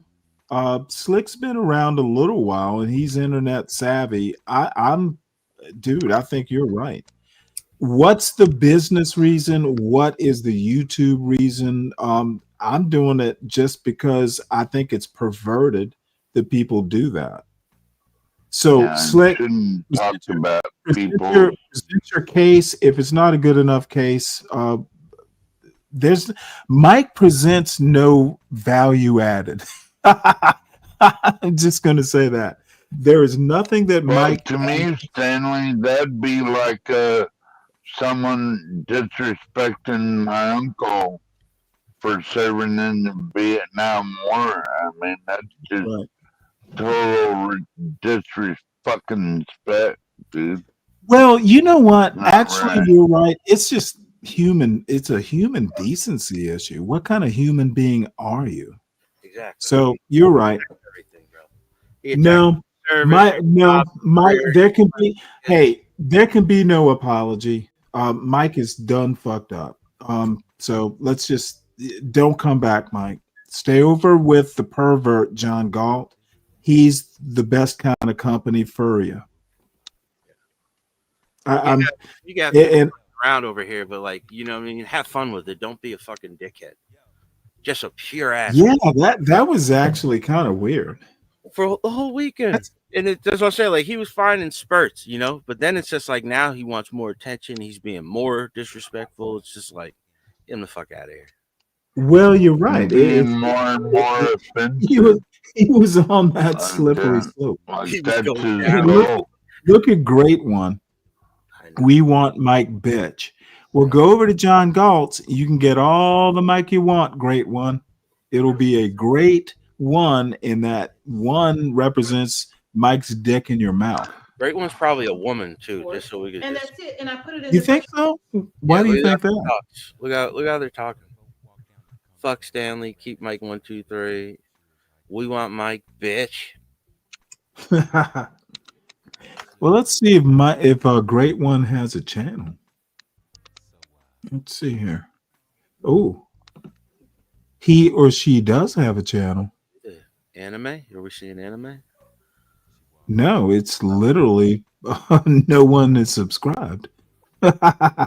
And it joined, so it's got to be some sort of stunt account or whatever you call them. August 17, 2025 is when it was joined. Yeah, that's somebody. Yeah, okay, I got you. Yeah, that's somebody else. Yeah, it's probably Mike.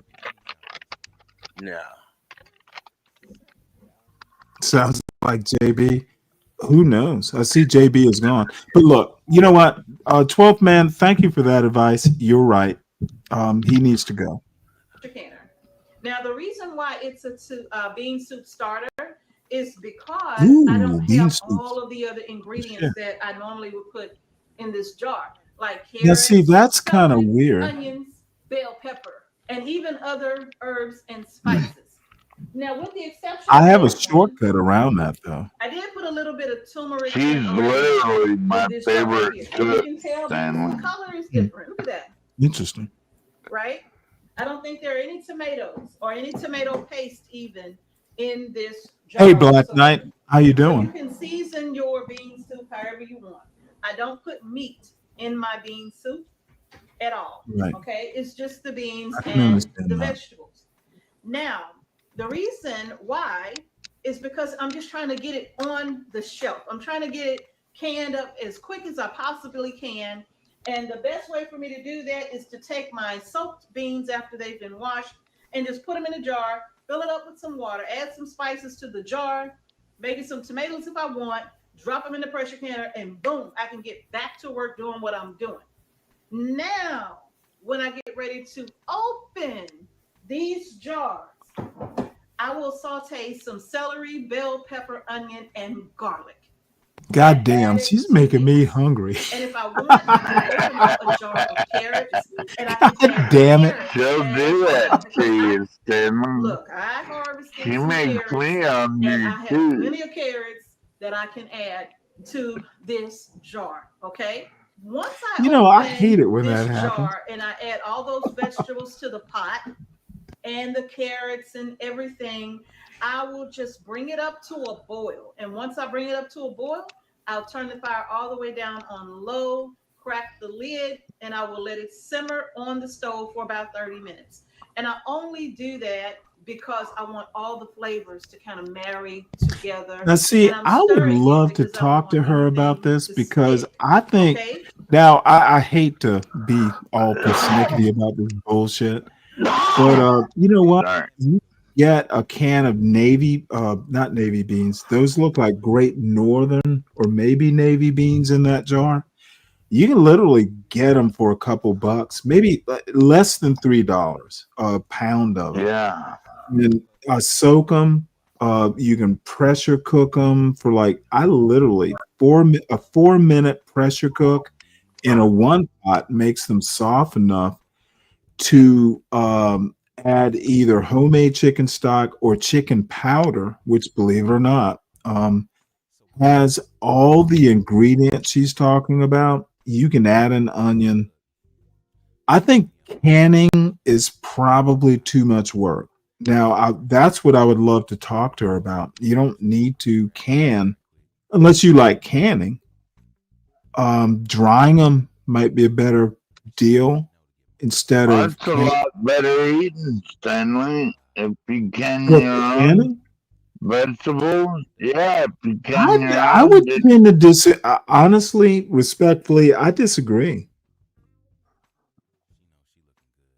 The thing is dried beans will last longer, and you don't have to store them. You can get them cheap enough from the grocery store. I mean, you can get them a pound at a time. The thing about canning these beans, the longer they sit, the softer they get. I think there's a trade-off, and I would rather not can. And I know how to can shit, by the way. My mother-in-law taught me years ago. It's a lot of work.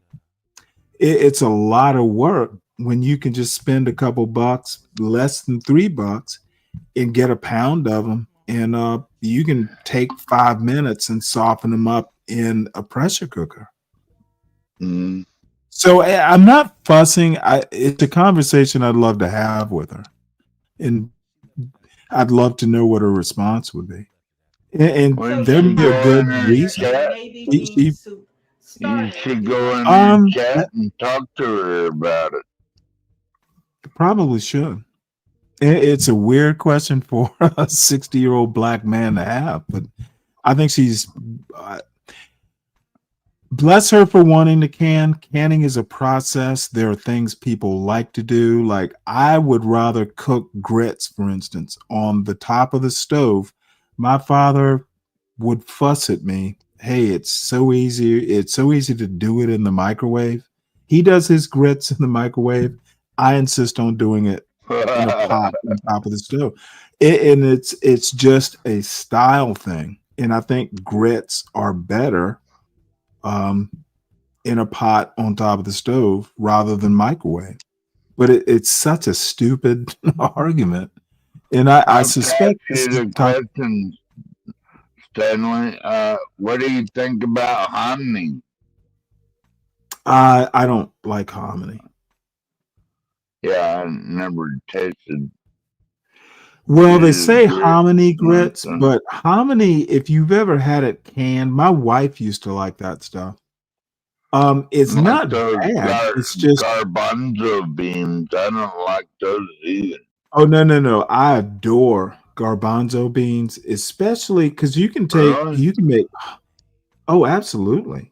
You can make hummus out of them. That's what like the Western style.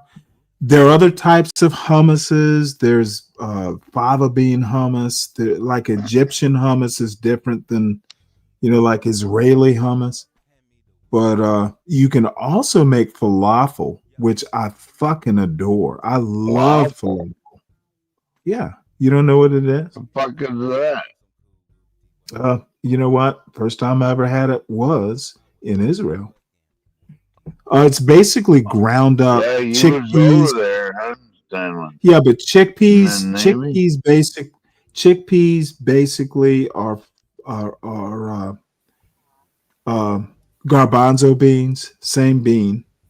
You grind them up. You make like kind of like meatballs out of them. Meatball looking, and then you fry them. Basically, they're fried beans.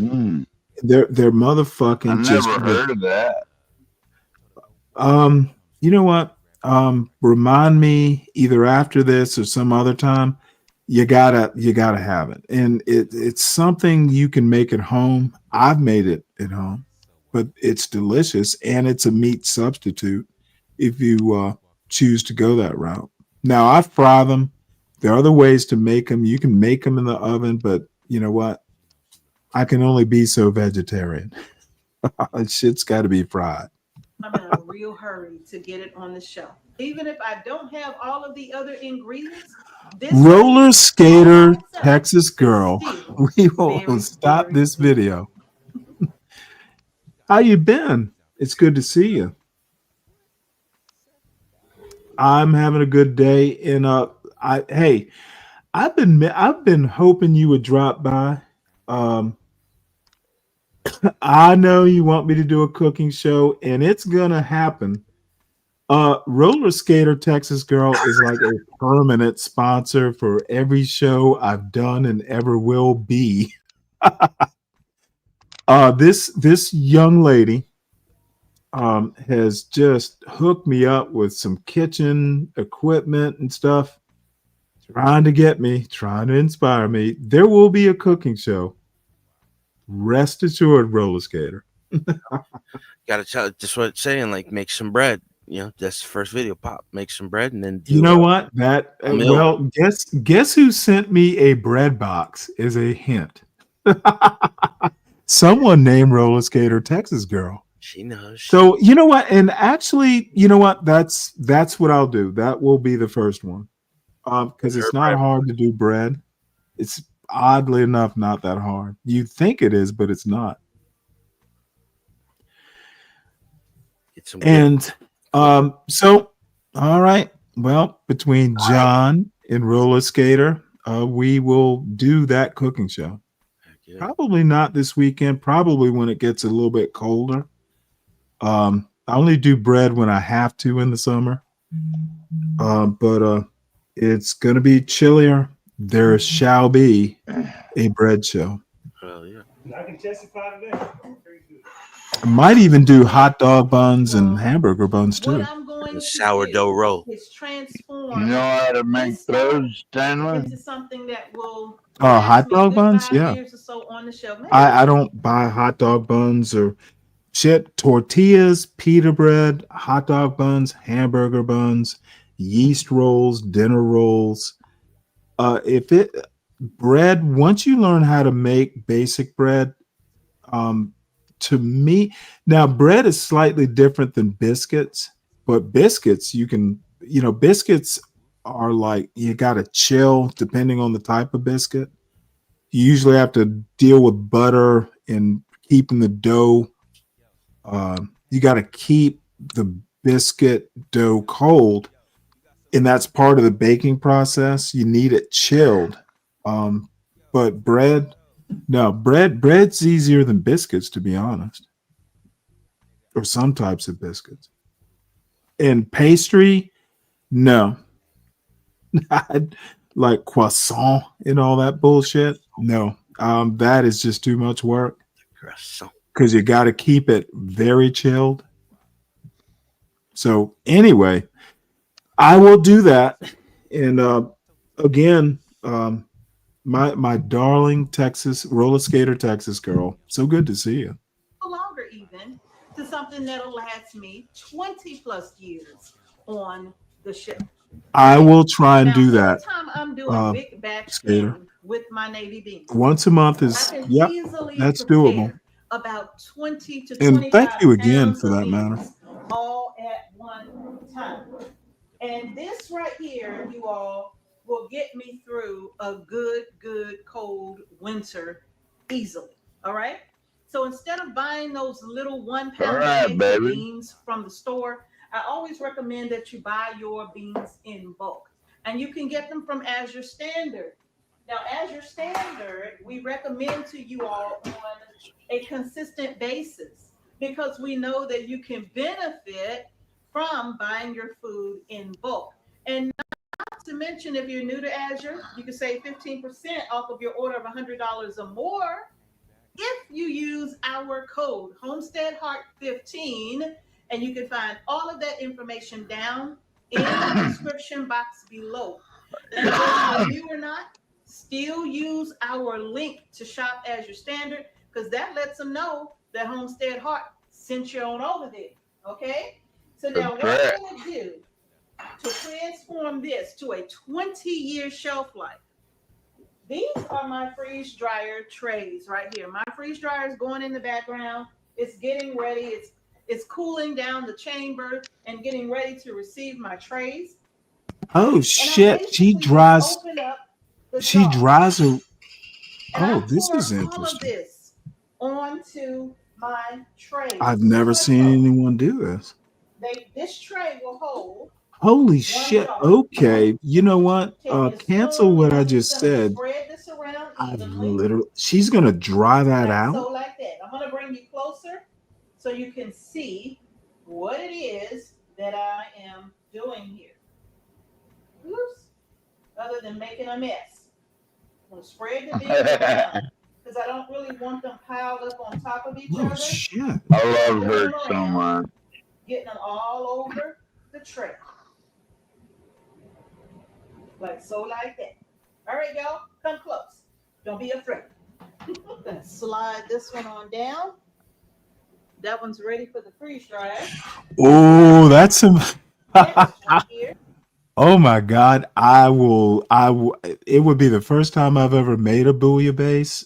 But yeah, it's not, I don't think it's horribly hard, but that's some, it's so weird about things like bouillabaisse.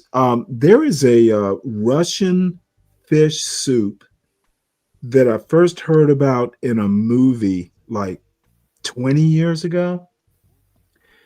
And I can't remember the Russian word for it. Those that bouillabaisse stuff, that shit is simple sounding, but it's hard as a fuck. Yeah, bouillabaisse. I'm pretty sure I could do it. It's simple. It's not hard, but getting it right is complicated. So that's a good idea, Black Knight. And I'll find that Russian soup. I've always wanted to make it. And the movie had of this actress, I can't remember the name of it, but when she described it and said, "Oh my God," she just made it sound so sexy. It's like I want some soup. Her focus, Stanley, is long-term sustainability. That's Right. what she's focused on. Yeah, it doesn't get cold in Georgia though. Honestly, it doesn't. But I want to see this process. She's gonna dry it out, and my question is, how much is she gonna dry it out? I've never heard of this before. And I'm just gonna pour this onto the tray. Like so, like that. And as you can see, it's just liquid and beans. And I do see some herbs and a few tomatoes here and there, not even a lot really. But I'm just smoothing the beans around gently because I don't want the liquid to spill out over the sides. And I do want the beans in every corner of the tray, and that way they're not piled up high on top of each other, okay? So I'm just spreading them around like so, making sure they're all over. Look at that.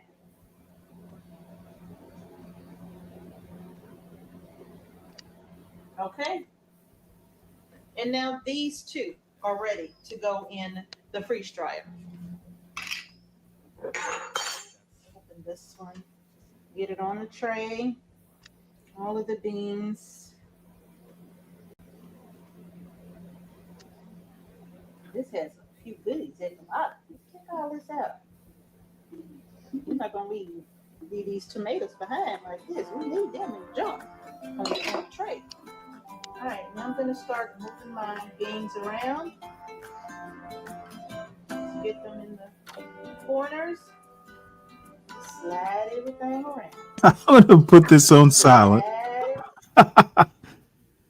I do not want to get in more YouTube. It was just a YouTube stop. And they checked my license. Forgot about the bay leaf. Ooh, Take bay that leaf. out.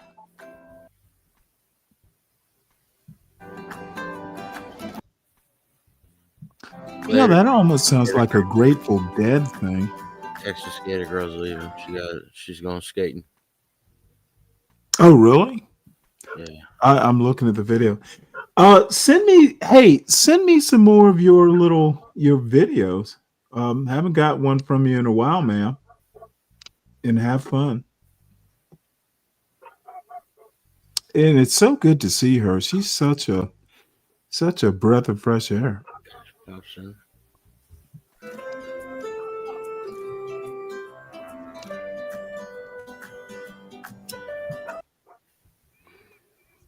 Yeah, they have a pretty big farm down there in Georgia, That Stanley. is going to probably Not too far away from me. Oh, she's gonna freeze dry it. typically anywhere from 24 to 26 hours to freeze dry my navy bean starter. Okay. The reason being is because my freeze dryer is in my laundry room. Does she And because sell my it? I gotta room start is some probably beans. one of the warmest rooms in the house, it takes it a little bit longer to freeze dry. But if you have your freeze dryer in a cooler area, air conditioned area, and all of that, go figure. The laundry room does not have any AC. And blackout curtains don't really help the cause. It's just hot in there, okay? So it takes mine a little longer.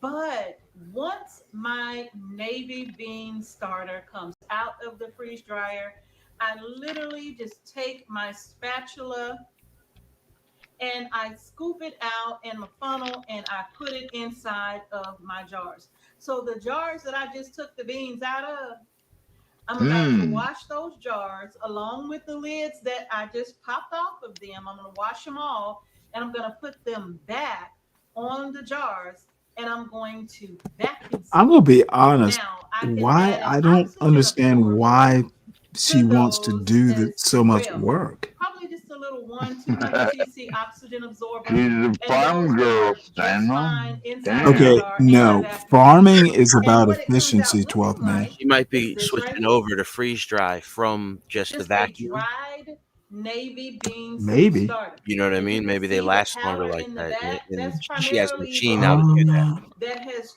dried, now you yeah, can right? but all that. damn. That's a lot of that's a lot of extra work.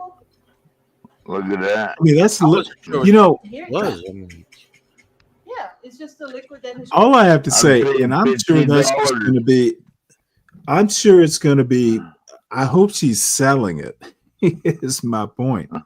All that work just for you or your family. That dude, you were touching those beans so many times. You know, it's literally like an efficiency thing. yeah.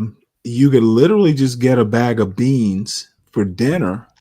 And you might have to start a day before, but dude, she's touching those beans so many times. She's But she processed grew, them.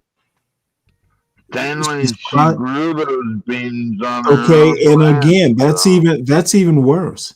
Might be a How many times has she touched those beans or processed those beans? She who planted cares? them. Clean them. Dude, it's farming. Yeah. It's all about efficiency. you don't want other people touching your food, you might as well quit eating. Yeah, no, that's Okay, you've lost my meaning. No, you literally lost my point. She's barehanded. You're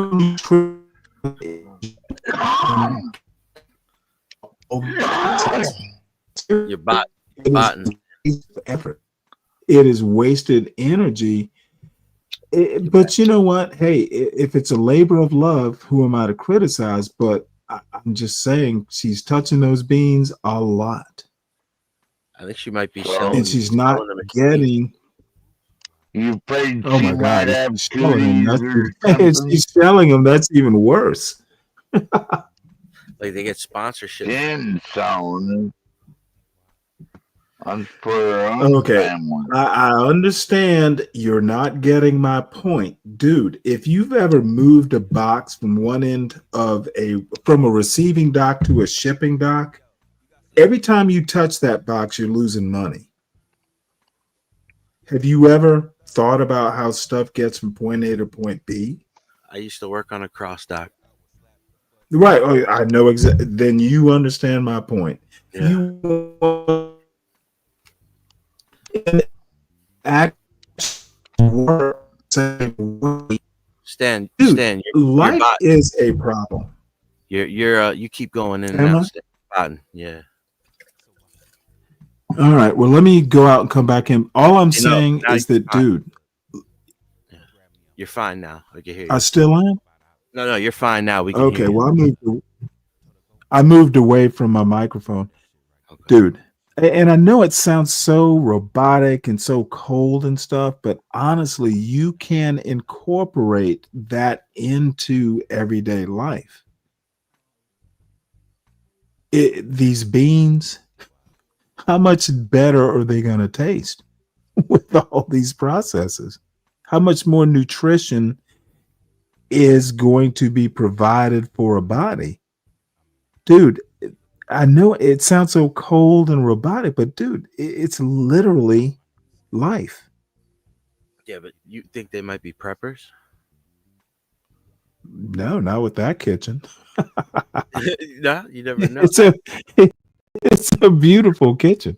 Yeah, they but might even if they're prepping, how much more nutrition are you gonna get? Dude, you canned it the first time. Why do you have to recan it? What did you gain by making it mushier? You could use some sort of macerator. You could use a meat grinder to get it that mushy. Anyway, I'm being a little bit persnickety about it, but I'm, dude, how many times, how much more can you get out of a bean? I doubt. I think she's overworking. Maybe that's my point. How much more of these do you think she has to go? It doesn't matter. She shouldn't have started the process in the first place. That's what I'm saying. Like she's just trying to keep herself busy. Something. That's what I'm thinking, John. It's like that's exact. This is busy work. Now, if it's for content, I understand that. Just say it's for look. That makes sense. I'm just saying, and I don't mean to be mean. I love the show. I'm just like, if she were my wife, like, really?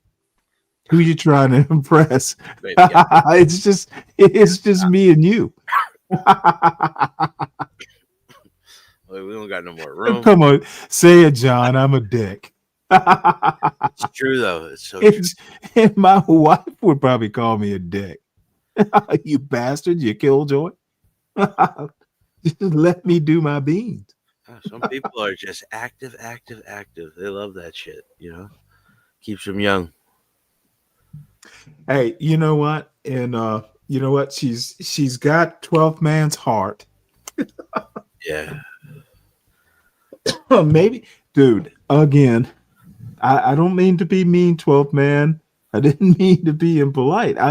But dude, this shit just kind of kicks in. It's like, how many times are you going to touch that jar of beans? as many times as she wants. Hold on one sec. This motherfucker. That's good content. Like, you know, she's teaching people and she's making content. There we go. And she's switching out from one stage to the next. Guess what I'm saying? A lot of people were vacuum sealing jars, but now like they're just rather just dehydrated. Oh, dude, you know what? I actually have a food saver. That shit's awesome. Yeah, I got 2 of them. Oh, that's literally the definition of. She is literally the definition of black excellence that you like to talk about, Stanley.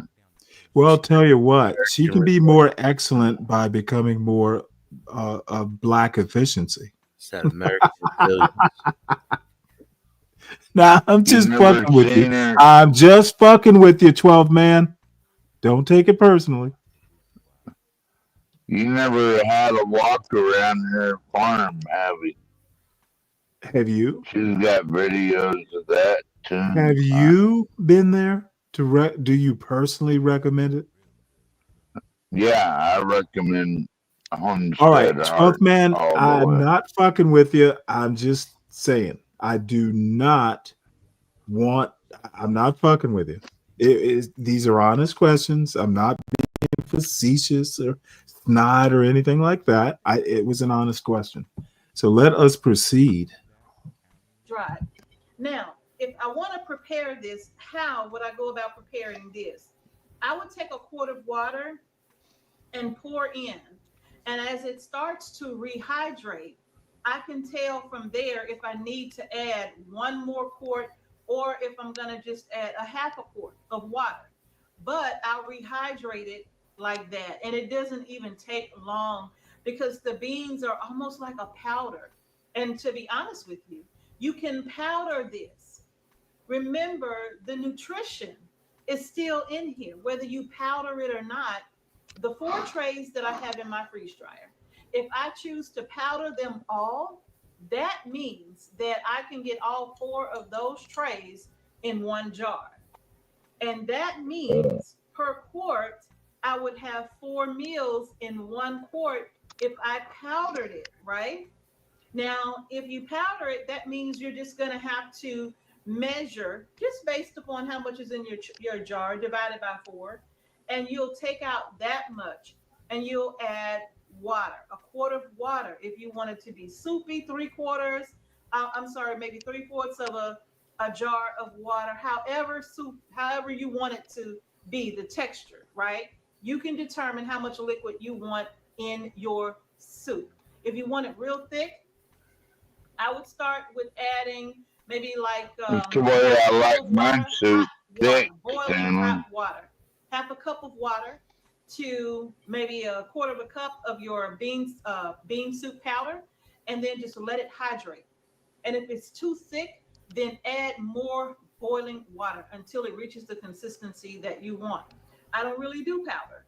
I leave mine just like this. And it's going to be I'm sorry, I didn't hear you, 12 man. 1 quart and a half of boiling water that's going to go over this. Yeah, I like my soup kind of thick. Like I said, you'll get more in the jar if you powder I'm it. thinking about making up a pot of soup now. A smooth 5 bean, without very much texture 5 bean at soup. all. But well, good, like do it. To get the I'm going to. the bits of tomato and all. I got a nice beef broth to do it with from my Mississippi pot roast. The chunky vegetables, so I don't powder mine. Okay. So I have a good beef base. Like. Maybe I'll add some bacon to it. And it's very light, right? It's not as heavy as a jar of. Wait, this woman did a cartwheel on skate. This makes for.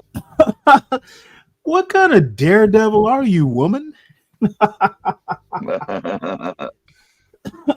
She's uncontrollable. You did a cartwheel. Wait, hold it, on skates? Oh my God! At 58, that should have told you not to do it. What do you want to bet she votes Republican? What do you want to bet I on really wasn't thinking about her politics. How did that pop into your head, 12 man? I can just tell certain people I know how they vote just by listening to them. You know what? Okay. Well, you know what? I'm just like, this woman has more balls than me. I would, dude, roller skating as a kid, I probably should have concentrated on it more, but you know what? What do you want to bet? She has a handgun close by too. What do you A what want to bet? spy? A handgun. She lives in Texas. She lives in Texas, 12 man. And again, hey, I just think she is crazy, and I'm kind of jealous.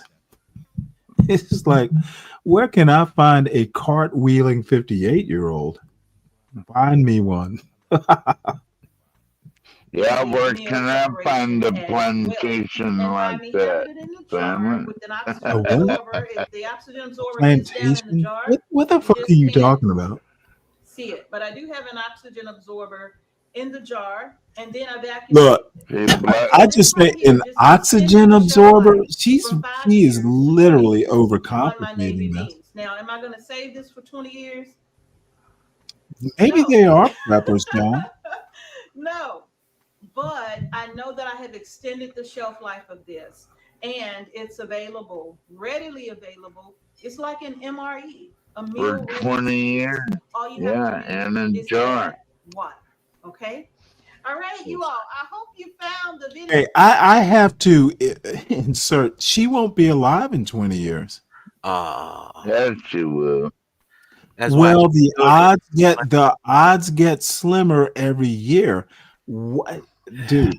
It's crazy. Why are you? I mean, maybe, and I don't know. Maybe people pass down their canned food is like, part of a will. Or something. Yeah, like what if that's how your mom cooked all the time, and she would always save some. Dude, I would never be able to eat it.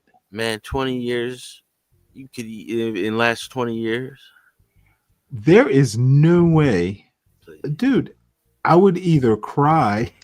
Why would you want to do that? Just a little nostalgia. I mean, you ain't gonna eat it 20 years, but maybe 2-3 years after she passed, you could pull them out for Thanksgiving. Do people do that? Probably. I mean, I'm sure after she passed, they're gonna be pulling these things out on Thanksgiving. You know what? Grandma beans. Motherfucker, you are sending me down a rabbit hole. Dog I'm scared to Google this. Legacy or estate canned food? Dude, people used to hand down coupons. Well, wait, hold it. People don't pass down their mother's jarred food, do they? I bet they do. If they did it, if they jarred food. Dude, there is such thing as botulism. There are things you don't want to test. Man, listen, they've opened jars of peaches that were like 100 years old and still edible. 100 plus. You know what?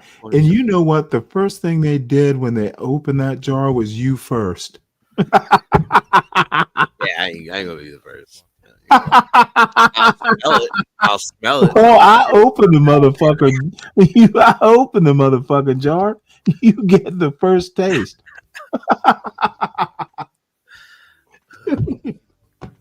I could, you know what? I'm not doing it now because it would send me down a rabbit hole and I'd be doing a 24-hour show.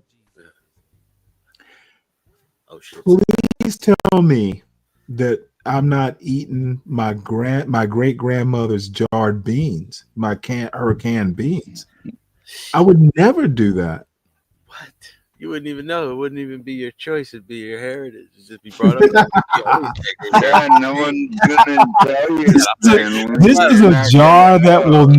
This is the jar that will never be opened. It's like one of those where they cook it and then they're like, "Oh, you know what that was?" Like, Oh, Prepper's Delight. make a motherfucking rap song out of that. Yo, Prepper- helpful. oh, If there's you like the video, give it a thumbs up. Don't forget to subscribe to our channel. Share our channel.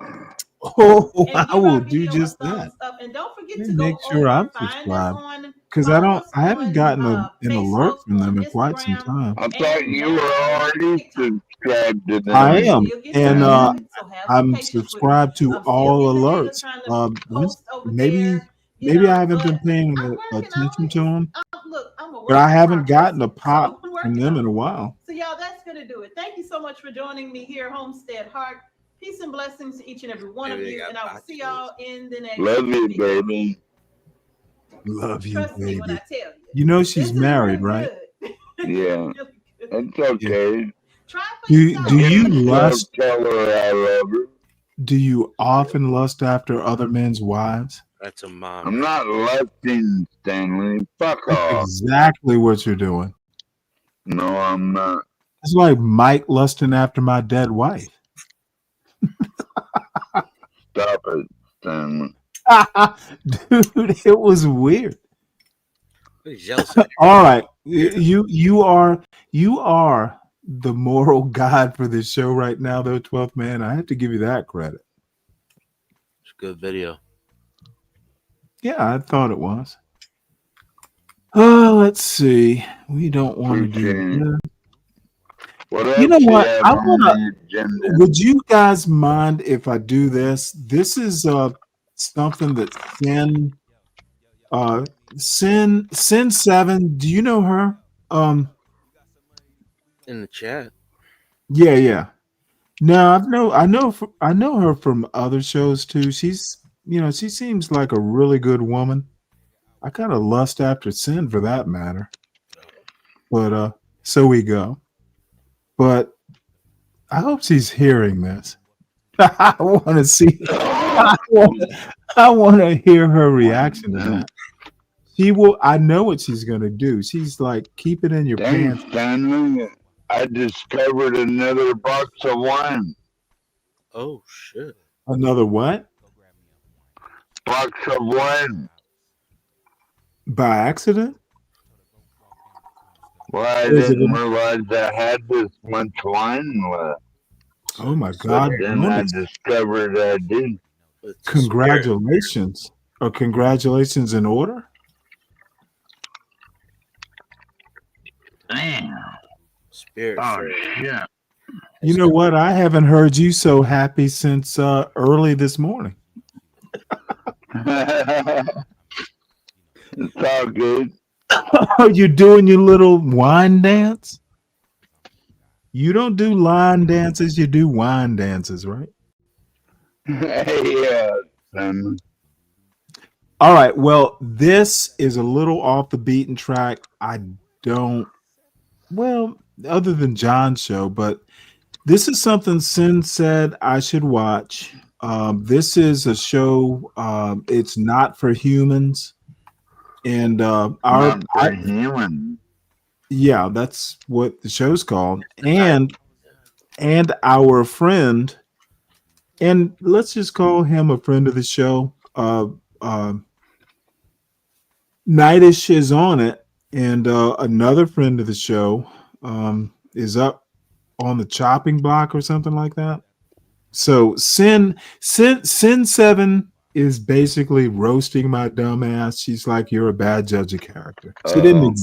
She didn't exactly say that, but I knew where this little she is a little she's a little troll. And that's why I like her. Pull up the TMKC and Rogue C.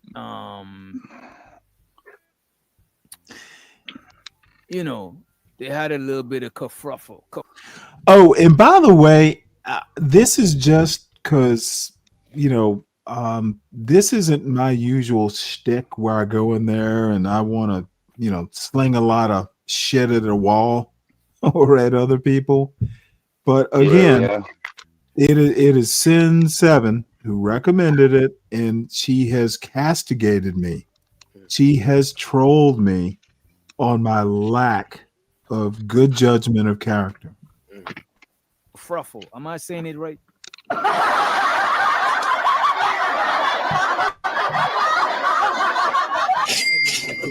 Yeah, Roxy is here. Roxy is here. You know what I'm saying?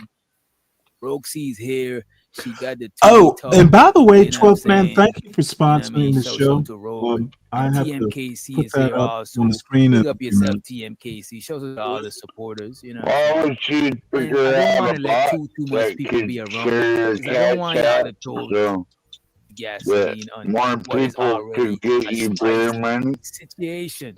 But I'm Well, going you to know, drop the link. actually, I I'm gonna don't put drop it the up. link. I actually It's have not a gonna be like for a banner everybody at thing for first. it. First, Hold when on we a sec. drop Let the me link, show it's it going to you. Yeah, please support Stanley Cross on the review it. channel. You know what I'm saying? You But can I cash just app I him. don't know if I could trust Even a dollar or two helps. Well, hold on a if I sec. could trust y'all to make this shit not be. Okay, well, here I actually can put that little Cash App thing up there. See it? Top right hand. So you can scan it, and yeah. As a matter of fact, everyone, please make sure you hit the like button. Please make sure you subscribe to the show if it's your first time here and it's to your liking, and unsubscribe if your name is Mike123. It would be appreciated. Damn, Stanley. do not do things you don't want to do. There are no hostages. There are no hostages in this. We're not alligator Alcatraz. God damn it! Fuck you, Mike. You know, shouldn't talk about dead people. yeah, that was just, dude. That was just low class. It's like, who raised that you? was really low. It did amaze me.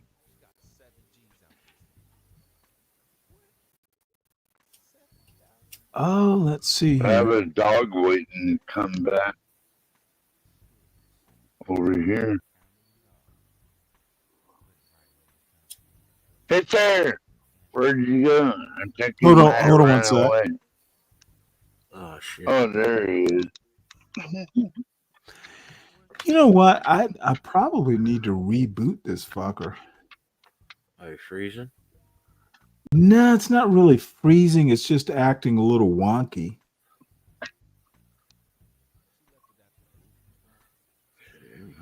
Let's see. Of Aaron C. Good old Stanley still chugging along. Well, you know, of Aaron C. Old men tend to chug along. Chugging and bugging. That's all we do. We just chug along. Well, SD, you know what? Hit the link of Aaron C. Hit the link and give me something else to look at. Look. Usually this sort of stuff isn't really my cup of tea. And again, Sin just did it to troll me. And I like, you know what? She's more clever than a lot of dudes that drift through these YouTube streets. And I like her little clever sense of humor. And Sugar Bum, you know, one of Sin's peers, she's pretty goddamn funny too. They're good trolls, and I kind of envy them. They have been doing it for years. So anyway, we'll see what's going on here. People may get it, people may not. I know I'll get it, but this isn't going to be an all night, like full, you know, review or any of that shit. I'll watch. I don't have many comments. Anyone who you only have about 2 hours to go, Stanley. Is there a timer? you know what? I don't really give a fuck. it'll keep. It'll be fine. It gives me 2 hours to either figure out a plan or get bored with it. Worse. You know what I'm saying? But let me pull this up. Look at this, Reese. Taz and Nyla. Yes. Taz is my nigga. And You see, we already starting off on a bad foot. And this is why we can't let y'all up, because y'all might add more shit to some shit. You know what I'm saying? Kerfluffle, that's what. That's what you By the saying, way, this Bridget? is DJ Witch Doctor. I've actually never been on a panel, but he's kind of famous. So this is his show called Not for Humans, and it is a very well produced show. This motherfucker's a pro. So I don't even know. I don't think he knows who the fuck I am. I do tune in, but again, it was recommended by Sin. So Probably not, Stanley. No one knows who the fuck you are. yeah, well, probably better that way. That's why I haven't been porn bombed. I don't know.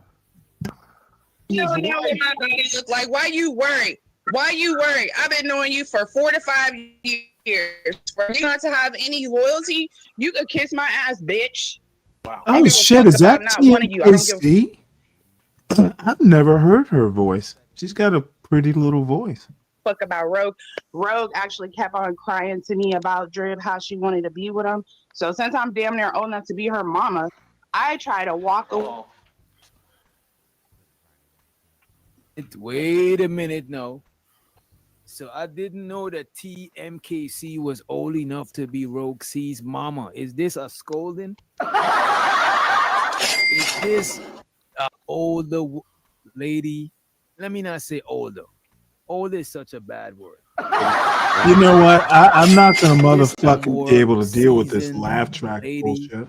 a more mature lady, a seasoned veteran trying to tell a young. I'm sorry, what, John? So it's just a mile marker, right? So it's just a little clip right here. No, she apparently there's some drama with another content creator that I gave high marks to. She's just, dude, there is one content provider. It's a Drip Nation. Have you ever heard of that show? No. Yeah, he's a cunt. Yeah, well, I happen to have a high opinion of it. And Sin, Sin is just trolling me. But it's, she asked me, well, have you... Okay, dude, don't, whoa, please. Let me talk. She said, well, hey, have you been keeping up, or have you heard, or basically she put a comment in one of my past shows like, hey, what kind of judge of character are you? I'm like, what are you talking about? And she was like, oh, haven't you heard? And no, I hadn't heard. Dude, I don't watch these shows every day. So and she is kind. She's just, it's a gentle troll, but she's like, dude, your boy has fucked up. So that's why I'm showing this. Unless y'all have, hey, I'm open to something better to watch. I can watch. I wasn't sure if you knew what was going on because I don't. Do you? No. So like this is a different channel. Basically, this is gonna be what my mother used to call, and yes, I'm breaking my rule, a nigga mess. Alrighty. Well, alrighty. And you know what? It's probably That's what they are, Stanley. Yeah, well, my sainted mother, hey, she had a sense of humor, and it made me laugh. We don't have to watch this though, because it might be something that's more an acquired. You gotta know.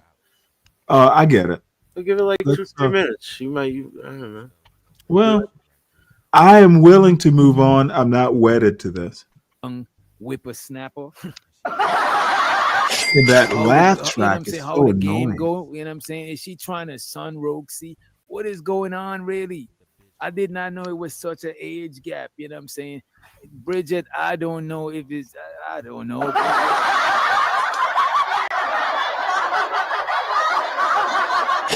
was so funny about that? Bridget. I don't know. Look, You know what I'm saying? I've don't never know. just gonna he's a play content creator from what I'm much seeing, bigger it than I looks am, like much bigger than a more John Galt, seasoned for that whipper- matter. a more Much seasoned bigger than veteran CT. is trying. It's like old money trying to school new money. You know what I'm saying?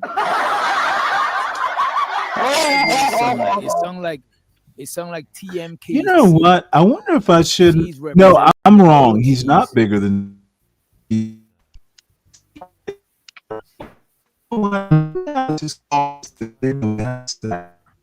Break it up. If I can't make it stick. In honor of, okay, tame yourself there, son. Maybe I'll just coin the phrase nigga mess sector. See, no laugh track. Roxy need a. I think we need to get Roxy a rap. Young Rogue. Wolfman, you must be that box line must have just hit your bloodstream.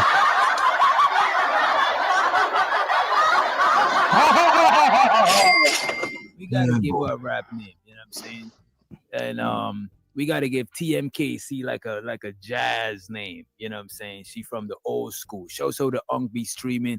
He said drip drip drop in that meat on them salute. I don't know. Look, man. Wait a minute, man. Wait a minute. This content is for entertainment purposes only. Opinions expressed by hosts or guests are their own and do not reflect the views of this channel, platform, or the Not for Human brand. Ooh.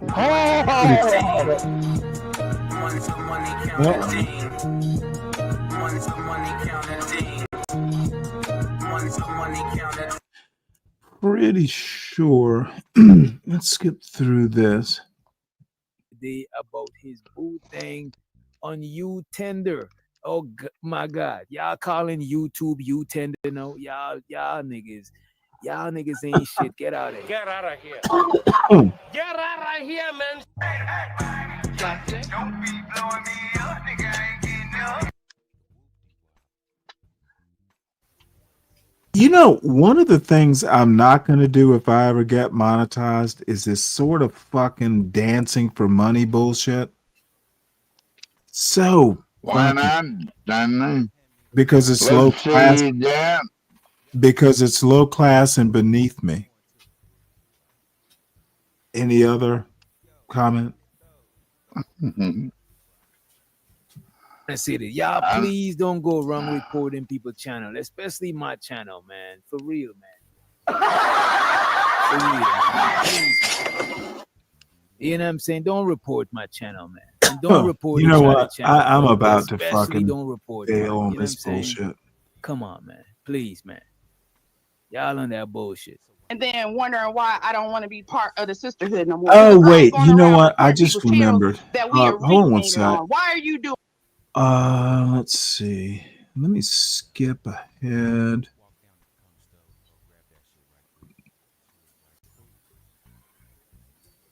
She said it started there.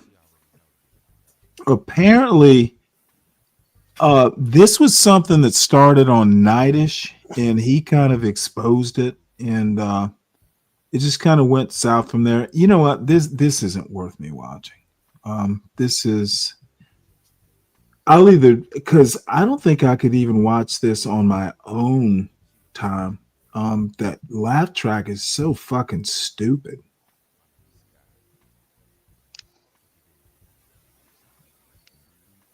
So let's see if we can find something remotely entertaining.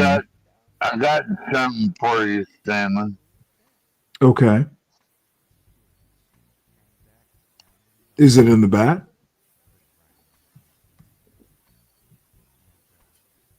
Is it in the back? Back channel, I'm sorry, back chat. Oh yeah. I do know some of the people involved. SD. You know what? Let's do this. This actually was rather interesting because I, believe it or not, mentioned something about riptides the other day. So one of the biggest things is being able to relax. All right, learning how to float. Right. Very good, Stanley. Learn how to tread water like you're doing right now. Right. Once you're in that situation, right, if you can't touch or be able to put yourself out on that current, you're gonna have to swim. And the easiest way is just with a nice side stroke and a couple of good kicks. You don't want to expend too much energy. No, you don't. It's about energy conservation at this point, right? We've heard this floating on your back thing. Yeah. Is that okay? That's great. Okay. That's the best way to do it. Okay, right? so floating on your back. Yep. Like you said, maybe a little bit on your side. Yep. Not quite as labor intensive. Yep. Started where he is. Right, and we're being good I'll now. take a little bit of that. That's obviously starting a weekend, and so at this point, once we've kind of gotten rid of that initial strength, right, I would just say let's take a couple strokes to the left or right. Okay. Let's go to the right here towards the pier. So let's say we've heard swim parallel. Swim parallel to shore, right? So So if parallel I'm- is along the side, right? So if I know it's coming this way, Yeah. I want to swim along the shore. Yep. I'm not a strong swimmer, but even a strong swimmer Absolutely. can get caught in a rip current. Yeah. If we Sorry, a rip current. So if we tried to turn around right now and swim against that current, all right, in a weak rip current, we might be able to make it, right? But you're Right. still going to get tired, and it's still not going to be something that we want to do. It's not fun. It's work, I right? mean, I can feel it, and not only can I feel it, I can see it. I mean, we've Yep. become Yep. And we're right about on the edge of it right here. And like I said, it's a small one today. Right. But it's enough for a little kid, right? Or anybody that doesn't know how to swim, right? I'm now at a point where, I'm overhead. So it's Yeah, I it's mean, a me problem. too. It's an issue, right? right. Right. Yeah. So it's. I mean, you Yep. don't want to be over your head. Right. And lose strength. Right. So again, let's talk about a few other things. So we're swimming calm. parallel. We're right. We're calm. Well, let's do calm, and Yep. we're doing. You could do some kind of. Learn how to swim. Yep. Until you got help. Motherfucker. And the other This thing is parallel to the swimming in a riptide. Is literally GoPro video how to escape from riptide. So it's not learning how to swim. This is literally how to survive swimming or not pushing against a riptide. Is that clear to you now? I'm 12 man? not, can you repeat that, Stanley? You know what? Why don't you take a nap? Go enjoy your boxed wine. I'm done repeating myself. Stupidity is washing over you and you're sucking it down in your wine glass. And again, does it matter how you swim or just that you do it? Just do it. And like I say, get a good couple big kicks. So a So you side, can just like a side is probably the best way. Then the Coast Guard. Yeah, when you try and take your arms up out of the water, right? Number one, Right. when you put your arms up, Right. your head goes down. Right. All right, so then you're fighting that. Sure. All right, so keep your arms, underwater. What and is do a what breaststroke, is it with side stroke, that's the best way what to is do it with And again, these people who literally is it talking to yourself to prove you exist? I bullshit, therefore I am. Is that what it is? Some motherfucking like trailer trash fucking I'm sorry. Are you a trailer trash Descartes? Because you literally sound like Be Brave. I spout bullshit and I'm a racist, therefore I am white. What kind of dude? Now you've annoyed me, 12, and you knew you were going to. You have to ramble on drunkenly, therefore you are. We know you exist, 12 man. Well, look at Portland, Andy, and all these people. Fuck all Portland, Andy. The only time I ever watch Portland, Andy, is when you fucking bring him up during bad weather. Is that what you put in my back chat? Yeah. Then guess what? It's all the protests and everything. Well, I don't give a fuck about the protests. We're not going to watch it. Anything else? Can you do better? What protests? Are people protesting? People are always. Want you to look at it. Unless it's a motherfucking. They're saying, tell me, do you even know why they're protesting or what they're protesting? well, they're saying fuck Trump. Motherfucker, I asked you a simple question. It's a yes/no question. Do you know why they're protesting? Yeah.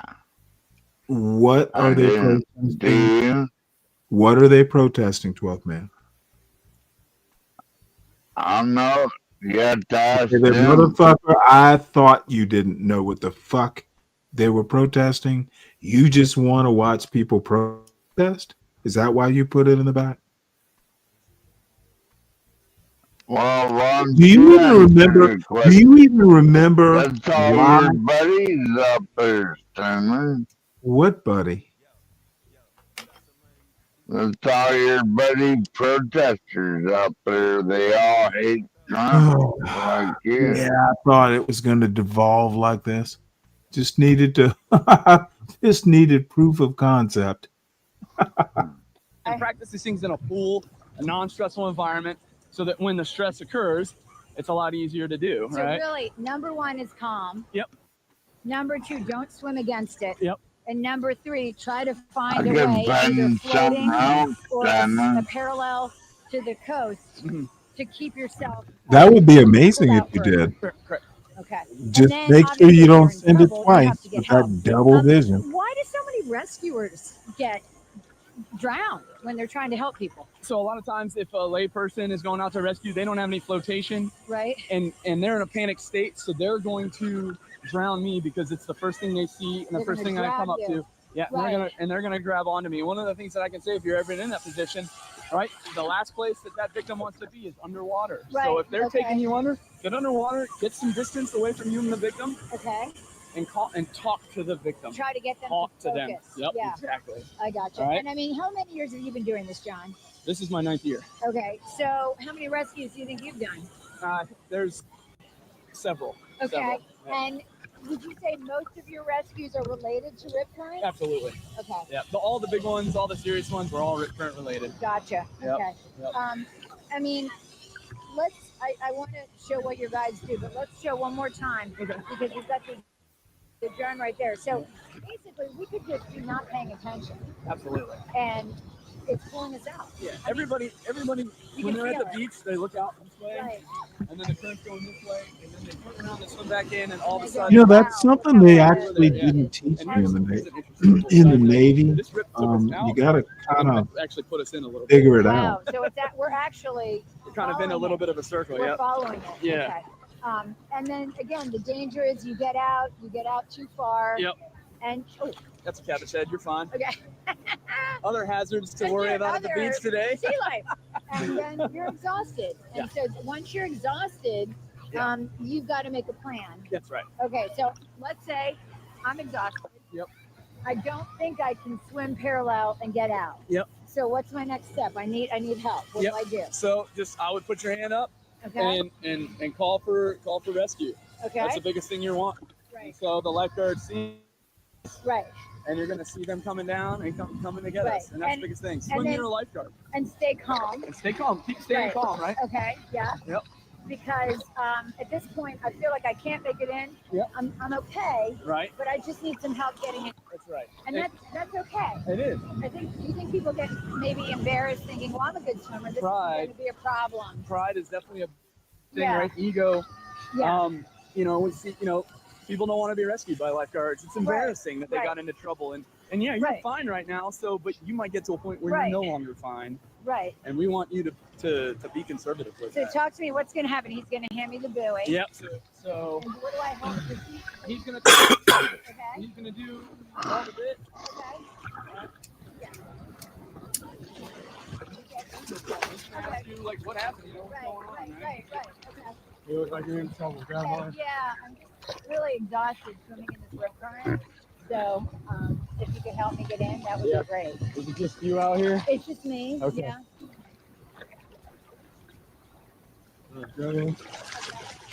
All right. And so let's say like she was really tired and having a tough time holding on to the buoy. What's another way that you could bring her in? Just give her something. Just control her with. Yeah, there you go. Yep, exactly. We're gonna watch out for the wind. What real men do, Stanley, I put it in the back. Well, what real men do, but never real drunk men. Well, that's an opinionated concept. Oh, Fool. This one. drunk men out swimming like that, motherfucker, you'd be an idiot to do it. So it's not a matter of opinion. It could be a matter of life and death. Well, you're Don't Navy, do- you know how to Oh, swim, no. right, Hey, Simon? guess what? I've literally never been drunk out on the water. The shit's real. So again, real drunk men don't swim; they drown. You saw this is some lazy chicken. Yeah, this is something. Oh shit. Somebody eats chicken on the fish creek. Here.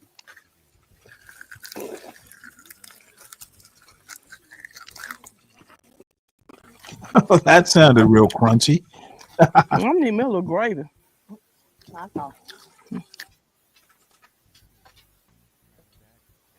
I want some.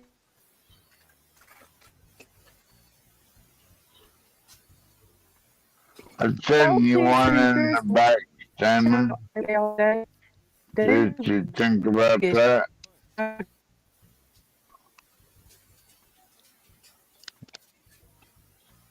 Just botting out again. You whisking it here. You're botting out, Stan. The video is too. Let's see if this I'm helps. back in my roots. I feel comfortable. I'm very hot because I am outside. I do have a lot of my family members here with me today. My mom's here. My cousins that I grew up with, they're here as well. They was excited about this fishing adventure. So I'm going to give you guys some clips of.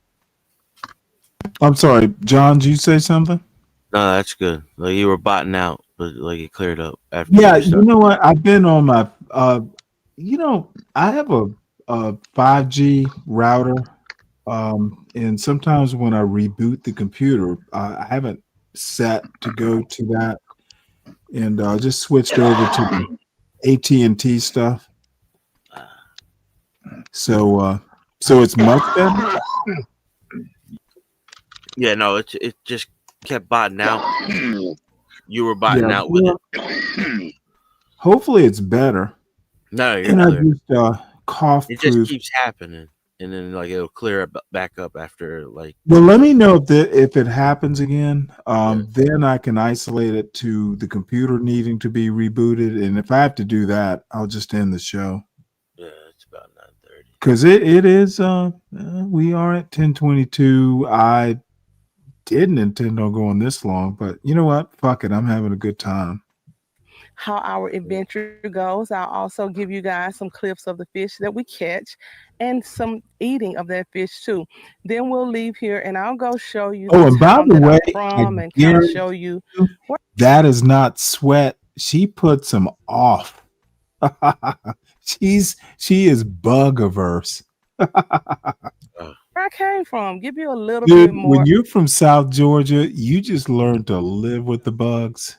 That off shit, just fucking live with the bugs. Of history about me. I hope you enjoy this video. If you like my content or you may just like my vibe, make sure you subscribe. But let's go fishing.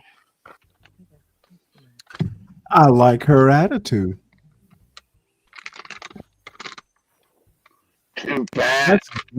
That's gotta be goddamn Georgia. Let's see where she Stay is. out there. That's Cyprus right there. That's Florida, but Cyprus. Oh, you They don't know? have I know. Cyprus Son. There's Cyprus in Georgia. As far up Sure as about that? as far up as God damn it. I know I'm getting old now. As far up as like Valdosta, Georgia, in the swamps, yeah, there'll be Cypress. And I know this from personal experience. Cypress is not isolated to Florida. You'll get them in Alabama. You will also get them in Louisiana.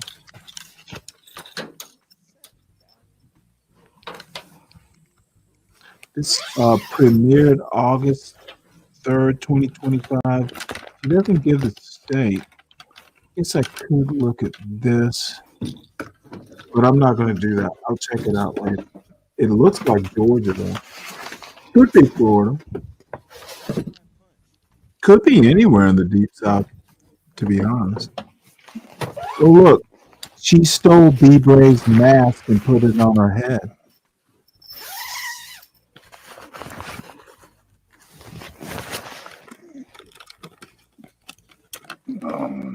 Shit. Cut some eye holes in it and give it to B-Bray.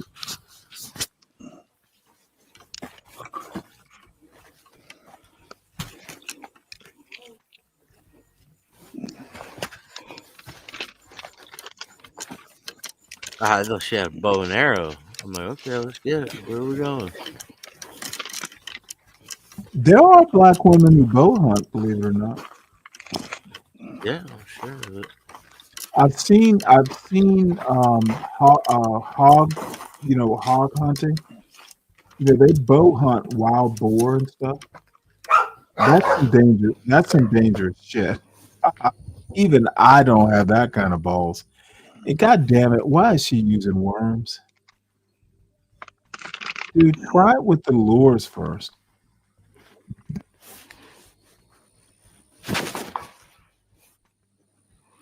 You never go fishing, Stanley, so fuck off.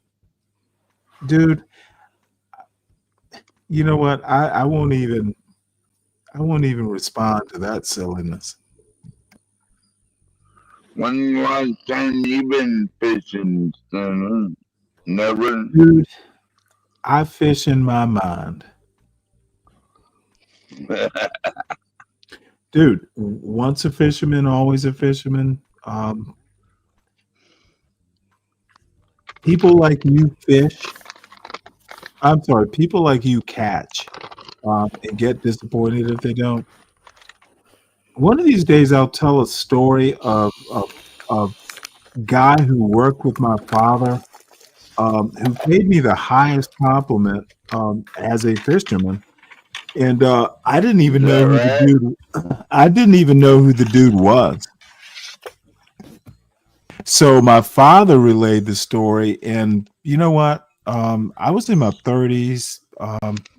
Look, my father didn't say, "Hey, I'm proud of you," but I could tell in him relaying the story.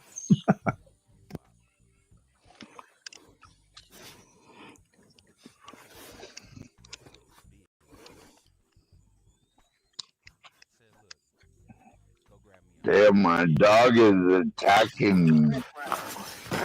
Oh, we gotta take this stuff off. Make sure you mute. So We don't want to hear here's the some stuff to carnage. wash your hands with. Some soap, water, towels, trash.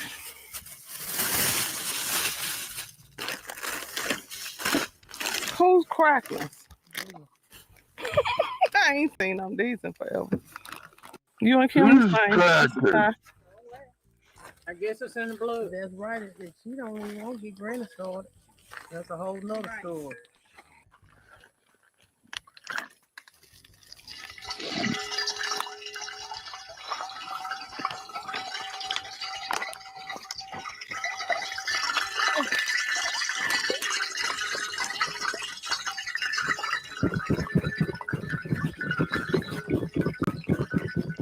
The fried chicken right there. By the way, this little container she's using is a breader. I actually have one of those. It's a different brand and it's bigger.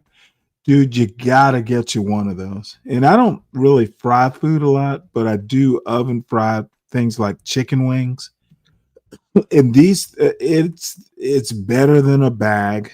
You know, that old paper bag thing that, you know, Southerners do. This is way better, like incredibly better.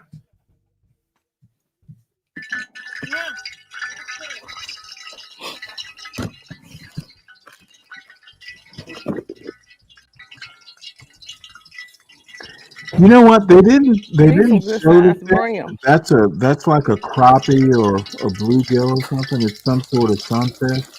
God damn, that's gonna be some good eating. Oh yeah, they do, SD. Dude, I swear by them. Huh? Now see, here I'm goddamn jealous. That fish is gonna fuck, I might just go fish. I might just go fishing tomorrow. All of a sudden I want me some crappie with some bluegill. Oh, that shit's gonna be so And good. these are the brim. Look at that nice pretty meat. You know what, motherfuckers? It I'm going does have a lot of bones in it, so you got to be careful with it.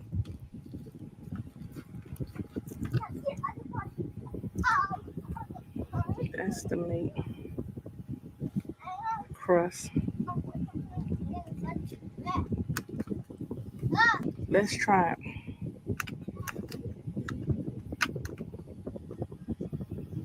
I like it with ketchup.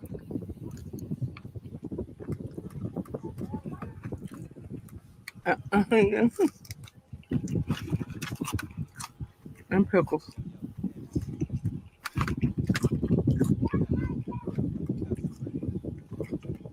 This is what I've been craving. This fish is delicious. Dude, it's the fucking best, SD. We talked I'm about about to that last debone week. my fish. We're gonna get on the road, and I'm gonna go show you guys where I'm from. We're gonna go. And I hate to stop this video here.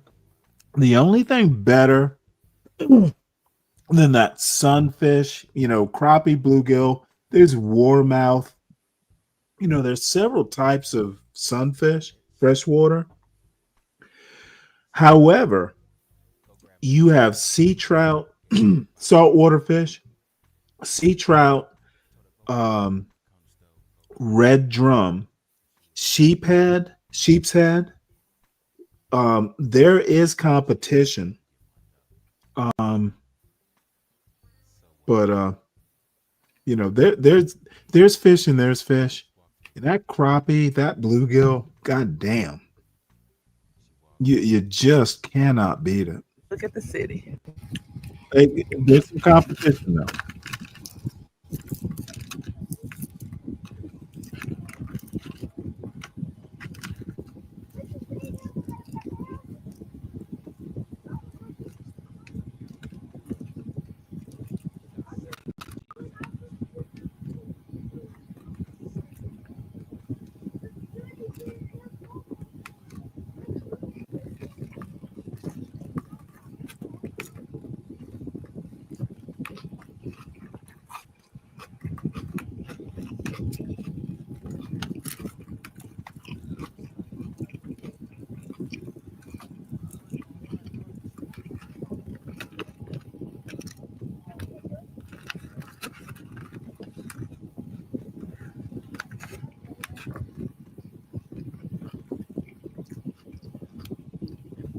Just a little fast forward through this, like mukbang. Watching her eat. Would you say mukbang? It's like mukbang, watching her eat and shit. It's like, all right, let's fast forward through this. Oh, I love driving through these little small southern towns. I know so many different parts of the country look like this. The road splits. And Arkansas is called a natural state. It looks like somebody is. I guess I'm getting old, but this is just like, this is these city folk don't know good living. Having a family reunion or something over there. I think maybe this is it. Felsenthal Lock and Dam. Can you keep straight? Because it floods. Actually looks It almost floods like down here Tennessee. really, really bad. And when the water is over the bridge, you normally can't get down here. So let's just hope it hasn't flooded, or else we'll have to turn around. Don't you know they do weather reports now?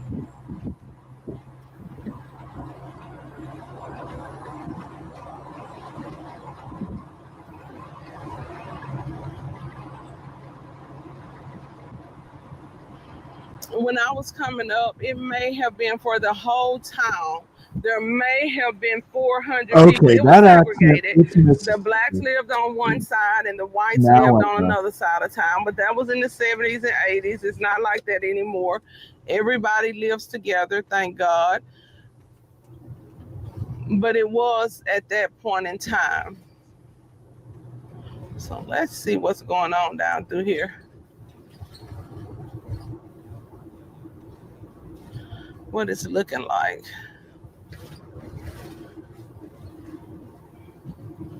Okay, it doesn't look like anything is down here anymore.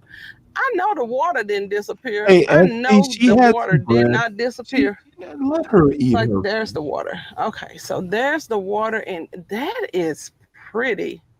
Let's get out. That looks good. Let's walk up there. Let's see if we can walk up there. It looks like you can walk up here. It's pretty out there. I want you guys to see that. The water is high. You can see that because the trees are almost covered.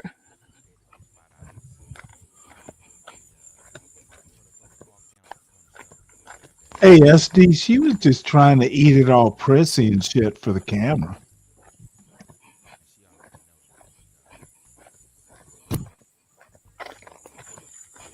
Yeah, it's nice out here. Crickets. I can remember those days, going to sleep at night, listening to the crickets, window up. We didn't have an AC. We had a box That's why fan. the motherfucking We set South, the box fan in the window, God's country. and you could hear the crickets. It was so safe back then, you didn't even have to lock your doors. You can't play those games nowadays. Look at that view. Look at this. How pretty is that? That is kind of nice. Now that's pretty. I don't know about this bridge.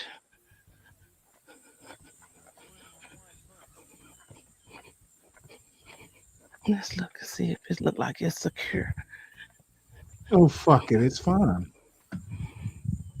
I grew up here. I don't want to leave here though. Look at that big hole in that bridge. I'm not messing with this bridge.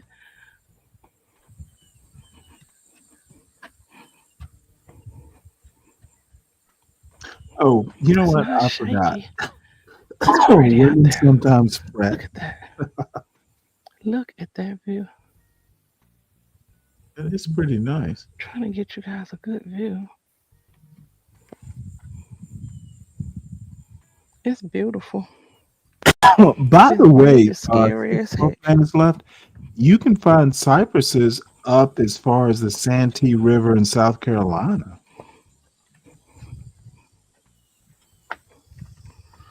But it is pretty.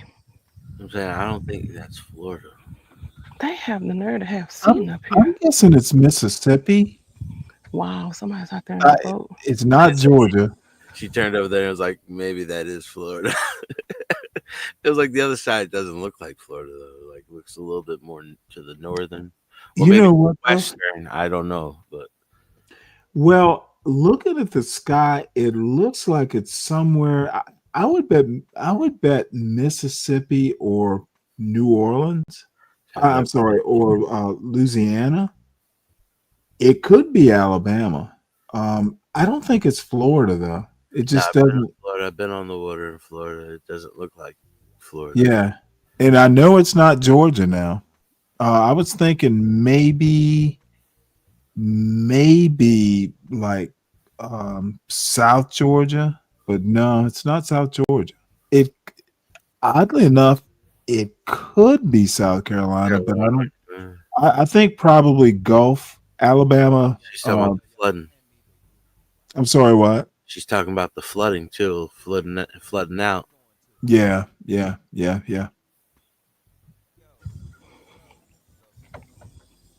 Okay, I hear the boards crackling. It's time for us to get out up here. Anytime the boards start crackling, I'm out. I'm not trying to prove nothing. Come on now, have some courage. Got nothing to prove. Nothing to prove. We're fixing to leave here. Yeah, this was worth the drive. Sissy. It shouldn't have took me but 5 hours to get here. It ended up taking me 8. And I'm about to head back because guess what? Oh, yeah, shit. you Yeah. know, I Yep. miss Ori. You're talking about So like, we got to go get gas and head back to Texas. We got about a 6-hour drive ahead of us, but I'm going back to my home where my fur baby is at. Let's go. God, I hate it when people say fur baby. Oh, the cat. I'm sorry, what? Is it cat? Like a cat? Is that a fur baby? Dude, I've heard people call their little dogs fur babies too. Oh, maybe a cat and a dog. Like a little toy dog or something. Chihuahua. Yeah, that's Funny. dude. Dog is fur though, I guess. Yeah. Dude, I don't know I fucking that makes my skin crawl. Fur baby. How about just fucking call it a dog or a cat? You know what? I'm pretty far into a can of beer or two, and I'm just being persnickety. Let's skip around. Everybody got the nickname. They have the nicknames. Fucking just call your dog a dog. A fur baby. I never used that one. I've never heard a man use the term, you know, so whatever, but damn it.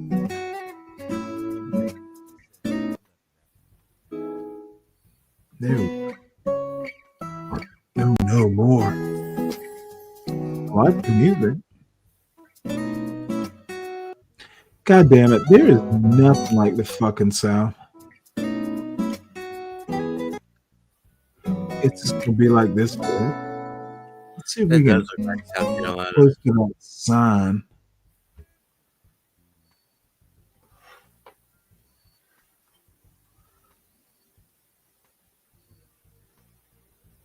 Monroe, yeah, Shreveport. It's Louisiana. See that? Yeah. See that? The sign right there, Shreveport. It's Louisiana. Okay. See that? Yeah. Monroe. 20 East. Yep. I-20. Yep. Well, now we solve that mystery. See, it looks just like a South Carolina stop too. You think so? Off 95. Yeah, we took a stop and ate some breakfast or lunch or something. Yeah. And yeah, like it looked just like that. Just like that. Mm-hmm. Well,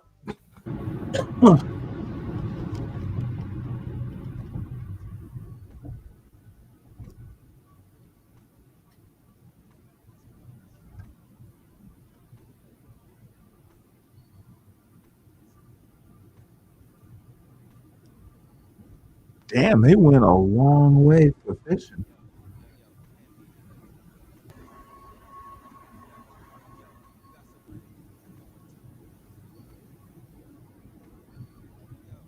Must got a hell of a dono to do this. Well, let's see her fur baby. Apparently, she lives in an apartment building or something. It's like it's a house or a retriever. No. That's gotta. You know, actually. Oh. Yes. The wolf. Yes. Shepherd. Good looking dog. Yeah. Now bring your ass up to bed, woman.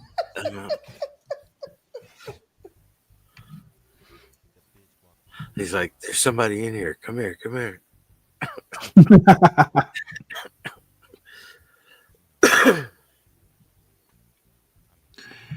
Well, let's see what we got here. I see Orthodox guy is doing something.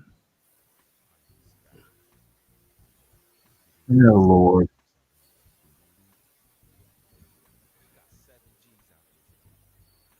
Mike ever stream? I'm sorry, what? Did Mike ever stream? Mike 123. I don't give a fuck. Dude, he's never coming back here. That kind of disrespect. That's like John Galt level depravity.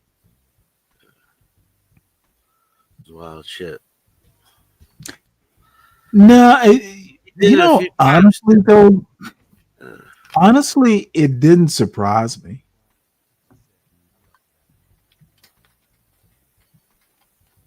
No. It just does. Dude, I'm older, I guess. Look, we knew it was going to come to that. He was just, give an inch, take a mile, take 10 miles. Dude, I don't know what his problem is, but he's got some issues. And it's not my goddamn job to be his YouTube, like, motherfucking psychiatrist. He's a troll. No, if he's a dude, trolls are usually. No, listen, Stan. These kids have video, like they have channels on like TikTok and Twitch, where they just come on other people's live streams, and that's why sometimes you see people cycling in, cycling out. Yeah, but he's got kids, or maybe he doesn't, and he was just pretending. But I think I've heard kids in the background. Look, this dude told his kid to what did he say? He said something like, sit your ass down on YouTube. Now, you know what? I understand. Sometimes you'll forget you're on mute, but dude, I just didn't like the way he said it. That kid probably doesn't even like him that much. This is how your kids want to leave home sooner than they should. Having daddy drunk on YouTube, and then when you annoy him, he goes, sit your ass down. Dude, I don't want to be a part of that. I literally don't. And he got a little belligerent when I said, I don't ever want to hear that on my panel again. How you discipline your kids is up to you, but mute or just don't do it on my panel.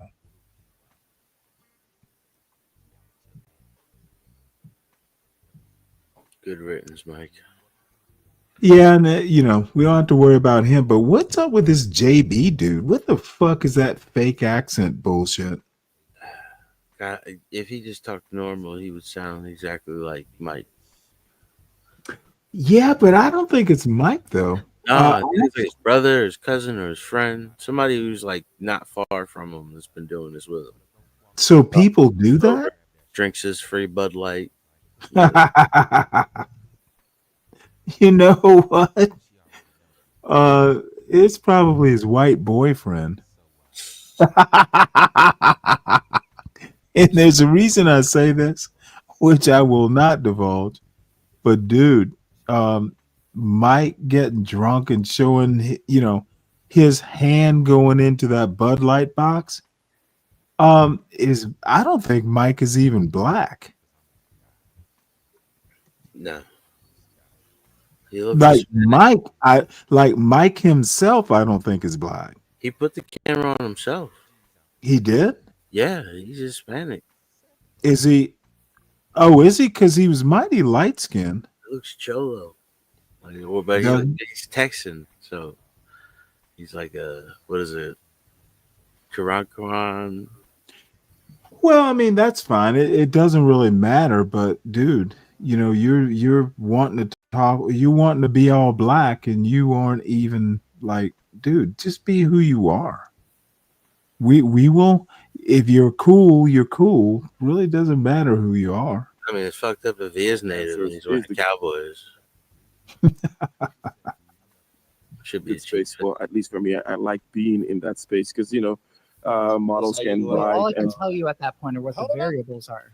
Yeah, I'm not gonna be able to do. Orthodox is a good kid, but his shows are trash. Just full of fucking pseudo intellectualism and just weird redneck bullshit. Oh well, this might be. Let's see what Drip is doing. This might be where the drama is. All right. Well, let me just stop it here. The dude I was talking about. Here's let me set this scenario. I basically think that this particular YouTube host, Drip, he's the channel owner. I've just considered him or consider him. He's done nothing to prove himself otherwise. Is a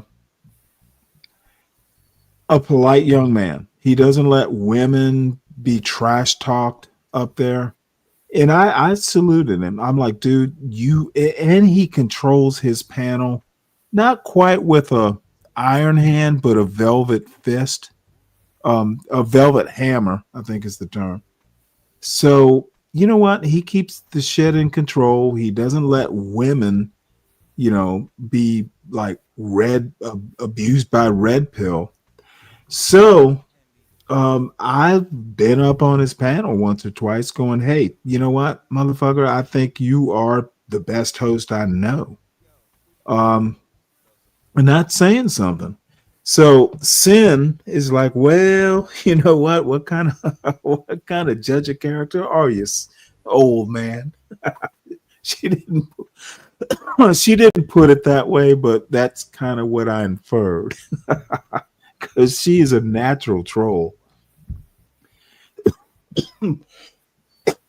So anyway, apparently he has been, excuse me, kind of like pitting women against each other for his amusement and who knows what else. But apparently it's a whole mess over there. So this is his show, and this is what's going on. Maybe it's amusing, maybe it's not. Hey, they just talking game to the young dudes. Them dudes ain't going to get no 18-year-old man. Come on, man, be for real. You talking about Shannon Sharp, man? But ain't nobody got Shannon Sharp money. These dudes are lame. Okay, well they're talking Shannon Sharp. I'm talking about, man, the 21 to 45 right now, according to YouTube. I see Rick's not on the channel. I'd rather be alone. Shanika. Come on, man. Let's be real. Generation X, those dudes is out the game. This is what I If want you you to do. 45 and you ain't listen. Hey, listen, I really want you to do this because I did this for you. And I'll be right back. I want you to go find out every. Hold on, listen, hold on, wait one No, second. you can date, but again, dating and getting married are two different things. So listen, I get what you're saying, but first, Yes, you can, but ain't nobody trying to. What I'm saying, it's there. The opportunity's there. That's all I'm saying. No, Ferb, the only thing I'm telling you is I want to see 3 marriages before the end of the year. Oh, it's goddamn Coach Ferb. That motherfucker's a moron. If the G got an out, everybody got it. Hey, man, y'all get married. Three marriages. Ferb, I've been studying this. I said, who is at the gender war? Because I started looking at Drip. I started looking at all the guys who's millennials. They're not really fighting with women. They're not. Like if you go to these pages, it's the Generation X.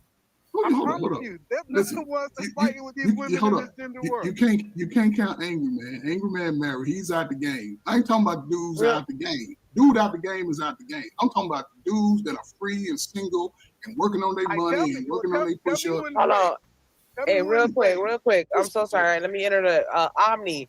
I'm in the car driving. I'm not at the computer, so you gonna have to wait a second. I'll let you know when I get back, and then you can come up. My bad. Go ahead, y'all.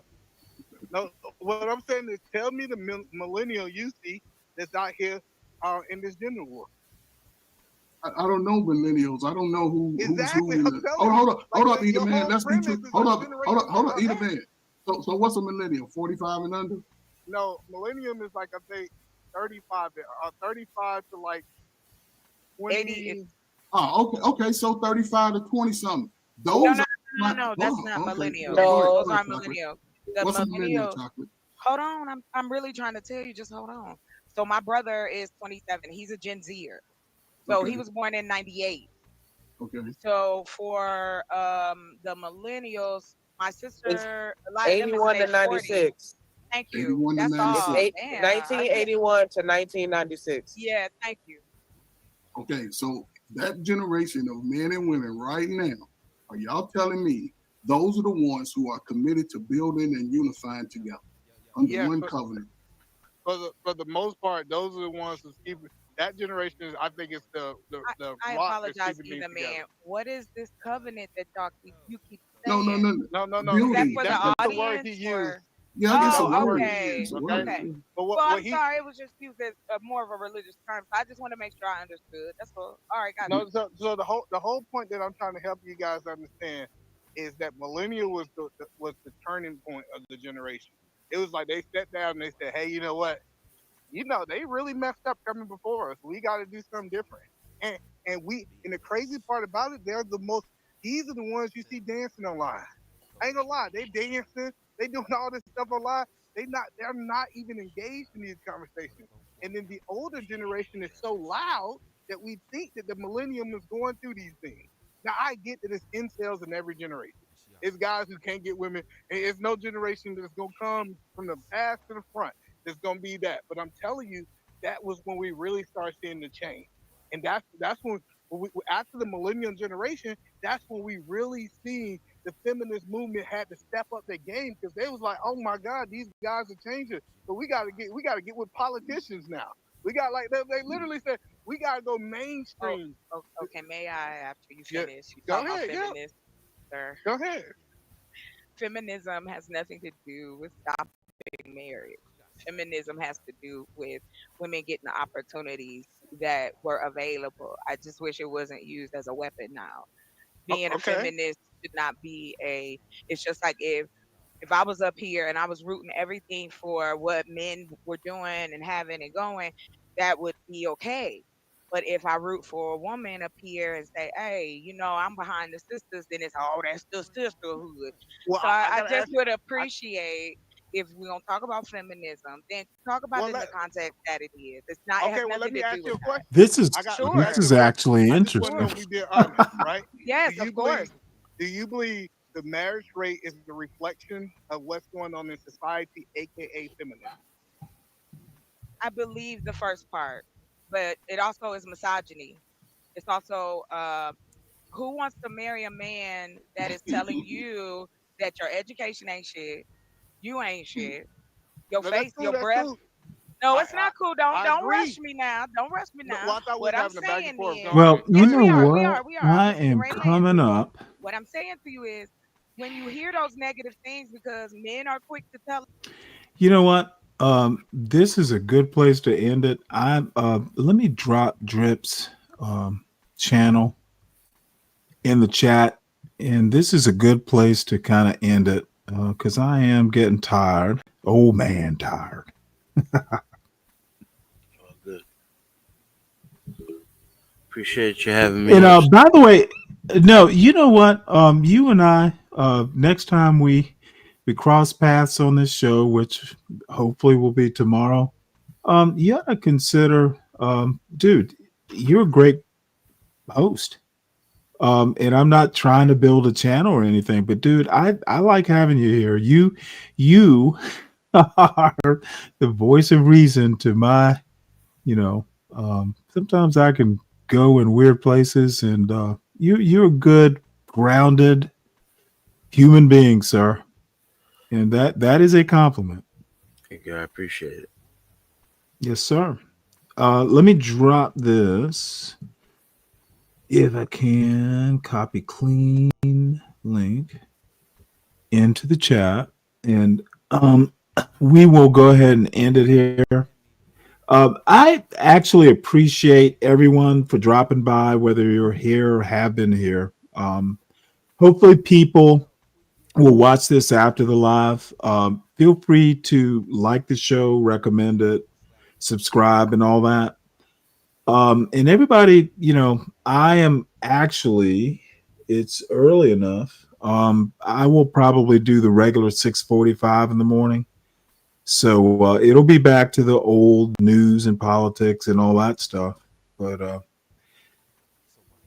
happy rest of your Labor Day, folks. I enjoyed it. And Mike, I hope you get your life together, sir. Figure it out. Salute again, John, and salute the chat. Salute the audience. See y'all tomorrow, hopefully in the morning. Bye.